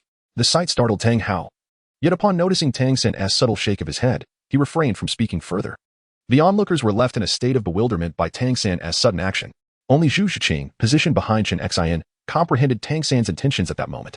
Dreadful. It appears that I will have to draw upon the very essence of the Golden Emperor's flame. Should that prove ineffective, then you must perish. With this thought, Zhu Zhuqing's wide eyes fixated on Tang San at the center of the arena, as golden flames and orange-red fire lotuses flickered and vanished in an instant. At this moment, oblivious to being placed on someone's death list, Tang San's voice resonated. If you gentlemen agree to my proposal, then I implore you to vow by your martial spirits that you shall not lay a hand on my father and me today. Should you disagree, I will immediately plunge this dagger, steeped in lethal poison, into my own neck, leading to my instant demise. In that event, not only will you fail to acquire the Xiantian treasure record from my hands, but you shall also face the relentless wrath of my father, Tang Hao.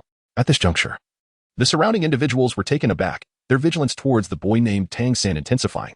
Is this truly the Tang San exposed on the heavenly Dao ranking? He is indeed a ruthless character, willing to wager his own life in such dire circumstances to carve out a chance for survival. This fellow is far too cunning. It would be prudent to limit our interactions with him.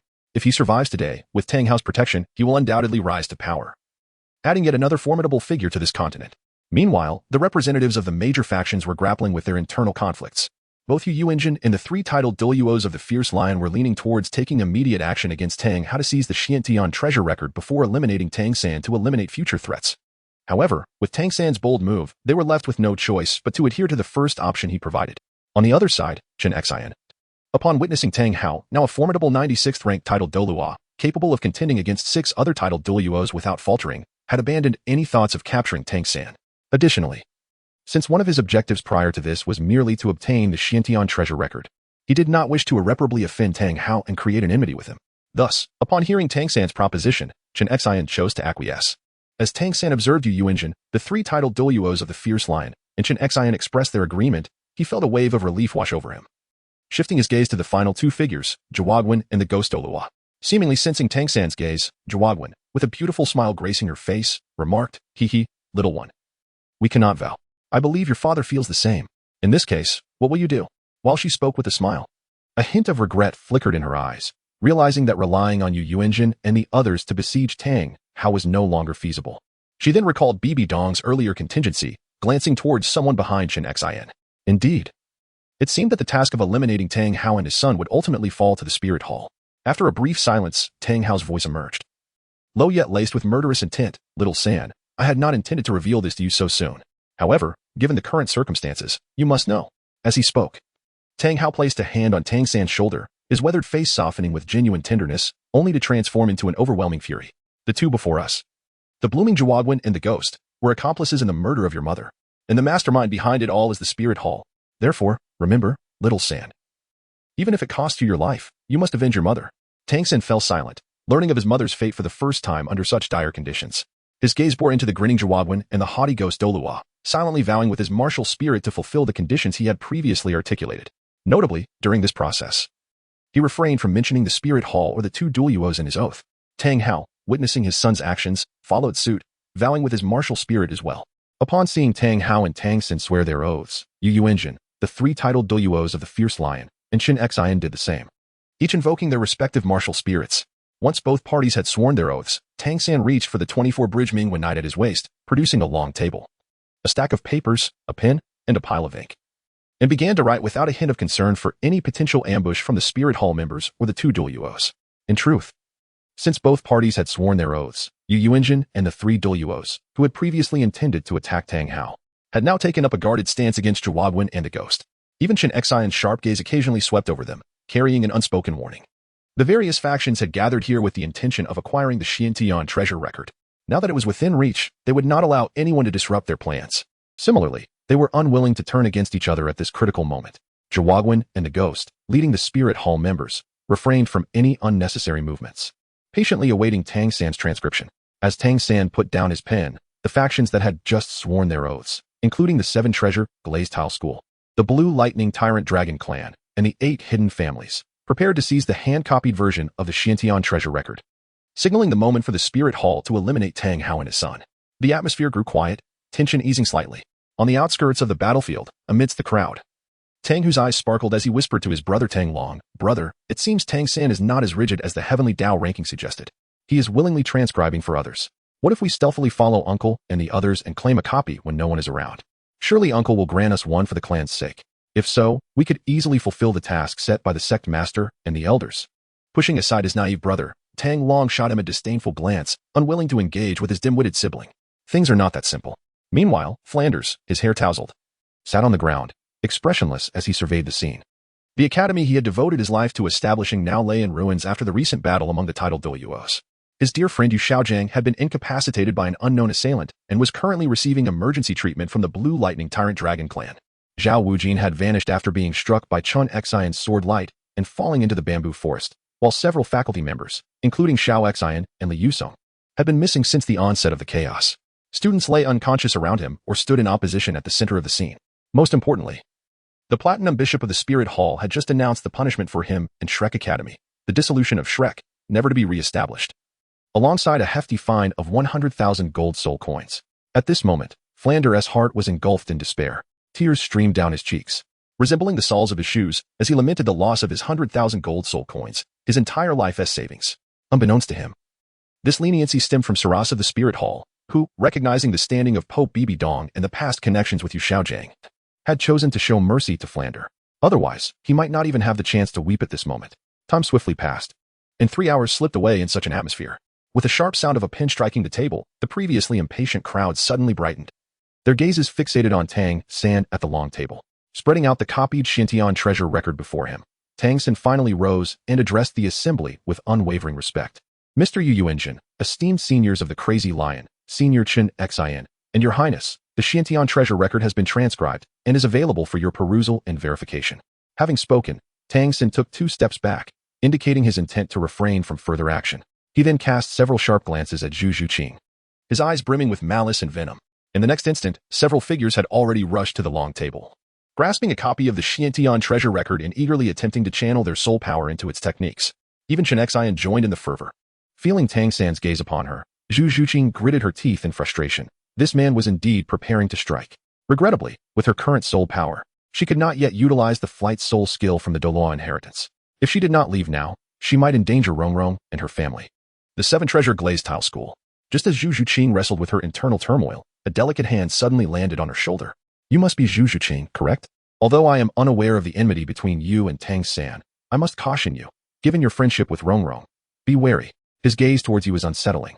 Turning instinctively toward the voice, she found Shrek Academy addressing her, his hand resting on her shoulder. Frowning slightly, Zhu Zhuqing was about to brush off the hand when Shrek Academy withdrew it, maintaining his elegant demeanor and clear gaze. Thank you. Understanding that Shrek Academy meant no harm, Zhu Zhuqing responded coldly. Shrek Academy dismissed her gratitude with a wave, then turned his gaze toward Tang San with an approving expression. This Tang San possesses a profound cunning.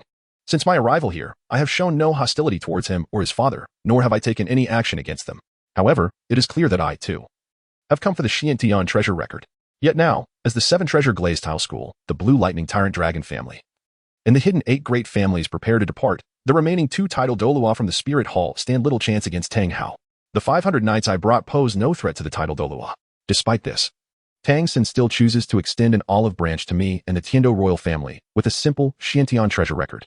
I must accept this gesture from him. Such tactics are akin to those employed by seasoned politicians who have studied this art for decades. As Shrek Academy walked toward the long table with a graceful demeanor, Zhu Zhuqing's thought shifted. Although he praised Tang San, it appeared he harbored ill will toward the father and son. Otherwise, he would not have warned her. Just as Zhu Zhuqing pondered these complexities, Ning Rongrong approached her. Zhuqing, what do you think Shrek Academy meant by that? Does he wish to befriend Tang San? She seems quite fond of him. Seeing Rongrong's brows furrowed in confusion, Zhu Zhuqing shook her head. After a moment's hesitation, she fixed her serious gaze on Rongrong. Rongrong, whatever happens next, remember to heed the advice of the Sword Douluo. Do not act recklessly. Initially dissatisfied with Shrek Academe's praise of Tang San, Rongrong was momentarily taken aback by Zhu Zhuqing's serious demeanor. Nevertheless, under Zhu Zhuqing's intense gaze, she nodded in agreement, albeit with a puzzled expression. Meanwhile, observing that the Tiando Prince Shrek Academy had also distanced himself from Zhu Zhuqing and her companion, Tang San's eyes glinted with malice. He then proclaimed loudly, Everyone, I have a secret to share. This secret holds value far exceeding that of the Xintian treasure record. Zhu Zhuqing, the girl in leather over there, is also one of the exposers born on the same day as I. She possesses countless techniques and skills, each superior to the Xintian techniques. Whoever captures her will inherit the legacy of a Douluo powerhouse. At this declaration, the Shrek Academy fell into a profound silence. All eyes wide with astonishment as they turned toward the icy Zhu Zhuqing standing beside Ning Rongrong. Even the titled Douluo, who had been attempting to channel the Xintian techniques, snapped their eyes open and turned to look at her. Shrek Academy, who had been walking away, pivoted back in shock toward the cool girl he had just warned. This Zhu Zhuqing is one of the exposers. This is truly troublesome. Regaining his composure, the Sword Douluo Chen Xin swiftly collected the Xintian treasure record into his storage soul tool and appeared before Zhu Zhuqing and Ning Rongrong. His expression frigid as he glared at Tang San. What a cunning boy. What a devious tactic. Around them, the crowd began to stir, unable to contain their astonishment. What? That girl is also an exposer? Moreover, she inherits the cultivation knowledge and experience of a former Douluo. Rumors spread that there was a Douluo exposer from the Keiling City Castle Academy, and with this girl being the last of the 3, the excitement among the onlookers intensified. What initially seemed a significant acquisition of the Xintian treasure record from Tang San had unexpectedly turned into an even greater surprise in store for all present. As the fervor grew, many faces lit with manic anticipation, and had it not been for the presence of the legendary Sword Douluo Chen Xin guarding Zhu Zhuqing, they would have undoubtedly taken action. On the other side, upon uttering his words, Tang San was taken aback as Jian Dao Qinxin instantly reacted, positioning himself protectively in front of Zhu Zhuqing. While he lamented this turn of events internally, he disregarded Qinxin's frigid gaze and commendation. He raised his voice once more, proclaiming, Under the esteemed title of Sword Douluo, the heavenly tribulation martial arts technique wielded by Zhu Qing is indeed capable of directly cultivating one into a deity. When the heavenly Tao rankings were revealed, it was evident that a Do D-level powerhouse could dictate the rise and fall of worlds with a mere gesture. Such formidable power is something we have all witnessed. Sword Douluo, surely you would not permit the Seven Treasure Glazed Tile School to monopolize such divine skills and celestial methods? Tang San deliberately elevated his tone, igniting the avarice within the hearts of those present. As he shouted, his gaze swiftly traversed the eyes of the assembled titled Douluos, anticipating that they would regard Zhu Qing with the same fervor they had shown him moments ago. This is the retribution from Tang San. Hatreds are never allowed to linger past the night. However, to Tang San's disappointment and utter astonishment, neither Yu Engine nor the three from the Spirit Hall, despite their evident longing, made any move. Even the distant figure of Zhu, the ghost Douluo from the Spirit Hall, merely exhibited an expression of surprise, as if the revelation of Zhu Qing's identity left them in shock, devoid of any further action. In that moment, Tang San's eyes widened in disbelief, struggling to comprehend the situation. Why aren't they seizing Zhu Qing? Behind him, the robust voice of Tang Hao resonated, explaining that Zhu Qing was accompanied by the Sword Douluo Xin, representing the stance of the Seven Treasures Glazed Tile School. Furthermore, there was the presence of an unknown but formidable Do Emperor. Offending us, these individuals might only find themselves entangled with us, facing a mere skirmish, perhaps resulting in a few casualties, the consequences manageable within their own powers and those of their backing forces. Yet, to offend a Do Emperor could lead to the annihilation of entire sects or families, with no strength to resist. Thus, even the mere possibility of such a consequence deterred them from taking any risks. This, indeed, epitomizes the reverence for true strength. In that fleeting moment, Tang San seemed to once again grasp the true essence of the rules governing this continent. What defines a strong person? A Do Emperor? No. At that moment, Tang Hao stepped forward, declaring, "It is someone like me." As his words fell, Tang Hao summoned the Haotian Hammer Martial Soul, and, with a powerful swing, hurled it towards the Sword Douluo Xin. Haotian Hammer. Chaos Whirlwind. Haotian 9 Absolutes. Shock. Witnessing Tang Hao's audacity, Yu Yuanjin and the others felt a surge of excitement, for the temptation was irresistible. Meanwhile, the onlookers, seeing someone truly attacking Zhu Qing, were overcome by greed and surged from the crowd, their expressions ravenous and fierce as they dashed towards her. Of course, many chose to remain spectators, their eyes fixated on the unfolding chaos. On the ground, Xin glanced at the incoming rabble and the advancing Tang Hao, his gaze turning icy as he summoned the 7-kill domain.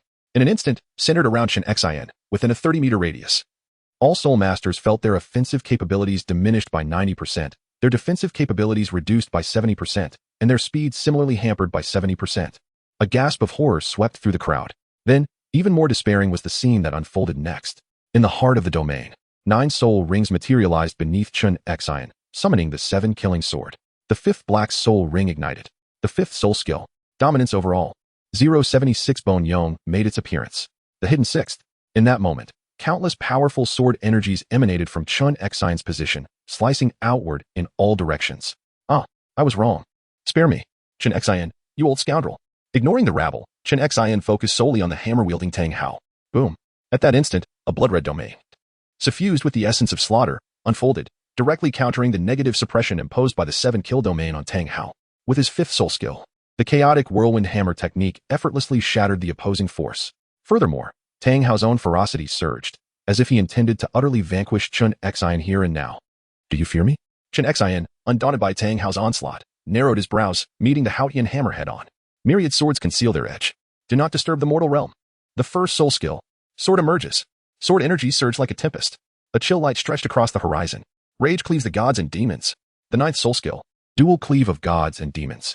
As Xin leaped, the 1st and 9th soul rings blazed brightly, and with a powerful slash, he unleashed a colossal rift in the sky, releasing an onslaught of sword lights capable of obliterating all in their path, even annihilating title Douluo of equal rank. The sweeping sword lights bore down upon Tang Hao, who was hammering from above. Before their attacks could collide, a distant sound of shattering rings echoed ominously. Boom. With a deafening roar capable of rending the heavens, the entire town surrounding Shrek Academy trembled violently, the shockwave flattening all structures, trees, and bamboo groves in its wake. In the next moment, both figures staggered back 3 steps, suspended in midair. Wiping the blood from the corner of his mouth, Xin resumed his stance. Hands clasped behind his back, his gaze fixed upon the now gray Tang Hao and the devastation surrounding them, cursing inwardly. Tang Hao, and that scoundrel Yu Yuanjun, actually held back during the earlier battle. No wonder he could take on 6 opponents. However, this fellow, now so intent on seizing Zhu Qing, was truly relentless, only revealing his true nature when faced with absolute gain and all-consuming ambition. In the next instant, The two resumed their clash in the air. Below, those who had been intimidated by Chen Xian's slaughter now saw him momentarily occupied by Tang Hao, and a spark of ambition ignited within them. Resembling ravenous wolves eyeing Zhu Qing, who stood alongside Ning Rongrong. In the blink of an eye, whoosh, whoosh, whoosh, with the sound of slicing wind. Several ghostly figures swiftly approached. In the center of the scene, Zhu Qing, the target, displayed no sign of panic, even offering words of comfort to Ning Rongrong, who stood closely beside her. Turning around, her cool demeanor was pierced by a glimmer of vigilance, her eyes momentarily ablaze with golden flames. Just then, a hearty laugh resonated through the air. How can I allow you rabble to upset my little Rongrong and her friends? As the words fell, a rift suddenly appeared in the void before Zhu Qing and Ning Rongrong, rapidly expanding into a passageway that seemed to laugh heartily. Then, a tall figure with disheveled hair emerged from within.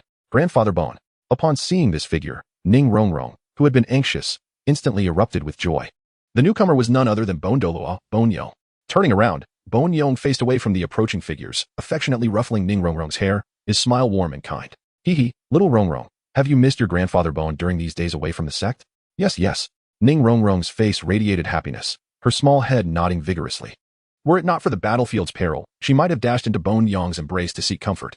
Meanwhile, Zhu Qing observed as the figures attempting to assault them halted in their tracks upon seeing the appearance of the esteemed Bone Yong, swiftly turning to flee. Sensing their retreat, Douluo Bone Yong continued to pat Ning Rongrong's head, then turned to regard the fleeing figures. Those who dare to bully my Rongrong shall be dealt with. Boom. The aura of a tidal Douluo erupted, a skeletal dragon phantom materializing behind Bone Yong, as 9 soul rings emerged around him. The 4th soul skill, Bone Prison. Instantly, the battlefield was engulfed in a chilling atmosphere, the wails of spirits echoing. Bones, as if risen from the depths of hell, erupted from the ground, surrounding the fleeing figures, followed by a series of agonized cries that made the hair on the back of one's neck stand on end. At this moment, numerous factions finally witnessed the formidable power of the second sect in the world. In the distance, at the location of the spirit hall, the enigmatic ghost Douluo, Gueme, stood with his arms crossed, observing the unfolding scene. A trace of embarrassment unexpectedly surfaced on his cold and sinister face. This spectacle appeared far more ghostly than I, the ghost myself. Beside him, Yuguan could not help but exclaim in surprise. Who would have thought that the 7-treasure glazed tile school would dispatch both Jian Dao Qinshin and the continent's foremost defensive powerhouse, Gurong? It seems the 7-treasure glazed tile school was already aware of the identity of that little girl, Zhu Qing, as the exposer. Truly, their intelligence capabilities are formidable. Perhaps we, the Spirit Hall, have previously underestimated the 7-treasure glazed tile school. Not far away, Yuluomian from the Blue Lightning Tyrant Dragon family, who was already discontent with the rankings of the top 3 sects, scoffed at the Spirit Hall's praise for the 7-treasure glazed tile school. Don't be deceived by the current display of grandeur from the 7-treasure glazed tile school. Once that little girl, Zhu Qing, is captured, and the information reaches that Do Emperor, I wonder if the 7-treasure glazed tile school will still be able to exist. At Yuluomian's choice of words, others exchanged glances, their expressions revealing contemplation. In the center of the battlefield, just as Bone Douluo was about to turn around and take a closer look at his precious Rongrong, a figure clad in black and wearing a mask suddenly appeared, emanating with 9 flickering soul rings, and launched a fierce assault towards Bone Douluo. To one's astonishment, yet another tidal Douluo appeared. The onlookers were somewhat numbed by the spectacle. It was their first realization that this continent concealed so many formidable tidal Douluos. Bone Rong, too, recognized the individual and solemnly engaged in battle midair. Perhaps, to protect the 2 young ladies, Ning Rongrong and Zhu Qing, from the collateral damage of their clash. Bone Douluo consciously shielded them from the surges of energy unleashed with each confrontation, ensuring the repercussions of their struggle did not spill over. Thus, Bone Douluo was compelled to exert his utmost effort in the fight, as all eyes were fixated on the fierce duel between the tidal Douluos. A shadow emerged from the crowd, slithering like a fine thread towards the feet of Zhu Qing at the very center of the battlefield. Silent as a whisper, Ning Rongrong was prepared to sacrifice herself for friendship, igniting the Golden Emperor's blazing flame. Just as the shadow crept within a mere 10 meters of Zhu Qing, Bone Rong finally sensed its presence. Damn it, you seek death. With a bellow, Bone Rong prepared to intercept the shadow, but a masked figure clad in black, a mysterious tidal Douluo, seemingly anticipated his move and blocked his path. You were in league with them. In that moment, even the dimmest of minds would recognize the situation. Which faction do you belong to? The masked tidal Douluo offered no response, launching another full frontal assault, leaving Bone Rong with no choice but to engage in combat. Below, upon hearing Bone Rong's shout, the shadow, realizing it could no longer remain concealed, leapt from the ground, revealing another figure, similarly masked and clad in black. Boom. An aura distinct from the ongoing battle erupted from this shadow, revealing yet another tidal Douluo. Perhaps noticing that Zhu Qing was merely a soul master, This individual refrained from summoning their martial spirit and soul rings, rushing in with the intent to seize her swiftly. The spectators regained their wits, gasping as they witnessed this figure poised to succeed. The powerful factions present watched intently, their eyes gleaming with anticipation. If this individual succeeded, what might that mean for them? In the center of the battlefield, Ning Rongrong, now aware of the danger, paled as the black-clad figure approached. Beside her, Zhu Zhuqing, who had been alert since the first black-clad figure distracted Douluo, now observed the new threat approaching her and felt a cold smirk form on her delicate face.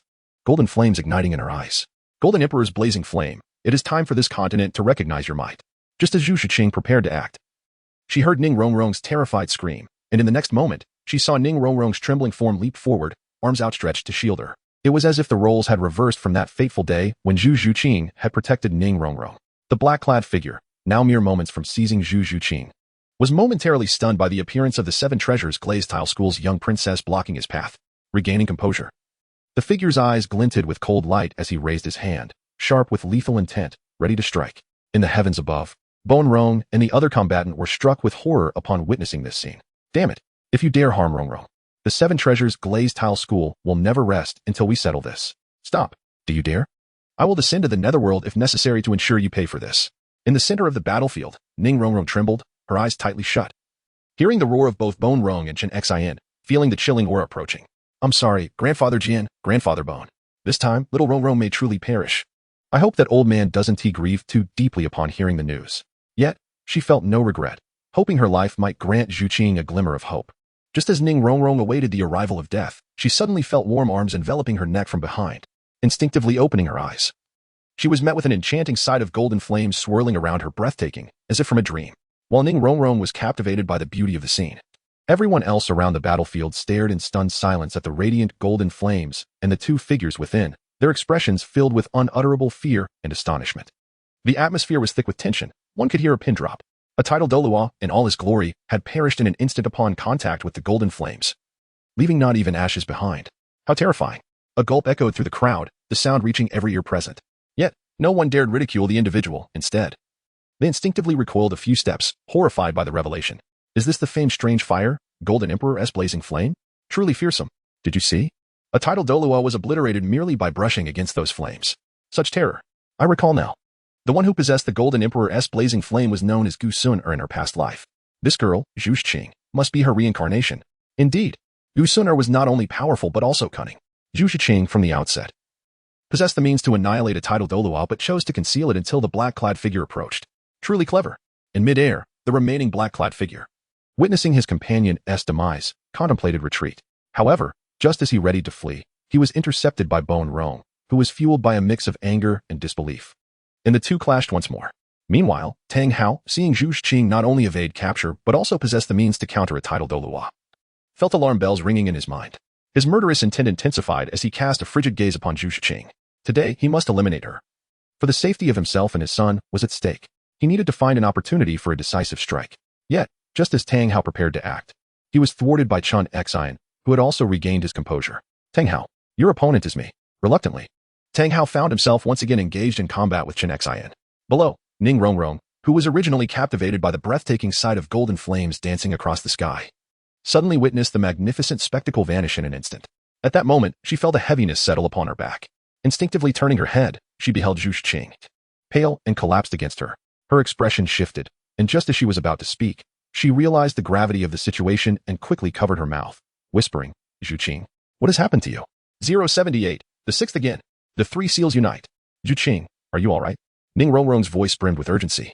At this moment, the pale-faced Zhu Zhuqing opened her mouth as if to utter something, yet apart from Ning Rongrong, no one else could hear her. However, those with keen eyes nearby noticed Zhu Zhuqing's ashen complexion, leading to renewed discussions among them. It appeared that, given her current soul emperor cultivation, summoning the Golden Emperor's burning heaven flame was indeed too strenuous for her. Indeed, it seemed she could muster only a single strike. Consequently, the terrifying threat posed by the young Zhu Zhuqing, before she had fully matured, was significantly diminished. In the sky, Tang Hao, engaged in battle, also discerned Zhu Zhuqing's current state, causing his heart to swell with joy.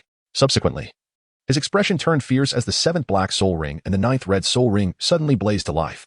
Seventh soul skill, Hao Tian True Body. Ninth soul skill, Heaven-Piercing Strike. Seeing this, the ever-cautious Chen Xin immediately unleashed his seventh soul skill, 7 kill true body, and the 9th soul skill.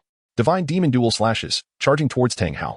However, to his surprise, Tang Hao's colossal phantom suddenly hurled a Haotian hammer shadow, not targeting Chen Xian's 7-kill true body, but rather the two girls, Zhu Zhuqing and her companion, at the center of the battlefield below. Meanwhile, Tang Hao himself swiftly evaded Chen Xian's 9th soul skill, aided by the 2nd soul bone skill from the blue silver emperor's right leg bone. Trouble. Old bone. Chen Xian yelled in alarm. On the other side, Bone Douluo Continent, poised to eliminate the masked figure in black, instinctively shifted his body upon hearing Chen Xian's shout, utilizing spatial teleportation to position himself between the Haotian hammer's phantom and Zhu Zhuqing. His 7th and 9th soul rings flickered in rapid succession. 7th soul skill, Ancient Dragon True Body. 9th soul skill, Bone Transformation Divine Dragon. With a thunderous roar, a massive bone dragon soared into the sky, its bellow reverberating so powerfully that even Soto City could hear it. Just at that moment, the formidable Haotian hammer phantom descended with immense force. Boom. A sound akin to muffled thunder erupted throughout the realm, as everyone held their breath, anxiously awaiting the outcome of the clash between the strongest force and the mightiest defense on the Douluo Continent. A figure clad in black and wearing a mask stealthily approached the ground, charging directly towards the pale Zhu Zhuqing, who could only lay on Ning Rongrong's back. At this moment, the masked figure's eyes gleamed with triumph beneath the mask. Originally, amidst the Bone Douluo's assault, the figure had begun to show signs of fatigue, seeking an opportunity to flee. However, upon witnessing the Bone Douluo engaging in a fierce confrontation with Tang Hao, it relinquished its escape plan and refocused its gaze on Zhu Zhuqing below. In the struggle between the clam and the heron, I shall reap the benefits. Now, even the reborn Do Emperor has exhausted his last resort and is utterly drained. I wonder who could possibly thwart me now. Haha. In midair, Bone Douluo Continent, having just withstood the tremendous force of the Haotian hammer's attack, suddenly sensed a familiar aura drawing near. As he turned to look down at the ground, Gu Rong's face contorted with fury as he shouted, "Bastard! You leave me be." Alas, at this moment, he still had to withstand the residual power from the Haotian hammer's strike. Otherwise, even if Zhu Zhuqing, who bore the legacy of the Do Emperor, might not be injured, his little Rongrong would undoubtedly be obliterated without a trace. He was utterly unable to extricate himself. At this moment, Bone Douluo Continent was on the verge of an explosive rage. By heavens, which faction has nurtured this scoundrel? He has already reached the status of a titled Douluo, yet resorts to such insidious tactics. Is there no shred of dignity left in this powerful being? Above, Sword Douluo Chen Xian also noticed the sudden turn of events below and immediately stepped onto the 7-killing sword, activating his 2nd soul skill to plunge downwards. However, the dark-clad masked man, also a titled Douluo, was equally swift. In the blink of an eye, he had closed the distance to within 10 meters of Zhu Zhuqing and her companion. For some unfathomable reason, upon reaching this proximity, a wave of inexplicable anxiety surged within the masked man's heart. There is nothing to fear. With Chen Xian's speed, he could never catch up to me. Moreover, as long as I seize the little princess of the 7 treasure glazed tile school, even if Gu Rong can teleport, it would be of no consequence. Yet, the feeling of unease intensified, prompting the masked man to mutter silent reassurances to himself. But at that moment, it was as if he had witnessed something utterly terrifying, causing his expression to shift dramatically. Martial soul manifestation, accompanied by the crisp exclamations of 2 young girls, a 7-layered, multicolored glazed pagoda martial soul, and a celestial figure of unparalleled beauty, resembling a fairy descended from the heavens, appeared before him. Observing the masked man's panicked demeanor and frantic attempts to halt his advance, Ning Rongrong displayed a mischievous smile on her adorable face, playfully sticking out her tongue. Hooked. Congratulations. You've fallen for it. Without further ado, 2 yellow soul rings instantly radiated around her, signaling the activation of the 7 treasure glazed tiles powers. First, strength. Second, speed. In an instant, 2 beams of light surged into the previously pallid Zhu Zhuqing, who now appeared invigorated. At that moment, the divine figure behind Zhu Zhuqing seemed to gaze with heightened intensity. Zhu Zhuqing, in silence, let golden light flicker in her eyes as her hair lengthened, simultaneously elevating her aura. With her transformation, the divine figure's eyes also ignited with golden flames and an enchanting orange fire lotus. As Zhu Zhuqing formed 3 unique seals with her hands in rapid succession, the flames in the divine figure's eyes dimmed slightly, while its right hand solidified, radiating an energy capable of cataclysmic destruction. All of this transpired in less than half a second. The masked man had halted his advance. Yet upon sensing the energy within the divine figure's right hand, he relinquished any thoughts of escape, fully aware that he could never evade the forthcoming explosion of power. Instantly summoning his martial soul, 9 soul rings gleamed brilliantly, just as the masked man prepared to resist, hoping to eliminate Zhu Zhuqing before the energy could erupt. Her cold voice resonated. Mountain splitter seal, sea turning seal, earth covering seal. The 3 seals unite. In an instant, the divine figure behind Zhu Zhuqing thrust its right palm towards the masked man, who was several meters away. As a blinding golden giant palm emerged, the ground of Shrek trembled and tore apart. Where the giant palm passed, the surrounding space fractured. Boom. The golden palm struck. And the masked man was reduced to nothingness before he could even contemplate resistance. In the next moment, the palm imprinted upon a nearby mountain of considerable size, followed by a cataclysmic roar that shook the earth, obliterating the entire mountain before the astonished gazes of the onlookers. Both the tidal Douluo and the crowd were enveloped in an icy chill, their bodies rigid, as if frozen by an overwhelming cold. They stared wide-eyed, unable to regain their senses for a long while. Eventually, some of the less powerful soul masters could no longer control their bodies and collapsed to the ground. At that moment, it was as if a switch had been activated, and the entire Shrek Academy was filled with a cacophony of sharp inhalations. Hiss. Hiss. What kind of sorcery is this? How terrifying. The entire mountain has vanished without a trace. Is this power truly within the grasp of humanity? At this juncture, in the direction of the blue lightning tyrant dragon clan, Yu Yuanjin remained in a daze, his forehead drenched in cold sweat. Among the hidden aristocratic families, 3 titled Douluo exchanged glances, trembling uncontrollably. In the Wuhuan Hall, Ghost Douluo, whose arms were originally crossed over his chest, had let them fall, his complexion already ashen, now further marred by beads of cold sweat. Beside him, Douluo Yuedwan was so frightened that his face lost all color, his lips quivering uncontrollably. At this moment, as the titled Douluo regained their composure and turned their gaze towards the center of the battlefield, particularly upon the culprit responsible for the scene that had shattered their perceptions, they were met with the sight of a pale-faced Zhu Qing, gasping for breath, being supported by Ning Rongrong. Their lips twitched involuntarily. Could it be that this sly little girl, having already eliminated 2 titled Douluo, was intent on luring in more victims for another ambush? Especially when they beheld Zhu Zhuqing's clear, bright eyes and her seemingly harmless, fragile demeanor, a chill ran down everyone's spines, as if the Grim Reaper himself were beckoning them. Gulp. The crowd swallowed hard and, in unison, retreated several paces. As if this was the only way to regain a semblance of safety. Surely, she must have truly revealed her trump card by now, right? Someone murmured softly, only to be met with numerous disdainful glances from those around. In the center of the battlefield, supporting the pale Zhu Zhuqing, Ning Rongrong was flushed with excitement. Zhuqing, you are incredible! You anticipated that someone would attempt to ambush us.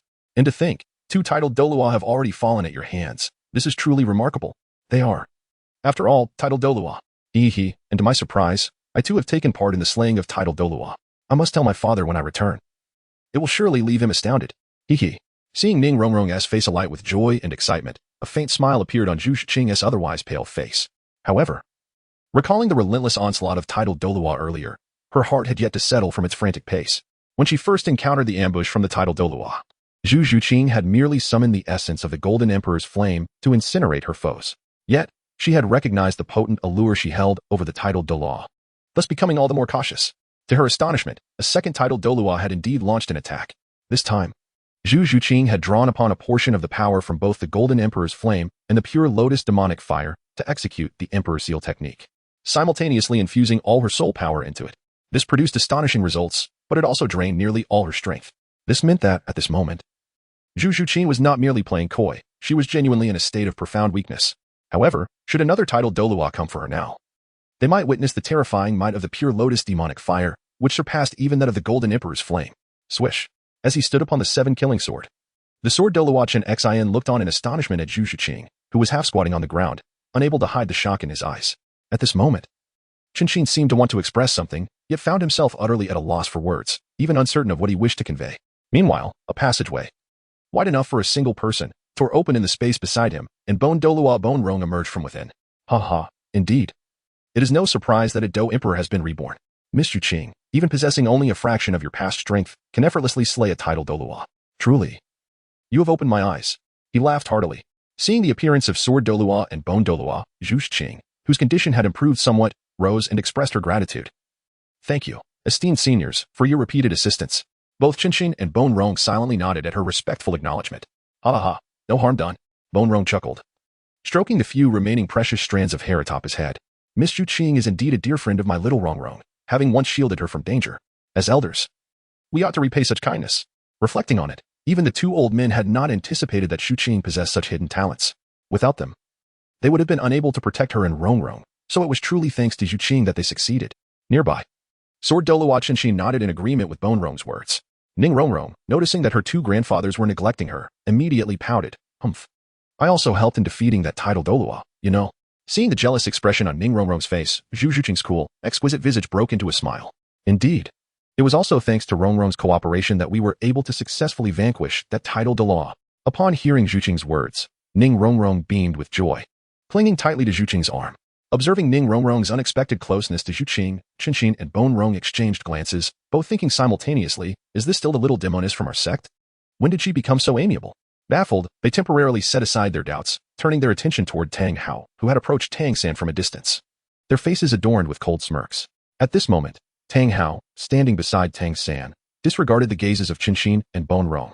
Instead casting a lingering glance at Zhu Qing, his heart unable to stifle a sigh. Damn it. It seems I cannot eliminate this girl named Qing today. The future may pose complications.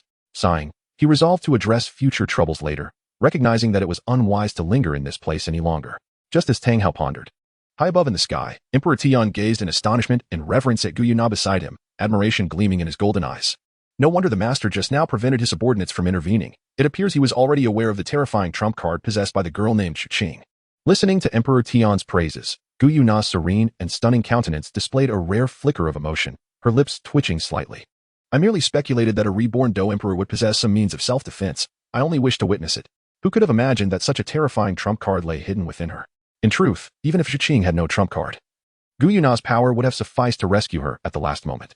Thus, in some respects, Zhu Qing was never truly in any danger. Unable to endure the admiration in Emperor Tian's gaze, Gu Yuna's eye swept over the fleeing Tang Hao and Tang San below, her voice cutting through the air. Emperor Tian, do you remember the task I assigned you earlier? Now that the spectacle is concluded, it is time for you to take action.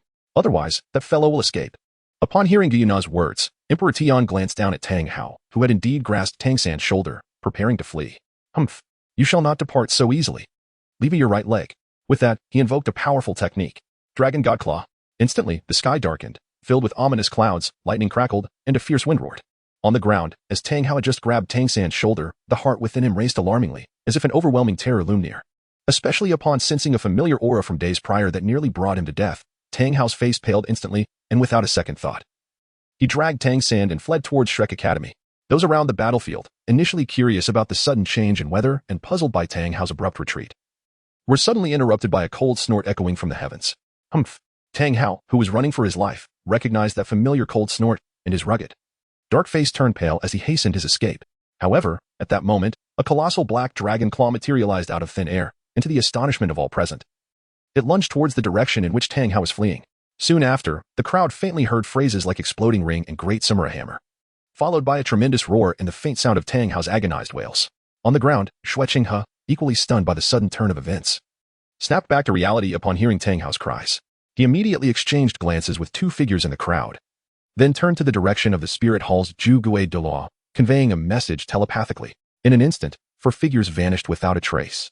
At this point, Shuai Qinghe let out a sigh of relief and lifted his gaze to the sky, eager to discern which formidable beings had descended this time. In the sky, Emperor Tian, clutching a bloodied human thigh, turned to Gu Yuna beside him, confusion evident on his face. Master, why did you not permit me to kill Tang San and his father directly? Now, Gu Yuna's expression returned to its previous indifference as she gazed at the starry sky, as if perceiving the divine realm. For reasons unknown, when you prepared to strike them down, a sense of foreboding surged within me. It felt as though if we were to kill them now, we would face great terror. I suspect that Shura has meddled with Tang San in some way. Even Tang Hao bears some issue. He too cannot perish at our hands, lest we attract Shura's attention, and potentially the gaze of the entire divine realm. Upon hearing this, Emperor Tian's heart jolted. Just as he was about to inquire further, he noticed Gu Yuna retracting her gaze and addressing him. Let us go, Emperor Tian. It is time we meet this reborn Dou Emperor below. With that, Gu Yuna extended her fair hand, gently grasping the fabric of space before her, and in an instant, a spatial passageway formed. With graceful steps, she entered the portal. Emperor Tian, swallowing his lingering doubts, followed suit, still holding the bloodied thigh. As the two figures vanished, the passageway sealed itself and melded into the void. On the ground, just ahead of Zhu Qing and the others, a spatial passageway suddenly appeared, drawing the attention of all present. Is this a spatial passageway? Isn't that the skill of Bone Douluo? It appears yet another formidable space-controlling entity has descended. Will a battle ensue once more? Even Chen Xian and Ning Rongrong exchanged astonished glances with Bone Douluo Gu Rong, and upon noticing Gu Rong's solemn expression, they confirmed that it was not his doing. Instantly, the group fell into a state of alert. At that moment, under the gaze of all, two figures, one tall and one short, emerged from the spatial passage. Looking at these two figures, everyone was filled with confusion. Who are they? Does anyone recognize them? No. They must be from some hidden sect or force, right? Just how many powerful beings remain concealed on this continent? Is this still the familiar land I once knew? Wait, look at that burly man in black, holding what seems to be Tang Hao's right leg. Upon hearing this, the crowd turned their gazes toward the severed limb, followed by a chorus of gasps of disbelief. Indeed, given the attire, it undeniably belongs to Tang Hao. This means that the earlier attack, the claw of the black dragon, was the work of this man. At that moment, Di Tian, standing not far from Zhu Zhiqing and the others, suddenly unleashed his overwhelming aura. In an instant, all but Zhu Zhiqing, Ning Rongrong, Chen Xian, and Gu Rong were forced to their knees by the sheer intensity of his presence. Esteemed guests, the spectacle of today concludes here. You may take your leave. With that declaration, Di Tian reigned in his peak demigod aura, powerful, unparalleled in strength. At this moment, the expressions of everyone present reflected shock and disbelief, leading them to turn and flee without a hint of hesitation. Even the titled Douluo powerhouses were no exception. The cavalry of the Tiando royal family returned in grand fashion. In the central carriage of the prince, Shuqing filled several cups with tea, gulping them down one after another. Only then did he put down the cup, his brow still tightly furrowed, the shock in his eyes still unyielding. I once believed that aside from the individual who recently inherited the title of Do Emperor, my grandfather was the strongest on this continent. Yet, the aura that man just displayed is evidently far more powerful than my grandfather's. Could he be a deity descended upon us? But he shows no signs of divine power. He clearly belongs to the realm of mortals. However, the woman who appeared alongside the burly man intrigued Shuqing even more. The more he contemplated, the deeper his frown became, and an inexplicable sense of agitation began to stir within him. He promptly took out paper and pen to meticulously document the events that transpired at Shrek today, along with his conjectures. After a moment's hesitation, he transcribed a second copy, then knocked on the carriage door. Immediately, one of the coachmen entered, kneeling on one knee, awaiting orders. Deliver these 2 letters to the Hall of Worship and the Hall of the Pope. Shuqing's voice resonated within the coachman's mind. The coachman showed no surprise, accepted the letters with both hands, and exited swiftly. Once the carriage door was closed again, Shuqing rubbed his temples, momentarily revealing a delicate demeanor that quickly vanished. Lowering his arms, he gazed out at the swiftly passing scenery, unable to suppress a murmur. With the exposure of the heavenly Tao rankings and the emergence of those who unveil them, this continent is no longer the same as before. All manner of monstrous entities are revealing themselves, and hidden forces and powerhouses are also stepping forth. An era of chaos is imminent. What I must do now is hasten the enhancement of my strength. Perhaps only by inheriting divine status can I lead the spirit hall to suppress this continent once more and restore the peace of yesteryears. With this thought, a fierce glint flickered in Shuqing's eyes.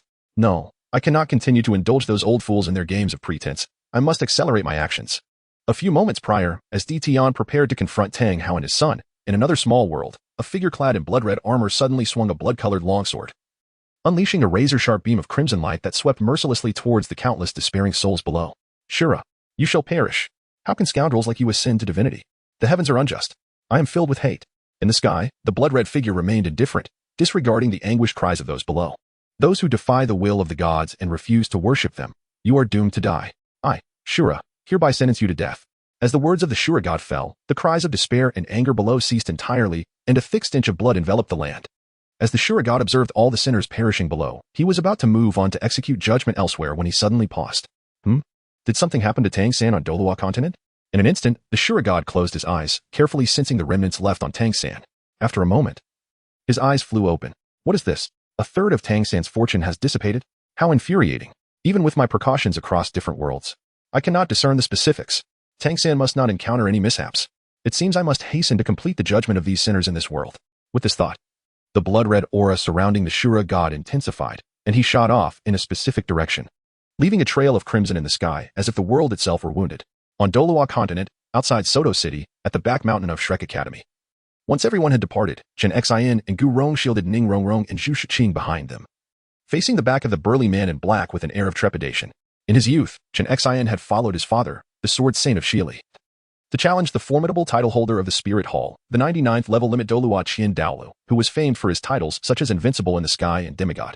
Thus, the aura of a powerhouse like Daolu was forever etched in Chen Xian's memory.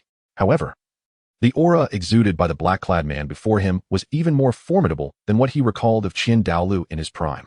Fully aware that neither he nor Gu Rong could possibly contend with such a might, Chen Xian subtly exchanged glances with Gu Rong. Years of friendship allowed Gu Rong to instantly grasp the unspoken message in Chen Xian's eyes. If a battle were to erupt, I will unleash my full strength to create an opportunity for you to open a spatial passage and escort Rongrong and Zhu Zhiqing to safety. Gu Rong hesitated for a brief moment before his gaze solidified with resolve, and he nodded in agreement with Chen Xian's plan. After exchanging glances, Gu Rong steeled himself and approached, asking, "Might I inquire what brings you here, esteemed elder?" Perhaps it was the sound of the bone banyan that prompted both Gu Yuna and Di Tian to turn simultaneously.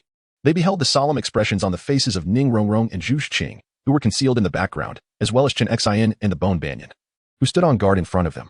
Di Tian raised an eyebrow, a playful smile emerging upon his otherwise imposing visage. Subsequently, under the astonished gazes of the four, Di Tian inclined his body and bowed respectfully to Gu Yuna, addressing her as master. In that fleeting moment, the shock within Chen Xian and the others reached an unparalleled height, their incredulous eyes fixed upon the figure beside Di Tian, a young maiden, seemingly no older than 11 or 12, with cascading silver hair draped casually over her shoulders. Her exquisite features were complemented by piercing violet eyes that appeared to fathom the depths of the human heart, and her countenance was as cold as it was captivating. Clad in a flowing white gown, the fact that such a formidable and terrifying powerhouse as Di Tian would reverently refer to her as master left them utterly astounded. What is the true identity of this young girl? Could it be that there exists a force of soul masters on this continent, even more formidable than the Spirit Hall? At this moment, under the astonished gazes of Chen Xian and others, Gu Yuna waved her delicate hand, gesturing for Di Tian to rise. Her violet eyes then locked onto Zhu Qing, who stood behind Chen Xian and Gu Rong, her voice icy and devoid of emotion. Miss Zhu Qing, greetings. Allow me to introduce myself. I am Gu Yuna, the sovereign of all soul beasts on this continent. The individual beside me is Di Tian, the beast god of the starred Doe Forest, with an astonishing cultivation of 800,000 years. As for his power level, it is unnecessary to elaborate. Upon hearing Gu Yuna's words, everyone felt a jolt of shock, their expressions transforming instantaneously. A soul beast of 100,000 years can rival a title Douluo. And Di Tian, with 800,000 years of cultivation, must surely be comparable to a deity. It is no wonder that the aura he unleashed moments ago was so terrifyingly magnificent. Moreover, this girl, who appeared to be no older than 11 or 12, is the ruler of all soul beasts? Given the nature of soul beasts, a species that epitomizes the law of the survival of the fittest, Gu Yuna's power must undoubtedly surpass even that of the beast god, Di Tian. At this moment, Bone Banyan and Dust Heart exchanged a glance once more, resolutely abandoning their previous plan.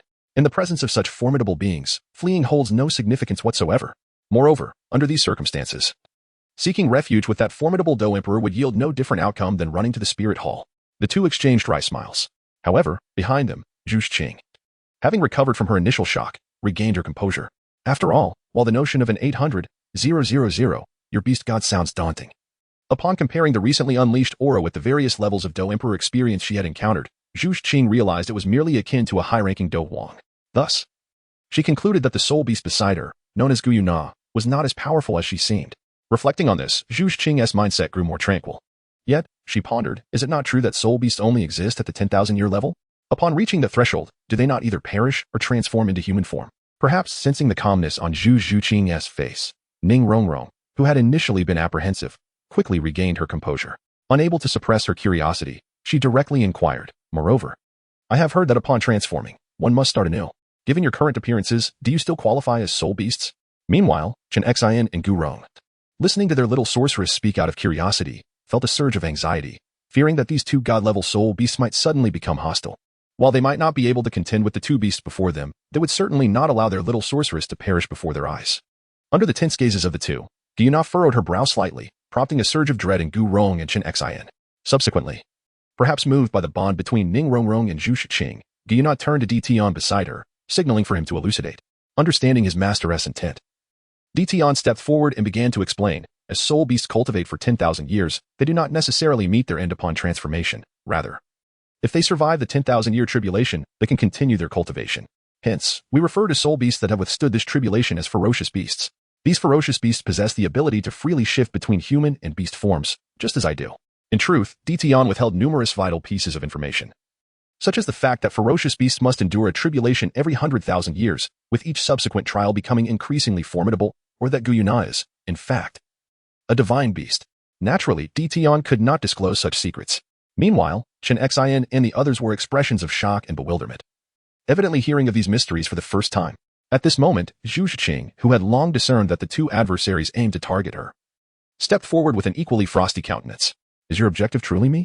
Do you, the soul beasts and ferocious beasts, intend to capture me and extract the profound techniques and skills from the essence of the Doe Emperor?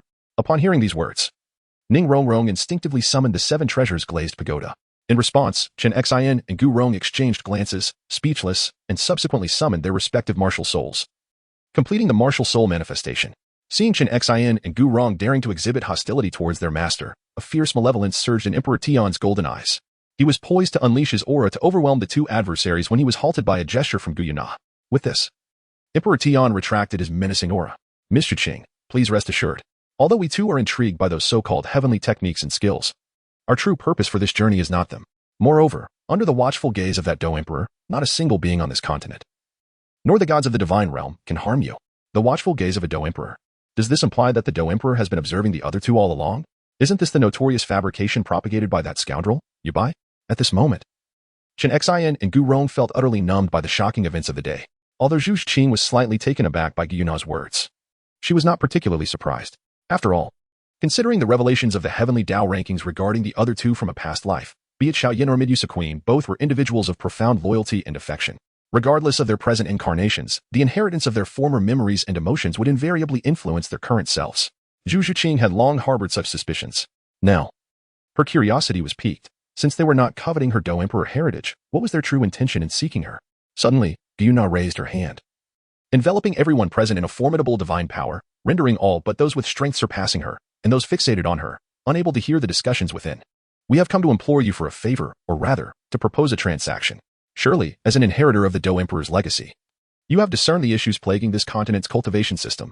The shackles present within your soul master's martial souls render the soul power you cultivate akin to a rootless floating weed, devoid of any foundation, thus capping your potential at the rank of title Douluo.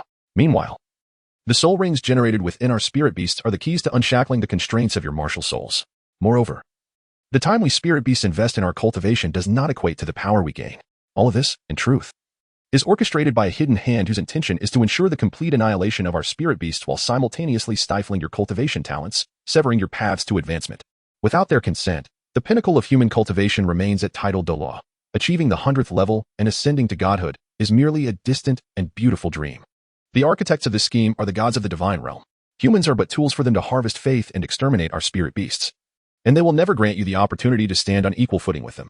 The reason for the extermination of spirit beasts lies in their fear of the resurgence of divine beasts among us that could challenge their dominion. After elucidating the intricate relationship between the gods and spirit beasts on Douluo Continent, Gu Yuna continued, thus, we hope that Miss Xuqing, as a reborn Dou Emperor, and young friend Yubai, upon your growth, can devise a cultivation method that shatters the shackles of your martial souls, simultaneously creating a technique that accelerates the cultivation of our spirit beasts. In return for this transaction, both Tian and I are willing to personally safeguard your safety. If you require soul rings, I can even offer sacrifices from spirit beasts that exceed their lifespan until you ascend to the status of soul sage. What say you? Dumbfounded, Chen Xian and Gu Rong were left reeling from Gu Yuna's revelations regarding the divine realm and the issues within the cultivation system. Although they had sensed there might be complications in their path to title Douluo, they had never fathomed that the interference of the gods was the very reason for the obstruction of their future. At this moment, the divine image and status within the hearts of the two shattered completely. Beside them, Ning Rongrong's face was puffed up with anger, huffing. No wonder our 7 treasure glazed tile martial soul can only reach the soul sage level. It turns out to be the machinations of the deities from the divine realm. Humph. What kind of gods are these? If I ever encounter those so-called deities, I shall shatter them with the 7 treasure glazed tile. Across from her, Emperor Tian observed the adorable human girl with a peculiar expression, silently giving her a thumbs up. He mused, what an admirable ambition. However, while the gods of the divine realm have altered the martial soul cultivation system, imposing shackles upon humanity's martial souls, it seems that the inherent issues with the martial souls are not of their doing. Is this what humans refer to as shifting blame? Nevertheless, as long as the target is the gods of the divine realm, such blame shifting can only be beneficial. Beside Ning Rongrong, Zhu Qing, having listened intently to Gu Yuna's account, firmly remembered one name, Yubai? Is this the reincarnation of Xiaoyan? From Gu Yuna's words, it seems he is quite young. I wonder what he looks like. With her earlobes slightly reddened, Zhu Qing quickly discarded those unexplainable thoughts and pondered for a moment before slowly nodding in agreement.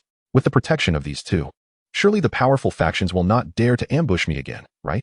Seeing Zhu Qing's nod of agreement, a hint of joy surfaced in Gu Yuna's otherwise indifferent gaze. She then said, if that is the case, let us proceed. We shall first meet the final reincarnator, the reincarnation of the Flame Emperor, Yubai. Upon hearing Gu Yuna mention going to meet Yubai immediately, Zhu Qing, who had initially appeared cold, suddenly felt a surge of anxiety and was somewhat at a loss. Next to her, Ning Rongrong's beautiful eyes sparkled with excitement. Yubai is the reincarnation of the Flame Emperor, and Xuqing, you are the reincarnation of Gu Sooner. In their past lives, they were not only childhood sweethearts but eventually became a true couple. So, if Xuqing goes to meet Yubai, isn't that just rekindling an old flame? Well, is this a reincarnation of love across time? Wait a minute. If that happens, won't T Daimubai, that legendary womanizer, end up green with envy? He might as well change his name to Green Tiger. That serves him right. With this thought, Ning Rongrong couldn't help but burst into laughter. As everyone turned to look at her, she quickly stifled her laughter and turned to Zhu Xing with a pleading expression. Xing, I can't bear to part with you. Please take me along. Initially feeling inexplicably anxious about meeting you by, Zhu Xing was eager for a familiar companion and instantly agreed with Ning Rongrong. Gu Na had no objections to bringing an extra person. However, both Chen Xian and Gu Rong wore expressions of helplessness. This little demoness was so eager for excitement that she seemed to have forgotten about the two old men. At the same time, Chen Xian had no intention of bringing out the letter Ningfeng she had written to Ning Rongrong and Zhu Xing. Given the current situation, if he dared to mention transferring to Castle Academy, these two might just tear him apart. Perhaps still unprepared to meet you by, Zhu Xing interrupted Gu Na's plan to open the spatial passage and instead called for a carriage to head to Soto City.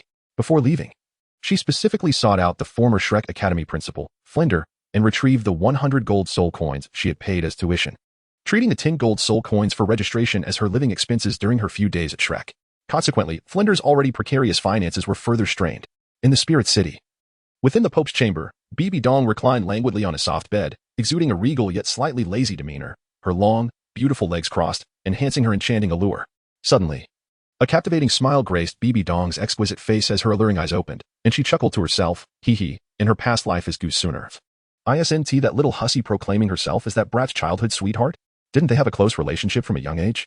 Now, as she prepares to meet that brat. I never expected her to feel nervous, humph. As she spoke, a blush of embarrassment and anticipation appeared on Bibi Dong's flawless face. However, be grateful for my grace. For this lifetime, I allow you, little hussy, to meet that brat first. The proud Bibi Dong would never admit that. Having inherited all the emotions from her previous life, she was even more anxious than Zhu Xing and had no idea how to face you by. Thus, she decided to wait for Zhu Xing to meet you by first, observing their encounter before determining how she would approach him. Just then, the door to the chamber was gently pushed open. Only Bibi Dong's personal disciple, Hulaina, had the privilege to enter without prior notice. As expected, as footsteps approached, Hulaina's voice rang out, Teacher, as per your instructions, I have notified all sub-churches of the Spirit Hall that the mysterious Do Emperor has become a special offering of our Spirit Hall, holding an equal status to the Pope. Moreover, I have established the Scripture Pavilion, compiling the techniques you entrusted to your disciples. A decree has been issued that only those who possess the purple Lu metal and have the Pope's approval may access it. Upon hearing Hulaina's report, Bibi Dong nodded in satisfaction and smiled. I imagine that at this moment, Xiaoyu and Yin are already searching for suitable techniques and skills for their cultivation in the Scripture Pavilion. Thank you for your hard work, Laina. Hearing her teacher's praise, a hint of joy appeared on Hulaina's charming face. Being able to accomplish the tasks assigned by teacher and not disappoint you brings me great happiness. Seeing this, Bibi Dong felt even more pleased with her disciple. After a moment's thought, she took out a freshly copied advanced Earth Grade technique, Soul Morning Charm, from her bedside and handed it to Hulaina. The Scripture Pavilion contains only mysteries and techniques below the mystical level. Initially, I intended for you to practice a lower-level mystical technique first to familiarize yourself with another cultivation system before introducing this advanced Earth Grade technique to you. However, I have decided to give it to you now. How you choose is entirely up to you. Noticing that Bibi Dong had considered her so thoroughly, Hulaina was deeply moved. Thank you, teacher, for your guidance. For Hulaina, Bibi Dong treated her like a daughter. Gazing at Hulaina's touched expression, Bibi Dong smiled and pulled her close. There is no need for such formalities between us. Then, as if recalling something, her expression turned serious. By the way, Laina, there is something I need to inform you in advance. The reason why low-tier cultivation methods are distinguished from profound-tier methods primarily lies in their ability to significantly purify and reshape the soul power cultivated during practice, thereby laying a stronger foundation for the future and enabling one to progress further along the path of cultivation. However, this process entails that the soul power initially cultivated through meditation will inevitably undergo a re-examination, meaning its level may decline. Furthermore, the time and resources required for future cultivation will multiply several-fold, if not by tens. As she spoke, a hint of regret appeared on Bibi Dong's face. Unfortunately, Nana, you do not possess the bloodline of a Do Emperor, and I lack the skills to concoct pills or medicines. With a sigh, Bibi Dong turned to her companion, Hulaina, and said with a serious expression, thus, I present you with two paths for your cultivation. The first is to directly cultivate the Soul Morning Charm Classic to establish a stronger foundation. However, the downside is that your soul power level will drop, and the speed of cultivation will be slow. The second option is to first select a suitable high-level profound tier cultivation method from the Scripture Pavilion, which would greatly enhance your cultivation speed and slightly improve the quality of your soul power. Then, you should seek a place of divine inheritance to complete the initial 8 trials of divine examination, thereby reconstructing your foundation through divine power. The drawback is that the foundation created by divine power may not be as robust as one you forge yourself. As for the divine punishment faced in the event of failing the divine examination, if it dares to descend, I will obliterate both the deity and the punishment. As Bibi Dong spoke, an indescribable air of authority and dominance surrounded her, evoking admiration from Hulaina. Amused, Bibi Dong raised her slender right hand and gently tapped Hulaina's head, prompting her to regain her composure. Embarrassed, Hulaina stuck out her pink tongue and, after a moment of contemplation, looked at Bibi Dong with a serious expression. Teacher, I choose the second path. In 2 years, the Continental High-Level Soul Master Academy competition will take place every 5 years. I do not wish to participate relying on the cultivation of a great soul master or soul respect. That would tarnish the dignity of our spirit hall. Even if I were to achieve ultimate victory, it would still invite unnecessary remarks. As for strength, with you, a Do Emperor, as my protector, I can manage to be a God King, living happily without needing to concern myself with others' opinions. Upon hearing Hulaina's words, Bibi Dong shot her an exasperated glance, but chose not to say more.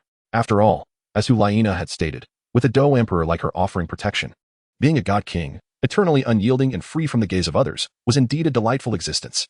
Meanwhile, the events transpiring at Shrek Academy had finally spread far and wide as the crowd dispersed.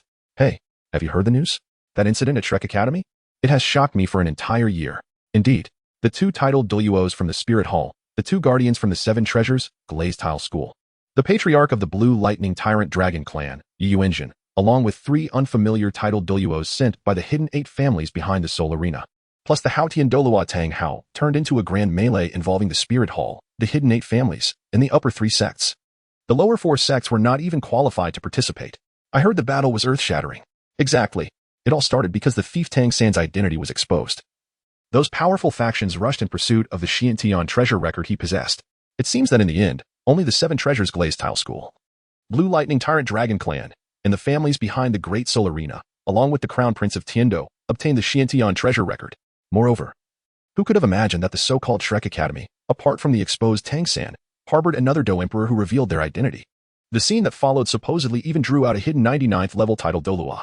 As ordinary people and soul masters across the continent discussed these events, the overall situation began to subtly shift, especially upon learning that the Spirit Hall had failed to obtain the Xiantian treasure record. The lower 4 sects, which had secretly aligned with the Spirit Hall, began to gravitate towards the 7 treasures Glazed Tile School, Blue Lightning Tyrant Dragon Clan, and the Tiando royal family. Numerous minor factions and soul master families openly declared their allegiance to the Tiando royal family. However, at that moment, another piece of news emerged from the Spirit Hall. Queen Medusa had been reincarnated as a Do Emperor and became a special consecration of the Spirit Hall. A new scripture pavilion had been established within the Spirit Hall, housing cultivation methods and techniques that could only be learned by those with the Spirit Hall's purple medal of genius. As this news spread, the entire continent erupted in excitement. The lower 4 sects, which had secretly established contact with the upper 3 sects, immediately turned back, returning to the embrace of the Spirit Hall.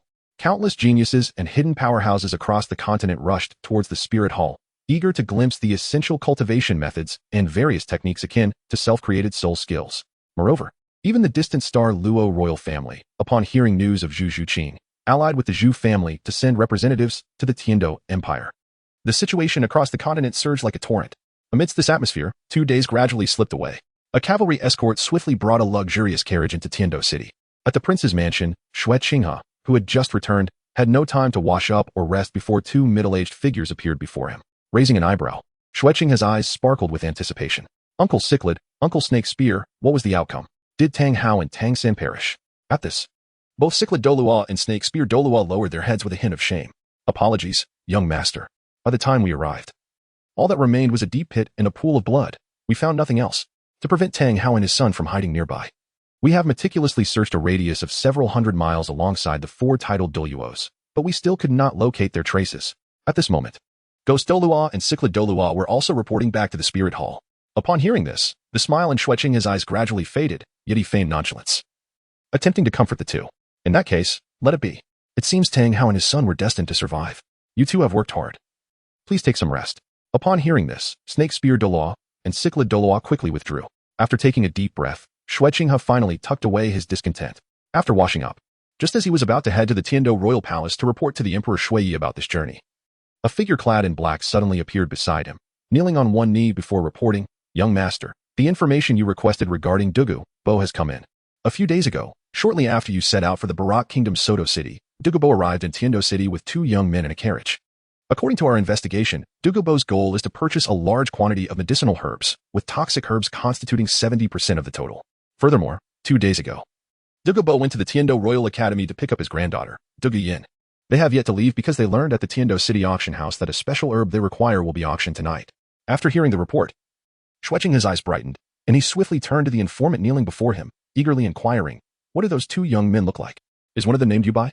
"Apologies," the intelligence officer, noticing Shueching has keen interest, hastily reported. "Those two youths have been wearing masks from the beginning. We cannot ascertain their identities.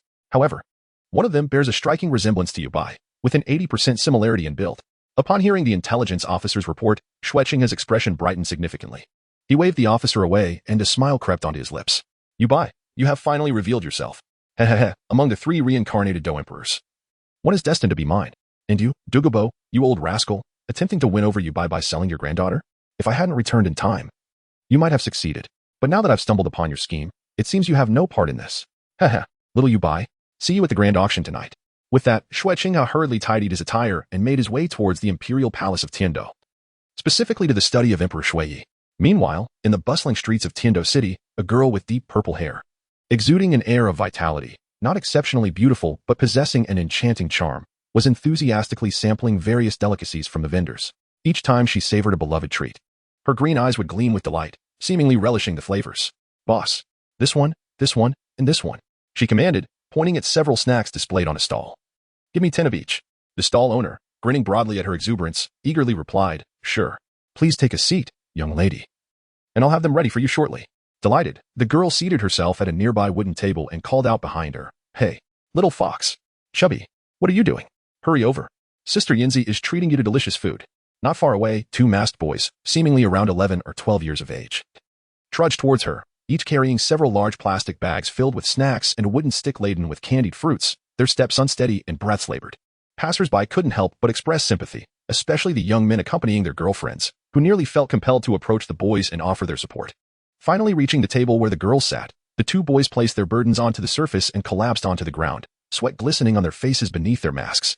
The boy in the fox mask was the first to voice his exasperation. "Phew. I say, Sister Yinzi, didn't you promise to take us to the food street? Why is it that we ended up carrying everything?" The other boy, donning a skull mask, quickly chimed in, "Exactly. These snacks could easily fit into a storage soul guide. Why must we carry them?" Listening to the boy's grievances, the girl, casually sampling a snack from the table, cast them a sidelong glance. With a graceful wave of her hand, she tossed 2 embroidered pouches, each containing 100 gold soul coins, in front of them. "Any more complaints?" At her words, the 2 boys, who had been utterly exhausted, instantly perked up like lightning, grasping their pouches and weighing them, then exclaimed in unison, "Report to Sister Yinzi. No issues whatsoever." These 3, of course, were Yubai, Shizheng, and the granddaughter of Douluo, Douluo. With ease, Douluo had managed to keep both Yubai and Shizheng in line, a smug expression adorning her face. "All right, since you 2 are accompanying me today, consider this my treat. Feel free to indulge in all the food on the table." As her words fell, Shizheng darted across the table like a whirlwind, resting his arms on the wooden surface, his eyes sparkling with excitement. He turned to Douluo, still in shock. "Sister Yinzi, can we really eat as much as we want?" Meanwhile, Yubai, still seated on the ground, covered his face in embarrassment at Shizheng's eagerness, murmuring, "It's too embarrassing to watch." Even with his successful body refinement, he couldn't resist the allure of food. His self-control was pitiful. This shameful display was truly hard to bear. Despite his protests, Yubai's body acted with utmost sincerity, swiftly making his way to the table, his gaze fixed on Douluo, his eyes sparkling with the same fervor as Shizheng's. Heaven knows that during his recent training at the ice and fiery Yang, he had subsisted solely on the auxiliary potions he concocted for body refinement, leaving his palate yearning for flavor.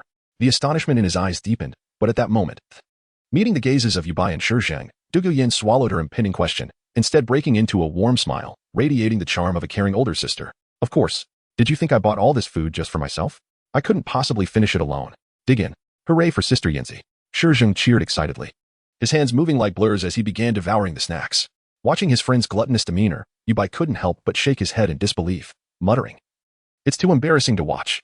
As he spoke, Yubai's hands were also quick, deftly scooping up snacks from the table and elegantly popping them into his mouth, barely allowing a moment for the food to dwindle on the table. Douluo paid little mind to this. Her thoughts were consumed by the astonishing speed displayed by Yubai and Shizheng. Even she, a level 38 soul master, had not fully grasped how they had leaped from several meters away to the table in an instant. After all, Douluo had seen Yubai and Shizheng's true faces and knew they were merely 12 years old. Could it be that these 2 youngsters had reached the level of a 12-year-old soul master? Is there truly such a genius in this world? Moreover, while these 2 young boys are indeed amusing, Why does their grandfather, a dignified titled Douluo, seem to regard them with such high regard, almost as if they are equals? Duguyan instinctively shook her head, dismissing this somewhat absurd notion from her mind. Her emerald green eyes gazed curiously at the two gluttons before her. Little fox. Little chubby, what level are you two at now? How come your speed seems to surpass mine, despite my being a 38th level soul master? In the midst of devouring food. Shizheng did not hesitate to respond. I think I am at level 29 now, almost on the verge of breaking through to level 30? With uncertainty. Shizheng paused his eating to sense his own soul power level, then nodded decisively. Oh, wait, no, I'm already at level 30. After this declaration, he resumed his feast. Just a few days prior, during the body refinement and foundation establishment process, the various potions prepared by Yubai contained an abundance of energy.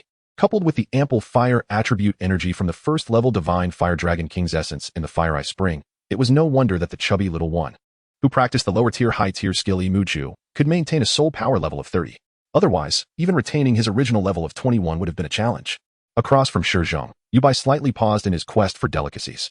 I've long since reached level 30. Oh, I almost forgot. I should casually obtain a soul ring to break through. As if discussing a trivial matter, Yubai hastily continued eating, his speed increasing as he observed Shizheng devouring his meal with both hands.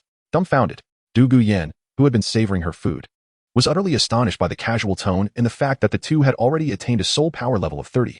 Their nonchalant attitude towards their soul power levels made her question whether they were truly soul masters, especially given Yubai's implication that he had long surpassed level 30 but had simply forgotten to hunt for a soul ring, leaving him merely a great soul master at this level. It was astonishing to realize that these two boys were merely 12 years old. A 30-level soul power at 12 means that upon acquiring a soul ring, they would instantly become soul sovereigns. How terrifying is that? In contrast, at 21 years of age, Du Guyan, with her 38-level soul power, found her title as a genius within the royal fighting team of the Tiando Royal Academy to be utterly laughable. Even the formerly exceptional captain of the royal fighting team, Yu Tianhing, grandson of the blue electric tyrant dragon family and future heir, appeared utterly mediocre beside these two. What kind of prodigious individuals did her grandfather know? The shock within her heart was immeasurable. Gradually, Du Guyan calmed her astonishment. Yet another doubt resurfaced, but that cannot be. Although you are indeed talented, you are still only great soul masters at level 30. How could your speed surpass mine as a 38th level soul sovereign? Could it be that you both follow the path of pure agility type soul masters? Listening to Du Guyan's inquiry, little chubby, Shizheng, replied without a second thought, my martial spirit is of the food type. As for speed, his words trailed off as he seemed to sense something unusual, pausing his eating and looking towards Yubai with a questioning gaze. At that moment, Yubai appeared to finally grasp why Du Gubo insisted that Du Guyan spend these days getting acquainted with them, while he himself was nowhere to be found. It was because Du Gubo had not divulged their matters to Du Guyan, intending for Yubai as the leader of the Beyond Sect to clarify everything and invite Du Guyan to join their sect. Upon reflecting on Du Guyan's relationship with Yu Tianhing, Yubai quickly understood everything. And you call me little fox? I see you are the true old fox. You are plotting against this 12-year-old comrade to shield you from lightning. Old poison. You truly have your own agenda. While internally cursing Du Gubo's manipulations, Yubai casually turned to Du Guyan, his tone nonchalant. My martial spirit is the eternal life sword, which should be considered an offensive type. As for why our speed is so remarkable, it is undoubtedly due to the unique training methods of our Beyond Sect. Coincidentally, after tonight's auction, we shall return, and I believe we can take you along, Sister Yin. I trust it won't be long before. The more Du Guyan listened, the more disconcerted she became, her delicate features etched with confusion. The Beyond Sect? What sect is this? Why have I never heard of it? Also, little fox, you just said we? Does that mean I am part of the Beyond Sect too? How come I was unaware? Yubai's expression turned more perplexed. The Beyond Sect is a newly established sect formed by me, Little Chubby, and your grandfather. I am the sect leader, while Little Chubby and your grandfather serve as elders. Moreover, your grandfather inducted you into the sect, making you the first and only disciple. Upon hearing this, Du Guyan's countenance darkened visibly, radiating an undeniable aura of danger. It is crucial to understand that joining a sect or family force in Douluo Continent is a profoundly solemn matter. It bears similarities to the martial arts world. Once one joins a sect, it is not something one can easily withdraw from. Otherwise, one would face punishment and disdain from the entire community. The rules are even stricter in Douluo Continent. Generally, those who request to leave a sect either perish or are hunted down to their deaths. Unless they possess extraordinary strength like Tang Hao, the Haotian Douluo. Once one joins a sect, to prevent spies from stealing secrets and to avoid exposing one's own sect's secrets, private relationships with individuals from other sects are strictly forbidden. In other words, unbeknownst to her, her relationship with Yu Tianheng had been entirely severed. With this realization, the temperature around Du Guyan plummeted. She glanced at the two, who were quietly distancing themselves, forcing a strained smile as she said, Little fox, little chubby, please continue to enjoy your meal. I have urgent matters to attend to and must return home for a moment. I shall take my leave. Rising from her seat, She placed several gold soul coins before the busy proprietor and, enveloped in a cold aura, strode towards the Douluo residence. As she traversed the once crowded and lively street, people instinctively parted ways, falling silent until she had walked far away, at which point they resumed their chatter, and the street soon returned to its previous bustling state. At the street vendor, Yubai gazed at the vanishing figure of Douluo Yin, then pulled out a skewer of candied hawthorn and bit into one. Smacking his lips, he remarked, this perilous treat is best handled by you. Beside him, Shizheng, a chubby fellow who had also picked up a skewer of candied hawthorn, nodded in agreement. After all, with our modest physiques, we certainly cannot withstand such a burden. Sister Shui, the eccentric actions of Douluo. Crunch, crunch. I believe there is no need for us to return just yet. After all, that bloodstained scene is not particularly pleasant, don't you think? Crunch, crunch. I concur with Elder Sure. Thus, I propose that after we finish our meal, we take a leisurely stroll through Heaven-Do City and wait for Elder Douluo before the auction house opens. Excellent suggestion, leader. Perhaps due to their rigorous training, both Yubai and the chubby Shizheng found their appetite significantly increased. Under the astonished gaze of the vendor, they not only consumed the delectable offerings hanging before them, but also devoured an entire portion meant for 10 people. Finally, as the vendor looked on in disbelief, they swaggered away, each carrying a skewer laden with candied hawthorn, their bellies protruding. Were these two gluttons reborn? As time passed and dusk settled, Heaven-Do City did not quiet down. Rather, the streets became more vibrant, as if a nightlife had commenced. All the districts were ablaze with lights, and various vendors began to set up stalls along the bustling streets, showcasing a myriad of wares.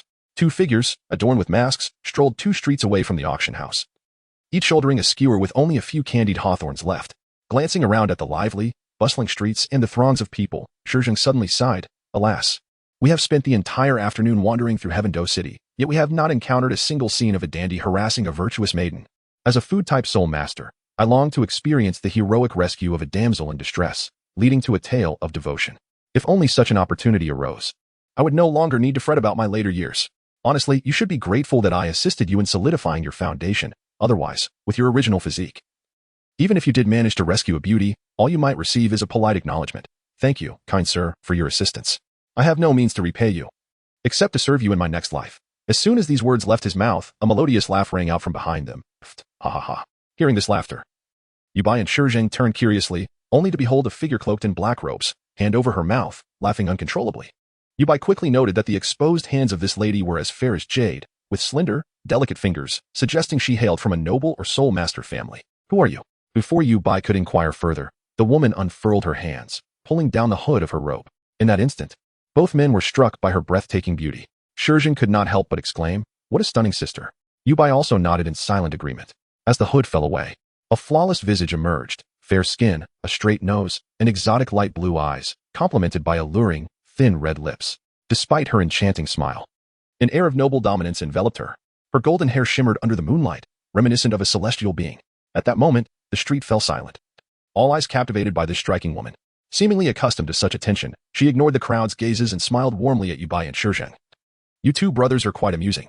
I initially approached to buy a couple of skewers of candied hawthorn, but your conversation caught my ear. Observing the exquisite woman chuckling to the point of trembling, Yubai and Shizheng exchanged glances, a hint of embarrassment creeping beneath their masks. Fortunately, their disguises shielded them from being easily recognized. With a swift motion, Yubai took 2 skewers from Shizheng's shoulder and offered them to the lady, saying, "Since you find our banter so delightful, these skewers are for you. Also, we are not vendors, just to clarify." Suppressing her laughter, the beautiful woman reached out her porcelain hand to accept the candied hawthorn. As she turned to leave, she quickly followed them. You two are so entertaining. My name is Shui Er. You may call me Sister Shui. May I have the honor of knowing you? If you agree, I can take you to tonight's auction at Heaven-Do and show you a glimpse of the world. If you find something you desire, I could even buy it for you. How about it? Are you interested? Just call me Sister Shui. As she approached Yubai, she leaned slightly, playfully resting a hand on his head, as if coaxing a child. Yubai rolled his eyes inwardly, thinking, does she take us for mere children? Just as he was about to speak, Shizheng piped up, Sister Shui. Just call me Shizheng. Yubai gasped in disbelief, turning to his companion, his eyes wide with incredulity. What has come over you, Shizheng? You were never this sweet-tongued before. Weren't you always hiding from pretty girls? Could it be that the mask had unveiled as true? Lecherous self? Just as Yubai pondered this, he received a dismissive glare from Shizheng, whose eyes seemed to say, stop pretending. A beauty like her obviously has her eyes on you. Hurry up and thank me for creating this opportunity. Understanding the meaning behind Shizheng's expression, Yubai shot him an exasperated look. At that moment, the woman, introducing herself as Shui Er, chimed in cheerfully. Shizheng, is it? Sister Shui acknowledges you as my little brother. When we reach the auction house, anything you fancy, I shall buy for you. Yubai clearly saw Shijing's eyes widen with excitement upon hearing this. As Yubai was about to reproach the chubby boy for being so easily swayed, he felt a gentle pressure on his head, turning it to face a breathtaking visage mere inches away. A delightful fragrance wafted through the air. The chubby boy has agreed. And what about you, little brother? At this moment, gazing upon the radiant smile of the enchanting figure before him, a muffled voice escaped Yubai's masked face. Greetings. Sister Schwer, you may call me Little Fox. Upon hearing Yubai's words, a glimmer of pride flickered in Schwer's pale blue eyes, her beautiful countenance beaming even brighter. Very well, Little Fox and Chubby Boy, Sister Schwer shall now escort you to the Tindo auction house. With that, she grasped Yubai's hand, chatting and laughing as they made their way toward the auction house. Feeling the tender touch of her hand, a slight smile crept onto Yubai's lips beneath his mask, and he mused to himself that in Tindo City, there were not many women in their 20s who surpassed Sister Yanzi in beauty, grace, and soul power. The regal and commanding aura of golden-haired Schwer intrigued him further. Haha, Sister Schwer, I wonder what tricks you have up your sleeve. A few minutes later, the trio arrived at a luxurious, brightly lit entrance adorned with the glittering words Tindo Auction House. We have arrived. Just as they were about to enter, Yubai's keen eyes caught sight of a familiar figure standing not far away. Sister Schwer, please hold on a moment. I think I see someone I know. I'll go take a look. With that, Yubai slipped from Schwer's grip and walked toward the increasingly familiar silhouette. Beside him, the chubby boy also recognized the figure and exclaimed, Isn't that old man Douluo? Why is he standing there with his back to the auction house? If it weren't for Little Fox's sharp eyes, he might have missed it entirely. Hearing the chubby boy's murmurs, Schwer's lovely eyes sparkled. Realizing that Douluo must have developed a good rapport with these two youngsters, it seems I need to gain their trust and favor swiftly, or perhaps even recruit Douluo himself, she thought, her pale blue eyes shining with newfound determination. Meanwhile, Yubai had approached Douluo from behind. Hey, old poison. What are you doing standing here? Why not wait inside the hall? He said, playfully patting Douluo's shoulder. Perhaps hearing Yubai's voice, Douluo turned around. Oh, it's nothing. I simply find the night starry sky quite beautiful and momentarily lost in its splendor. Yubai scratched his head, gazing up at the dark sky, devoid of stars except for the round moon, feeling somewhat baffled. Moreover, he noticed Douluo's right hand pressed against his brow, obscuring his right eye in a manner reminiscent of an artistic pose, which only deepened Yubai's confusion. But there are no stars visible tonight. And what is this posture? Old poison? You seem a bit off tonight. Brat, you're quite the playful one. Douluo retorted, and as Yubai glanced around, noting Dugu Yan's absence, his curiosity grew. Where is Sister Yin? Didn't we agree to come to the auction house together tonight? Why is she missing? Perhaps the mention of Dugu Yin struck a nerve. For Douluo's hand shot out from his brow and landed heavily on Yubai's shoulder, filled with indignation. Where's Yin Yin? How dare you ask me that?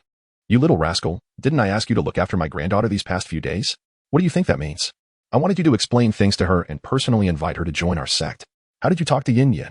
Did you not mention that you could purify the poison in her body? Did you not reveal your true identity? Did you not discuss the benefits of joining our sect?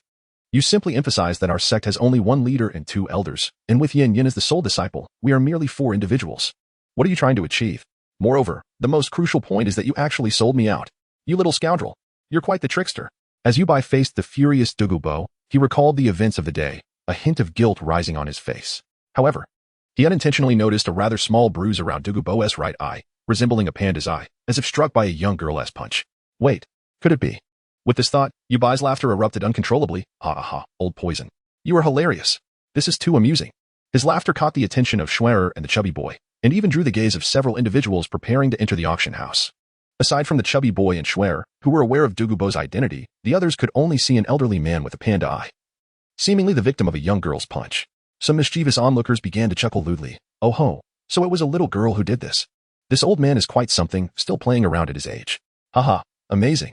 Hearing the comments behind him, the chubby boy, who had been laughing heartily, suddenly froze. A sinking feeling in his heart. Oh no, this is bad. Indeed, Yubai's laughter had already made Douluo a bit irate. And upon hearing the crude remarks from the group at the entrance, a powerful aura emanated from Douluo, sweeping past the chubby boy and Schwer toward the mockers. In an instant, all laughter ceased, and the crowd turned pale, trembling in fear at the sight of Douluo. As Douluo's pin of frustration diminished, he withdrew his intimidating presence and coldly commanded, Scram. At that moment, the crowd, who had been preparing to enter, scattered like birds taking flight. Finally, Yubai managed to regain his composure. All right, no more laughing. But tell me, old poison, as a title Douluo, with that bruise from Yinzi's punch, shouldn't you recover in an instant? Hearing Yubai's words, the irritation that Douluo had just quelled surged anew. You little scoundrel, how dare you ask me that? As he spoke, Douluo couldn't help but raise his hand to touch the bruise around his right eye, letting out a sigh. Alas, it seems Yin Yin is genuinely upset. She declared that if this dark circle does not vanish within 3 days, she shall no longer acknowledge me.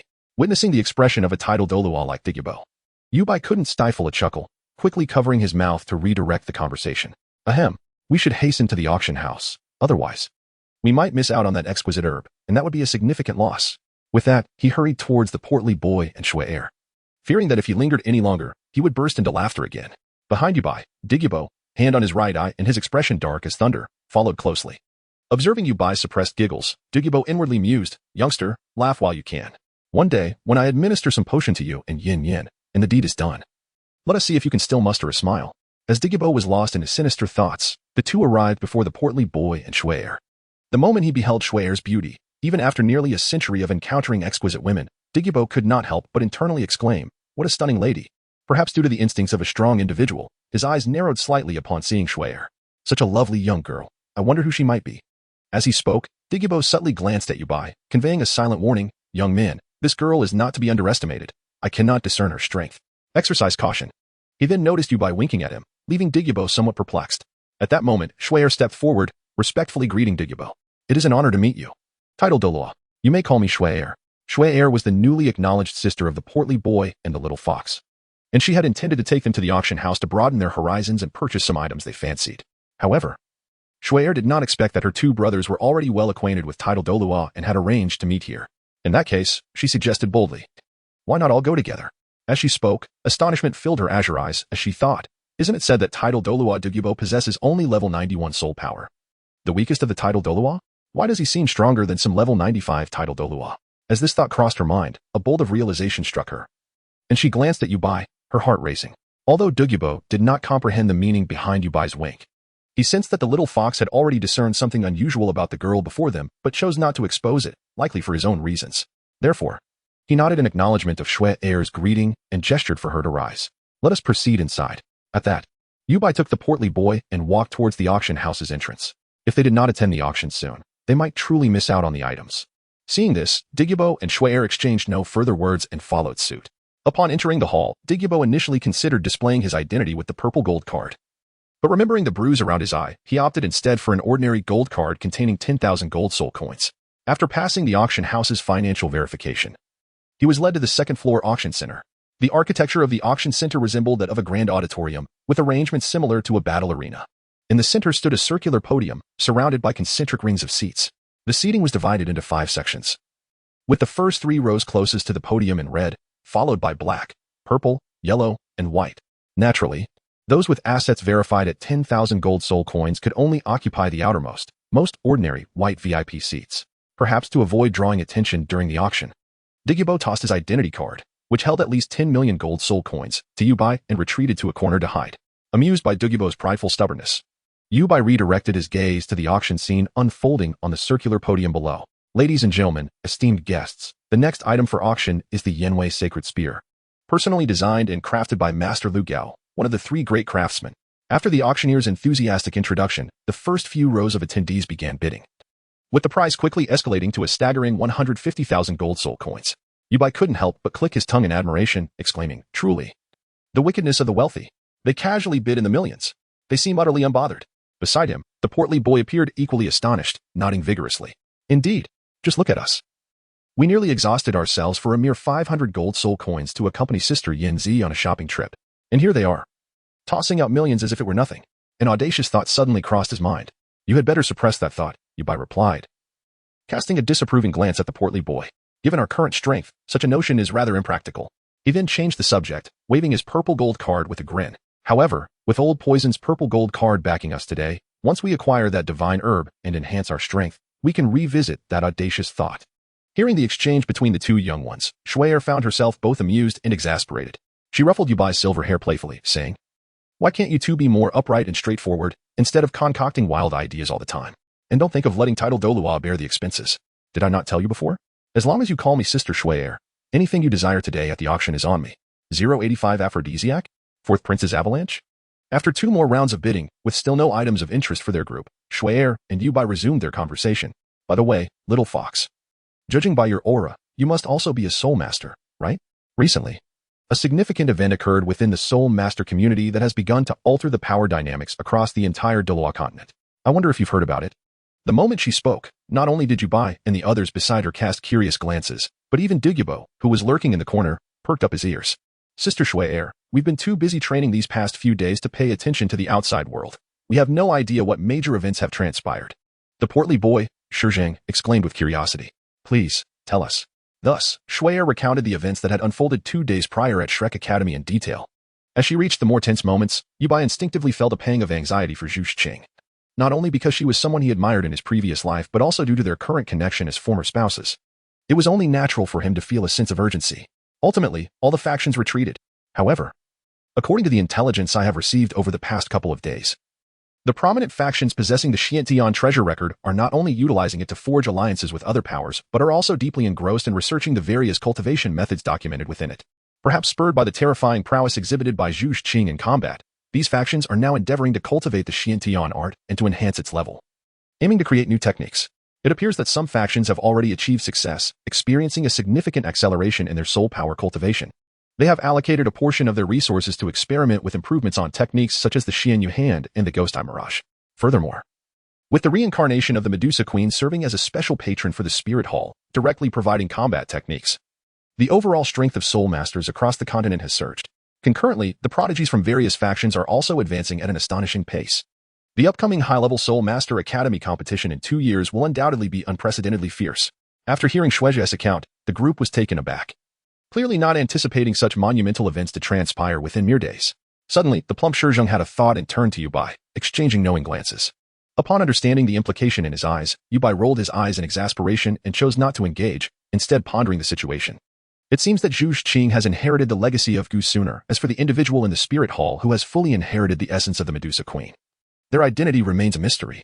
Additionally, Tang Hao and his son, given Tang Hao's current state, are likely to awaken the blue-silver royal bloodline in the blue-silver forest with Tang San, thus transforming their talents before participating in the forthcoming grand conflict. There are also the Black Dragon Claw and the recently appeared silver-haired girl with purple eyes and the man in black. Could they possibly be the Silver Dragon King and the Beast God Emperor? Are they truly back in the world? Furthermore, the various factions will likely use the Xiantian treasure record as a foundation to create a myriad of combat techniques in the coming 2 years. It seems that the era of great chaos on this continent is imminent. Contemplating this, a hint of concern flickered in Yubai's eyes, as he wondered about the current state of those unreliable couples. Just as Yubai was lost in thought, the plump Shizheng turned to him and said, "Hey, little fox. How about our Bianzong participates in the next continent-wide high-level Soul Master Academy competition? It would be a splendid opportunity to establish our sect's reputation." Stunned for a moment, Yubai's eyes brightened at the prospect. At that moment, the voice of Shuera emerged from beside them. "Is the Bian sect the same sect as you little foxes? Could you enlighten your elder sister Shuera about your sect's principles?" Noticing Shuera had taken the initiative to inquire, Yubai exchanged a knowing glance with the chubby boy. Although the latter did not fully comprehend, he nonetheless beamed with pride as he began to introduce. Our Bian sect derives its name from the phrase under the 3 live stone, the ghostly fairy, by the yellow springs, the flowers of the other shore. We aspire to possess transcendent abilities that allow us to transcend reincarnation and gaze upon the blooming flowers of the other shore with a smile. We yearn to gather a group of like-minded companions who are equally devoted to pursuing strength, cultivating to become divine, or even surpassing the divine. As he spoke, the chubby boy looked at Shuera with eager anticipation, inviting her. "What do you think, Sister Shuera? Why not join our sect? You only need to swear an oath using your martial soul." Initially intrigued, Shuera's expression stiffened upon hearing the phrase "swear an oath with the martial soul," and she began to decline, saying, "No, thank you for your kindness, but I, Shueja, am burdened with mundane affairs, and simply do not have the time to dedicate myself to cultivation like you all." Hearing this, the chubby boy wore a look of disappointment. At that moment, the auctioneer on the stage below finally presented the item Yubai had been eagerly awaiting. With a flourish, the auctioneer lifted the red cloth covering the tray, revealing a blood-red vine approximately 3 feet long, with a white flower blooming at one end, resembling a white chrysanthemum with its numerous petals. At this moment, the auctioneer struck his wooden hammer and enthusiastically announced, "Dear esteemed guests, especially our male patrons, please pay attention.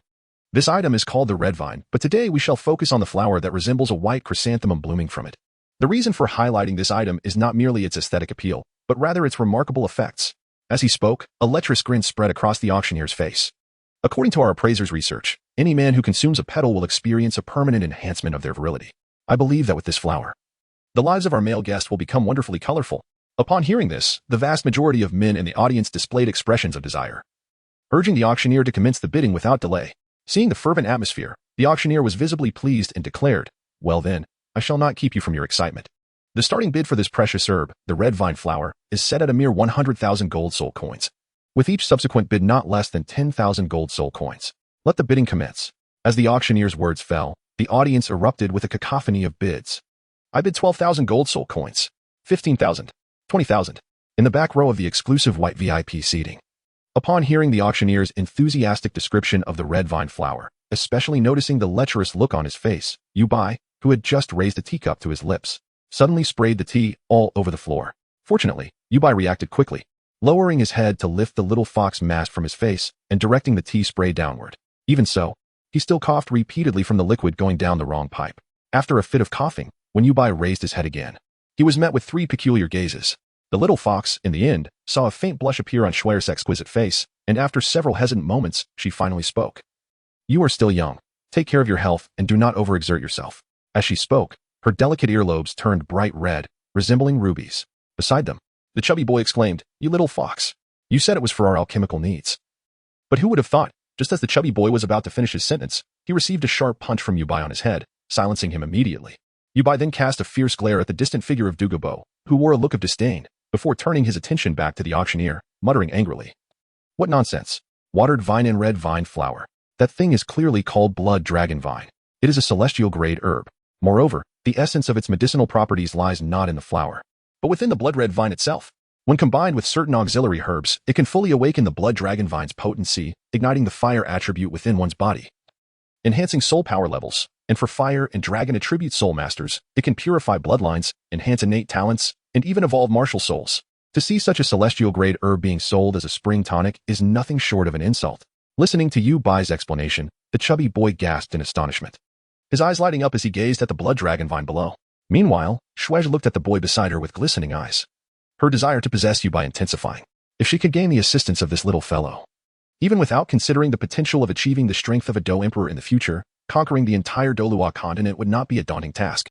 At this moment, Yubai remained oblivious to the thoughts swirling in Shuai's mind, instead fixated on the auction where the bidding had soared to a staggering 650,000 gold soul coins. As the auctioneer appeared ready to strike the hammer, Yubai could no longer contain his feelings of sadness at the thought of such a precious medicinal herb being misused by these ignorant individuals. Thus, he boldly declared, 1,000,000 gold soul coins. At these words, the auction hall erupted in a frenzy, all eyes turning toward the back. Well, spending 1,000,000 gold soul coins on this red vine flower. This lad must be quite the spoiled rich kid. Look at the beauty beside the masked boy. Such beauty is a rare sight. No wonder he wishes to buy the red vine flower. I fear he has the funds to buy it, but not the life to use it. How dare he compete with the fourth prince, Shuebe, for such an item? He's finished. Amidst the murmurs of the crowd, a raucous voice rang out. You insolent fool. How dare you steal what this prince desires? Are you seeking death? The moment the voice fell, a disheveled young man in the front row of the red VIP seating turned around, his fierce gaze fixated directly on Yubai and his companions. This individual was none other than the fourth prince of Tiando, known throughout the Tiando Empire as a notorious scoundrel, Shuebe. As the crowd witnessed the enraged Shuebe directing his furious gaze toward Yubai and his companions, their expressions brimmed with schadenfreude. However, what transpired next left everyone utterly astonished. The previously furious Shuebe, whose eyes burned with a wild fury as he locked onto Yubai and his companions, was on the verge of unleashing a barrage of curses. Yet, the moment his gaze fell upon Shue's stunningly beautiful face, his expression transformed into one of infatuation. When Shuebe's eyes met Shue's gentle blue ones, he suddenly felt a chill run down his spine. And after a moment of trembling from the depths of his being, he promptly turned around and fell silent. In mere seconds, the unexpected transformation displayed by Avalanche left everyone astounded.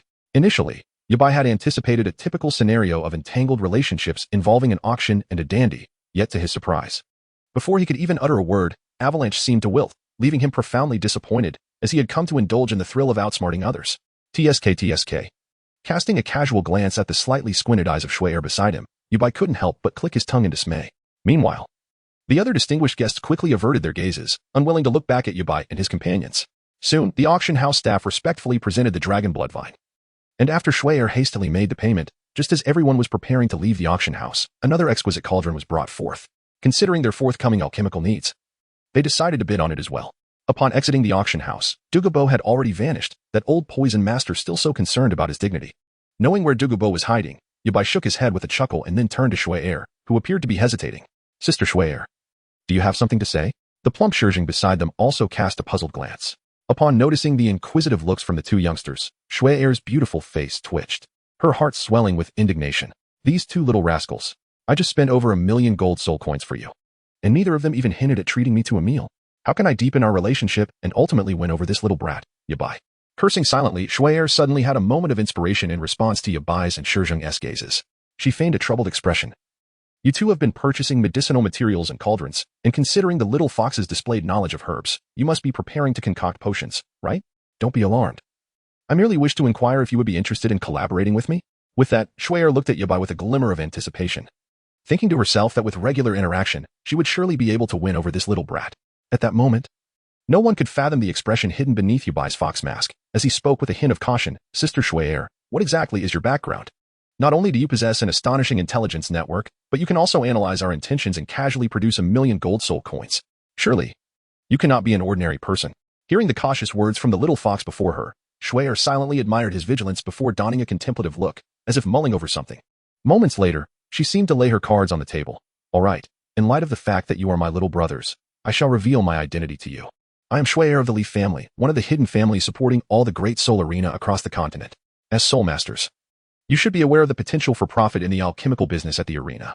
Moreover, as one of the families behind the great soul arena, our Leaf family has the capacity to establish a department dedicated to acquiring various medicinal materials for your sect's alchemy needs. What do you think of this mutually beneficial arrangement? Li Shui Er.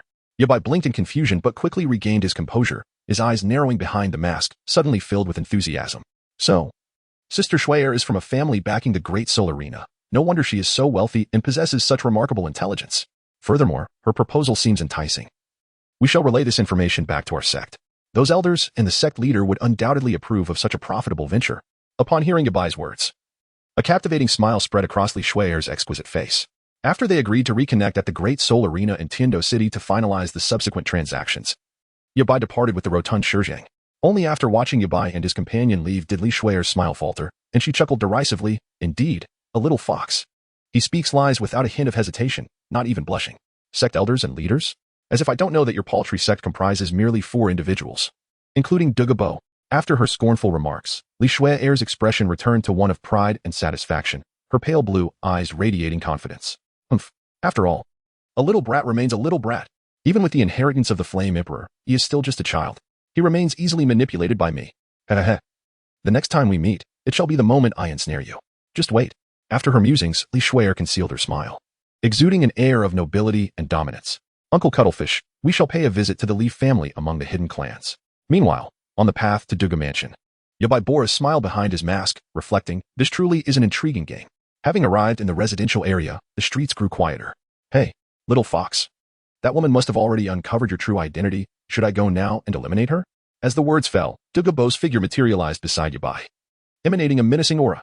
Shizheng's expression shifted at the mention, turning to Yabai, his demeanor now exuding a faint murderous intent, starkly contrasting his previous innocent demeanor when addressing Sister Shui Er. Indeed, Xiaobai, you must not expose your identity. That Li Shui Er mentioned your past wife, Gu Sunearth. After her reincarnation, the chaos that ensued with Zhu Zhiqing was beyond comprehension. At that time, even the old poison master could not shield us. Seeing the fierce determination in the two, Yabai's expression twitched. Kill her? You must be jesting. Is she someone we can afford to offend right now? Moreover, I find the business proposition from Li Shui Er rather intriguing. Thus, he promptly shook his head, halting their plans. Are you truly considering collaborating with that woman on alchemical ventures?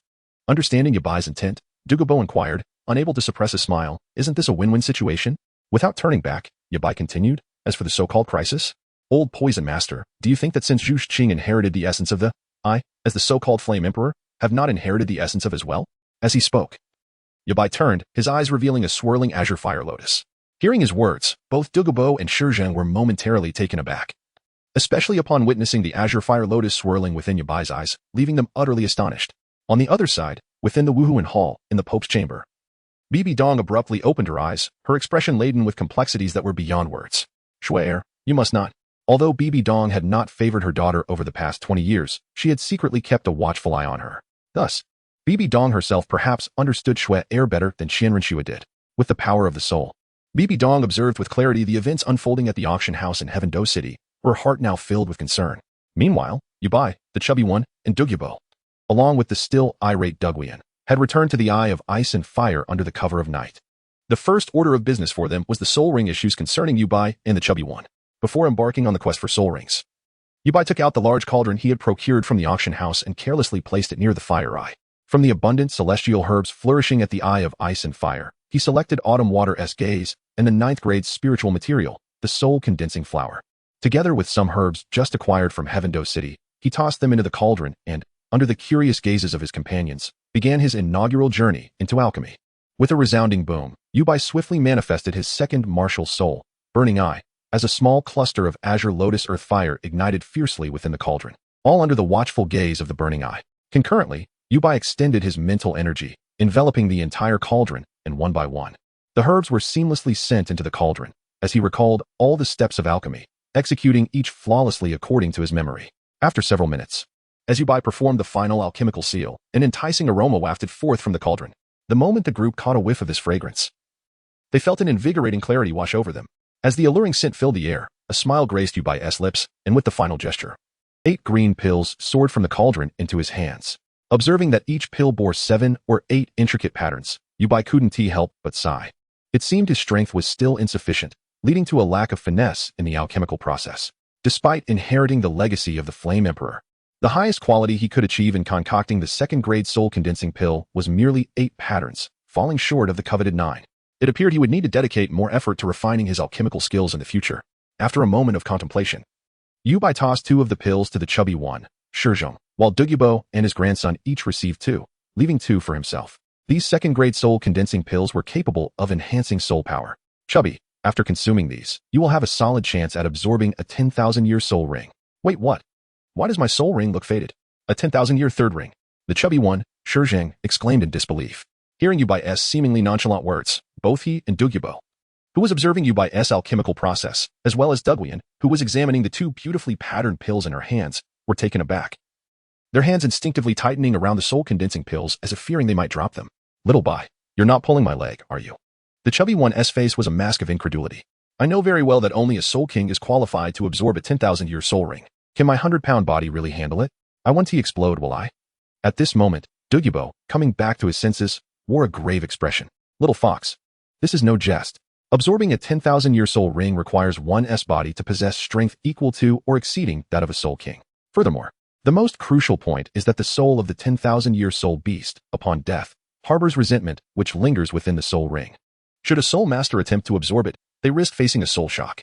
If one cannot withstand it, the consequences could be dire, ranging from failure to absorb the rings, preventing entry into the soul king realm for life, to catastrophic soul disintegration and instant death. Upon hearing this, the chubby one turned pale. At the same time, Douluo cast a worried glance at Yubai. With a slightly exasperated roll of his eyes, Yubai side-eyed the chubby one. Do you think the recent training I provided was for no reason? Without utilizing soul power, relying solely on your physical prowess and battle experience, you could easily overpower any soul king with your current body strength. Continuing, Yubai shifted his gaze to Douluo. As for your concern about residual souls causing soul shocks during absorption, do you truly believe that among your 9 soul rings, there isn't a single one housing a residual soul? This revelation came to Yubai only after he inherited Xiao Yan's cultivation experiences. In truth, with the demise of each soul beast, the soul ring it produces harbors the remnants of its spirit.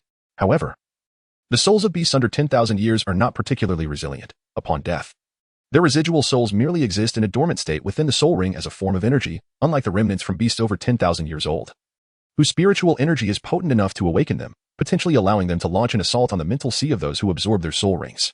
Whenever a soul master absorbs a soul ring, their martial soul interacts with the residual energy of the soul beast within that ring, resulting in a soul skill that embodies both the unique characteristics of the soul master's martial soul and those of the soul beast. Yubai even speculated that this might be a method employed by the divine realm in the Douluo Continent, as well as in any great world of cultivation.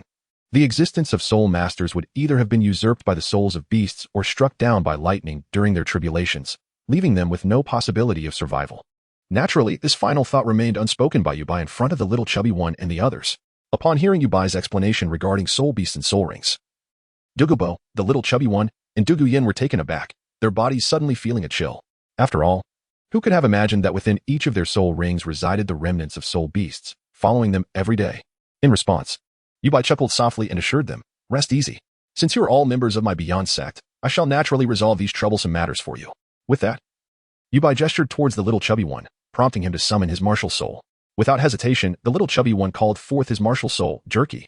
Simultaneously, two translucent white soul rings shimmered into existence. What on earth?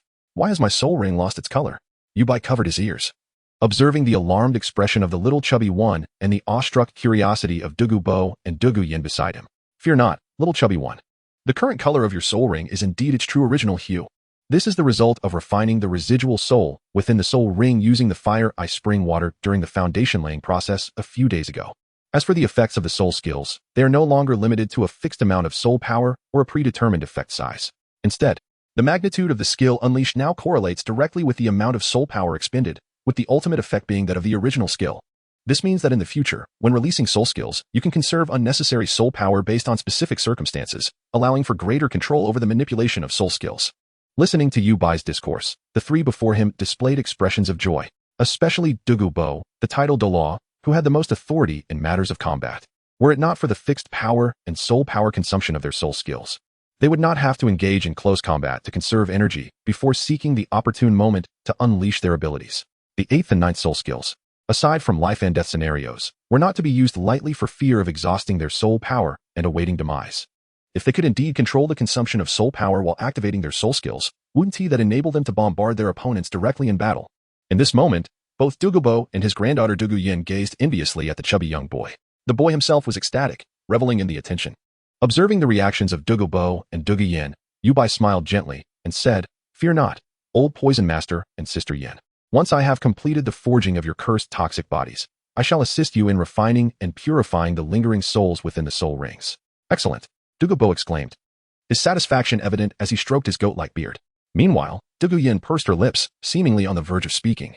Yet upon witnessing the joy and mirth in her grandfather's eyes, she ultimately chose to remain silent. At this moment, Yubai picked up a spirit condensation pill and began to elucidate its significance to the three indigenous individuals from the Douluo Continent. This 8-ring, second-grade spirit condensation pill serves the purpose of enhancing soul power, thereby solidifying one's spirit. Although it is merely a second-grade elixir, due to its attainment of 8 rings, its efficacy rivals that of a pinnacle third-grade pill, capable of elevating an individual's soul level to the advanced stage of the mortal realm. Merely a thread away from the peak of that realm, it is essential to recognize that the soul power at the advanced stage of the mortal realm is the most formidable below the divine level in this world. Under such circumstances, one need not fear even the soul shock of 10,000-year soul beasts. Repelling them would be effortless. Upon hearing Yubai's introduction, the chubby lad stowed one of the 2 spirit condensation pills he held and promptly swallowed the other. Witnessing this, both Douluo and Douluo followed suit. The instant they ingested the elixir, the trio felt an immediate clarity of mind, as if a refreshing breeze swept through their consciousness. Simultaneously, their senses sharpened, and they found their control over the soul power within them to be even more adept. At this moment, the entire world appeared transformed in the eyes of the 3 individuals. It was truly astonishing. Wait, I can actually see the energy in the air. Grandfather, I can too. It seems as though this world has become crystal clear. Hiss. Is this the essence of a high-level soul in the mortal realm? It is indeed marvelous. Listening to the exclamations of the trio, Yubai remained unfazed. Now that they had all experienced it, it was time to find a suitable soul beast for the little chubby one. Upon hearing this, the others nodded in agreement and proceeded towards the outskirts of the poisonous array. After a brief interval, they had arrived beyond the poisonous formation.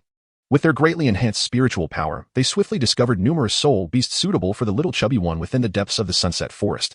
A 13,000-year-old Xiantian Kuaniel, an 11,000-year-old 9-pointed tiger, a 19,000-year-old Hao bamboo swallow. Sensing these soul beasts, the little chubby one pondered momentarily before his gaze grew resolute. I want to imbue my martial soul with the attribute of speed. Old poison, please help me capture that 19,000-year-old Hao bamboo swallow. Hearing his choice, Douluo adjusted his goat-like beard, saying, the Hao bamboo swallow is said to possess short-range flight speeds comparable to that of a swift-tailed swallow, without lagging behind. It is indeed an excellent choice. Wait. As he spoke, Douluo's figure vanished in an instant. A few minutes later, a tremendous rumble echoed from 3 kilometers away as he returned. In his grasp was a bird resembling the size of a peacock, the very 19,000-year-old Hao bamboo swallow. However, this nearly 20,000-year-old soul beast was in disarray, its feathers matted and stained with blood, on the verge of death. Smack. Here you go. Douluo tossed the soul beast onto the ground, looking at the little chubby one, urging him, my spiritual power has surged these few days, and I may have been a bit too forceful. Hurry and act, or this Hao bamboo swallow will perish. Seeing this, the little chubby one quickly retrieved a dagger from his soul guide and swiftly resolved the matter. Watching as a black soul ring ascended from the corpse of the Hao bamboo swallow, directly summoning his martial soul and sitting cross-legged to absorb it. Witnessing this, Yubai wasted no time and summoned the Eternal Sword, effortlessly severing a 10-year-old purple void bamboo nearby. He then gestured towards the white soul ring floating above the purple void bamboo, which promptly encircled the Eternal Sword. After sensing the increase in his spiritual power to the 34th level, Yubai found a clean spot to sit down. The entire sequence of actions flowed seamlessly, leaving Douluo in a state of astonishment. Even Yin, who had previously been grumbling about being bullied by both Yubai and her grandfather, could not suppress her annoyance any longer. She quickly ran to Yubai's side, pinching his ear and whispering fiercely, "Xiaobai, have you lost your mind? You carelessly absorbed a 10-year soul ring as your third soul ring. Have you gone daft from alchemy?" Looking at Yin, who was beside him, her emerald green eyes betraying a mix of concern and anger. Yubai had no doubt that had it not been for the little chubby one absorbing the soul ring and needing peace, Yin's voice would not have been so muted. "Do not worry, Sister Yan. I know what I am doing." Not daring to free his ear from her grip, Yubai hurriedly gestured. "You must let me explain." Observing the expression on Yubai's face, which did not appear to be one of despair, Yin finally released her grip, standing with arms crossed, gazing at Yubai on the ground with an expression that demanded a thorough explanation. At that moment, Yubai rubbed his ear while motioning for Yin to look at the little chubby one, speaking, "Just as I mentioned earlier, the soul ring containing residual souls needs to be refined once to obtain the purest form. Additionally, when absorbing a soul ring to break through levels, the energy contained within it, or the soul power, must also be refined." Noticing Yan's serious expression and Douluo contemplating, Yubai continued without waiting for their inquiries. "The energy contained within the soul ring is chaotic and violent, and when absorbed by a soul master, it can destabilize their foundation. Previously, on the way to Tiando City, I mentioned to Old Poison and the little chubby one that absorbing soul power through meditation allows the body to resonate with the heavens and earth, enabling the soul power to flow gently into the soul master's body like calm water and soft wind, stored within their meridians. Thus, in some respects, the soul power cultivated through meditation is quite unstable. Conversely, absorbing energy through soul rings resembles injecting tumultuous waves into the meridians of the body, creating a sensation of having accumulated a vast quantity of soul power. Therefore, the soul power obtained after absorbing a soul ring may allow for an immediate increase of at least 1, 2, or even 3 levels. But at least half of that power is illusory. This leads to a further weakening of the foundation and strength within the soul master. Hence, to progress further in cultivation, it is imperative to refine the soul ring after each absorption, with the difficulty and time required increasing with the age of the soul ring. At this point, Yubai paused, silently acknowledging that it was fortunate to have the waters from the ice and fire yin yagai, which not only possess supreme attributes but also contain the divine power of the ice and fire dragon king, allowing for the effective refinement of the residual souls and soul power within the soul rings. Otherwise, one would have to painstakingly use for the refinement. The most precious aspect of the ice and fire yin yaga lies within its 2 springs. Tang San from the original work was indeed just a simple native from a martial arts world. His perspective was broad yet limited. He wasted the greatest treasure. Thinking of Tang San's actions regarding the ice and fire body refinement in the original work, a smirk of mockery crept onto Yubai's lips. He then reclined on the ground, stretching comfortably before gazing up at the sky of the sunset forest, his voice laced with a hint of nostalgia as he continued, "Yet, the effort expended in obtaining soul skills still has its limits, specifically beneath the divine level. In some respects, they pale in comparison to any random yellow-tier combat skill from my memories. After all, if my strength surpasses the divine level in the future, I can still utilize yellow-tier combat skills, and their power will exceed that of all 10,000-year, 100,000-year soul skills, even divine skills. Thus, do you find it worthwhile for me to exert such effort to hunt high-age soul beasts, acquire high-level soul rings, only to waste even more time refining them to obtain a subpar skill? If I had that time, it would be far more practical to cultivate using my own methods to enhance my strength."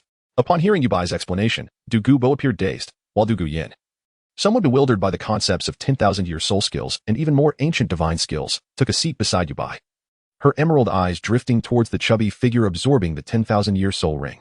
A question arose in her heart. Why was the little chubby one absorbing the 10,000-year soul ring? The little chubby one is an anomaly. Yubai closed his eyes, savoring the essence of the sunset forest. In truth, all food-type soul masters are anomalies. Their martial souls possess life and the path of creation. Such matters are still too premature for you. It is best to refrain from delving into them for now. All you need to know is that the little chubby one is striving to absorb soul rings that exceed the normal age limit. Though it may take more time to refine, it will provide an additional choice on the path of cultivation in the future. As Yubai spoke, he turned to see Yan's face still adorned with a look of confusion, prompting a smile to spread across his lips. After absorbing the soul ring, the little chubby one's soul power immediately ascended to the 33rd level. The reason it did not surpass Yubai's level was twofold. First, Yubai had already reached the 30th level prior to their recent physical training and during the past few days. He had been diligently cultivating his soul power while harnessing the energy from the fiery eye. The absorption of the soul ring merely lifted the restrictions on his martial soul. And the fourth-level soul power was a result of the medicinal concoction he had refined with celestial herbs and the achievements of his foundational training. In contrast, the little chubby one soared from a 21st to a 30th level, nearly consuming all the effects of the medicinal liquid for the elevation of his soul power while simultaneously completing his foundational training. Consequently, the meridians within his body, now capable of accommodating more soul power, meant that the nearly 19,000-year black soul ring only contributed a mere 3 levels of soul power. This increment, derived from the absorption of energy from the soul ring, remained tenuous and would undoubtedly diminish after further refinement. Indeed, upon entering the poison formation and returning to the ice and fire eyes, Yubai and his companions commenced a second round of medicinal bathing.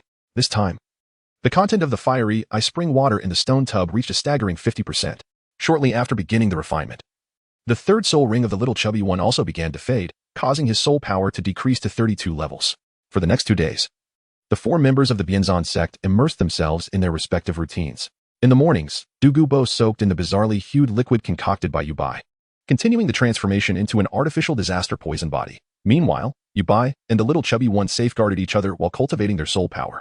In the afternoons, the duo would bathe in the medicinal liquid, completing a second round of body tempering, enhanced by the blood dragon vine juice they had acquired from the auction, which imbued them with a faint draconic aura. To optimize the effects of the medicinal absorption, Douluo would frequently strike their bodies with a whip composed of condensed soul power, leaving them bruised and battered. During these 2 days, Douluo found herself profoundly impacted by the training methods of Yubai and the little chubby one.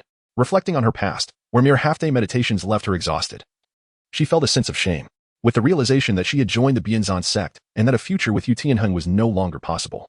A newfound urgency for strength surged within her. Thus, she resolved to seek Yubai's guidance. On the evening of the 3rd day, having just emerged from the stone tub, Yubai casually draped a cloak over his body and hurried back to his wooden cabin to rinse off before dressing. As he scratched his silver hair, a frown of confusion crossed his handsome face. For some reason, I feel as though I've forgotten something. At that moment, within a private room at the Grand Soul Arena of Tiando City, a stunning figure radiated an aura of menace, her delicate hands crushing a cup in frustration. Yubai, you scoundrel, how dare you stand me up? In the sunset forest, near the ice and fire eyes, Yubai rubbed his nose and muttered, why am I sneezing? Am I coming down with a cold? Can one with catch a cold? He chuckled at the absurdity, but dismissed the thought as he prepared to open the cabin door to call everyone to hunt for dinner, only to be interrupted by a series of knocks. Curious, he opened the door to find Douluo standing there, clad in a green form-fitting dress, her lovely face reflecting hesitation. Sister Yin? Yubai inquired, surprise evident on his face. Are you looking for me? Is there something you need? The once poised and confident Douluo bit her lip, as if grappling with an internal conflict. Ultimately, her uncertainty transformed into determination, and she nodded resolutely. Seeing this, Yubai felt a flicker of curiosity. Just as he was about to invite her inside to discuss matters further, he froze, recalling the unfinished bathing tub and the scattered clothes within. With an air of nonchalance, he stepped outside, leading Douluo to sit on the wooden steps. All right, let us speak. Sister Yin, what is troubling you? If you require my assistance, I shall not hesitate. After all, I am the leader of our Bianzan sect. As he spoke, Douluo bit her lip once more, but this time, a sense of relief washed over her. Xiaobai, I wish to grow stronger like you and the little chubby one, but I do not particularly enjoy dealing with poisons. After all, who would want to be near poison?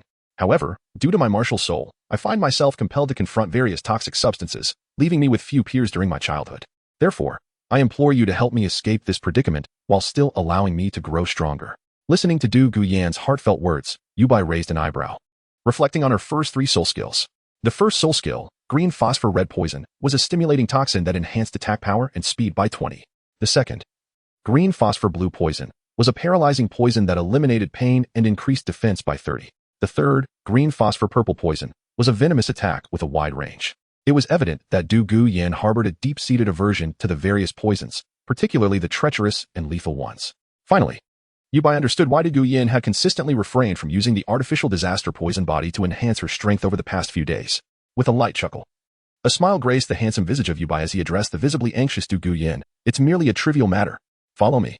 He then rose and made his way toward the ice and fire duality eye. Observing Yubai's prompt agreement, Douluo's expression brightened as she hurriedly trailed after him. In the thicket, Douluo and the chubby boy slowly rose, exchanging glances before sighing in unison. They had anticipated witnessing a delightful spectacle between Xiaobai and Sister Yin, only to be met with this. With that, the chubby boy shook his head and exited the bushes, eager to see what treasures Yubai might unveil this time.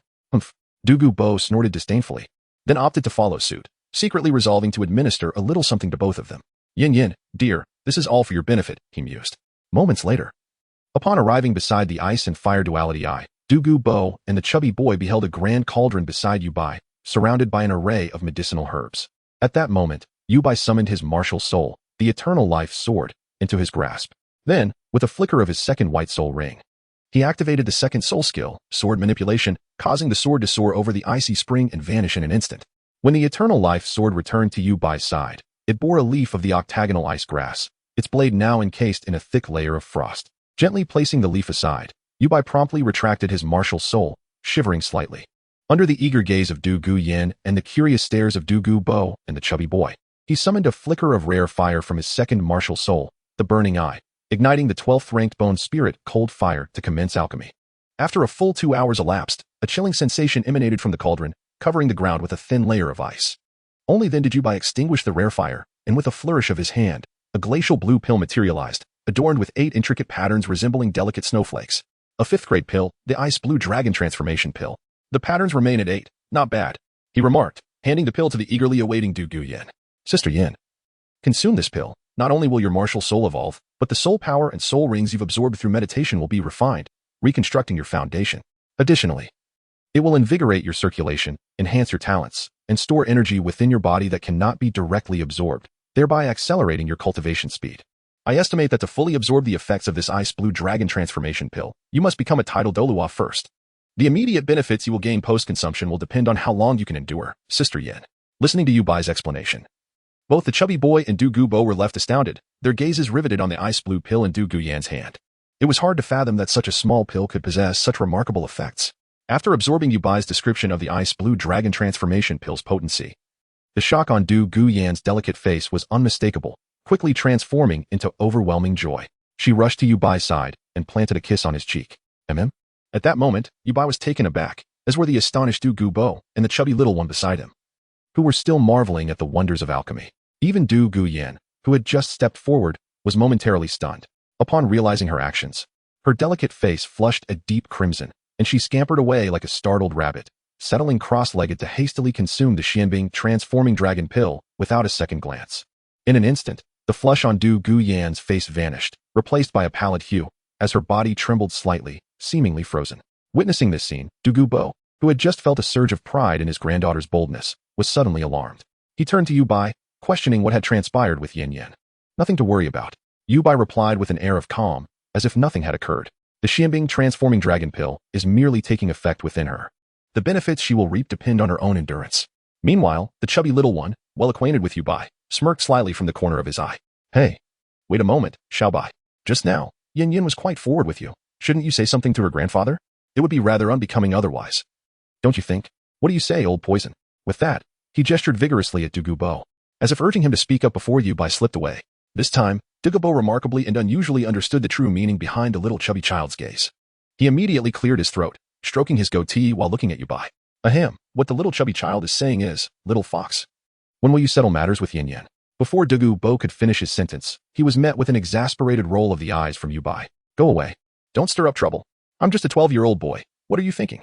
With that, Yubai turned his back, stowing away the alchemical cauldron, and walked towards the poisonous mist formation, preparing to hunt a soul beast for dinner. Douluo Bo sighed, watching the already vanished Yubai, feeling helpless. He then adopted a fierce expression and muttered, It seems I must resort to some medicine. I shall prepare it now. With that, Douluo Bo vanished in a flash, leaving the little chubby child in a state of bewilderment. At this moment, within the Pope's Hall of Spirit City, Bibi Dong, who had been attending to matters, suddenly gripped her pen with such force that it snapped into two. Her beautiful face turned frostily cold, filled with fury. How dare you, Douluo Yin, to be so audacious? And you, Douluo Bo, you shameless old fool, planning to drug him to bring him together with your granddaughter. Such brazen audacity. The Spirit Hall should have hunted you down to death long ago. If not, you wouldn't be preparing to commit such vile acts. As she spoke, Bibi Dong clenched her silver teeth, her right hand itching with an impulse to slap someone. Calm down, calm down. After a moment, Bibi Dong took a long breath, reassuring herself. It's all right, Zhu Shiqing and the others are already approaching the Sunset Forest. They will meet soon, and once I see Yubai and Zhu Shiqing together, I shall go find him. After comforting herself, Bibi Dong took up her pen again, continuing her work while observing him. Meanwhile, within the Haotian sect, the Grand Elder, seeing Tang Long and Tang Hu standing in the hall, was visibly anxious. Have you obtained the Xiantian treasure record from Tang San? I've heard that both the Seven Treasure Glaze Tile School and the Blue Lightning Tyrant Dragon Clan have obtained their copies. The tension was palpable among the others. Tang, who, feeling the weight of everyone's expectations, swallowed hard and fell silent. Tang Long, noticing his brother's demeanor, sighed inwardly and forced a smile. Reporting to the Grand Elder. I will recount the events that transpired that day. After narrating what had happened, Tang Long continued, later. When we tried to follow the Spirit Hall-esque Jugue Douluo towards the direction Uncle and the others had left, there was no one to be found. Hearing this, the Haotian Sect's elders wore expressions of regret, save for Sect Master Tang Xiao, who felt a glimmer of relief. That's good. It's fortunate they weren't captured. I wonder where my second brother took my nephew. With these thoughts, Tang Xiao stood up. Well, since they're gone, let us focus on cultivating our own unique skills and techniques. However, do not let the ancestor know about this. Otherwise, I fear you have something to hide from me. Just as Tang Xiao was about to finish, an elder entered through the main door. Is there news that even I cannot know? Tang Chen declared, Spirit Hall. I have come for vengeance. As the ancestor of the Haotian Sect emerged, all present stood up, their faces alight with joy as they greeted him. Tang Xiao's expression was one of eager anticipation. Ancestor, how is your health? Have you recovered? Tang Chen merely waved his hand at the greetings. Then turned his gaze to his eldest grandson, the current Sect Master Tang Xiao, who was a rank 97 title de law. He patted Tang Xiao on the shoulder, laughing heartily. Ha ha ha, you've done well. The injuries I sustained during the trials of the god of Shura and those inflicted by the god of slaughter in the city of slaughter have all healed. The only minor issue is that the nine-headed golden bat king has inexplicably fallen into slumber within my body, and I cannot expel it. However, once I complete the final trial of the god of Shura and inherit divine status, that beast is destined to perish. Hearing that their ancestor had not only healed but also grown stronger, and was on the verge of becoming a god, the high-ranking members of the Haotian sect were filled with excitement. Congratulations, ancestor. We are delighted for you. With you back, our Haotian sect shall rise once more. As the laughter echoed throughout the hall, Tang Chen looked around, his satisfaction growing as he noticed that 5 elders had attained title Douluo status. Then he turned to Tang Xiao. By the way, what were you just discussing? Why did you not wish for me to know? And where is Tang Hao and the other elders?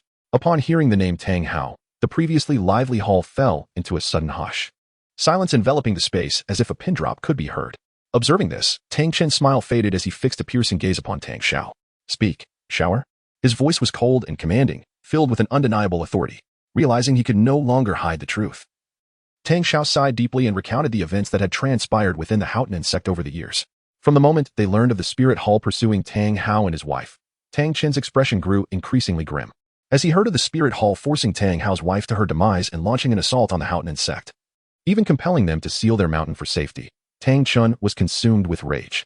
Especially when he learned that the Spirit Hall had once again sent individuals to hunt down Tang Hao and his son, leaving them in a state of uncertainty. Tang Chun could no longer contain his overwhelming fury. How dare they bully my Haotian sect to this extent? My poor Hauer. In an instant, Tang Chen's near-divine power erupted without reservation, sending a terrifying aura rippling throughout the Douluo Continent, felt even by all title Douluo-level beings across nearby seas, including Sea God Island. At that moment, within the Spirit Hall, the towering and youthful-looking angel Douluo Qian Dalu suddenly opened his eyes, filled with nostalgia and disbelief. Tang Chen, you old fool. You truly have not perished, and it seems your strength has advanced further. Indeed, you are the only one among us with a chance to become a god. Yet, how unfortunate that this era is no longer suitable for you and me. Qian Daolia's voice was soft, yet it reverberated throughout the empty hall. On Sea God Island. Within the Sea God High Priest's chamber, Poseidon momentarily lost herself in thought, tears welling in her eyes. You stubborn fool, you truly are alive. Meanwhile, at the Seven Treasure Glaze Tile School, Chen Xian and Gu Rong, who were discussing the future trajectories of Ning Rongrong and Zhu Qing, abruptly stood up. Their gazes fixed on a certain direction. Ning Fengji, curious, looked at them, puzzlingly asking, Sir Uncle? Bon Uncle? What is it? Upon hearing the voice of Ning Fengji, the two individuals, previously stern-faced, refocused their attention. Chen Xian began to elucidate the situation to Ning Fengji. Another supreme powerhouse has emerged. And judging by the intensity of the aura unleashed, it is at least on par with the likes of Qian Daolu. This continent is growing increasingly chaotic. The blue electric Tyrannosaurus family erupted with an overwhelming presence, causing the entire hall of the Haotian sect to descend into disarray. Tang Chen cast a disdainful glance at the disheveled crowd, revealing his dissatisfaction, before abruptly turning away, his figure vanishing in an instant. It was not until a considerable time later that his voice echoed, Spirit Hall. You shall wait for me. Inside the Haotian sect's hall as the crowd began to rise. The sound of their ancestor's voice left them momentarily stunned, only to be followed by a surge of exhilaration. Aha! Is our ancestor finally going to seek vengeance against the Spirit Hall? I wish to join as well. The blood feud that the Spirit Hall instigated against our Haotian sect over a decade ago is finally due for reckoning. Go! Let us summon the warriors of the Haotian Sect and march towards the Spirit Hall. At this moment, even Tang Xiao, the sect master of Haotian, was flushed with excitement. Inwardly vowing, today, I shall avenge you, second brother and Ayin. With that thought, Tang Xiao prepared to issue orders for the entire Haotian Sect to mobilize and follow their ancestor Tang San in the campaign against the Spirit Hall. However, a voice, tinged with desperation, rang out from behind the crowd. Tang who cried, Sect Master, elders, quickly, stop our ancestor. We must not allow him to confront the Spirit Hall, for that would be courting death. On my way back, I secretly visited the city of Seishi, and I heard the entire city murmuring that the Spirit Hall has announced that the formidable Do Emperor is now a special consecrator of the Spirit Hall, holding a status equal to that of the Pope. At this moment, the once fierce members of the Haotian sect felt a sudden rumble in their minds. Even Tang Xiao staggered back 2 steps, his body uncontrollably weakened. The fact that a formidable Do Emperor had chosen to join the Wuhuan Temple was staggering. With this turn of events, could the Haotian sect ever hope for vengeance? The thought left the entire upper echelon of the Haotian sect slumped in their chairs, as if all strength had been drained from their bodies. At that moment, Tang Hu's somewhat timid and simple voice broke the silence. Sect Master, Great Elder, shouldn't we pursue our ancestor? Meanwhile, deep within the sunset forest, the air was filled with continuous explosive sounds, as if 2 colossal beasts were clashing violently. Suddenly, amidst a fierce gust of wind, a massive figure nearly 10 meters tall lunged forth, crashing through centuries-old trees in its path. Upon closer inspection, it resembled a terrifying black bear. Halting its charge, this fearsome creature, with a gigantic black paw capable of shattering a tree, turned to face the direction it had just sprung from. Its fierce and enraged eyes fixated on that spot. It unleashed a deafening roar. At that moment, a figure of modest stature emerged from the line of sight of the black bear, casually digging into his ear. Indeed, this is the Black Moon Howling Bear, second only to the Dark Golden Claw Bear among bear-type spirit beasts. With only a millennium of cultivation, it can battle with me, the most powerful physical body beneath the Spirit Emperor for so long, Yubai remarked as he stepped forward. However, you are just the right opponent for me to familiarize myself with the might of combat skills. With that, Yubai's eyes sharpened, and he softly commanded, lightning flash. Instantly, arcs of lightning flickered around him, and in the next moment, he appeared in midair beside the Black Moon Howling Bear. 8 extremes collapse. In the next heartbeat, Yubai's elbow, charged with lightning, struck fiercely at the bear's ribcage beneath its armpit. Boom. The bear's massive form was sent flying, crashing through trees once more and landing in the underbrush, emitting a series of mournful howls. Yet, Yubai remained undeterred. As expected, the Black Moon Howling Bear sprang back to its feet, illuminated by the moonlight, its size gradually increasing while its aura surged tenfold. Was this akin to a berserk skill? Yubai felt a surge of vigilance course through him. In the next instant, both combatants charged at each other, clashing once more. Their powerful and violent energies erupted, creating a commotion that sent nearby spirit beasts fleeing in terror. At the outer edge of the sunset forest, a group entered. Is this the sunset forest? Ning Rongrong asked, holding Zhu Zhuqing's hand, her eyes wide with curiosity. Why haven't we seen many spirit beasts along the way? Shaking her head, Zhu Zhuqing gestured for Ning Rongrong to observe the imposing figure of the man in black ahead. With the beast god Daitian around, even 10,000-year spirit beasts would likely flee upon sensing his presence, let alone the fact that there are none in this area of the sunset forest. Besides Zhu Zhuqing, the usually quiet Silver Dragon King, Gu Yuna, spoke softly. No, there are indeed several spirit beasts over 10,000 years old in this forest.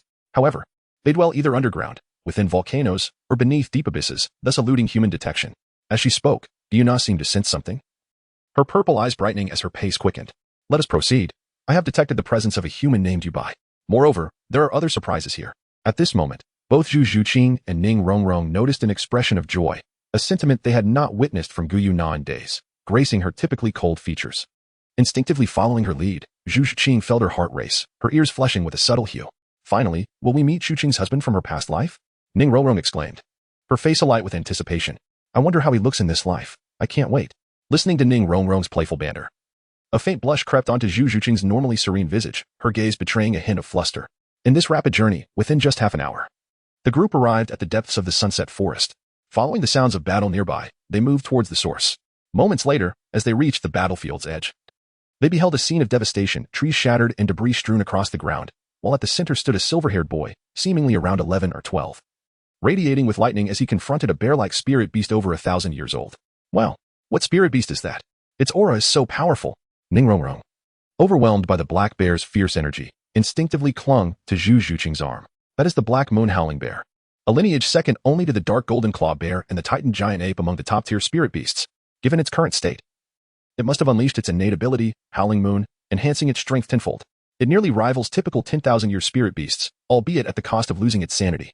Didion showed no intention of intervening, just as he had refrained from engaging when witnessing numerous spirit master teams hunt spirit beasts along their journey. In truth, they only regarded those with a semblance of intelligence or those who had reached 10,000 years as worthy of attention, considering them akin to their own kind. For all other spirit beasts, they were merely the breeding ground for 10,000-year beasts. As they spoke, Didion and Guyuna's gazes remained fixed on the combat skills Yubai unleashed, while Zhu Juqing's focus was solely on the silver-haired boy bravely battling the colossal bear. Is he the reincarnation of the Flame Emperor? Observing the confidence and dominance radiating from Yubai's beautiful features amidst such a tumultuous clash, Zhu Juqing's heart, long encased in ice, began to tremble for the first time. In the heat of battle, Yubai raised his arm to block the descending paw of the Black Moon howling bear, the sound of cracking bones ringing out. Yet, he disregarded the pain coursing through him, internally roaring, mystic rank advanced combat skill, lion tiger shattering gold chant. Then, as he inhaled deeply, his chest and abdomen swelled with power. Roar. A terrifying roar, akin to both lion and tiger, erupted towards the Black Moon howling bear, reverberating through the air as if shattering souls, sending ripples across the very fabric of space. In the woods behind the Black Moon howling bear, it seemed as though a furious tempest had wreaked havoc, leaving destruction in its wake. Even the Black Moon howling bear itself was shaken to its core by the resounding roar, involuntarily retreating from its Howl of the Moon state. Witnessing this, Yubai's face brightened with joy, and in the blink of an eye, he vanished, reappearing behind the Black Moon howling bear amidst flashes of lightning. With a surge of power, he unleashed the 8th level collapse. The presence of the illustrious ancestor Tang Chun was palpable, yet it felt ephemeral. The violent force, combined with the 8th layer of dark energy, struck the bear's nape, and before the astonished eyes of all, the Black Moon howling bear fell to the ground with a thunderous crash. How formidable! Ning Rongrong exclaimed, her astonishment evident. It seems even stronger than the typical Soul Kings within our sect. The advanced Qian level combat skill, 8-fold collapse, the movement technique, lightning flash, and the advanced sound wave technique. Lion Tiger shattering gold chant, all surged through Zhu Juqing's mind as she recalled the cultivation methods of the Lion Tiger shattering gold chant, which she had acquired in her past life before entering the inner court of the Jianan Academy. Beside her, Guyuna commented calmly, these techniques are indeed powerful. Utilizing merely over 30 levels of soul power, their explosive might rivals that of ordinary 10,000-year soul rings. If this individual's soul power were to reach 50 levels, employing these techniques could amplify their power exponentially. As she spoke, her lilac eyes shimmered with deep astonishment and a hint of complexity. Such techniques are hardly inferior to true divine arts or even God King skills. Is it that the cultivation system of this Douluo continent is lacking? Or is the system of another continent exceedingly formidable? Just as the women were lost in thought, a youthful voice suddenly broke the silence from a distance. Ladies, having watched for so long, it is time to take your leave, is it not? Meanwhile, a few minutes prior, within the spirit hall, Bibi Dong, noticing Zhu Juqing and her companions at the edge of the battlefield where Yubai confronted the Black Moon howling bear, quietly set down her pen. As she prepared to focus entirely on the unfolding events, she sensed an overwhelming aura rushing towards the spirit hall without concealment. Her delicate brow furrowed slightly, and a flicker of displeasure crossed her beautiful eyes. However, as the battle between Yubai and the Black Moon howling bear neared its climax, she suppressed her irritation, choosing not to dwell on the identity of the approaching individual. As long as you do not interfere with the Pope's hall, I shall refrain from seeking trouble with you. Let us hope you do not overstep your bounds. With a whisper of her enticing red lips, Bibi Dong murmured softly before redirecting her full attention to the happenings in the sunset forest. At this moment, Tang San radiated an overwhelming malice, releasing an aura akin to that of a demigod, causing chaos and cries of despair in his wake. As he approached the spirit city, the enormous angelic statue at the city's center illuminated in golden light, enveloping the area in a gentle aura, shielding the inhabitants from the devastating energy emanating from Tang San. Unperturbed, Tang San bellowed, Qian Dalu, come forth. The sonic wave, imbued with demigod power, resonated through the minds of everyone within a 10-mile radius, leaving them disoriented and nauseated. Within the Pope's hall, Bibi Dong was equally startled by the thunderous shout. Yet, as she observed the Black Moon howling bear being slain by Yubai, the scene she had anticipated for days was finally unfolding. She managed to suppress her rising fury, channeling her spiritual energy to envelop the Pope's hall, ensuring no other disturbances would disrupt her focus as she continued to watch with eager anticipation. Outside, with a weary sigh, Qian Daolu materialized above the spirit hall, gazing at the formidable, domineering figure before him. Tang San, it seems you have survived, and if I am not mistaken, you appear but a step away from ascension to divinity.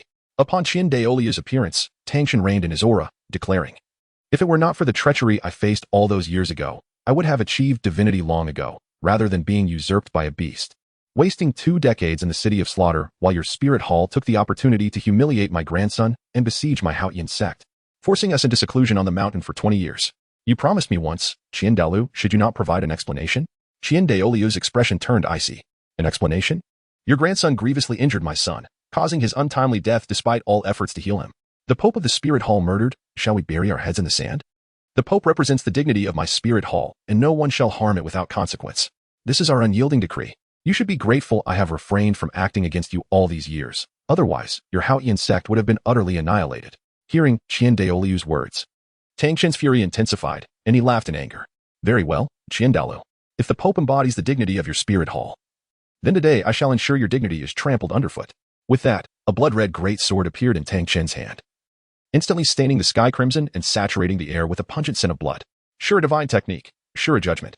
In an instant, 6 blood-red beams shot towards the majestic Pope's hall nestled halfway up the mountain, each radiating a powerful aura of death.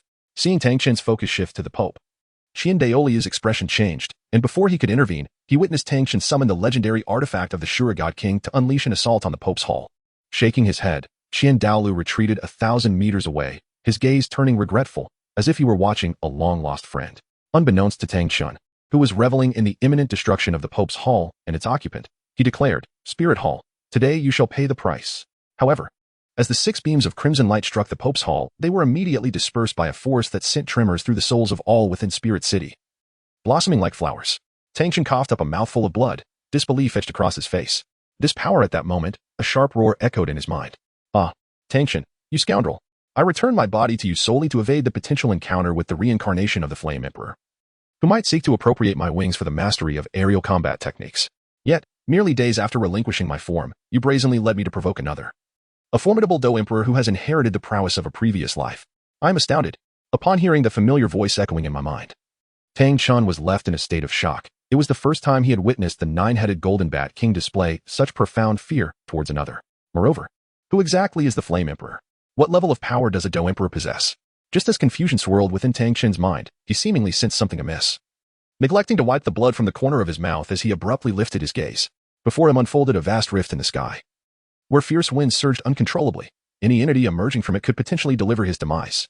At this moment, the fearful voice of the 9-headed Golden Bat King echoed in his mind, distorted and frantic. It's coming, it's coming. The attack of the Dou Emperor is imminent. Tang Chen, this is all your fault. In my next life, I will definitely haunt you. However, Tang Chen was too engrossed in the unfolding crisis to heed the frantic screams of the 9-headed Golden Bat King. He stared, wide-eyed and dumbfounded, as a pale, elongated giant hand emerged through the rift in the sky above him, descending upon him with a sense of overwhelming oppression. To his horror, Tang Chen discovered that beneath this colossal hand, his body was rendered completely immobile. He could only await the inevitable arrival of death with a visage filled with despair. Just as the giant hand was about to crush him, the Azura blood sword in his grasp suddenly erupted with a dazzling crimson light. In that instant, a wave of elation surged within Tang Chen's heart. Could it be that this extraordinary artifact harbored a hidden power from the Azura god? Was it possible that he might escape death? As he watched in trepidation, a blood-red phantom materialized, emanating an aura far more potent than his own. I am the Azura god. Who dares to disturb me? The phantom's words remained unfinished as the giant hand descended. In a heartbeat, both Tang Chen and the blood-red apparition were obliterated. The Azura blood sword, too, was seized by the immense hand. Then, as swiftly as it had appeared, the giant hand vanished, and the rift in the sky gradually healed, until it was no longer visible. The entire sequence transpired in complete silence, with only Qian Daolu, situated 1,000 meters away, witnessing the harrowing event unfold. A chill wind swept through, causing Qian Daolu to shudder involuntarily. It seemed that on that day, she had indeed shown considerable restraint towards the old man. Reflecting on this, a wry smile crept upon her face. Was this the true terror of a Dou Emperor? After a moment's contemplation, she turned her gaze to the spot where Tang Chen had just stood, murmuring, "Old friend, this time you are truly gone." With a shake of her head, Qian Daolu's figure too disappeared. Meanwhile, in the skies outside the martial Soul City, Tang Xiao had just arrived and bore witness to the final moments of Tang Chen's annihilation. He stood frozen, stunned. His ancestor, who was on the brink of divinity, had been extinguished in such a fleeting moment. Simultaneously, in the hall of the Pope, Bibi Dong glanced at the Azura blood sword in her hand before casting it aside carelessly, her focus shifting back to the movements within the Sunset Forest. In another realm, the Azura god, having just quelled the rebellious forces and preparing to return to the divine realm to investigate the changes surrounding Tang San, suddenly altered in expression.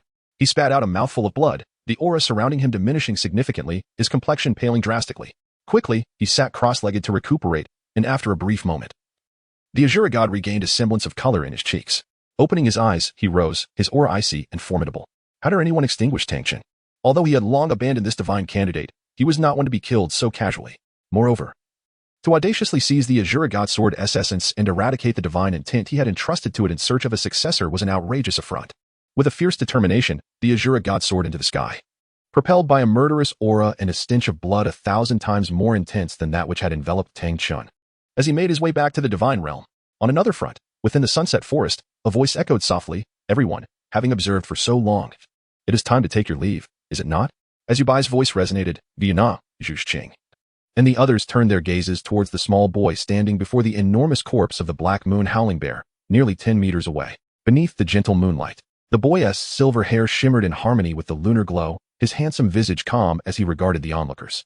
The sight of him juxtaposed against the massive fallen form of the Black Moon Howling Bear created a striking visual impact, adding to the scene.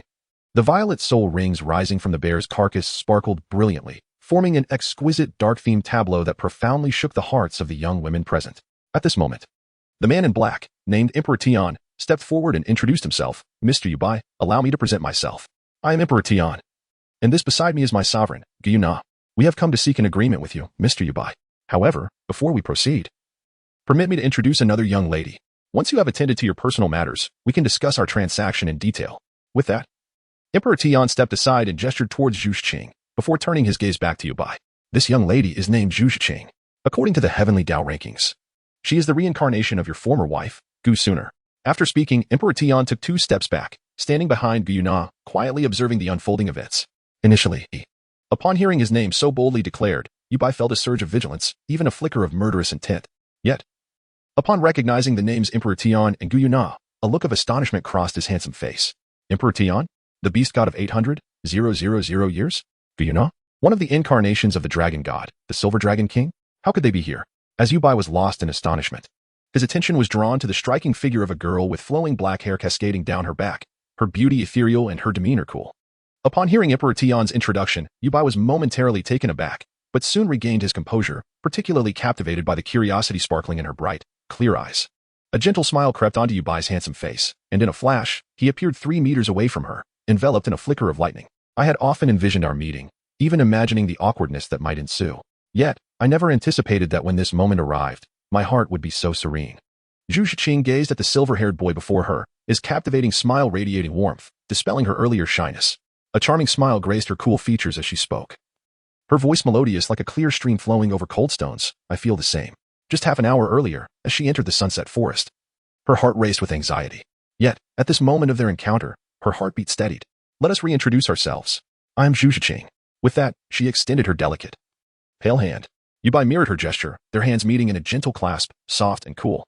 "I am Yubai," he replied, releasing her hand afterward. "Recently, I established a sect called the Other Shore Sect. Would you care to join?" Zhu Shiqing, witnessing Yubai's sincere and inviting smile, placed her hands behind her back. A playful smile flickering across her cool visage. "Sure, I shall join. From now on, I will be a disciple of the Other Shore Sect. And I hope the sect master will take good care of me." Nearby, Ning Rongrong, witnessing this transformation in Zhu Shiqing for the first time, stood agape, her mouth forming an O of surprise. "Great." Yubai nodded, his smile deepening. Turning to the others, he said, "Everyone, it happens to be dinner time. Regardless of the matters you wish to discuss, why not join me at our sect's residence where we can dine and converse?" No one objected to this suggestion. Seeing this, Yubai turned toward the distant body of the Black Moon Howling Sky Bear. As Zhu Shiqing observed Yubai's retreating figure, a delightful smile graced her stunningly beautiful face, her eyes shimmering with joy. The onlookers were left in awe, even Emperor Tian scratching his head in confusion. The exchange between the two was entirely different from what they had envisioned. "Zhuqing, Shun Tiyu," and he embraced joyfully upon recognizing each other and rekindle your past bond? Ning Rongrong questioned, bewildered, glancing at Zhu Shiqing. Why was it just a handshake? Zhu Shiqing, having retracted her gaze from Yubai, rested a hand over her heart, as if she had encountered someone who truly understood her. The joy on her lovely face was unmistakable. Noticing Ning Rongrong's increasing confusion, Zhu Shiqing smiled brightly, illuminating the surroundings as if flowers bloomed in unison. "The past is but a mirror reflecting the present. Let us cherish our time beneath the moonlight. Perhaps one day, Rongrong will become an exposer as well, and she will come to understand my sentiments." With wide, bewildered eyes, Ning Rongrong eventually relinquished her attempt to decipher Zhu Shiqing's words, instead expressing her hopes. "If one day I also become an exposer, I wish to encounter someone as handsome and charming as your boyfriend, Shiqing. Someone with whom to share a romance across 2 lifetimes. How enchanting that would be." This time, when Ning Rongrong referred to Yubai as her boyfriend, Zhu Shiqing, unusually, did not refute her. An instinctive tremor stirred within her tranquil heart, as if enchanted, bringing forth a peculiar sensation she had never experienced before.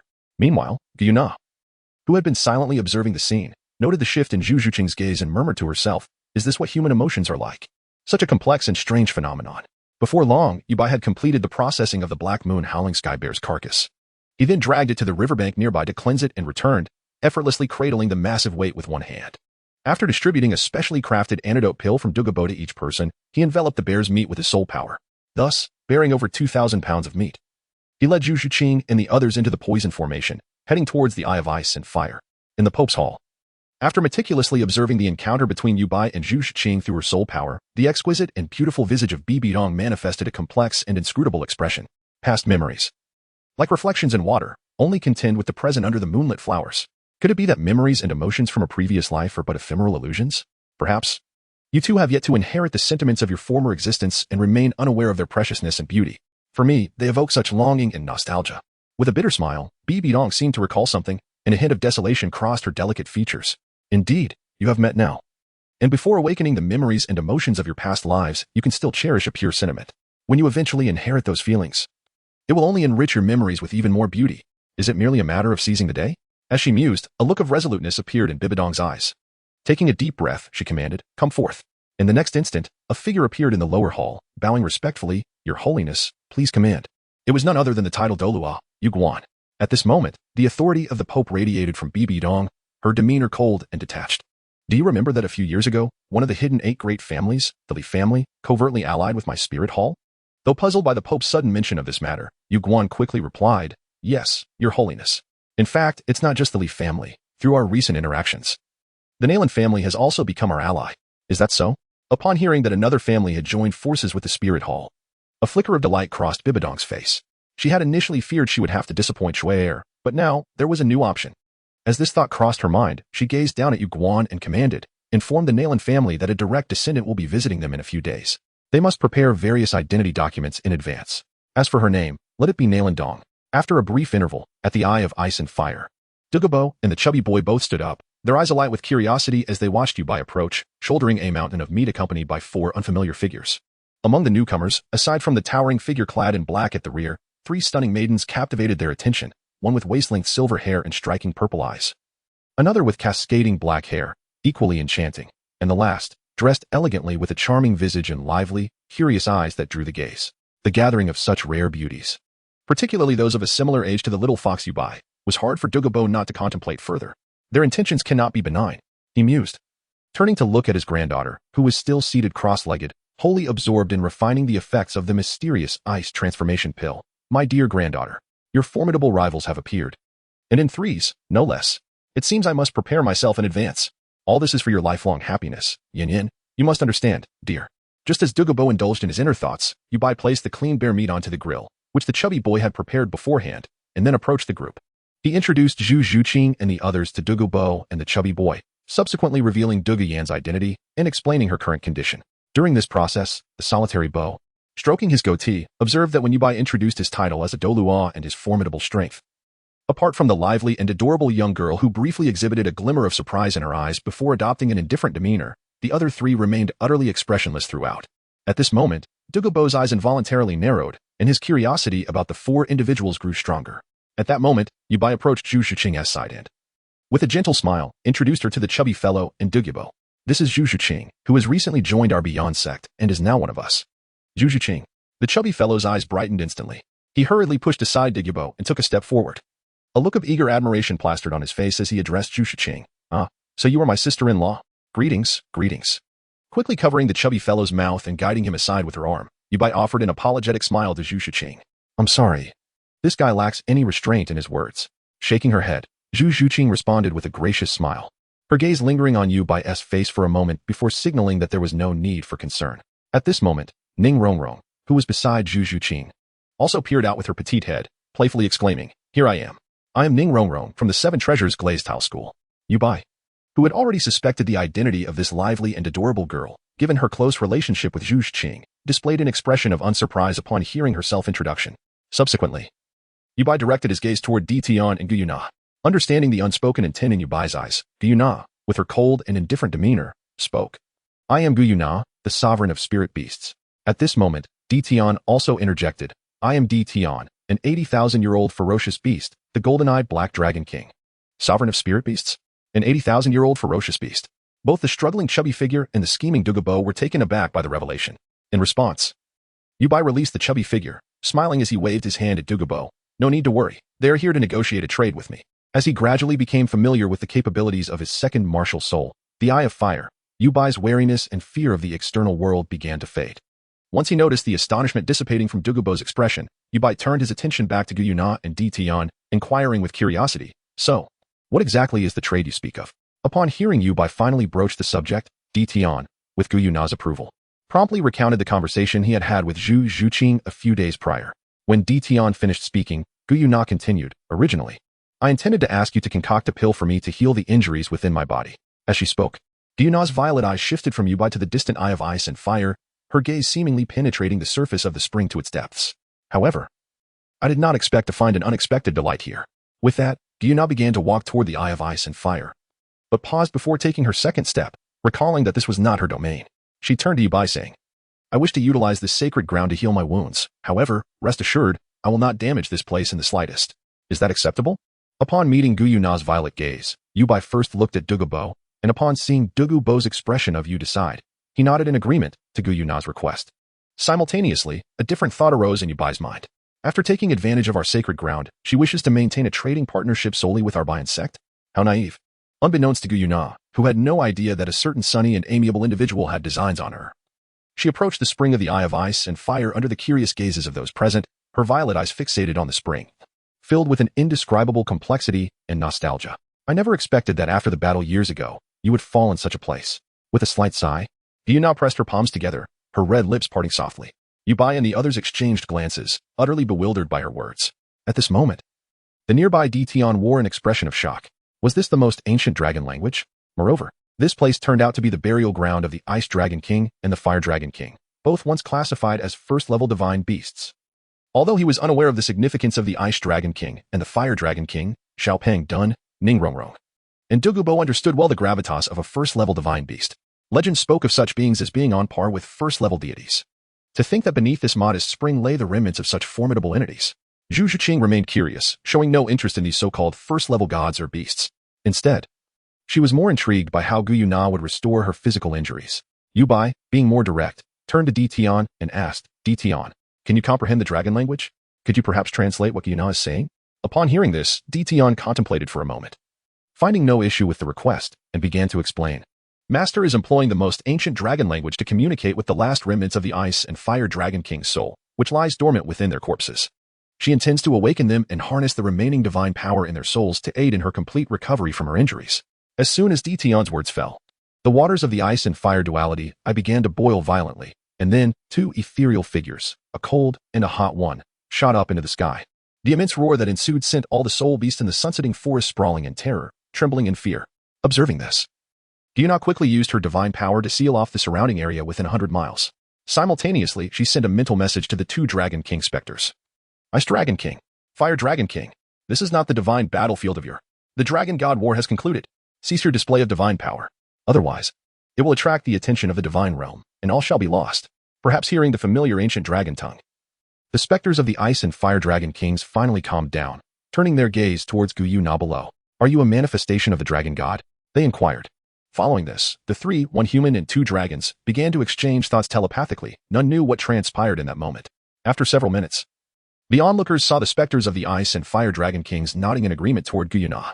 However, at that moment, the Ice Dragon King seemed to sense something, casting its gaze toward the ground not far away, where Du Guyan was meditating and refining the Xian Bing Hua Long Dan. "In that case, let me forge a benevolent connection for our beast kin," the Ice Dragon King proclaimed, using the common tongue of humans on the Douluo Continent.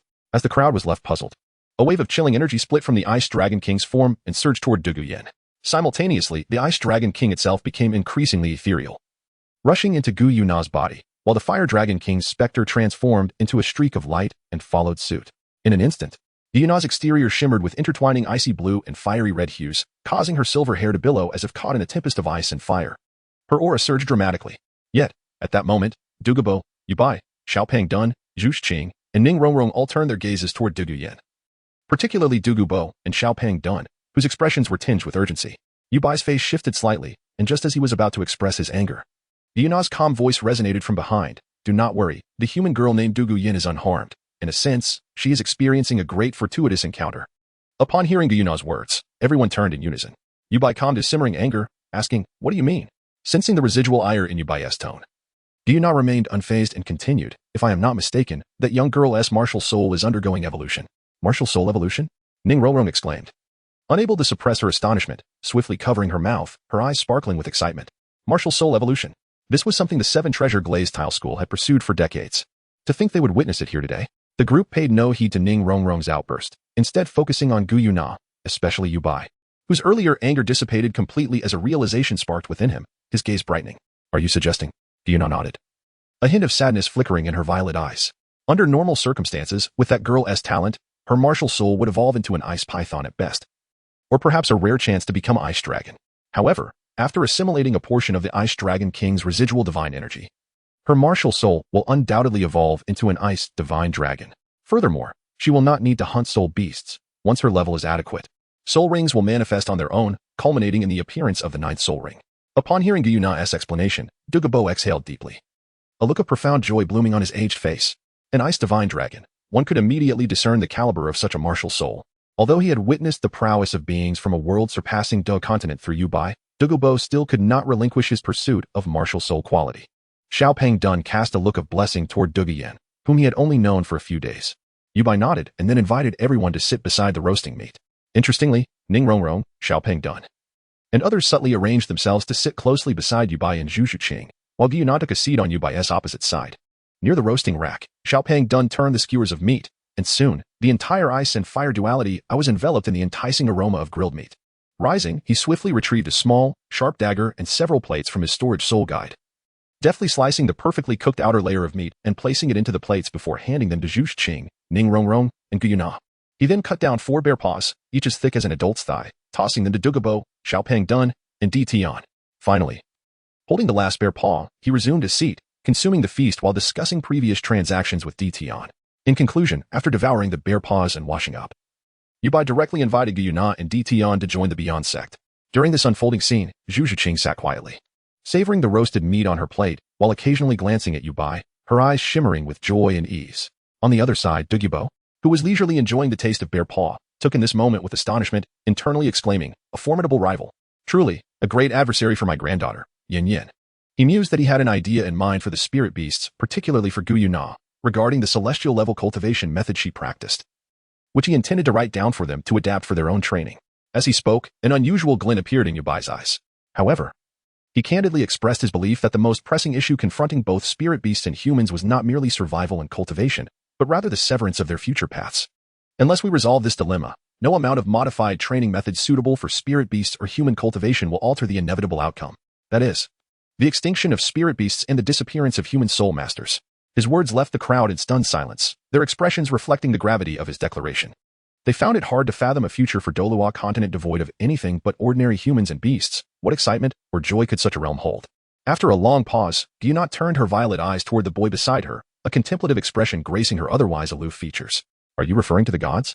On the other side, Zhu Shuqing, having inherited the life experiences of Gu sooner, subtly shifted her gaze, as if she had deduced something profound. Yubai's implication seemed to extend beyond merely the gods, encompassing the entirety of this world. Although posed as a question, her tone brimmed with conviction. Yet, after voicing this thought, Zhu Shuqing's gaze remained fixed on Yubai, her eyes shimmering with a teasing yet intriguing glint. Noticing that Zhu Shuqing had seen through his thoughts, Yubai felt no embarrassment. Instead, he turned away, playfully blinking to signal her cooperation. Upon witnessing his antics, a hint of amusement broke through Zhu Shuqing's cool demeanor, and she nodded in agreement with his unspoken request. This moment of camaraderie allowed Yubai to relax, and he then turned to the perplexed Gyuna, elaborating, indeed. If we were to face only the primary gods, the ultimate resolution would be as I described earlier. At that moment, Di Tian, who had been listening intently, interjected, however. Our Lord has completely restored his powers, bolstered by the residual energies of the Ice and Fire Dragon King's soul. His strength now surpasses the past, having ascended to the level of a divine king. Moreover, Yubai and Zhu Shuqing, as fellow humans, surely do not wish for humanity to be toyed with by the gods, just as we spirit beasts are. Once you have matured, we spirit beasts and humans can unite to breach the divine realm and overthrow the gods. Would that not be a simple task? In light of such circumstances, how could one claim that the road ahead was severed? Observing Di Tian's defiance, Yubai retorted, thus, above the realm of divine kings, Is there any further potential for growth for you spirit beasts? Tian was momentarily taken aback, pondering how this related to the future of their kind. Meanwhile, Gyuna, seated beside Yubai, began to comprehend the implications, especially in connection with the revelations of the heavenly Tao rankings across different realms. Her violet gaze fixed intently on Yubai. So, the second scenario is that we spirit beasts remain trapped within this realm or are utterly annihilated. While you human elites continue to traverse the heavens, growing ever stronger, the thought of such a fate ignited a fierce unwillingness within Gyuna. In response, Yubai confirmed with a nod, indeed, our sect's motto is in front of the three-life stone, the ghostly fairy, by the banks of the yellow springs, the flowers of the other shore. Our pursuit transcends mere indifference to the passage of time. We seek formidable power, strong enough to escape the cycle of reincarnation enforced by any being. The current realm of divine kings is far too trivial. This universe is also too confined, unworthy of my endeavors. As he spoke, Yubai's face radiated confidence and arrogance. Over the past few days, as he grew accustomed to the powers of the ethereal fire eye and the experiences of the Flame Emperor, he sensed that upon ascending to the rank of Soul Sage and inheriting all the Flame Emperor's skills, he would breach the barriers of this world and forge pathways to other realms. Henceforth, all disciples of our sect, upon reaching the level of divine kings, shall be granted passage to alternate worlds for further cultivation. While speaking, Yubai discreetly observed Gyuna's shifting expressions, particularly noting the faint glimmer of longing that surfaced on her typically impassive face at the mention of his last statement. Seizing the moment, he invited, therefore, Gyuna, why not join me in the fierce beasts like Tian in our sect? As members of the Other Shore sect, you too could escape the confines of this realm and witness the splendor of the myriad worlds. Upon hearing this, even Tian's golden eyes shone with deep yearning. His expression tense as he awaited his lord's decision. Meanwhile, Diggybo, seated beside the plump boy, felt a sense of DJVU as he observed the unfolding scene. He playfully tapped the boy's head. Hey, chubby one, doesn't this scene seem a tad familiar? Initially, he had been enjoying the meal while marveling at Yubai's persuasive tactics. But upon hearing Diggybo's bewildered inquiry, the boy jolted, mumbling incoherently. Diggybo cast an annoyed glance at the still-eating boy, waving dismissively. Forget it, I shan't inquire further. Can't you articulate your thoughts properly? At that moment, Gyuna, the intended invitee, also grasped Yubai's roundabout approach, realizing that his ultimate aim was to invite the spirit beasts to join the Other Shore sect. However, instead of feeling angered, she pondered thoughtfully. But what about the other spirit beasts? Seeing her interest piqued, Yubai began to elaborate further. What has to worry? When the time comes, I shall use the power of a Dou Emperor to carve out a new realm for your kin, one as vast as Douluo Continent itself. Meanwhile, Zhu Zhiqing, holding her plate with a subtle smile adorning her elegant features, continued to enjoy her dinner. As for Ning Rongrong, she too found herself captivated by Yubai's words, her bright eyes brimming with curiosity and hope, envisioning the thrilling adventures across the heavens. On the other hand, Diggybo finally recognized why this scene felt so familiar. It was reminiscent of how this little fox had once persuaded him. Realizing this, he suddenly lost his appetite for the bear paw, casting a fierce glare at the small boy beside him, who had been part of that initial entanglement. Ultimately, after much persuasion from Yubai, who painted a grand vision, Gyuna consented to allow all the ferocious beasts to join the Beyond sect. Furthermore, she agreed that any soul beast that surpasses the 10,000-year soul beast tribulation and acquires the ability to transform at will may also join the Beyond sect. In light of Gyuna and others' agreement, Yubai decisively established a new hall within the Beyond sect, aptly named the Hall of Divine Beasts. At this moment, even Gyuna's cold and aloof beauty blossomed with a faint smile, and within her heart, an unprecedented sense of security suddenly surged forth. Just as everyone celebrated the joining of Gyuna and her companions, as well as the establishment of the Divine Beast Hall of the Other Shore sect, Ning Rongrong, who sat beside Zhu Zhiqing, could no longer remain seated. She stood up and turned to Yubai, exclaiming, "What about me? Why have you not invited me? I too wish to join your Other Shore sect." In that moment, all eyes converged upon the rising figure of Ning Rongrong and the figure of Yubai lying on the ground. They were eager to witness whether today would herald a series of joyous events, potentially adding another member to the originally four-person sect of the Other Shore. Even the venerable Diggybo, a man of considerable years, found himself swept up in the palpable atmosphere, suddenly taking the establishment of this sect, which previously seemed a jest, with utmost seriousness. Meanwhile, Yubai, holding a goblet brimming with the exquisite wine Diggybo had procured, hesitated as he beheld Ning Rongrong's unexpected action. However, he pondered, "Are you not the esteemed young lady of the Seven Treasures Glazed Tile School, the sole heir to its legacy? How could you possibly join our Other Shore sect?" Yet, to his astonishment, Ning Rongrong nonchalantly waved her sleeve, her charming visage radiating indifference. "What does it matter? When my father abdicates, I shall seamlessly merge the entire Seven Treasures Glazed Tile School into the Other Shore sect, establishing a Seven Treasures Hall within it." Upon hearing this, not only was Yubai taken aback, but the others also stared in astonishment at Ning Rongrong, who appeared utterly unconcerned at the center of the gathering. At this moment, Douluo suddenly felt an overwhelming urge to inquire of Ning Rongrong, would you care to listen to what you were saying? The Seven Treasure Glazed Tile School. Ever since the Haotian school retreated into obscurity, it has become the paramount sect across the continent. And yet, you so casually merge it with other sects with but a few flippant words. The truth is, as the sole heir of the Seven Treasure Glazed Tile School, Ning Rongrong indeed possesses that very qualification. At this moment, a sense of inexplicable relief surged within Douluo. He felt fortunate that the little fox and the chubby child had blocked the initial invitation to join the other shore sect. Otherwise, Douluo anticipated that, given the current circumstances, it would become increasingly difficult for him and Yin Yin to join the other shore sect in the coming days. With this thought, Douluo couldn't help but pat the chubby child's shoulder, a hint of gratitude rising on his aged face, which startled the chubby child, causing him to shiver and retreat a few steps away from Douluo. Meanwhile, Yabai, who had been in a daze, finally regained his composure. He looked up at the young master of the Seven Treasures Glazed Tile School, his lips twitching as he attempted to persuade her, perhaps you should reconsider? However, Ning Rongrong responded decisively, her expression firm as she looked down at Yabai, hands on her hips, her face radiating authority. Reconsider what? Humph. Once I make a decision, who in the Seven Treasures Glazed Tile School dares to oppose me? I shall have my grandfather Jian and grandfather Gu teach them a lesson. Seeing Ning Rongrong's resolute stance, Yabai's eyelids twitched, but he ultimately acquiesced, saying, all right, the sect master agrees to your joining. Thus, a new hall was established within the sect, named the Seven Treasures Hall.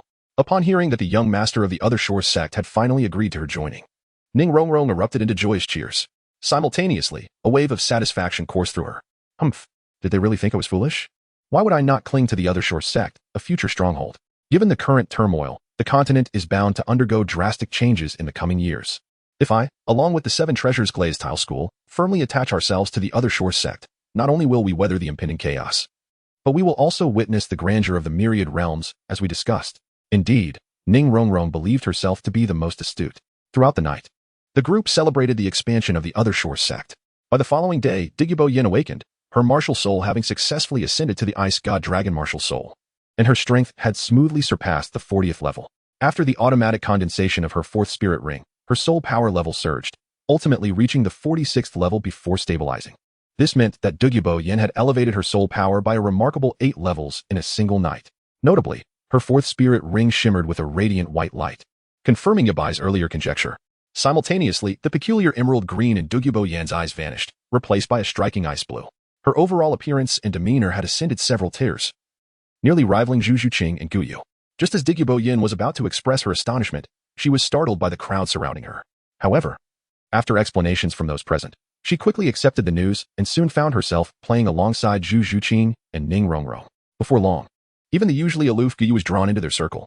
Yabai then entrusted Guyu with the ancient clan's advanced cultivation method, the heavenly level Dragon Emperor ancient scripture, encouraging her and DT on to try and refine a method suitable for soul beast training.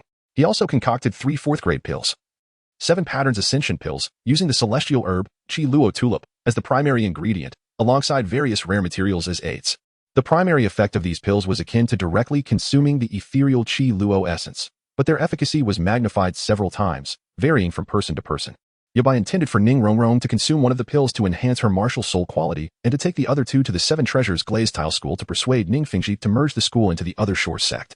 However, to his surprise, Ning Rongrong outright rejected this idea and promptly sent a letter to Ning Fengji, informing him of her decision and the efficacy of the 7 patterns ascension pill.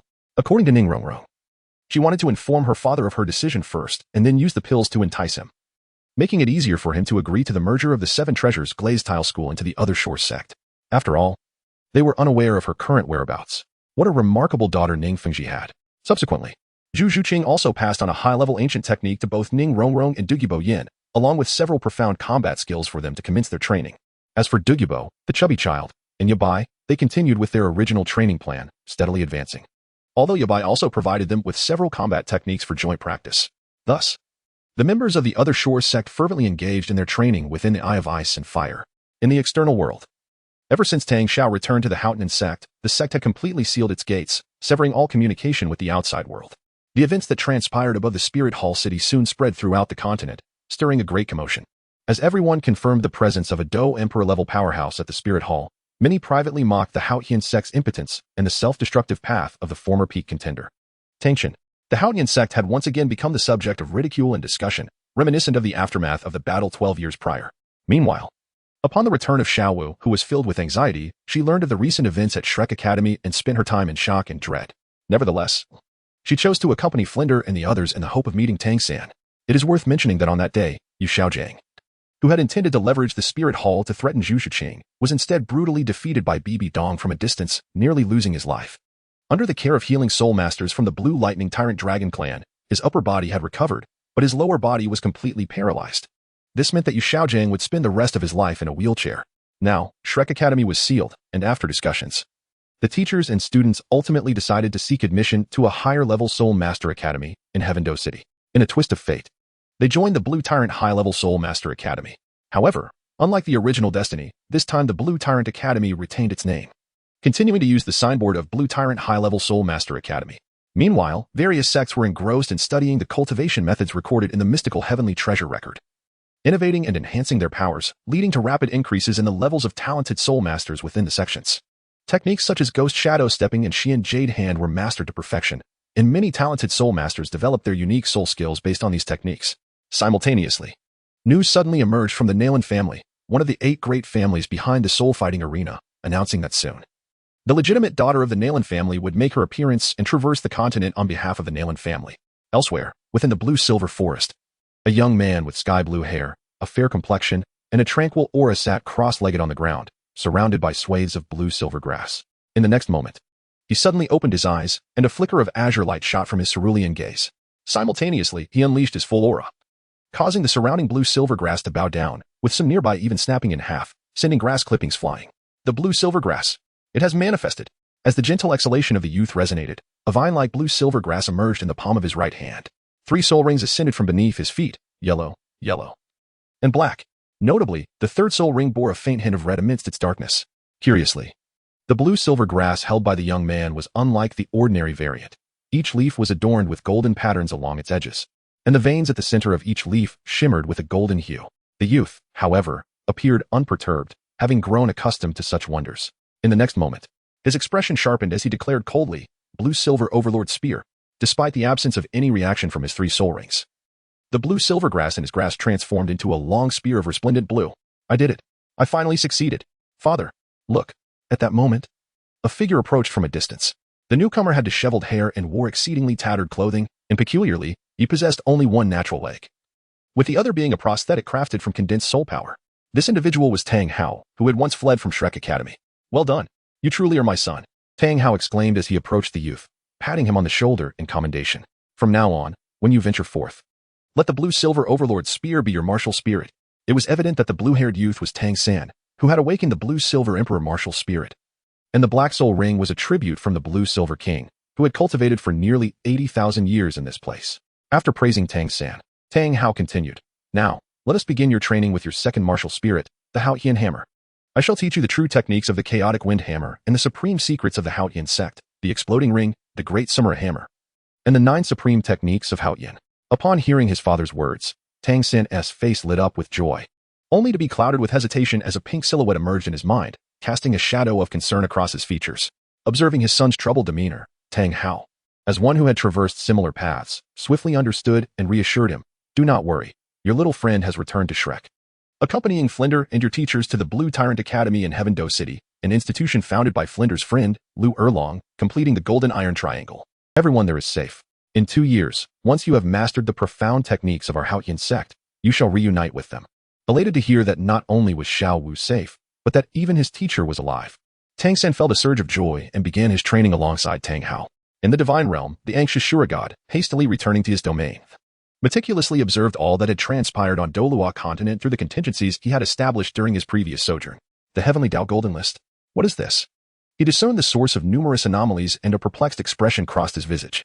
The original creator god had fragmented into the 5 divine kings, who jointly governed the divine realm and its myriad subordinate worlds. If there were to be a Heavenly Tao, it would certainly be under the purview of the 5 divine kings. Furthermore, as he contemplated this, the Shura god's gaze fixed intently on the image of the Spirit Hall, particularly on the scene where Bibi Dong ruthlessly eliminated Tang Chen. So, apart from Tang San, the soul I smuggled here, there exist other foreign souls on this continent. Bibi Dong, a Do Emperor powerhouse from another land? Was she the one who obliterated Tang Chun? At this revelation, the Shura god was engulfed by a wave of murderous intent. Yet as he beheld Bibi Dong effortlessly tearing through space and withstanding the spatial winds, a flicker of trepidation surfaced in his eyes. Wait a moment. Suddenly, the Shura god appeared to have an epiphany, murmuring to himself, Bibi Dong. That name sounds strikingly familiar. Isn't she the chosen successor of the Rakshasa god? Could it be that the shattering of the Rakshasa god's divinity was orchestrated by her? Thus, the previous Rakshasa god intended to report Bibi Dong to me. At this moment, the Azura god appeared somewhat dazed. The second exposure of Ning Rongrong's usurpation began. Time flew by, and a month had swiftly passed. As April 1st approached. At noon, everyone on the Douluo Continent paused their activities, preparing to welcome the monthly unveiling of the Heavenly Tao rankings. Soon, it was time for the rankings to be revealed again. One could only wonder if there would be new figures to emerge this time. Since last month's exposure, numerous events had unfolded across the continent, seemingly surpassing the significant occurrences of the past 20 years. Indeed, the entire continent now bore an atmosphere of impending turmoil, suggesting that tranquil days were numbered. What good is it to concern ourselves with such matters? We, as ordinary spectators, are here merely to enjoy the spectacle. At the Spirit Hall, beneath the Pope's throne, the left side was filled with many individuals, led by the Golden Crocodile Douluo, while a row of seats on the right side was occupied by the formidable Ju Douluo Yueguan and the Ghost Douluo Gueme. Just then, Sheyue, Yan, and Hulaina entered the Grand Hall. Although the simultaneous presence of the numerous worshippers felt somewhat odd, after a month, they had grown accustomed to this scene and displayed no signs of astonishment. Taking a few steps forward, the trio knelt before the Pope's throne, offering their formal respects. Your Holiness. Above, on the Pope's throne, Bibi Dong wore a gentle smile, nodding to indicate they could rise. She gestured towards the remaining 3 chairs on the right, inviting them to sit down as they would all observe the unveiling of the Heavenly Tao rankings together. Upon hearing Bibi Dong's command, Shiyue and Yin felt invigorated and hurriedly expressed their gratitude as they moved towards the adjacent chairs. However, Hulaina, gazing up at Bibi Dong, couldn't shake a sense of dissonance. Yet, upon witnessing her brother and Yan's actions, she too offered her gratitude and took her seat. Meanwhile, Hulaina couldn't help but glance at Bibi Dong once more, noticing that the gentle demeanor had vanished, replaced with her usual coldness and authority. Hulaina quickly averted her gaze, shaking her head inwardly and lamenting, Hulaina, it seems you have become so engrossed in your training that you mistake your master's kindness for something sinister. Truly absurd. Simultaneously, she hastily dismissed the rebellious thoughts from her mind. At the Blue Lightning Tyrant Dragon Clan, Yu Yuinjin observed his second-in-command and the various mountain leaders below, his eyes reflecting a mix of anticipation and anxiety. So, how does the latest version of the Thunder Dragon technique compare to the Xiantian technique in terms of efficacy? Upon this inquiry, the leaders of the respective mountains erupted in excitement, reporting joyfully, it's splendid. In our mountain, the disciples' training speed has more than doubled. And even compared to the original Xiantian technique, their progress has increased by nearly 50%. Splendid indeed. We have experienced similar results. It is all thanks to our clan leader, who not only secured the Xiantian treasure record for us but also tirelessly innovated, creating the Thunder Dragon technique tailored for our clan. Indeed, most importantly, after trials, the Thunder Dragon technique proves suitable for any soul master disciple within the clan. As long as they possess innate soul power, even those at the half level can gradually mend their talent deficiencies and train at a pace comparable to others. At that moment, someone lamented, it is a pity for you Xiaojiang. Just as we acquired a technique to enhance soul master talents, he unfortunately became paralyzed and unable to cultivate. As these words echoed, the entire meeting hall of the Blue Lightning Tyrant Dragon Clan fell silent. Everyone discreetly glanced towards the highest seat, observing Yu Yuinjin's icy expression. And one by one, they reined in their smiles, shrinking their necks in fear of speaking. In this awkward atmosphere, the second-in-command, Yu Luomian, quickly stepped forward, elder brother. There is more good news. Tianheng and Tianxin have even greater surprises to share. As he spoke, Yu Luomian signaled to Yu Tianheng and Yu Tianxin among the crowd. However, Yu Tianheng appeared lost and oblivious, failing to notice Yu Luomian's gesture. Seeing this, Yu Tianxin hurriedly stepped forward and tugged at Yu Tianheng's sleeve, pulling him from his stupor. Reporting to the clan leader, both Tianheng and I have now acquired our 4th spirit rings and have become spirit ancestors. At this moment, Yu Tianheng hurriedly clasped his hands together, acknowledging that Tianxin was indeed correct. Furthermore, the two of them had already managed to manifest dragon claws. In addition, through the synchronized training of the Thunder Dragon technique, they had unexpectedly achieved a fusion of their martial souls, successfully executing a martial soul fusion technique. Upon hearing this, Yu Yuinjin sprang to his feet, his eyes shining brightly as he gazed at the brothers Yu Tianxin and Yu Tianheng, his expression filled with immense excitement. Who would have thought that the Thunder Dragon technique would have such remarkable effects on my blue electric Tyrannosaurus family? The rise of our clan is imminent. Tianheng, Tianxin. Once the exposure time of the Heavenly Path concludes, remember to meticulously compile a detailed account of your experiences and the process of your martial soul fusion. If other clan members can wield the martial soul fusion technique like you, The title of the foremost sect in the world will no longer be a distant dream for my blue electric Tyrannosaurus family. Tianheng, Tianxin, at that time. You two will be the greatest benefactors in the history of our clan. Ha! With these words, the leaders of the other major factions in the hall turned their gazes toward Yu Tianheng, their eyes brimming with fervor. In unison, the two brothers exchanged glances, both displaying a sense of helplessness, already envisioning the scene of clan members flocking around them with inquiries in the coming days and even months. However, deep within Yu Tianheng's heart, there lingered a sense of confusion and despondency as he silently pondered why Yanzi had chosen to sever ties with him. In the grand hall of the Seven Treasures glazed tile school, Ning Fengji, seated upon the throne of the sect leader, had undergone a dramatic transformation compared to a month ago. Most notably, his demeanor had shifted. The elegance and composure he once exuded had vanished, replaced instead by an unmistakable air of impatience. Anyone observing Ning Fengji would instantly perceive two words: restlessness. In contrast, Bon Douluo, seated nearby, appeared oblivious to the changes in Ning Fengji, leisurely sipping his tea. Meanwhile, Sword Douluo Qinshin, after taking a sip from his cup, slowly retrieved a letter from his bosom, casting a relaxed gaze toward the agitated Ning Fengji, who was visibly flustered, with the corners of his mouth forming blisters. Fengji, Rongrong has written again. The letter stated that after consuming a 7-pattern ascension pill, the 7 Treasures Glazed Tower had directly evolved into the 10 Treasures Glazed Tower. According to the explanation provided by Gu Yuna, the leader of the Divine Beast Hall of the Other Shores sect and a divine-level powerhouse, normally, 9 represents the pinnacle, while 10 signifies perfection and transcendence. Thus, the 10 Treasures Glazed Tower is a divine martial soul. 10 Treasures Glazed Tower. Ning Fengji could no longer maintain the dignity expected of a sect leader. He swiftly approached Qinshin, snatching the letter from his hand and perusing it word by word. Qinshin, accustomed to this behavior, resumed his leisurely tea drinking. After Ning Fengji meticulously read through all the information in the letter, he staggered back a few steps, once again collapsing into the throne, still in disbelief as he murmured, "How could this be? Is it truly possible for the 7 Treasures Glazed Tower martial soul to undergo evolution? A pill? Does such a miraculous effect genuinely exist?" However, as he recalled the conditions proposed by his unfilial daughter in the letter, Ning Fengji's temples began to throb uncontrollably, and a visible blister formed at the corner of his mouth once more. At this moment, Chen Xian, seated nearby, held a teacup in one hand, observing Ning Fengji's expression. He calmly remarked, "Fengji, perhaps you should acquiesce to Rongrong's request. After all, this vast enterprise will inevitably fall into her hands."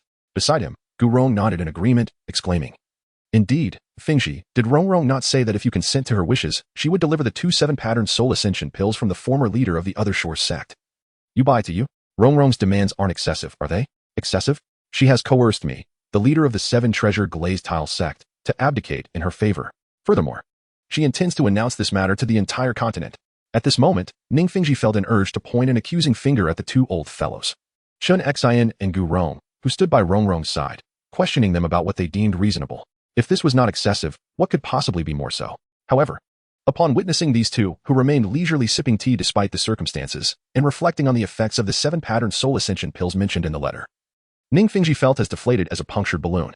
He waved his hand dismissively and sighed, "Very well, after the unveiling of the Heavenly Tao rankings today, I shall comply with that girl's demands and announce my abdication." Exchanging glances, Gu Rong and Chen Xian both wore faint smiles as they continued their tea. In the divine realm, the council convened with the 5 rulers, the kind God King, the evil God King, the life God King, the destruction God King, and the Shura God, gathered around a colossal temporal mirror, a crucial artifact for monitoring the 3,000 smaller worlds under their jurisdiction. The Shura bell may only be rung in the face of an unavoidable crisis for the divine realm. As an enforcer god, you must understand this. At this moment, the evil God King, who had yet to descend to the mortal realm, spoke solemnly, addressing Shura God. "Today marks the return of the anomaly on the Douluo Continent. As you have foretold, I hope you do not disappoint us." The destruction God King, who had always been at odds with Shura God, said with crossed arms, casting a cold gaze at him. Unfazed by the provocation from the destruction God King, Shura God turned his attention to the other 3, particularly the evil God King. "According to the information I've gathered, today is the monthly unveiling of the Heavenly Tao rankings on the Douluo Continent. You will soon understand the reason for the ringing of the Shura bell. Then let us observe carefully," the kind God King concluded, and the others nodded in agreement, their gazes directed toward the central temporal mirror. With the arrival of noon, a resounding boom echoed through the sky, as if celestial music filled the air. The entire Douluo Continent fell into an eerie silence.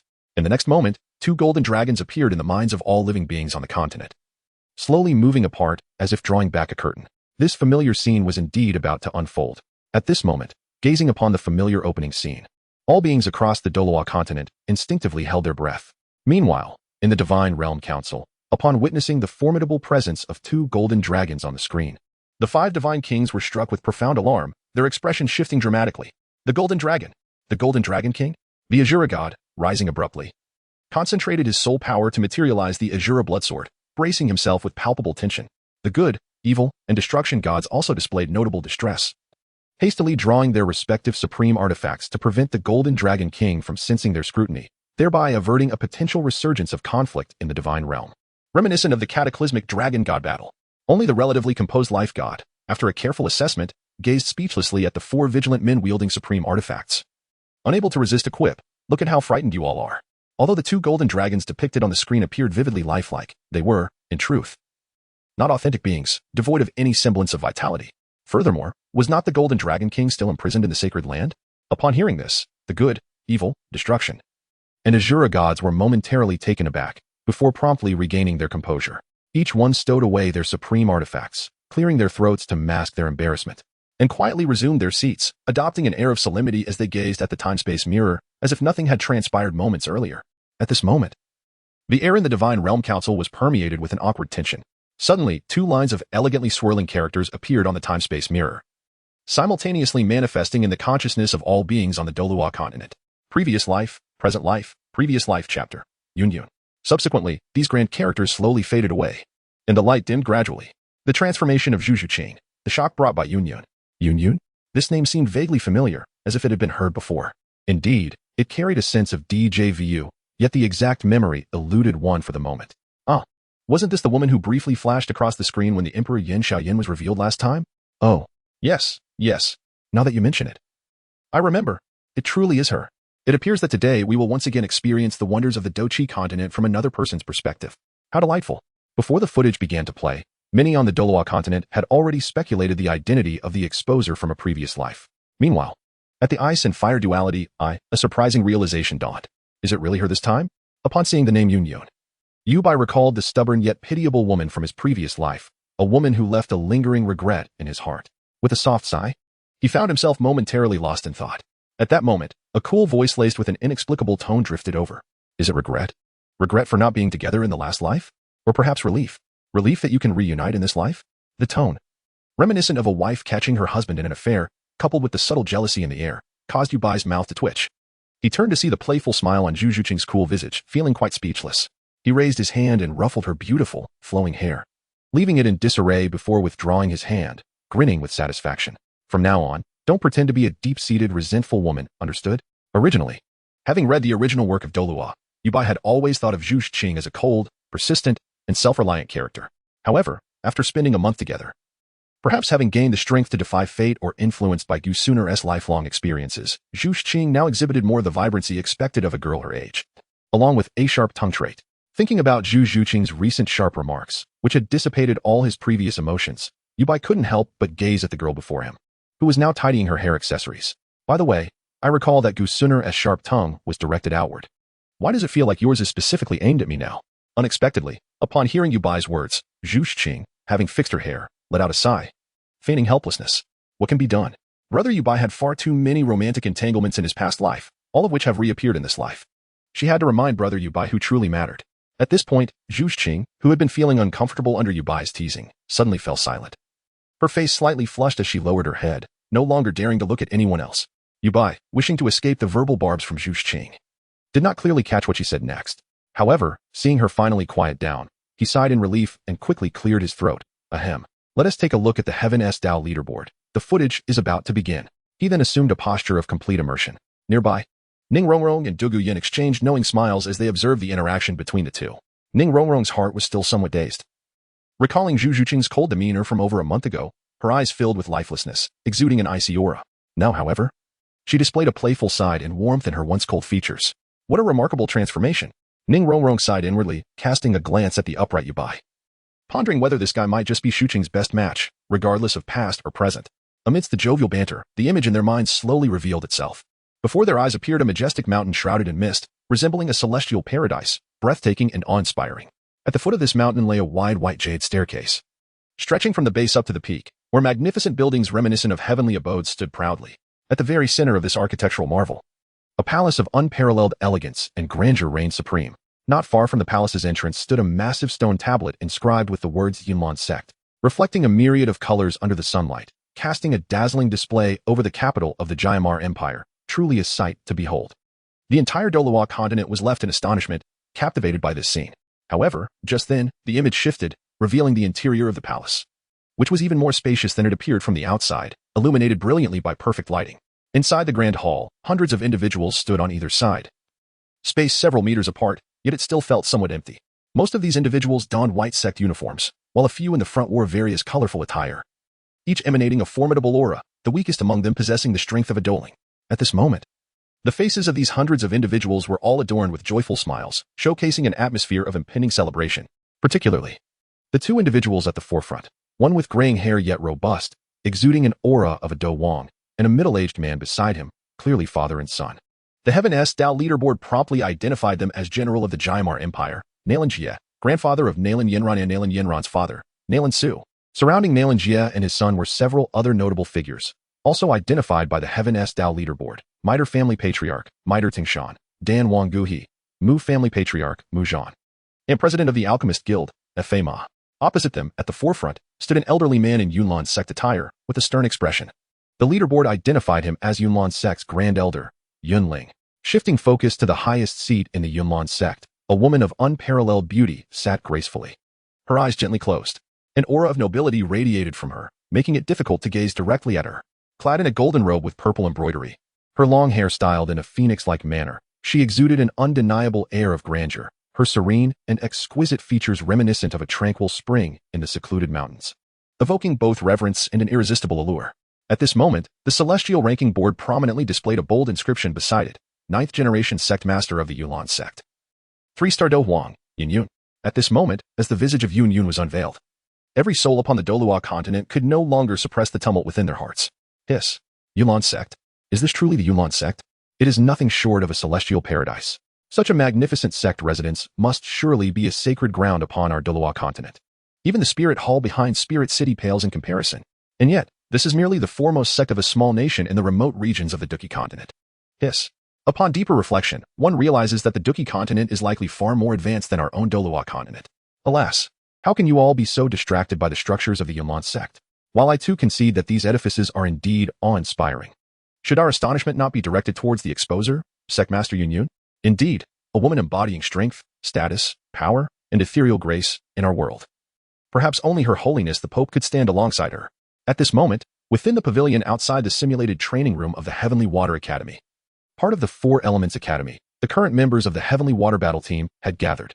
Several youthful maidens gazed at the ethereal figure with unparalleled beauty and tranquil nobility displayed upon the luminous screen in their minds, their eyes sparkling with desire, yearning to grow up to be like Yun Yun in every aspect. Wow, what an elegant elder sister! Exclaimed the youngest, Shui Yuer, her face flushed with admiration, hands cradling her cheeks, thinking, what should I do if I fall in love with this elder sister? The other girls, including Shui Wu and Yu Hai Ro, chuckled lightly, their gazes filled with affection for the youngest sister. Beside them, Shui Binger, the captain of the Heavenly Water Battle Team, and Shui Weir's elder sister, listened to her infatuated siblings' remarks, face-palming in exasperation. Shui Binger stood at around 1.65 meters, her figure perfectly proportioned, neither excessively voluptuous nor diminutive. Her long, aquamarine hair cascaded down her back, and her fair visage was adorned with exquisite features. At first glance, she may not seem extraordinarily stunning, but upon closer inspection, her beauty revealed itself in a subtle, ethereal manner. In this moment, Shui Binga too gazed at the perfect figure seated upon the Master S throne on the luminous screen. Musing quietly, I wonder what I will look like when I grow up. If only I could be like this elder sister Yun Yun. Meanwhile, at the Divine Realm Council, sensing the fluctuations of energy emanating from the images within the time-space mirror, the Assembly of Divine Kings raised their brows in intrigue. The energy is quite extraordinary. The kind God King observed the figures within the images, then glanced with confusion at the Shura God beside him, noting that, according to the power hierarchy of the Douluo Continent, it seemed that only those so-called Do Wang could rival the title Douluo. Although those in the images appeared to possess even greater strength, it seemed that the most formidable woman depicted, the Nailan Sect master named Yun Yun, could at most be at the semi-divine level. Such power should not warrant our attention, should it? The evil God King nodded in agreement. The Destruction God King scoffed, not bothering to look at the Shura God, coldly remarking, in my opinion, rather than concerning ourselves with this so-called exposer, we would be wiser to thoroughly investigate how this heavenly Dao ranking came to manifest in the Douluo Continent. Furthermore, his gaze turned with a hint of malice towards the Shura God, continuing, let us also delve into why, under your jurisdiction, spirits foreign to the Douluo Continent have emerged. The Life God King, seated beside the Destruction God King, paid little heed to their quarrels, knowing it would likely lead nowhere. Instead, she found herself more intrigued by the upcoming scenes in the time-space mirror, akin to a girl engrossed in a drama. The Shura God, however, did not directly respond to the accusations of the Destruction God King, but turned to the kind and evil God Kings, explaining, "You may not be aware, but the Do Huang realm is not the pinnacle of power in that otherworldly realm. There are still the Do Zong, Do Zun, Do Xing, and Do Di realms above it. However, I cannot clearly articulate the distinctions in strength among these realms. Perhaps as you continue to observe, your previous perceptions will shift." Seeing the Shura God's earnest demeanor, the kind God King and the evil God King nodded in agreement, turning their gazes back to the time-space mirror. As a melodious chime resonated, the officiant within the Grand Hall proclaimed, "Today, the Yunlan Sect, under the leadership of Sect Master Yun Yun, welcomes Miss Nalan Yanran of the Nalan family as her disciple, thus holding a grand ceremony. The disciple receiving ceremony commences now." With the officiant's words concluded, Yun Yun, seated upon the elevated Master-S throne, finally opened her eyes, deep blue orbs that seemed to contain the brilliance of 1,000 stars, breathtakingly beautiful. At this moment, Yun Yun gazed upon the young girl entering through the Grand Hall's doorway, her eyes gradually warming with a gentle smile, evidently pleased with the girl. Simultaneously, every gaze within the Grand Hall turned to the girl who had just entered. At merely 10 years of age, she possessed a cold yet charmingly beautiful visage. Clad in a pale moon-white robe, her figure was exquisitely shaped. Delicate jade pendants dangled from her tender earlobes, producing a clear tinkling sound as they swayed, exuding an air of nobility. Her demeanor was devoid of any trepidation. Instead, she radiated determination and ambition. Representatives from various powerful factions could not help but express their admiration. Upon reaching the front of the hall, the young girl performed a formal bow, stating, "Disciple Nalan Yin," and pays her respects to the master. The inhabitants of the Douluo Continent were not strangers to Nalan Yanran. In fact, many regarded her as the very catalyst for the rise of the Flame Emperor. However, as they observed the adorable, diminutive figure on the screen, their perceptions of her earlier intimidating presence and arrogance began to shift, particularly as the subsequent scenes unfolded, illustrating Nalan Yanran's journey, entering the sect at 10, rising to the Do Shi realm at 13, and advancing to a 3-star Do Shi at 15. Everyone realized that Nalan Yanran was indeed a prodigy. After all, they vividly recalled the testing circumstances of the younger generation from the Shao family during the previous exposure. The scene transitioned 5 years forward, where Yun Yun's beauty remained unchanged as she stood atop the Yulon Mountain, gazing down at the sea of clouds below, resembling a true goddess. Just then, a melodious voice called from behind, "Master." Upon hearing this voice, a smile of affection graced Yun Yun's face as she turned to see Nalan Yanran, who had matured into a graceful young lady over the 5 years since her acceptance as a disciple. With satisfaction gleaming in her beautiful eyes, Yun Yun gently inquired, "Yanran, what brings you to seek your master today?" In the presence of her teacher, Nalan Yanran shed the aloof, ethereal image she maintained within the sect and playfully stuck out her tongue, linking her arm with Yun Yun's and cheerfully replying, "Is it not permissible to visit my master without a reason?" In her closeness to her disciple, Yun Yun did not express any reluctance. Instead, her charming visage radiated even more warmth. "Oh, you little girl, do you think I am unaware of your thoughts? Speak up swiftly, or I shall cease to concern myself with your affairs." Upon hearing Yun Yun's words, Nalan Yanran instinctively retracted her neck and decided to unveil the truth. She recounted the arranged engagement her grandfather had set for her, as well as the current circumstances surrounding her intended. After finishing her account, a resolute expression graced Nalan Yanran's delicate features. "Teacher, I wish to forge my own path and pursue greater strength, rather than languishing in a small town for the rest of my life, aimlessly fading away." Upon listening to Nalan Yanran's narration, a fleeting moment of hesitation crossed Yun Yun's exquisite face before she spoke. "In that case, Yanran, I support your decision to annul the engagement. I shall speak to your father on your behalf." At that moment, the people of Douluo Continent finally comprehended that Nalan Yanran's audacity to seek an annulment was, in fact, sanctioned by Yun Yun. Considering the present circumstances, Nalan Yanran's desire to dissolve the engagement seemed entirely justifiable. She merely aspired to attain a higher realm of strength. And given her lineage as the granddaughter of the Grand Marshal of the Empire, now a disciple of the foremost sect, the Cloud Mist sect, and its future matriarch, it was understandable. Learning that her betrothed was merely an incapable individual unable to cultivate, one could hardly blame her for wishing to break the engagement. However, the engagement had been established by their grandfathers, and if either party was dissatisfied, it was their prerogative to seek an annulment. Yet, Nalan Yanran's initial approach was misguided. As she stormed in with the imposing aura of the Cloud Mist sect to demand the annulment, inadvertently exuding a sense of coercion that pressured the other party into acquiescence. This not only struck a blow to the Shao family, but also humiliated her grandfather in the process. How absurd. Were I to possess such formidable backing, I would have acted even more ruthlessly. In this world governed by the law of the jungle, where the strong dominate, Do you still care for face when the disparity in power is so vast? How laughable. At this moment, the populace of the continent was sharply divided into two factions regarding the marriage annulment of Nailan Yan, leading to a heated debate. Meanwhile, within the prince's residence in Tiando City, upon witnessing Nailan Yanran receive the support of Yun before stepping back from the engagement, Shuqingha understood that Nailan Yan would soon proceed to the Shao family in Wutan City to annul her marriage. At this juncture, Shuqingha clenched his silver teeth, his expression filled with resentment as he bitterly exclaimed, Nailan Yanran, why did you not bring that elder Yunling along to eliminate Shao Yin when you decided to withdraw? If you had, I would not be facing the disgrace of this scoundrel's reincarnation leaving me in the lurch. That wretched Yubai for an entire month. I have patiently awaited you at the Great Duhan Arena for a month, yet you have not honored your commitment.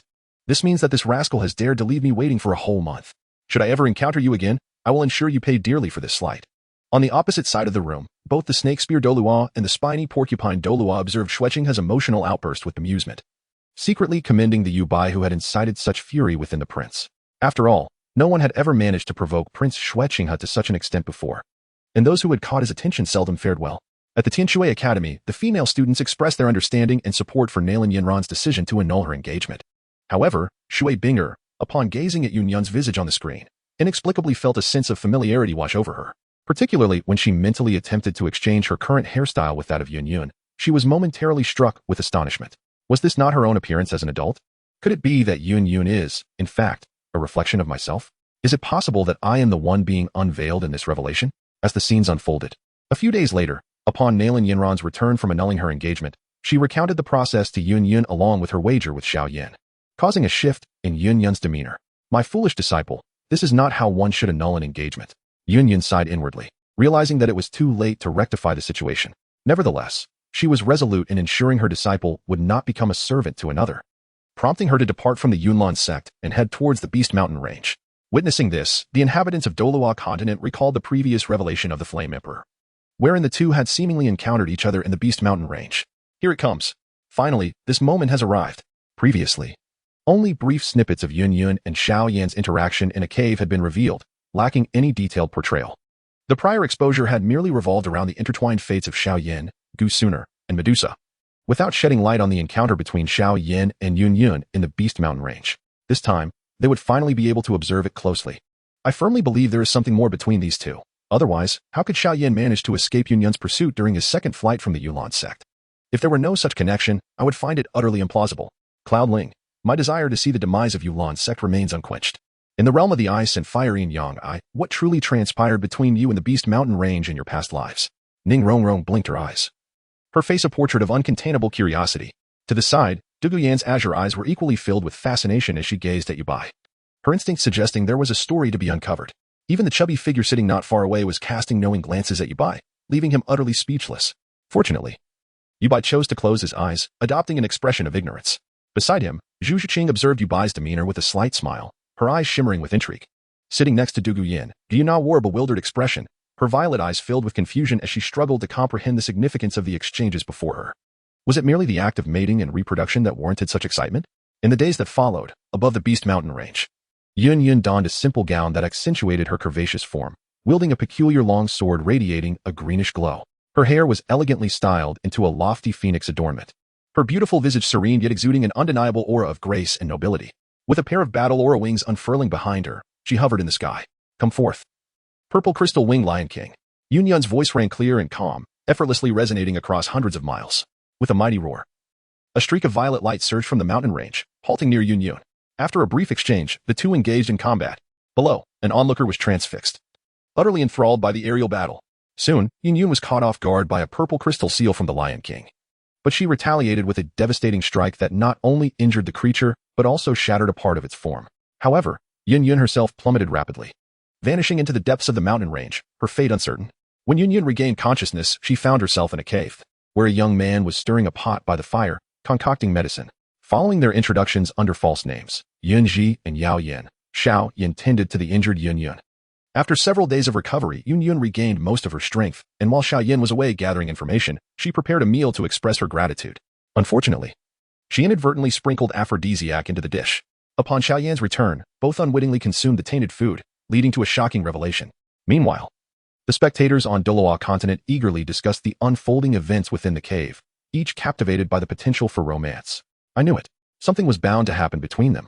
With the aphrodisiac mistaken for seasoning, it seemed even a woman of Yunyun's stature could find herself in a muddled situation. Their connection appeared so sweet, akin to a fated union that evoked both envy and heartfelt blessings. Suddenly, a thought struck. A month prior, when Xiaoyan was exposed, it seemed he was devoid of Yunyun's company. Upon hearing this, the audience, who had been smiling at the scene of Yunyun awakening and lightly kissing Xiaoyan's forehead before taking flight, quickly shifted to expressions of disappointment. It would be a miracle if they ended up together. Hadn't it been revealed previously that the enmity and adventures between the Yulan sect and Xiaoyan culminated in the demise of Yunshan and the destruction of the sect, alongside the capture of Xiaoyan's father and mentor? In such circumstances, how could Yunyun and Xiaoyan possibly unite in the future? This line of thought incited frustration. All of this was the fault of that elder cloudling from the Yulan sect. If it weren't for that meddlesome old fool, Yunyun might have already been with Xiaoyan. Indeed, that cloudling seemed to harbor an unending desire for the downfall of Yulan's sect. It was all his doing. As the entire continent was engulfed in scorn towards Yunlong, at the Tianshui Academy, Shui Binger, with her adorable earlobes flushed like rubies, had initially lowered her head while watching the enchanting scenes of Yunyun and Xiaoyan in the cave. However, upon noticing the moment when Yunyun stealthily placed the sea heart inner armor beside Xiaoyan, a bolt of realization struck her heart. In disbelief, she promptly turned around and, without a glance back, strode towards her exclusive simulated environment training room, declaring, "You all continue watching. I shall go and train." The moment her words fell, Shui Bingo had already reached the entrance of the simulation training room, pushed the door open, and shut it behind her. On the spot, Shui Wei and Shui Wu exchanged puzzled glances, bewildered by their elder sister's sudden change. "Oh, I just saw that when she turned, her face was so red." Shen Liu blinked as if a thought occurred to her, her fair cheeks flushing slightly as she whispered to the others. "Do you think the one exposed this time might be our captain? Otherwise, why would the captain's face be so flushed while watching Yunyun and Xiaoyan?" Upon hearing this, the expressions of the other girls instantly transformed into one of gossiping intrigue. Indeed, there was a possibility. Thus, it would explain the captain's sudden and inexplicable retreat to train alone. The captain must be shy. They giggled. "Oh, if that is the case, the Xiaoyan exposed a month ago could very well be our captain." As this group of girls grew increasingly audacious in their chatter, Shuewu, the vice-captain, hurriedly intervened, her demeanor turning serious. "Regardless of whether this is true or not, we must keep this a secret. Otherwise, our captain could be in jeopardy. You all must have heard about the incident that occurred at the Shrek Academy, right?" At this remark, the previously blushing girls who were huddled together gossiping immediately sobered up, each nodding vigorously. Recently, the whole continent had been abuzz with discussions about the identity of the exposer from the Shrek Academy and the ensuing battle involving several titled Douluos. Just the thought of such a scene recurring at Tianshui Academy sent shivers down the spines of the Tianshui battle team members. Meanwhile, within the simulated environment training room, the surroundings were adorned with crystalline ice, resembling a palace crafted from ice crystals.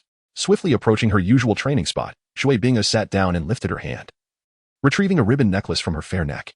However, unlike a typical necklace, this one bore a fragment of deep blue armor at its end. Gazing at the piece in her hand, which matched the material and style of the sea heart inner armor depicted in the images, Shui Bingo clasped it tightly with both hands, her heart racing wildly. It turned out that this fragment of armor, which she had carried with her since her self-awareness began, was indeed the sea heart inner armor. The Yunyun in the images was, astonishingly, truly me. At this moment, Shui Bingo recalled the scenes that had just unfolded, where Yunyun and Xiaoyan had shared intimate moments in the cave, her cheeks instantly flushed with a rosy hue, undeniably alluring. Subsequently, the images continued to play, revealing the people of Douluo Continent peering through the luminous screen, observing Yunyun, a member of the Spider Sect, as she managed Sect affairs, practiced her cultivation, and was invited by Guhi to venture into the Tiger Desert in pursuit of them. At last, the public was once again enlightened about the identity of the enigmatic black-robed Do Huang who had appeared during the previous exposure. The footage finally caught up with the individual who had stealthily absconded with the amidst their battle with the serpent people. However, upon recognizing this person as Xiaoyan, Yunyun was immediately filled with indignation, chastising him for recklessly gambling with his life. In the end, she willingly assisted Xiaoyan in thwarting the advancing Serpent Clan warriors. Throughout this ordeal, clad in black robes, Yunyun was taken aback when Xiaoyan suddenly pulled back her hood, revealing her true identity as Yinji, whom he had encountered in the Beast Mountains.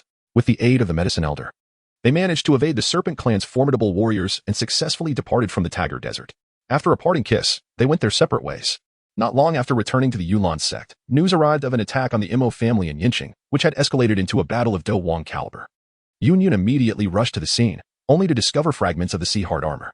In that instant, she feared that Yao Yin was in peril, disregarding the 3-year pact between her disciple Nalan Yanran and Xiao Yin, as she fervently sought traces of Yao Yin within the spirit hall. Upon witnessing the image of Xiao Yin and Yunyun locked in an embrace, Hulina instinctively glanced upwards towards the papal throne occupied by Bibi Dong. Hulina was acutely aware that her mentor, Bibi Dong, was the reincarnation of the formidable Do Emperor Medusa, who held dominion over the entire Douluo Continent. Observing her man entwined with another woman from his past, she feared her master's wrath would be unleashed. The other devotees were equally cautious, casting wary glances upwards. To their astonishment, they found their esteemed pope maintaining an unruffled demeanor, seemingly as if she were merely observing the revelation of the celestial rankings. Oh, her master, the pope, is not angry at all.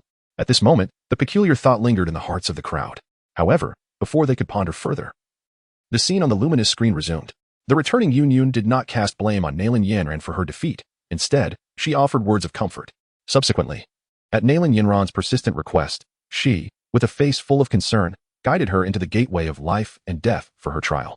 Unbeknownst to Yun, prior to her return, the Grand Elder of the Cloud Flame Sect, Yunling, had lost face for the sect due to Xiaoyan's actions. In his indignation, Yunling, accompanied by two elders, launched an assault on the Xiao family and pursued Xiaozhan for a considerable distance. Just as they were about to seize him, Xiaozhan was captured by members of the Soul Palace. Confounded by the situation and unable to locate Xiaozhan, Yunling and his companions returned to the Cloud Flame Sect, concealing their actions without reporting them. Soon after, when Xiaoyan learned of the Xiao family's plight and confronted the Cloud Flame Sect, both Yun and Xiaoyan finally recognized one another. Yaoyan, Yunji? In that moment, Yun was taken aback. She never imagined that her long-cherished Yaoyan was, in fact, her disciple's former betrothed, Xiaoyan. Perhaps out of regard for Yun. Xiaoyan refrained from immediate confrontation. Instead, he urged Yunling to summon his father, Xiaozhan. To his surprise, Yunling continued to argue, outright denying his previous brutal assault on the Xiao family in the pursuit of Xiaozhan. Unable to endure any longer, Xiaoyan chose to engage in battle. At that moment, Yun's master, Yunshan, reappeared, clashing directly with Medusa. Meanwhile, seizing the opportunity, Yunling led a host of elders from the Cloud Flame Sect to attack Xiaoyan. Enraged, Xiaoyan fought fiercely against Yunling and the others. Witnessing the clash between the one she cared for and her cherished sect, Yun's complexion turned pale. However, upon seeing that with the assistance of Haibo Dong and others, Yunling and the group of elders were on the verge of falling to Xiaoyan, she instinctively intervened to prevent Xiaoyan from striking down Yunling. At this moment, filled with righteous indignation, Xiaoyan produced the Haixin inner armor and cast it towards Yun, declaring resolutely, regardless of whether you are Yunji or Yun, from this moment forth, there shall be no further entanglement between us. Stunned by Xiaoyan's unyielding words, Yun, the leader of the sect, stood frozen in place, her complexion pale. Subsequently, under Yun's vacant gaze, her most cherished sect, the Yunlong sect, was devastated by the very person she held dear. From Yun's perspective, witnessing once more the scene of Xiaoyan's second assault on the Yunlong sect, the people of the continent were filled with lamentation. Alas, who could have foreseen that the two once affectionate individuals would, by the cruel hand of fate, descend into such dire straits? What a pity, indeed. On that day, I beheld with my own eyes the one I loved most destroy my most treasured Yunlong sect with his own hands. How unfortunate Yun was. It must be said, all this was the fault of that old dog, Yunlong.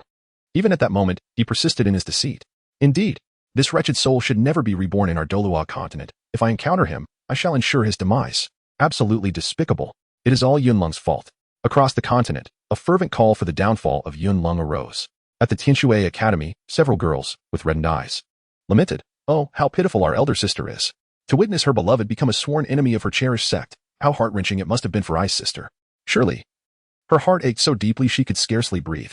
Oh, that detestable brother-in-law is no better. He has caused our elder sister such sorrow. If only I knew who he was now, I would ensure he receives a proper lesson from our elder sister. Yes, count me in. And me." In the simulated training room, as Shui Bingo observed the unfolding scene, she instinctively grasped the fragments of the Haixin inner armor hanging from her neck, her heart swelling with sorrow. Upon realizing her emotions, she hurriedly wiped away the crystalline tear that had appeared at the corner of her eye. What is this? Why does merely witnessing the scene evoke such profound grief within me? Is it empathy? As Shui Binger collected her thoughts, the Divine Realm Council convened. The gathered deities bore grave expressions, and the time-space mirror, manipulated by the malevolent God King, replayed the earlier scene, observing the clash between Medusa and Yunshan, two formidable Do Zong, and the final technique unleashed by Xiaoyan, Buddha's Wrath Lotus. The five God Kings fell into a contemplative silence, their previous light-hearted demeanor dissipated.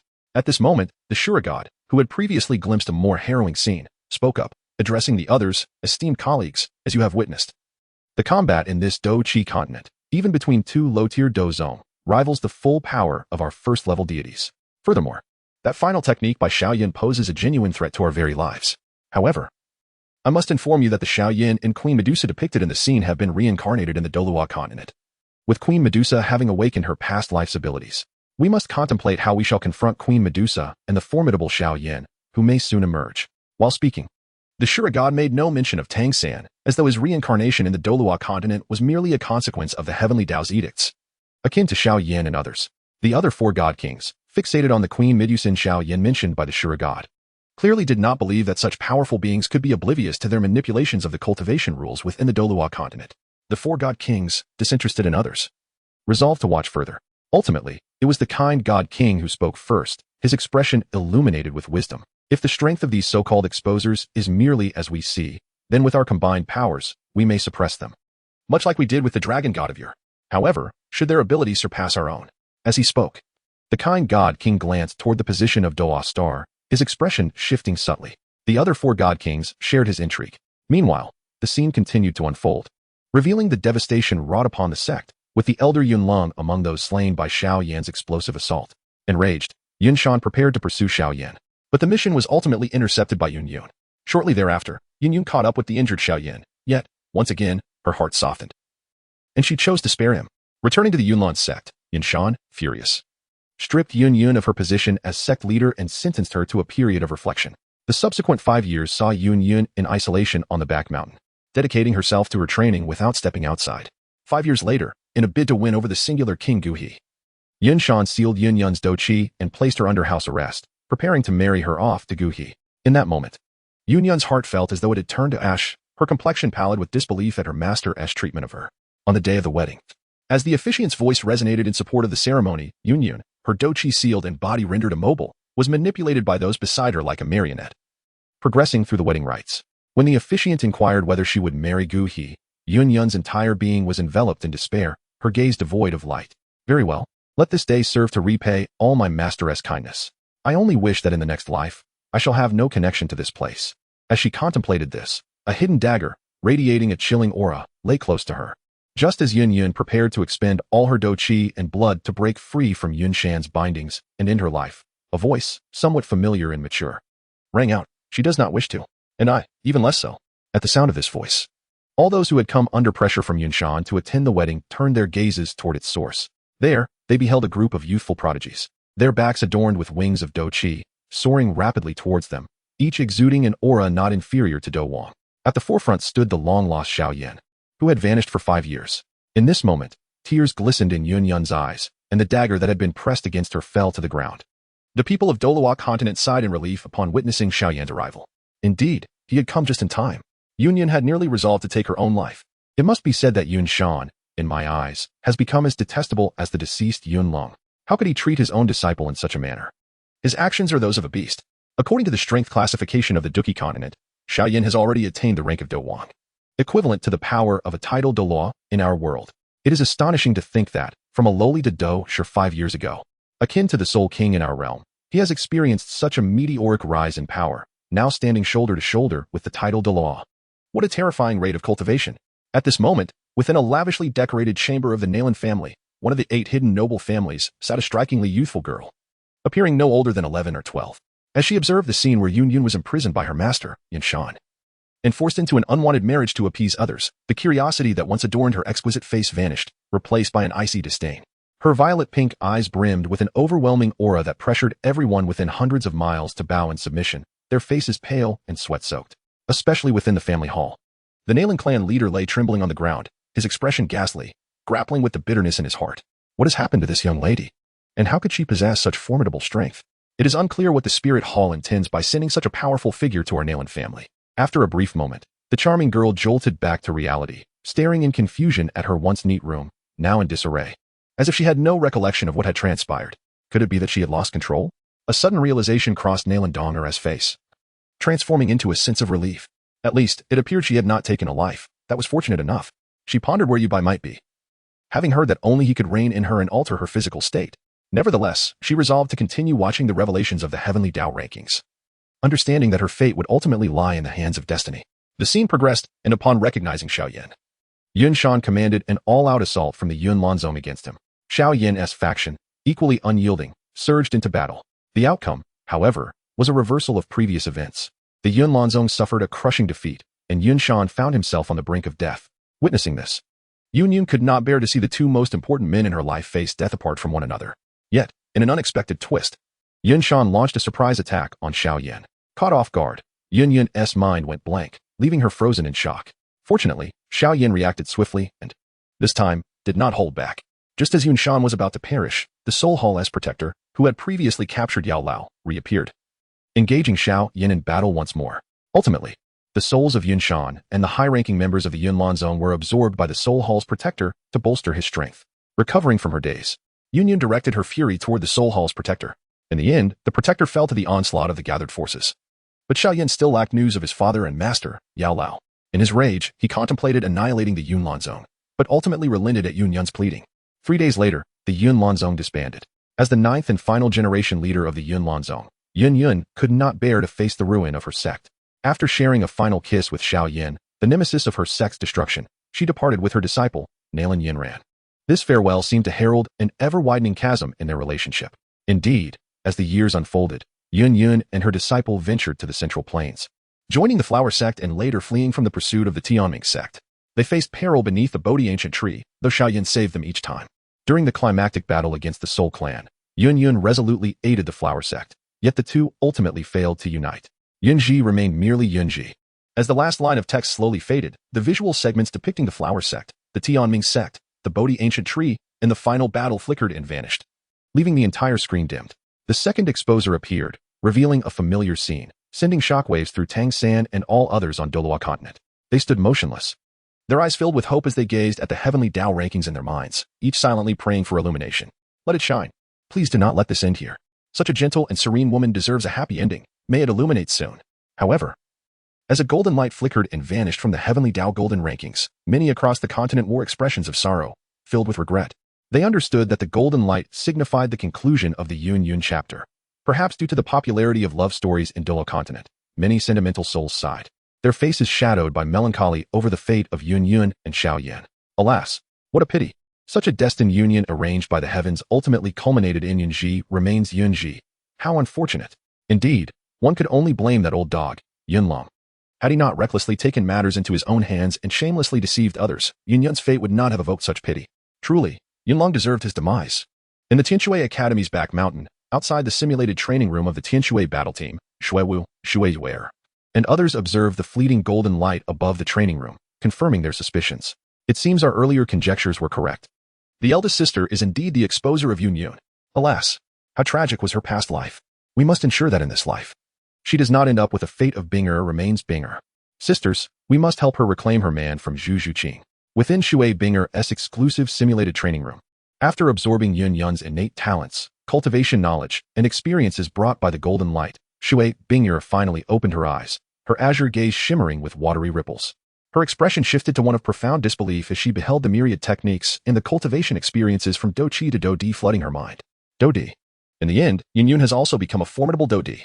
Simultaneously, Shui Bingo felt as though an immense energy had awakened within her, akin to the emergence of a martial soul.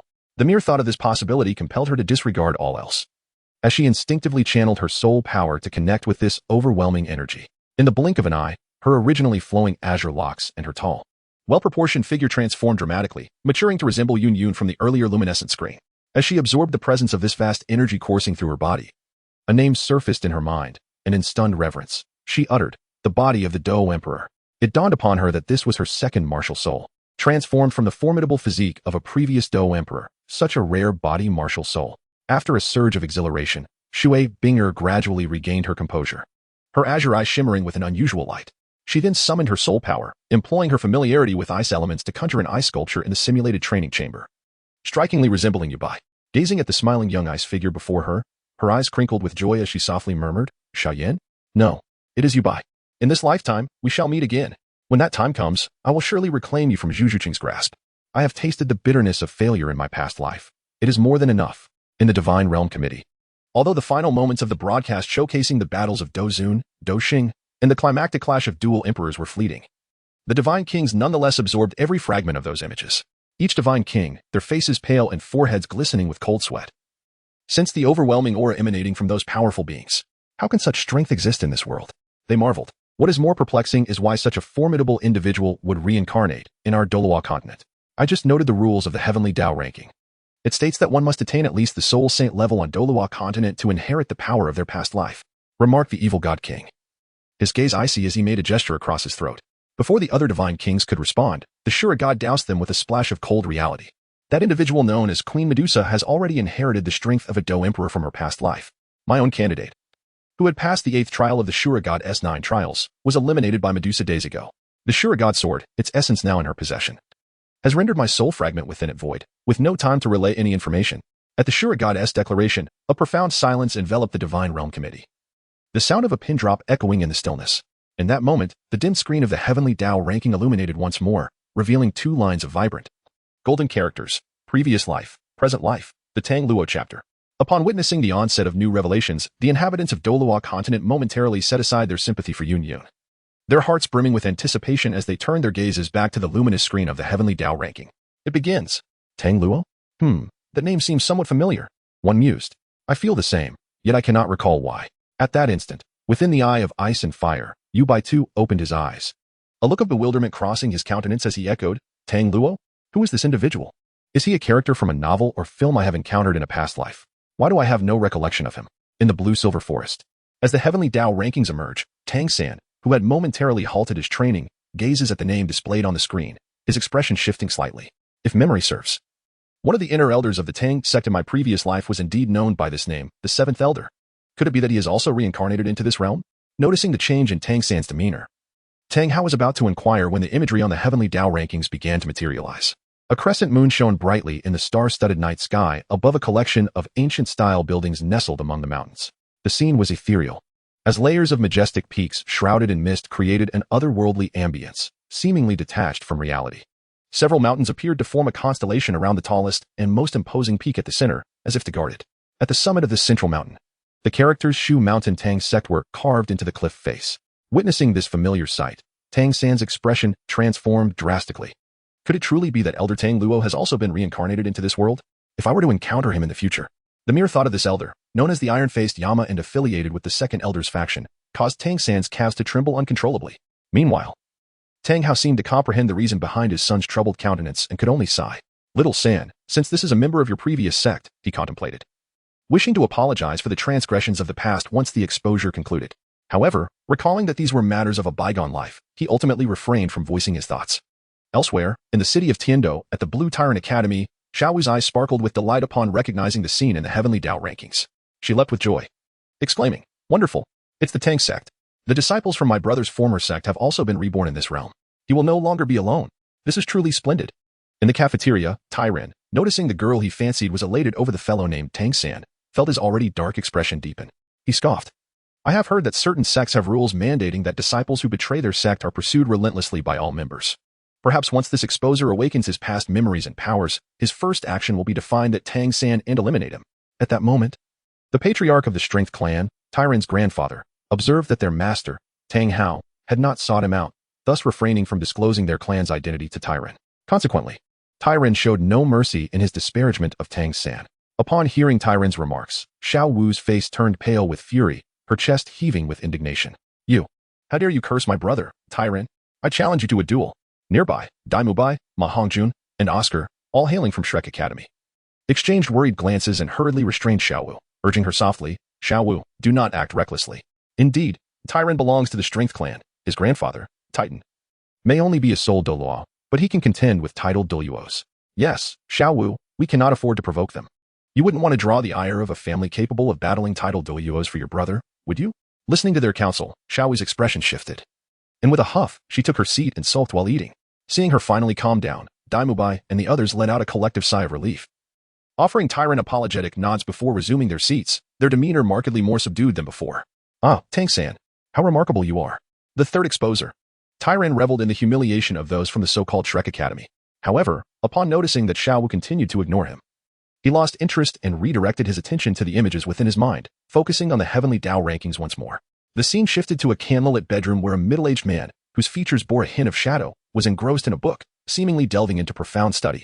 Beside him, the Heavenly Tao leaderboard materialized, presenting an introduction. Elder Tang Luo, the law elder of the 7 elders of the inner sect of the Tang clan of Shu. Surrounding Tang Luo were an array of iron artifacts, various ores, and an abundance of tools. Among this collection, a golden lotus, resembling a tightly gathered flower, captured the most attention. This object appeared to be a golden hairpin shaped like a lotus, yet the faint, shimmering aura it emitted sent a shiver of dread through the hearts of all who beheld it, as if it harbored an immense terror. At this moment, the Heavenly Tao leaderboard once again marked the name, Buddha's Anger Tang Lian, fake. Alas, why is it that despite my meticulous adherence to every step recorded in the Xiantian treasure record to forge the Tang sect's most formidable hidden weapon, the Buddha's Anger Tang Lotus, it fails to display the power described in the texts? Setting down the tome in hand, a hint of embarrassment washed over Tang Luo's shadowy visage as he picked up the Buddha's Anger Tang Lotus beside him, observing it under the flickering candlelight, while his mind raced, retracing the steps of his creation.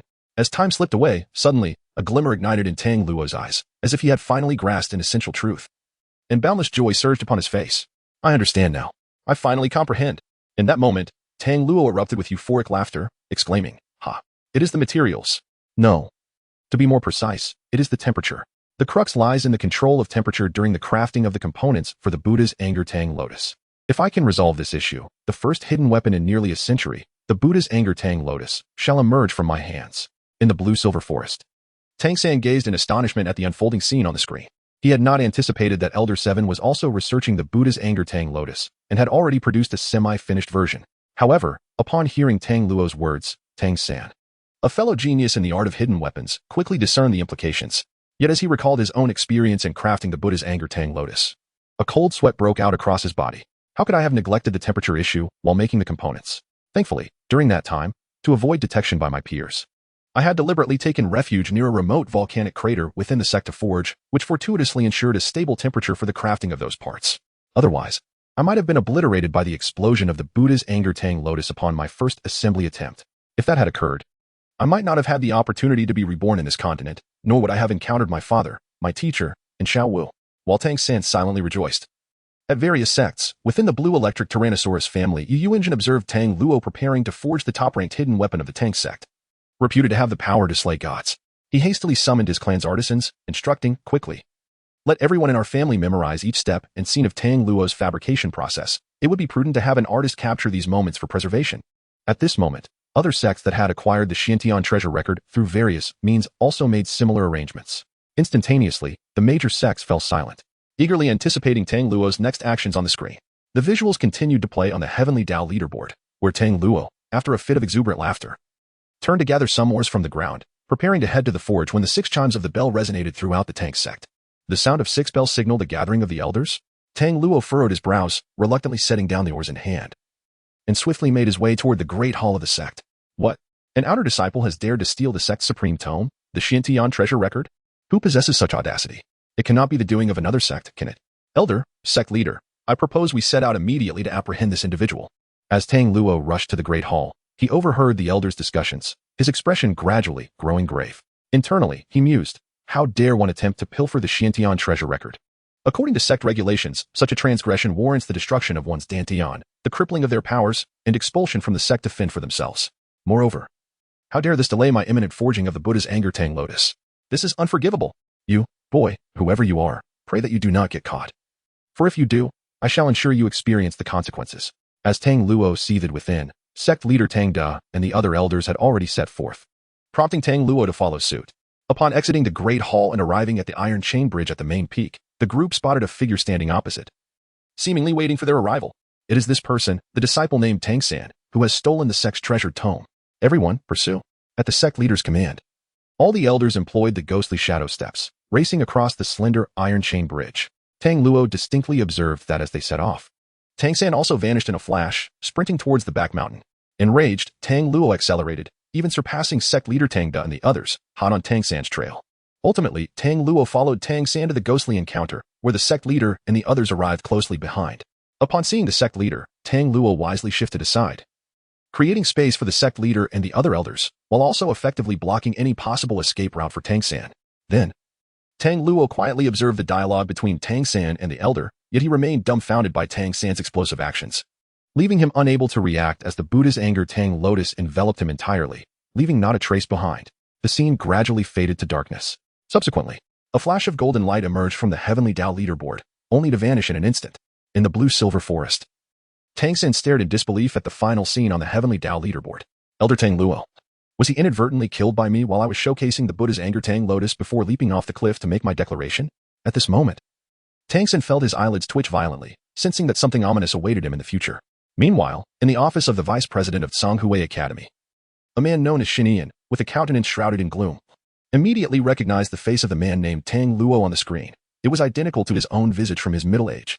Combining this with certain rumors surrounding the exposer, Shinian had already conclusively identified himself as the exposer, Tang Luo. Watching the Heavenly Tao leaderboard's portrayal of his previous life's demise so casually, Shinian's withered visage trembled uncontrollably.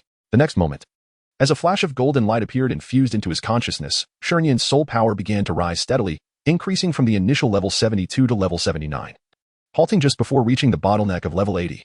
Opening his eyes, a hint of regret flickered in Shinian's gaze, which quickly morphed into boundless fury directed at Tang San. Tang San. Oh, Tang San.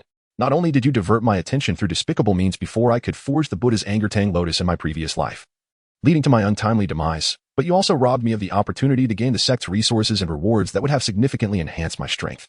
Had that occurred, I would not be limited to a mere soul power of level 79. I might have even achieved the title of Douluo. Tang San, all of this is your doing. You are truly deserving of punishment, and you still owe me a life from Shanghai Academy. Wait for me. I shall eventually find you and take your life. At that moment, I will also let Tang Hao experience what it means to receive the Yama's decree. Meanwhile, the entire continent is in uproar. This iron-faced Yama truly has met a dismal fate, becoming the first and only casualty under the wrath of the Buddha's lotus. How unfortunate. Speaking of this individual, it's quite pitiful. He had the opportunity to create the Buddha's wrath lotus himself, yet he was vanquished by it just as he was about to act. Perhaps this is destiny. I wonder where the reincarnated iron-faced Yama is now? I am eager to witness the moment he encounters Tang San. However, this revelation must be the briefest exposure since the emergence of the Heavenly Tao rankings. As everyone engaged in animated discussions, the Heavenly Tao rankings displayed 2 lines of elegantly flowing golden characters. Past and present, past life chapters. Li Xiaoyao Zhaolinger. Lin Yueru. These shimmering characters appeared for a full 3 seconds before gradually fading, and the light screen dimmed. Youths and maidens, how splendid. Upon seeing these newly revealed names, Yubai couldn't help but mutter in surprise, pondering whether this Li Xiaoyao among the exposed would be me. Most likely, in this continent. It seems I possess memories of these 3 individuals. It appears the so-called Heavenly Tao rankings genuinely masquerades as a revelation of the Heavenly Tao. Using characters from my past life novels and films to bestow opportunities upon individuals in the Douluo Continent. This Douluo world is becoming increasingly intriguing. Nearby, Zhu Zhuqing and others, hearing Yubai's incredulous voice, cast curious glances his way. Do you know something about the 3 exposers? Among them, the mightiest, Gyuna. Immediately sensed Yubai's unusual demeanor and inquired with intrigue. Noticing the group's gaze, Yubai pondered for a moment, then looked towards the images gradually emerging in his mind's eye from the Heavenly Tao rankings. Ultimately speaking contemplatively, the so-called past revealed by the Heavenly Tao rankings may not truly be the past. With that, Yubai glanced at the perplexed expressions of his companions from the other shore sect, refraining from further elaboration. Instead, he urged, in the future, if anyone from our sect becomes an exposer, remember to regard this so-called past merely as a form of strength inheritance. After speaking, Yubai deliberately glanced at the thoughtful Zhu Zhuqing. Perhaps sensing his gaze, Zhu Zhuqing smiled brightly. Though I do not fully comprehend why you deny the existence of the past, we have agreed to only contend for the present. Even if the previously revealed past has some issues, what does it matter? Hearing Zhu Zhuqing's words, a relieved smile graced Yubai's face. Indeed, they had agreed to focus solely on the present upon their first meeting. What is there to worry about? The others looked at the 2 playing enigmatic games once more, all feeling somewhat speechless, and soon turned their attention back to the Heavenly Tao's revealed images. In the scene, the view opened to a height of 10,000 meters, amidst a sea of clouds. The next moment, a handsome young man stood atop a flying sword, swiftly traversing the clouds, while 3 men clad in black robes pursued him relentlessly. As the 3 black-robed men realized they could not catch up to the sword-flying youth immediately, they swiftly executed hand seals, launching attacks directly at the young man's back. The youth, sensing the impending danger, performed a somersault on his flying sword, evading the attacks, then turned to confront his pursuers, directing the sword beneath him to unleash thousands of sword lights upon the relentless black-robed figures. The battle unfolded in the cloud sea, a scene of devastation that seemed capable of obliterating the heavens. The sky reverberated with thunder. At that moment, a golden annotation appeared beside the sword-wielding youth, Li Xiaoyao. The onlookers of the Douluo Continent were exhilarated by such an intense and grand opening battle. How splendid! Is this not more captivating than the battles at the Great Soul Arena? Excellent! Such a display of swordplay amidst the clouds transcends even the battles of tidal Douluo. Does it not? I had the fortune to witness Sword Douluo Xin in action, yet even he seems to pale in comparison to this Li Xiaoyao. Wait, Is this battle not indicative of a new world? I suspect this Li Xiaoyao is the strongest among the newly revealed figures. At the Seven Treasure Glazed Tile Sect. Witnessing the scene of Li Xiaoyao unleashing thousands of sword lights, Sword Douluo Continent rose to his feet. His youthful face filled with shock and excitement. The sword path can reach such heights. Such might deserves the title of the world's #1 sword. I must find this exposer and protect his path until he fully inherits the swordsmanship displayed in the vision. And then I shall ask him about his sword. From the seat of the sect leader, Ning Fengji, seeing Chun Xian so animated, quickly interjected, Uncle Jian, there is no need for such excitement. I shall send our disciples to find this exposer and invite him to join our Seven Treasure Glazed Tile Sect. This way, you can assist him in his swift growth. Hearing Ning Fengji's words, Chun Xian regarded him deeply, then nodded, finally sitting down and lifting a cup of tea to sip gently. Just then, the images continued to unfold. As Li Xiaoyao engaged in fierce combat with the three black-robed men, a thunderous roar that could shatter eardrums suddenly resounded. Li Xiaoyao. Subsequently, the scene of the battle began to blur, ultimately transforming into the visage of an ordinary middle-aged woman. In front of this woman, wielding an iron spoon and shovel, was a youth clad in the attire of a waiter, asleep atop a table. The next moment, the youth abruptly stood, revealing a countenance identical to the valiant warrior from earlier. At this moment, the heavenly Dao rankings annotated once more, waiter. At this moment, the onlookers in Douluo Continent were utterly astonished. Even the most naive among them had finally come to the realization that the spectacular duel they had just witnessed was merely a figment of the imagination of a humble innkeeper named Li Xiaoyao, indulging in his own dreams. At this moment, even the sword master Qinshin, hailing from the illustrious Seven Treasures Glazed Tile Sect, could not contain himself, spitting out the tea he had been sipping and gazing wide-eyed in disbelief. Ahem. At this juncture, even Ning Fengji, seated upon the throne of the sect, wore an expression of utter incredulity as he observed the scenes from the rankings flash before him, one after another. After some time, regaining his composure, Ning Fengji turned to Qinshin and inquired, shall we mobilize our resources to search for the reincarnation of this individual? Initially, Ning Fengji had merely jested with Qinshin, who had previously stood by his daughter Ning Rongrong, urging him to relinquish the position of sect leader. However, he was taken aback by the resolute expression on Qinshin's face as he declared, indeed, the instinct of a swordsman tells me that this young man depicted in the vision is a prodigy of unparalleled talent. I must take him as my disciple. Upon hearing these words, Ning Fengji's countenance shifted and golden light flickered in his eyes as he acquiesced to Qinshin's request. At that moment, the scene continued to unfold. The image revealed Li Xiaoyao, who, unbeknownst to him, had wandered into a breathtaking realm adorned with vibrant blossoms. By a stroke of misfortune, the oblivious Li Xiaoyao found himself in unfamiliar surroundings. Hearing the distant sound of flowing water and feeling a pang of thirst, he instinctively followed the sound. Soon, he arrived at a thicket, drawn by the splashing sounds emanating from behind it. As he prepared to part the foliage to drink, he was entranced by a melodious female voice humming an unknown tune, exquisite in its beauty. Oh, how delightful! Li Xiao exclaimed, his thirst forgotten as he looked up in astonishment. There, by the water's edge, mist danced lightly above the surface, and a snow-white arm gently caressed the water, creating ripples. Following the line of the arm, he beheld an ethereal maiden, her beauty transcending the ordinary, akin to a woodland sprite or a celestial being. Her smile pure and untainted as she frolicked amidst the mountains and streams. This scene left Li Xiaoyao, who stood not far away, utterly mesmerized. Equally captivated were the myriad beings from the world of Douluo Continent. In this land, perhaps due to the influence of martial souls, one seldom encounters women of unsightly appearance. Among the noble, the domineering, and the enchanting, there exists none like the girl depicted in the image, so vibrant yet pure and flawless. Gazing upon the gentle, unblemished smile of the maiden in the picture, at that moment, everyone felt as if their souls underwent a baptism, bringing forth a profound sense of tranquility and serenity. Is it possible that such a woman exists in this world? Truly, she is breathtaking, pure and ethereal, untouched by the mundane. One might fear that the legendary goddess is merely a reflection of her. For reasons unknown, upon witnessing such a scene, I felt as though I had transcended to a tranquil forest, where everything is imbued with an exquisite stillness. At this moment, within the dormitory of the female students at the Royal Academy of Tiando, Yi Lingling sat by the window, her face shrouded in a black veil, quietly observing the unveiling of the heavenly Dao rankings.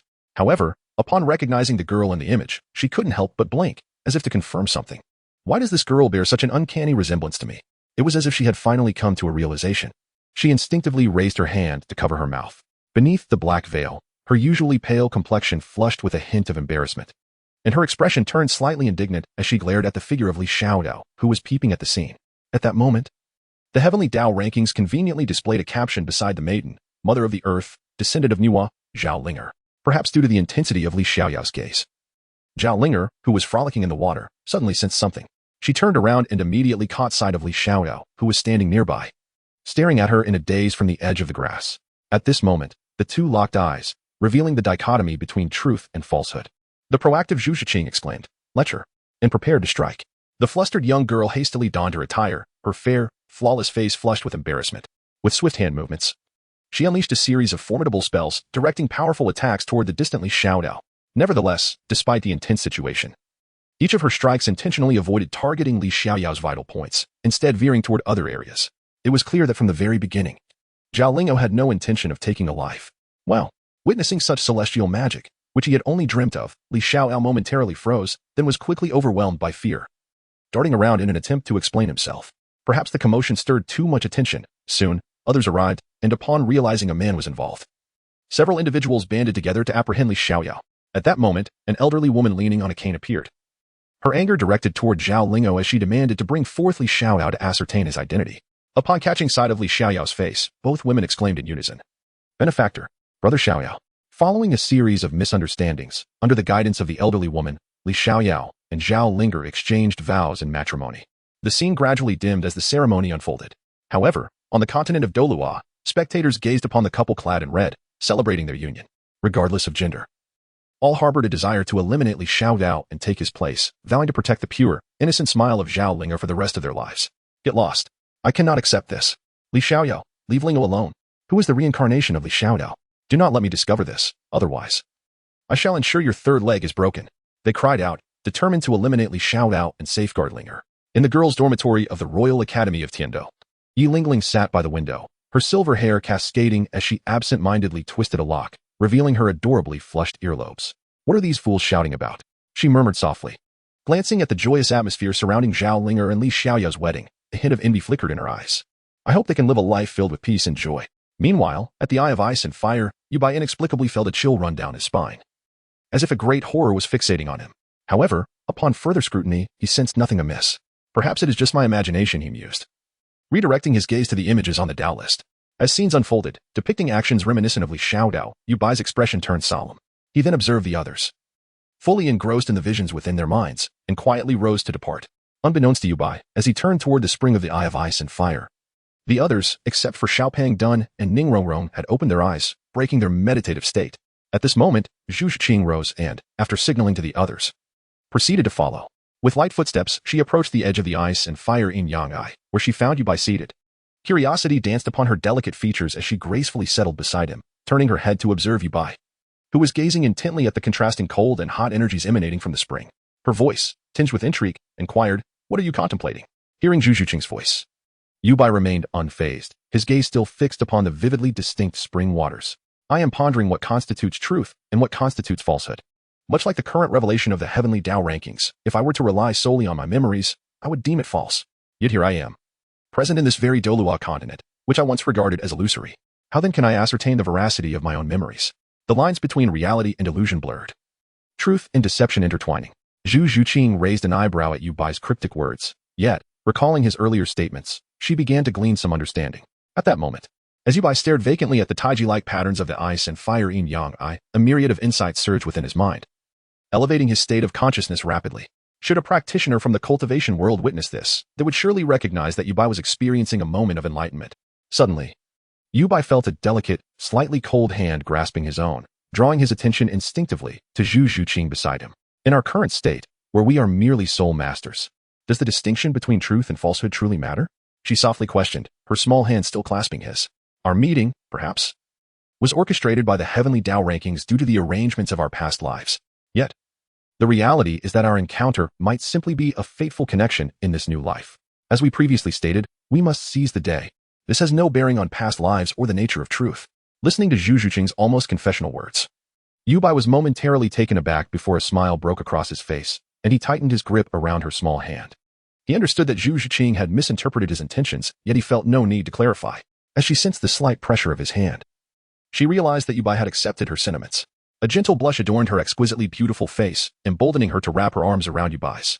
As the scene unfolded, images of Li Xiaoyao, who had lost all memory in the Forgetting Worry Valley and inadvertently rescued Zhao Linger, flashed by. Just then, 3 members of the Moon Worship Sect appeared, pursuing Li Xiaoyao, the Elder, and Zhao Linger, who were on the verge of capture. At that moment, a brilliant sword light descended from the heavens, accompanied by a hearty laugh. With my sword, I vanquish the phoenix. Amidst the chaos, I find joy in wine. without wine. I remain unperturbed. One drink swallows rivers, another devours sun and moon. 1,000 cups cannot inebriate me, for I am the wine sword immortal. With everyone's gaze fixed upon him, a figure fell from the sky, landing with a flourish directly upon the hilt of the wine sword. He stretched languidly, as if just awakening from slumber. Upon seeing him, Li Xiaoyao was immediately reminded of the days prior when this individual had taught him sword techniques. At this moment, all sword-wielding soul masters across the continent found themselves stirred and began to wield their swords in earnest training, inspired by the scenes witnessed through Li Xiaoyao's eyes, eliciting envy from onlookers. At this time, the Heavenly Dao leaderboard annotated this individual as the Wine Sword Immortal, recognizing the formidable presence before them. 3 disciples of the Moon Worship Sect immediately channeled their energies to launch 3 simultaneous attacks at the Wine Sword Immortal. In response, the Wine Sword Immortal did not hold back. With a swift motion of his sword, he sent both their attacks and the assailants themselves flying, simultaneously invoking the Wine God incantation to capture the trio for brewing. Witnessing such a ferocious spectacle, Li Xiaoyao's eyes sparkled with excitement as he hurried to pursue and seek apprenticeship. As the scene gradually dimmed, the inhabitants of Douluo Continent were captivated by the charisma of the Wine Sword Immortal, particularly the soul masters possessing sword martial spirits, who seemed to finally grasp the essence of the sword. Was this truly the path of the sword? Indeed. The sword's essence transcended being merely a bladed stick used for unleashing soul skills and striking. The way. The sword way. Ha ha ha. I have finally comprehended. Among them, the only one worthy of being called a master of the sword, Shrek Academy, also glimmered with excitement, as if he had found a kindred spirit. However, there were many voices of discontent, all expressing outrage on behalf of Zhao Linger. Damn Li Xiaoyao, how could he forget Lingo? Although it was due to the accidental consumption of the forgetting worry goo, he still deserved a beating. How dare that scoundrel Li Xiaoyao forget Ling? If this young lady discovers that this Li Xiaoyao's reincarnation is that scoundrel, he will certainly pay for it. Meanwhile, the powerful factions directed their attention toward the swordsmanship displayed by the Wine Sword Immortal, the Moon Worship Disciples, and Zhao Linger as previously showcased incantations, their eyes gleaming with the same avarice as when they had witnessed Tang San's theft of the Xiantian Baolu. They had already dispatched their intelligence personnel to investigate the whereabouts of these 3 exposers. Simultaneously, in the Divine Realm Council, the 5 Divine Kings, with grave expressions, had been observing the unveiling of the new world on the temporal mirror. At this moment, they collectively exhaled in relief. It appeared that, aside from the previously revealed Douluo Continent, our world remains quite robust. The Shrek God relaxed, appearing at ease. Although the strength of the Wine Sword Immortal in this newly exposed world was considerable, it was at most comparable to the combat prowess of a secondary divine being in our realm. Hence, there was no need for excessive concern regarding these 3 exposers. The other Divine Kings nodded in agreement. At this moment, the embodiment of destruction merely curled her lips, then turned to Shura and remarked, "So, have you devised a strategy to confront the reincarnated Douluo Continent's formidable Do Emperor powers? Particularly that Bibi Dong, who has already inherited the might of a Do Emperor." Upon hearing these words, Shura's mouth opened in shock, yet he found himself utterly speechless. Clearly, at this juncture, the Divine Realm remained at an impasse against the exposed individuals from the Douluo Continent. As the scene shifted, we find Li Xiaoyao, who has mastered the celestial techniques imparted by the Wine Sword Immortal, escorting Zhao Linger towards the South Zhao Kingdom, while traversing a secluded path near the Lin family fortress. Both Li Xiaoyao and Zhao Linger were suddenly startled by the sounds of whipping and pleas for mercy emanating from ahead. 105 strikes to eliminate Li Xiaoyao. Bibi Dong's peculiar method. Upon hearing the commotion, Li Xiaoyao and Zhao Linger exchanged a glance and hurriedly made their way toward the source of the noise. After a few breaths, upon arriving at the scene, they beheld a man and a woman, both clad in the garb of commoners, bound to 2 large trees. Notably, the man bore several lash marks upon his skin. In front of them stood a strikingly beautiful woman, tall and clad in a form-fitting crimson warrior's attire, exuding an air of wild allure, brandishing a long whip as if preparing to strike once more. Witnessing this scene, Li Xiaoyao, who had only recently grasped the Shushan sword technique and was still brimming with youthful vigor from his recent adventures, promptly rushed forward and seized the woman's wrist to prevent her from inflicting further harm. "Who dares?" the woman exclaimed, turning to glare at Li Xiaoyao with a mix of anger and surprise etched upon her exquisite features. At that moment, a golden inscription materialized beside her, declaring, "Lin Yuru, daughter of the Martial Alliance leader, Lin Tiannan." Within the holy hall of the Spirit Hall, upon the instant Lin Yuru turned around, Hulaina, who had been seated beside the chrysanthemum Douluo, instantly sprang to her feet, her delicate and enchanting face painted with utter astonishment, as if she had seen a ghost. "Ah, how can this be?" Hulaina's exclamation reverberated throughout the expansive exchange hall, capturing the attention of all present. "Nana, what troubles you?" Bibi Dong inquired, her gaze filled with concern for Hulaina. Upon hearing her master's voice, Hulaina turned back, only to realize that everyone's eyes were now upon her, causing her fair complexion to flush with embarrassment, her demeanor betraying a struggle between speech and silence. However, upon meeting her master's concerned gaze from the exalted throne, Hulaina finally stammered, "Master, I saw the heavenly Tao list, and that face of Lin Yuru resembles mine." As soon as these words escaped her lips, a collective astonishment swept through the hall, followed swiftly by expressions of joy. Even the attendants could not help but beam with smiles. Ha ha ha, indeed. Nana truly lives up to being His Majesty the Pope's disciple. Not only has she rapidly ascended to the rank of a level 51 soul king through her cultivation, but once the heavenly Tao list is revealed, inheriting Lin Yuru's talents and cultivation experiences from her past life, little Nana's power will surely surge once more. By then, in 2 years, she may even reach the Soul Emperor level. At that point, which prestigious Soul Master Academy could rival our Spirit Hall at the Continental Advanced Soul Master Competition? With a look of delight, Moon Guan regarded Hulaina, while the usually stern ghost Douluo's expression softened into a smile. In a sense, Hulaina and her companions had grown under their watchful eyes, treated with the same care as one's own descendants. Now, witnessing Hulaina's emergence as an exposed individual, how could they not rejoice? The attendants also joined in congratulating her. At this moment, Hulaina finally earned their recognition. In the past, only those who received the acknowledgement of all attendants could truly be deemed worthy of becoming the next pope. Above them, Bibi Dong wore a beaming smile. "All right, Nana. Do not be overly excited. Once today's revelations conclude, I shall ensure that the news of your identity as Lin Yuru's reincarnation is made known, and that Li Xiaoyao's reincarnation will be alerted to your presence." Listening to her master's words, Hulaina's cheeks flushed even deeper, her voice flustered as she repeatedly waved her hands. No need for that, master. That Li Xiaoyao's reincarnation has nothing to do with me." She hastily took her seat, covering her burning cheeks, feeling utterly mortified. How outrageous. Which exposed individual appears so brazenly from the onset. She lamented, "Oh no, my image is entirely ruined. Was I truly so arrogant in my past life? What a disaster. How will I ever face anyone again?" Observing Hulaina's ostrich-like demeanor, the gathered titled Douluo in the holy hall exchanged knowing smiles. Only Yin, gazing at Hulaina's bashful visage, displayed a look of infatuation before casting a fierce glare at Li Xiaoyao in the image, vowing silently, "You scoundrel. Should you dare appear before Nana, I shall not hesitate to teach you a lesson." In the scene, as Lin Yuru's piercing gaze swept over Li Xiaoyao like a sword, he grinned broadly and declared, "Me? I am none other than Li Xiaoyao, here to deal with villainous women like you. You dare to call me a villainous woman? You seek death," Lin Yuru retorted. Her fury ignited as she forcefully broke free from Li Xiaoyao's grip, swinging her whip toward him. Unfazed, Li Xiaoyao met her challenge head-on, engaging in a fierce exchange, their verbal sparring intensifying. Before long, their duel shifted to a nearby area, leaving Zhao Lingo to untie the bound individuals and gather information. Meanwhile, Lin Yuru positioned her long legs against the two trees, elevating herself as her whip lashed down towards Li Xiaoyao. In the heat of battle, Li Xiaoyao, caught off guard, seized her strong, shapely leg, and in that moment, both were momentarily stunned. Reacting first, Li Xiaoyao swiftly bound Lin Yuru and hoisted her up. Unyielding, Lin Yuru protested vehemently, and soon, the two were engaged in a heated exchange of insults. Zhao Lingo arrived shortly thereafter, and upon seeing Lin Yuru suspended, quickly clarified that the two previously bound individuals were servants of the Lin family fortress, attempting to elope due to illicit relations, only to be caught by Lin Yuru returning home, thus leading to the earlier scene. After hearing the explanation, Li Xiaoyao chose not to untie Lin Yuru, instead departing with Zhao Lingo amidst her curses.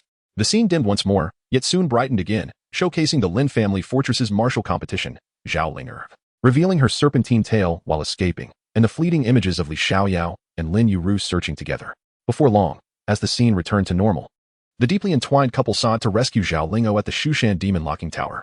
They vanquished monsters along their path, ultimately reaching the innermost depths of the tower, where they found Zhao Linger in a state of despair and desolation. This sight triggered a flood of memories for Li Xiaoyao, reminiscent of their wedding vows on Peach Blossom Island. Heartbroken, Li Xiaoyao immediately reconciled with Zhao Linger. Lin Yueru, witnessing her beloved in an embrace with another woman, felt a profound anguish. Tears glistened in her eyes, yet she managed to smile, offering comfort to the weary Linger. In the perilous depths of the demon ceiling tower, the three souls connected for the first time.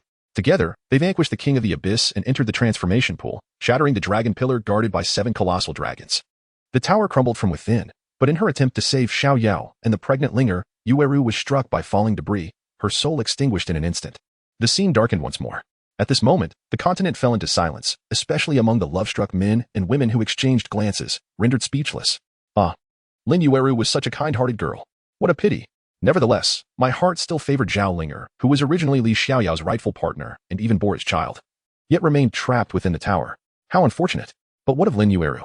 When she fell for Li Xiaoyao, he had completely forgotten Zhao Linger, and their prior engagement was but a distant memory. She bore no fault. Indeed, it was all Li Xiaoyao's doing. In the hall of the Pope within the Spirit Hall, the crowd, initially eager to learn of Hulaina's past, fell into silence upon witnessing Lin Yuru's tragic end, sacrificed to save Li Xiaoyao. Their gazes turned toward Hulaina, filled with pity. Even Hulaina herself fell silent as the final scene unfolded. It's all in the past. Bibi Dong, as the master, finally spoke to console her. This life, I shall mobilize everyone in the spirit hall to locate Li Xiaoyao's reincarnation before Zhao Lingo finds him and bring him to you. In that case, even if Zhao Lingo arrives, you shall always be the first woman in his new life. Listening to Bibi Dong's proposal, not only did Hulaina regard her with astonishment, but the others, except for Xiaoyu and Yin, exchanged peculiar glances, internally questioning why Bibi Dong, whose situation mirrored Hulaina's, had not sought out the hiding you by herself. Such a splendid plan, why not employ it? Yet, they dared not voice their thoughts, having witnessed the overwhelming power of a Do Emperor firsthand. Meanwhile, in the Ice and Fire Eyes, both Hulaina and Emperor Tian focused on the fleeting images of fox demons and Zhao Linger's serpentine tail demons. So, in other realms, we, like ferocious beasts, are referred to as demons? Emperor Tian remarked, glancing at Gu Yuna with a hint of confusion. Master, for some reason, I feel an inexplicable familiarity with the term demon. It seems to resonate as our true racial identity. Gu Yuna nodded in agreement. I too share this sentiment.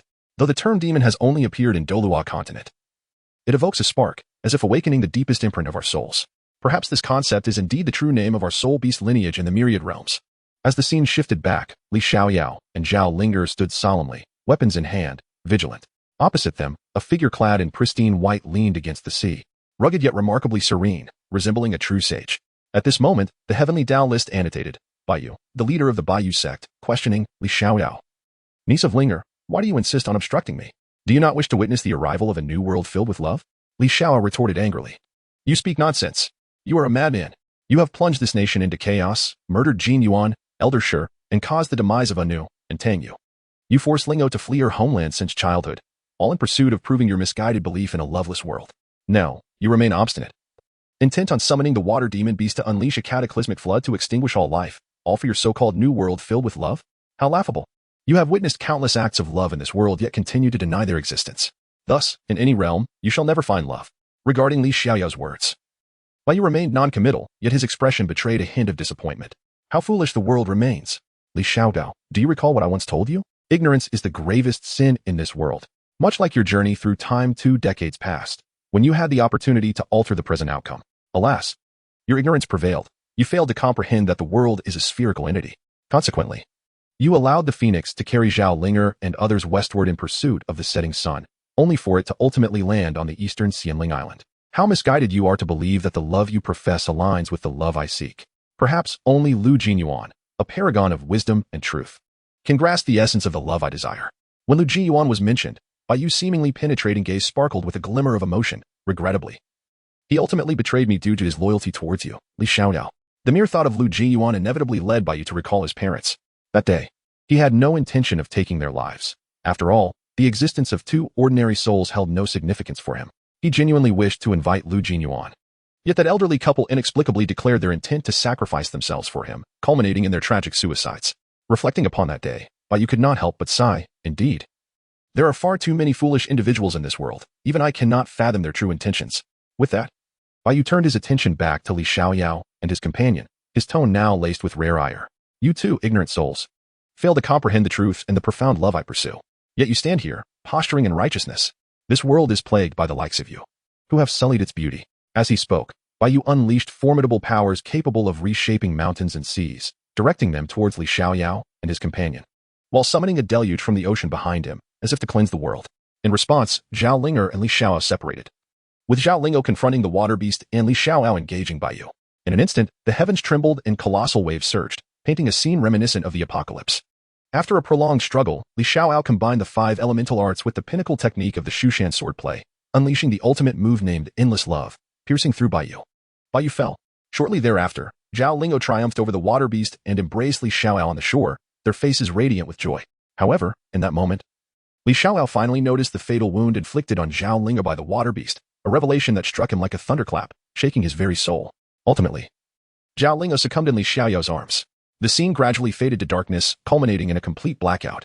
Then, under the watchful gaze of the onlookers in Douluo Continent, 3 beams of light emerged from the heavenly Tao golden list, flashing away in an instant. Alas, she has perished. Linger has indeed met her end. That Madame Baiyu, who chose to take lives and bring ruin in the name of love, is utterly deranged.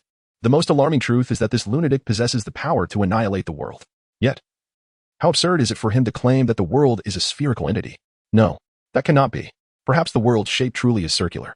Hiss. You dare to entertain Baiju's delusions? Are you not becoming his disciple? Nonsense.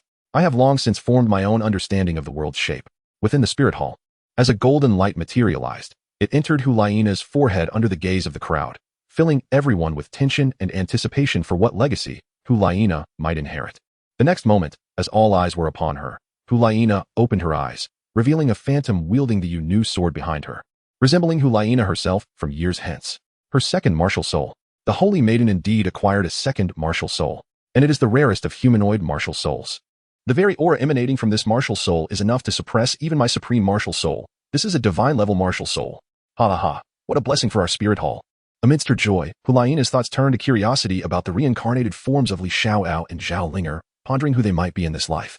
Meanwhile, at the Tiando Royal Academy, atop the mountain, Yi Lingling also opened her eyes, summoning her martial soul. An exquisite phantom with a serpent's tail and a human form appeared, accompanied by the slow rotation of the 5 elemental spirit pearls. Witnessing this, a faint smile graced Yu Lingling's cold and lifeless face beneath her black veil. A beauty breathtaking in its intensity. A descendant of Niwa? Soon, I too may partake in battle. As she spoke, memories of Lin Yuru beneath the locking demon tower and Li Xiaoao cradling Zhao Linger's lifeless body flashed through her mind, leaving her curious about their current identities. Elsewhere, at the Ice and Fire 2 EI, a brilliant golden light suddenly appeared in the sky, capturing the attention of all. Then, to the astonishment of the crowd, the golden light shot directly into the brow of Yubai, who sat beside the spring. Yubai, is that Li Xiaoyao? Hiss. Little White is actually the reincarnation of Li Xiaodao. The chubby one was taken aback, then indignantly grumbled, indeed, I detest those lucky ones like Little White. Especially those who fail to share their fortune with me. Beside him, Dugabo, rarely seen in such a contemplative state, stroked his goat beard while nodding. I too wish to know what my past life was like, purely out of curiosity, not to inherit all the skills, talents, and experiences of my former self. As he spoke, Dugabo cast a reproachful glance at his granddaughter Duguyen, lamenting inwardly, alas, if only she were more proactive. I had to take matters into my own hands, only to have that brat discover my intentions, to ensure Yin Yan's lifelong happiness. It seems I must exert more effort and devise a new, tasteless concoction. Sensing Dugabo's gaze, Duguyen instinctively turned, locking eyes with her grandfather's peculiar stare. In an instant, she understood his intentions, causing her to exclaim in frustration, Grandfather, stop with your schemes, otherwise, I will truly be angry. Realizing he was about to be exposed by his granddaughter and drawing the attention of others, Dugubo quickly cleared his throat, neither confirming nor denying, and promptly turned to leave. Absurd. Everything is for the lifelong happiness of my granddaughter. How could Dugubo possibly give up so easily? Upon witnessing this scene, Duguyen's delicate face was filled with helplessness. She could not help but shrug her shoulders at the chubby figure beside her, Ning Rongrong, Guyuna, and Di Tian. Her gaze then subtly shifted towards the distant Ice and Fire eyes, and a flicker of brilliance emerged in her icy blue eyes. Not far away, beside a spring, having absorbed all of Li Xiaoyao's talents and cultivation methods, Yubai finally opened his eyes. As he meticulously sensed the legendary cultivation techniques, Yubai discovered that the principles of cultivating immortality bore a striking resemblance to those of soul power and fighting spirit. The only distinction was that, in the realm of immortality, the proportion of life-giving substances in the heavens and earth was significantly greater than that in the Douluo Continent and the Douluo world. Simultaneously, the cultivation of this world placed greater emphasis on refining one's essence, energy, and spirit.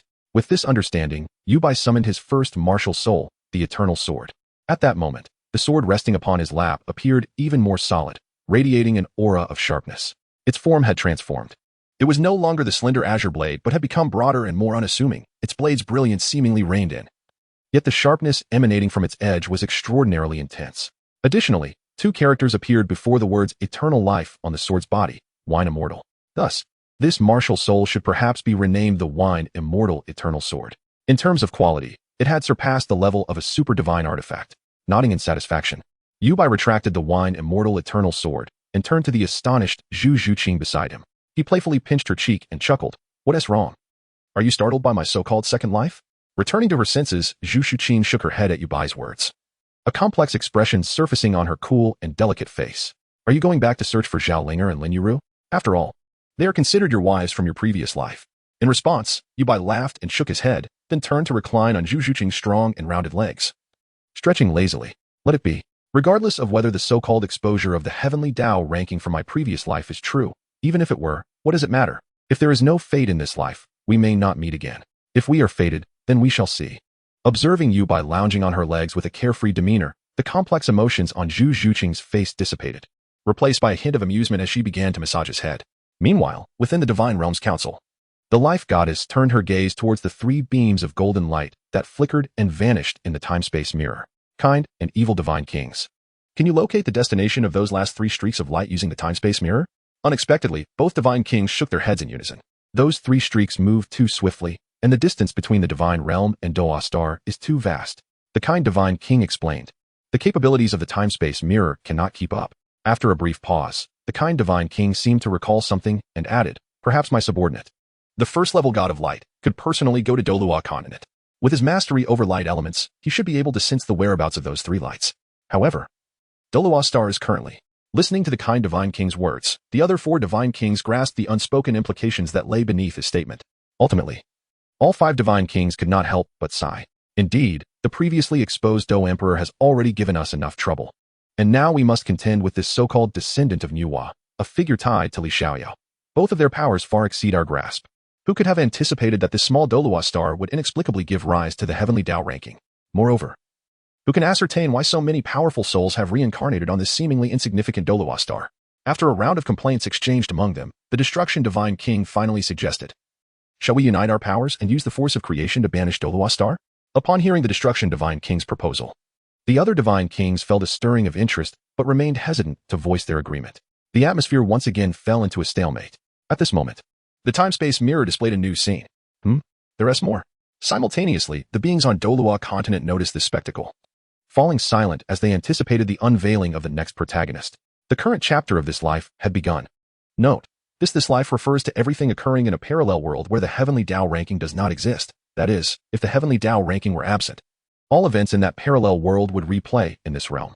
As the annotation for this life appeared, the entire Douluo Continent, along with the gods of the divine realm focusing on the heavenly Tao ranking, was struck with astonishment. They realized for the first time that, apart from the myriad worlds, there existed parallel worlds identical to their own. Is it true? A parallel world? Everything that transpires in those worlds will replay in ours. Does that mean there exists an identical version of me in another parallel world? Wait, if that is the case, could we not glean insights into our future scenarios that would have unfolded had the heavenly Tao ranking not appeared? Would this not enable us to foresee the future and alter it? The heavenly Tao ranking truly lives up to its name as the heavenly path. Quickly, let the images appear. I can hardly contain my eagerness to discover what fate has in store for us. And this orange, as the first unveiled figure of this life, surely possesses a captivating life story. As all beings engaged in fervent discussions and speculation, two lines of golden characters slowly faded from the heavenly Tao ranking, followed by a scene gradually manifesting. The imagery revealed a small village, yet flames engulfed it, and the ground was strewn with the bodies of villagers. Armed soldiers, drenched in blood and wielding spears, mercilessly slaughtered anyone they encountered, regardless of age or gender.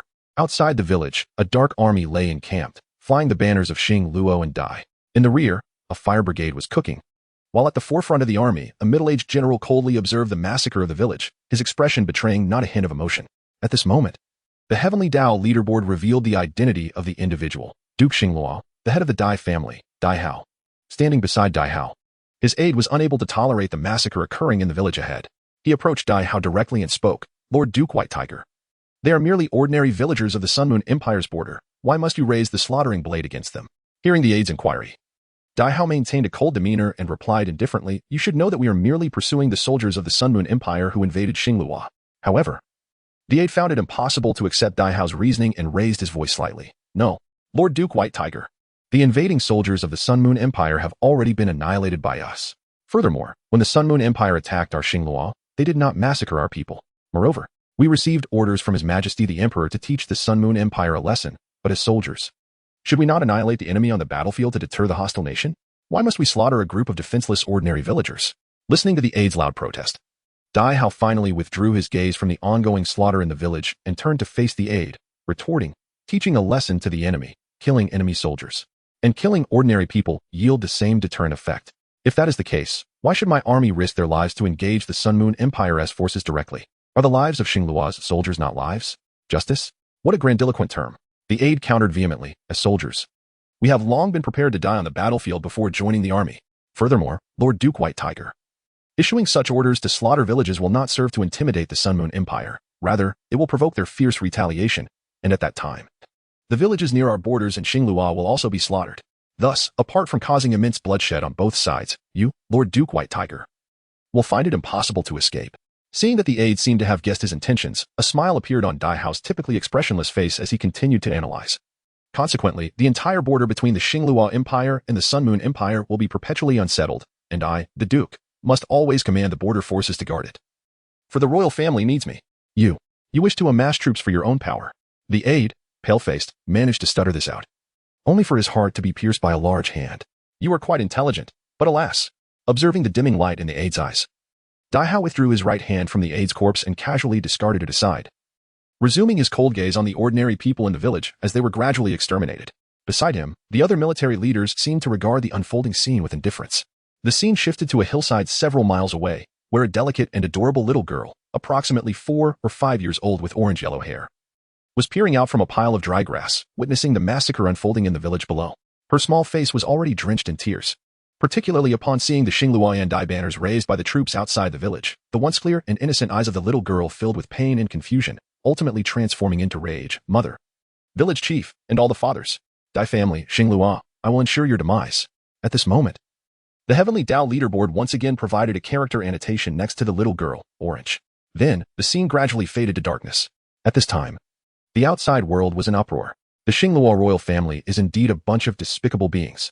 For the sake of their own power, they disregard the lives of others, even deliberately instigating a war between two empires. Is this the Dai family? What a piece of garbage. No wonder the struggle for the throne in the Xingluo Empire allows only the victor to become the new emperor, while the vanquished are killed outright. This is how cold-blooded monsters are cultivated. Per villagers and Little Orange, their misfortunes are merely the result of others' ambitions. This filthy Xingluo royal family should be overthrown quickly to prevent further harm to others. Wait, what is the Sun Moon Empire? I have never heard of a country named after the sun and moon in previous histories. Could it be that this is a future period of Douluo Continent? Just as the people on Douluo Continent were either condemning the Xingluo Empire or speculating about the so-called Sun Moon Empire on the other side of Douluo Star.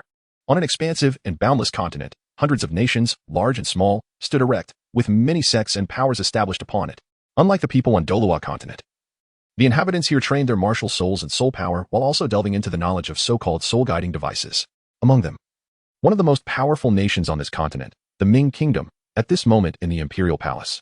An elderly minister stood up from the crowd upon witnessing the scene on the Heavenly Dao leaderboard, bowing respectfully, Your Majesty.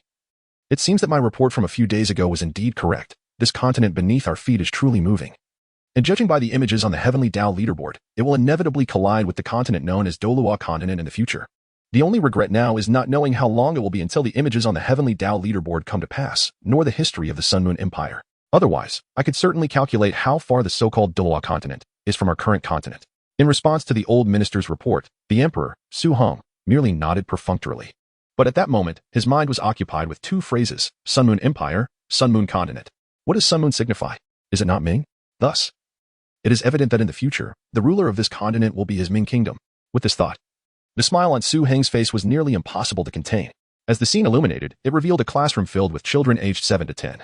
At the front, an instructor, holding a book, was passionately recounting the contents of the textbook. Children, the history book in your hands is published by the Shrek Academy. Renowned as the first Soul Master Academy on the continent, which boasts the largest number of Soul Masters on Douluo Continent. It records all events from 1,000 years ago when the Shrek 7 monsters gathered together until their ascension to godhood. Although we on the Sun Moon Continent focus on developing more powerful soul-guiding devices, the enhancement of individual Soul Master strength remains indispensable. Today, we will explore the journey from being a Soul Master to achieving godhood through the Shrek 7 monsters ascension record.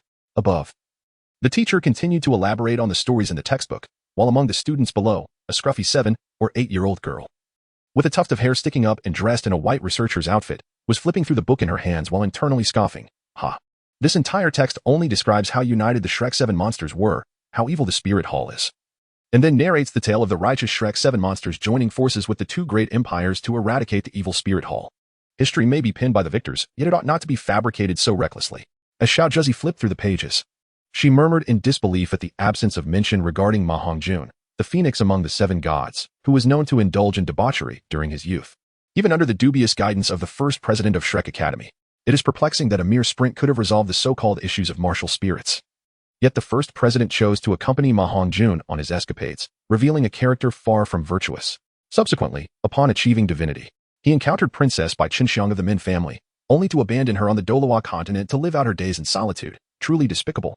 The so-called god of colors, Ning Rongrong, and the god of cuisine, Oscar, are equally absurd, possessing a unique opportunity to resurrect with the fusion of martial spirits.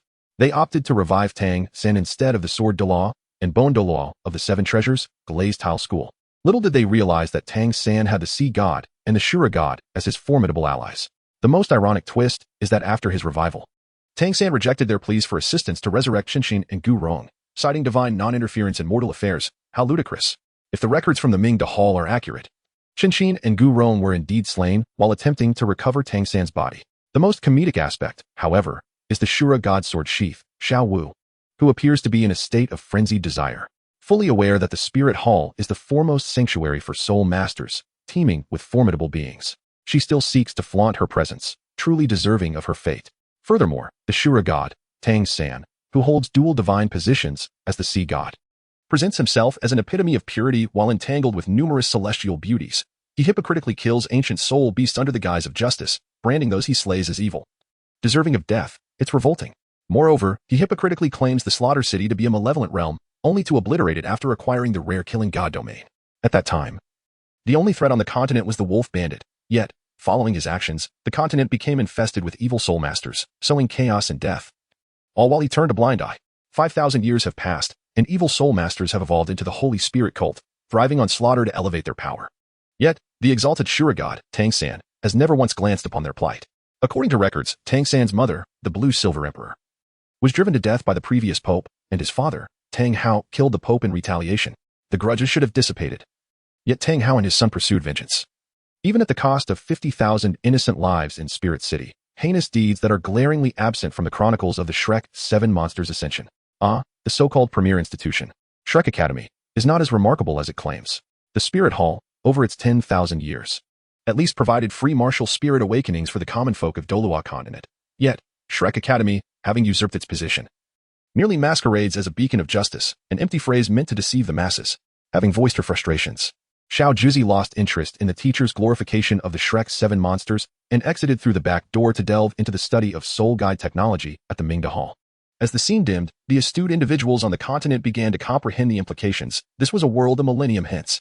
The Spirit Hall had been vanquished by the two great empires and the so-called Shrek 7 monsters. This portends calamity. Ascended to divinity? It appears that gods are indeed not mere legends. Have the Shrek 7 monsters truly attained godhood? Should we not seek their favor now? Yet, what folly! With the emergence of the heavenly Tao rankings, history as we knew it has irrevocably altered, not to mention the formidable Do Emperor of the Spirit Hall. Do you truly believe that even the so-called deities would not first face a formidable challenge before descending? The various factions commenced their maneuvers, severing ties. In the Starluo Empire, Starluo City, the Grand Princess residence, the Shrek 7 monsters achieving divinity? Observing the exposure of the heavenly Tao rankings, a smirk crept upon Davis's face. Since the day of the great conflict in Shrek, the Shrek 7 monsters had ceased to exist. Tang San was taken away by Tang Hao. Ning Rongrong and Zhu Zhuqing vanished entirely, with only the sword Douluo and bone Douluo of the Seven Treasures glazed tile school, along with the clan leader Ning Fingxi, remaining as witnesses to their absence. The so-called Shrek 7 monsters now consist solely of the portly Ma Hongjun, the food system's sole master Oscar, my dearest brother, and Xiao Wu, whose identity appears somewhat dubious. How could they possibly attain divinity? After a cold laugh, Davis's expression turned icy, revealing a hint of malice. It is said that my beloved father is currently negotiating with the Zhu family to find a suitable maiden to replace Zhu Xing for a betrothal with Dai Mubai, thereby continuing the rivalry with this prince. Now, with the revelation of Dai Mubai's potential for divinity following the exposure of the heavenly Tao rankings, my father and the court officials will undoubtedly favor my dear brother Mubai. Contemplating this, a fierce glint ignited in Davis's eyes, transforming into a venomous glare. Alas, dear brother, I had hoped to allow you a few more years of life to enjoy, but circumstances no longer permit it. If blame is to be assigned, let it be for your talent that threatens my position. With that thought, Davis summoned a trusted aide, whispering several instructions before watching the figure depart. An incessant smirk on his lips. My dear brother, since you fancy the Heaven Do Empire, let it be your eternal abode. Blue Tyrant Academy? Their strongest are merely a handful of soul saints? Humph. Meanwhile, at the residence of one of the 4 prominent families, the Min family, upon the unexpected exposure of the heavenly Tao rankings featuring their young lady, the clan members engaged in fervent discussions. Particularly, the young men secretly enamored with by Qinxiang wished they could immediately locate that rotund Ma Hongjun and exact vengeance. How dare such a mere lecherous wretch lay claim to Our Lady? The Phoenix God? Clearly a beastly title. No wonder he would commit such despicable acts. To abandon Our Lady, leaving her to a life of solitude, while he frolics in the divine realm as the Phoenix God, truly disgraceful. Inside, the clan leader Bibi gazed sorrowfully at his granddaughter, never having anticipated that the cherished girl of his heart would be ensnared by such a scoundrel, ultimately facing a fate of loneliness. The thought ignited uncontrollable rage within Bibi's eyes. Ma Hongjun, is it? I hope you never cross paths with me, for I shall make you pay dearly. And Tang San, the son of Tang Hao. Truly, there are no good apples in this barrel. From this day forth, our Min family shall sever all ties with you wretched father and son. Deep within his heart, Bibi resolved to comfort his granddaughter. Xiang, do not worry. Your grandfather will certainly find you a suitable match in the future. I will never allow someone like Ma Hongjun to come near you again. Grandfather, have you lost your senses? Who even wants to get married? In that moment, Bai Qinxiang displayed no sign of disappointment or sorrow. Instead, she retained her usual haughty demeanor, placing one hand on her hip while tugging at Bibi's beard with the other, exclaiming in frustration, besides, what is there for me to be upset about? Nothing has happened yet, has it? As long as I keep away from that scoundrel Ma Hongjun. Won't my fate change? You really are foolish, grandfather. In the Spirit Hall City, upon hearing from Xiao Juzi that 500,000 innocent residents had been mercilessly slain by Tang Hao and his son, the inhabitants of the Spirit Hall City were immediately engulfed in panic, directing a torrent of curses at the father and son duo. Damn that Tang Hao! Why must we, mere residents of the Spirit Hall City, be slaughtered without provocation? How did such a beast escape the wrath of the former pope? Damn it! His son is a petty thief, and he is an equally blind brute. What a family of beasts! How can such a family ascend to divinity? It seems that the so-called gods are nothing but trash. Thankfully, we have the Dou Emperor elders in the Spirit Hall. Meanwhile, within the Papal Palace, the elders, along with Zhu Gui Douluo and Hu Liena, were incensed to witness the Spirit Hall's downfall at the hands of Tang Hao and his son, as well as the so-called Shrek 7 monsters. They rose in unison, directing their ire towards Pope Bibi Dong. Your Holiness, please grant us permission to obliterate the Blue Tyrant Academy. I wish to see how they will nurture the Shrek 7 monsters to destroy our Spirit Hall, only for us to take their place. Furthermore, regarding the two great empires, we request your approval to assassinate their ministers and royal families. I believe that at that juncture, they will recognize the disparity in our strengths. Your Holiness, please issue a warrant for the capture of Tang Hao and his son. It would be prudent to eliminate such foes at the earliest opportunity. Observing the fervent discussions below, Pope Bibi Dong appeared somewhat troubled. Eventually, she commanded that for the safety of the continent, and to prevent the proliferation of evil soul masters, a continent-wide manhunt for Tang Hao and his son be initiated, regardless of their fates. As for the Shrek 7 monsters from the Blue Tyrant Academy, Bibi Dong chose to remain silent. The titled Douluo present were well aware of Bibi Dong's past, and upon witnessing her silence regarding the Blue Tyrant Academy, they relinquished their original intentions. At this moment, within the Blue Tyrant Academy, the once bustling cafeteria fell into an eerie silence. All the students gazed in disbelief at Oscar, Ma Hongjun, Dai Mubai, and Xiao Wu, their expressions frozen in astonishment. Phoenix God Ma Hongjun, Food God Oscar, Shura God Sword Sheath Xiao Wu, and the unknown deity Dai Mubai. How is it possible that these four could ascend to divinity in the future? Indeed, while their talents may be commendable when compared to true geniuses, they are merely average. I heard that Shui Bingo from the Water Academy is merely 14 and has already acquired her 4th soul ring. Yet, Dai Mubai, at 15, is only at the 35th level of soul power. What can he possibly compare with her? Other talents of 12 years old are at levels 27 or 31. Such instances are rare in the Douluo Continent, yet history is not devoid of such gifted soul masters, some even stronger than them, and they have never ascended to divinity. Perhaps you have not carefully considered what Xiao Juzi mentioned on the Heavenly Tao list. That Tang San stands behind the Shura God King and the Sea God, so the divine positions of others might just be favors bestowed by these so-called gods. As the four individuals being discussed, Dai Mubai and his companions finally regained their composure. Their faces alight with joy. They were unconcerned with others' opinions. The revelation of the Heavenly Tao list had already proven one undeniable truth. They possessed the potential for divinity. Especially for Dai Mubai, the thought brought an exuberant smile to his face. Ha, Davis. The Heavenly Tao list has proven that I am the most talented among the Star Luo princes, destined for divinity. Your time is limited. Oscar, upon seeing his future as the food god and Ning Rongrong as the nine-color goddess, felt a rush of joy as he realized the opportunity for a divine fusion technique with her. Ma Hongjun, knowing he was destined to become the Phoenix god, beamed with delight.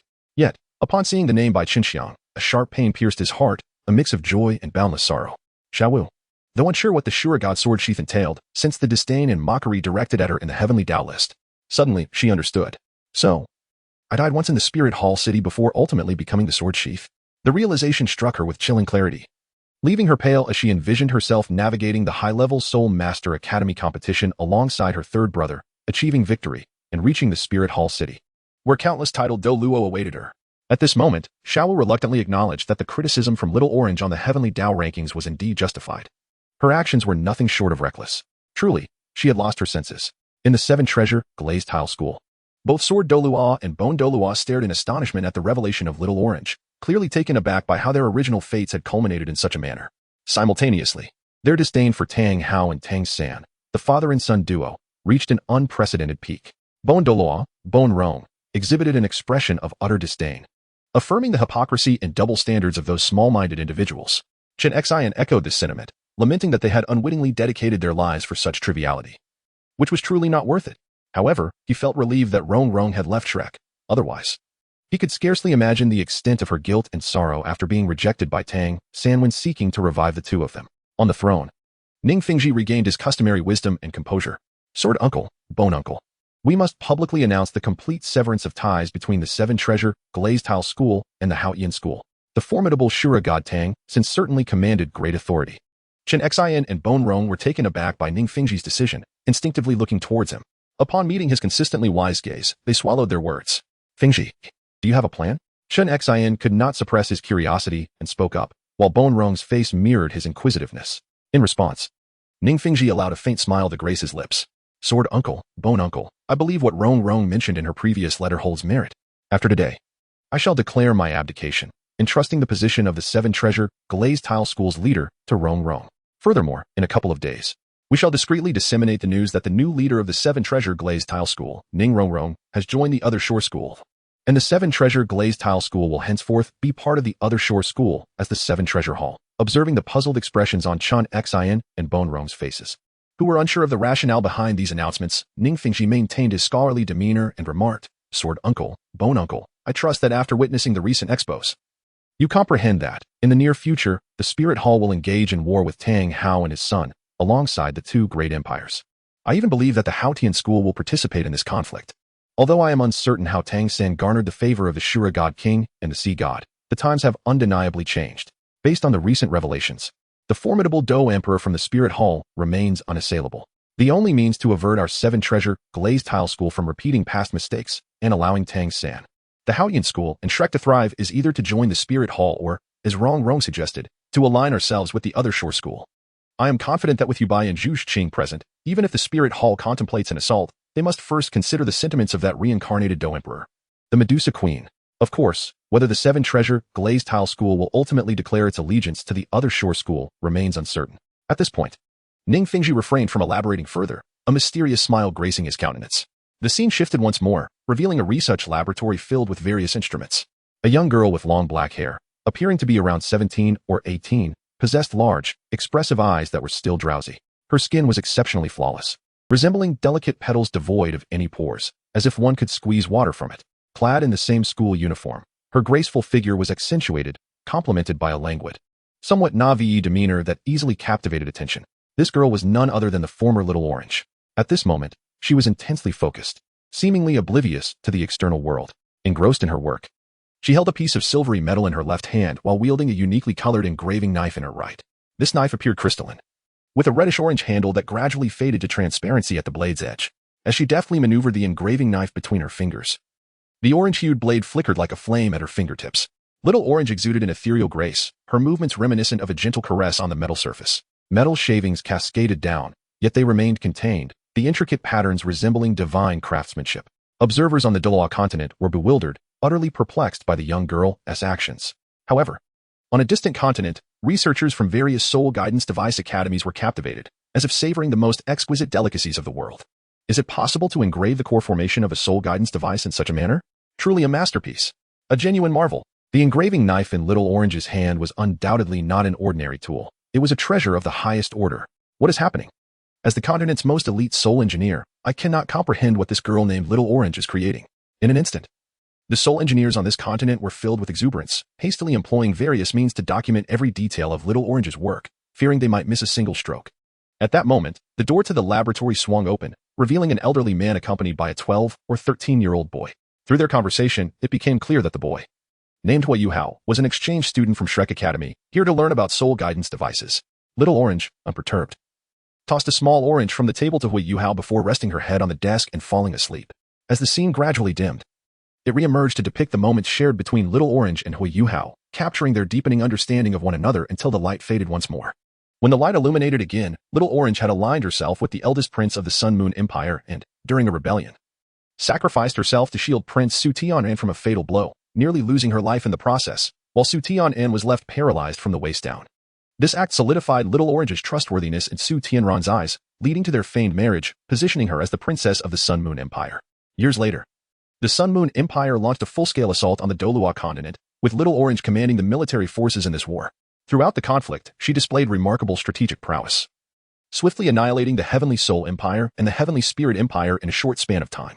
To maintain the imperial bloodline of the Sun Moon Empire, Su Tian'an requested Little Orange to bear a child with the prince of the Sun Moon Empire, ensuring the birth of a pure-blood heir.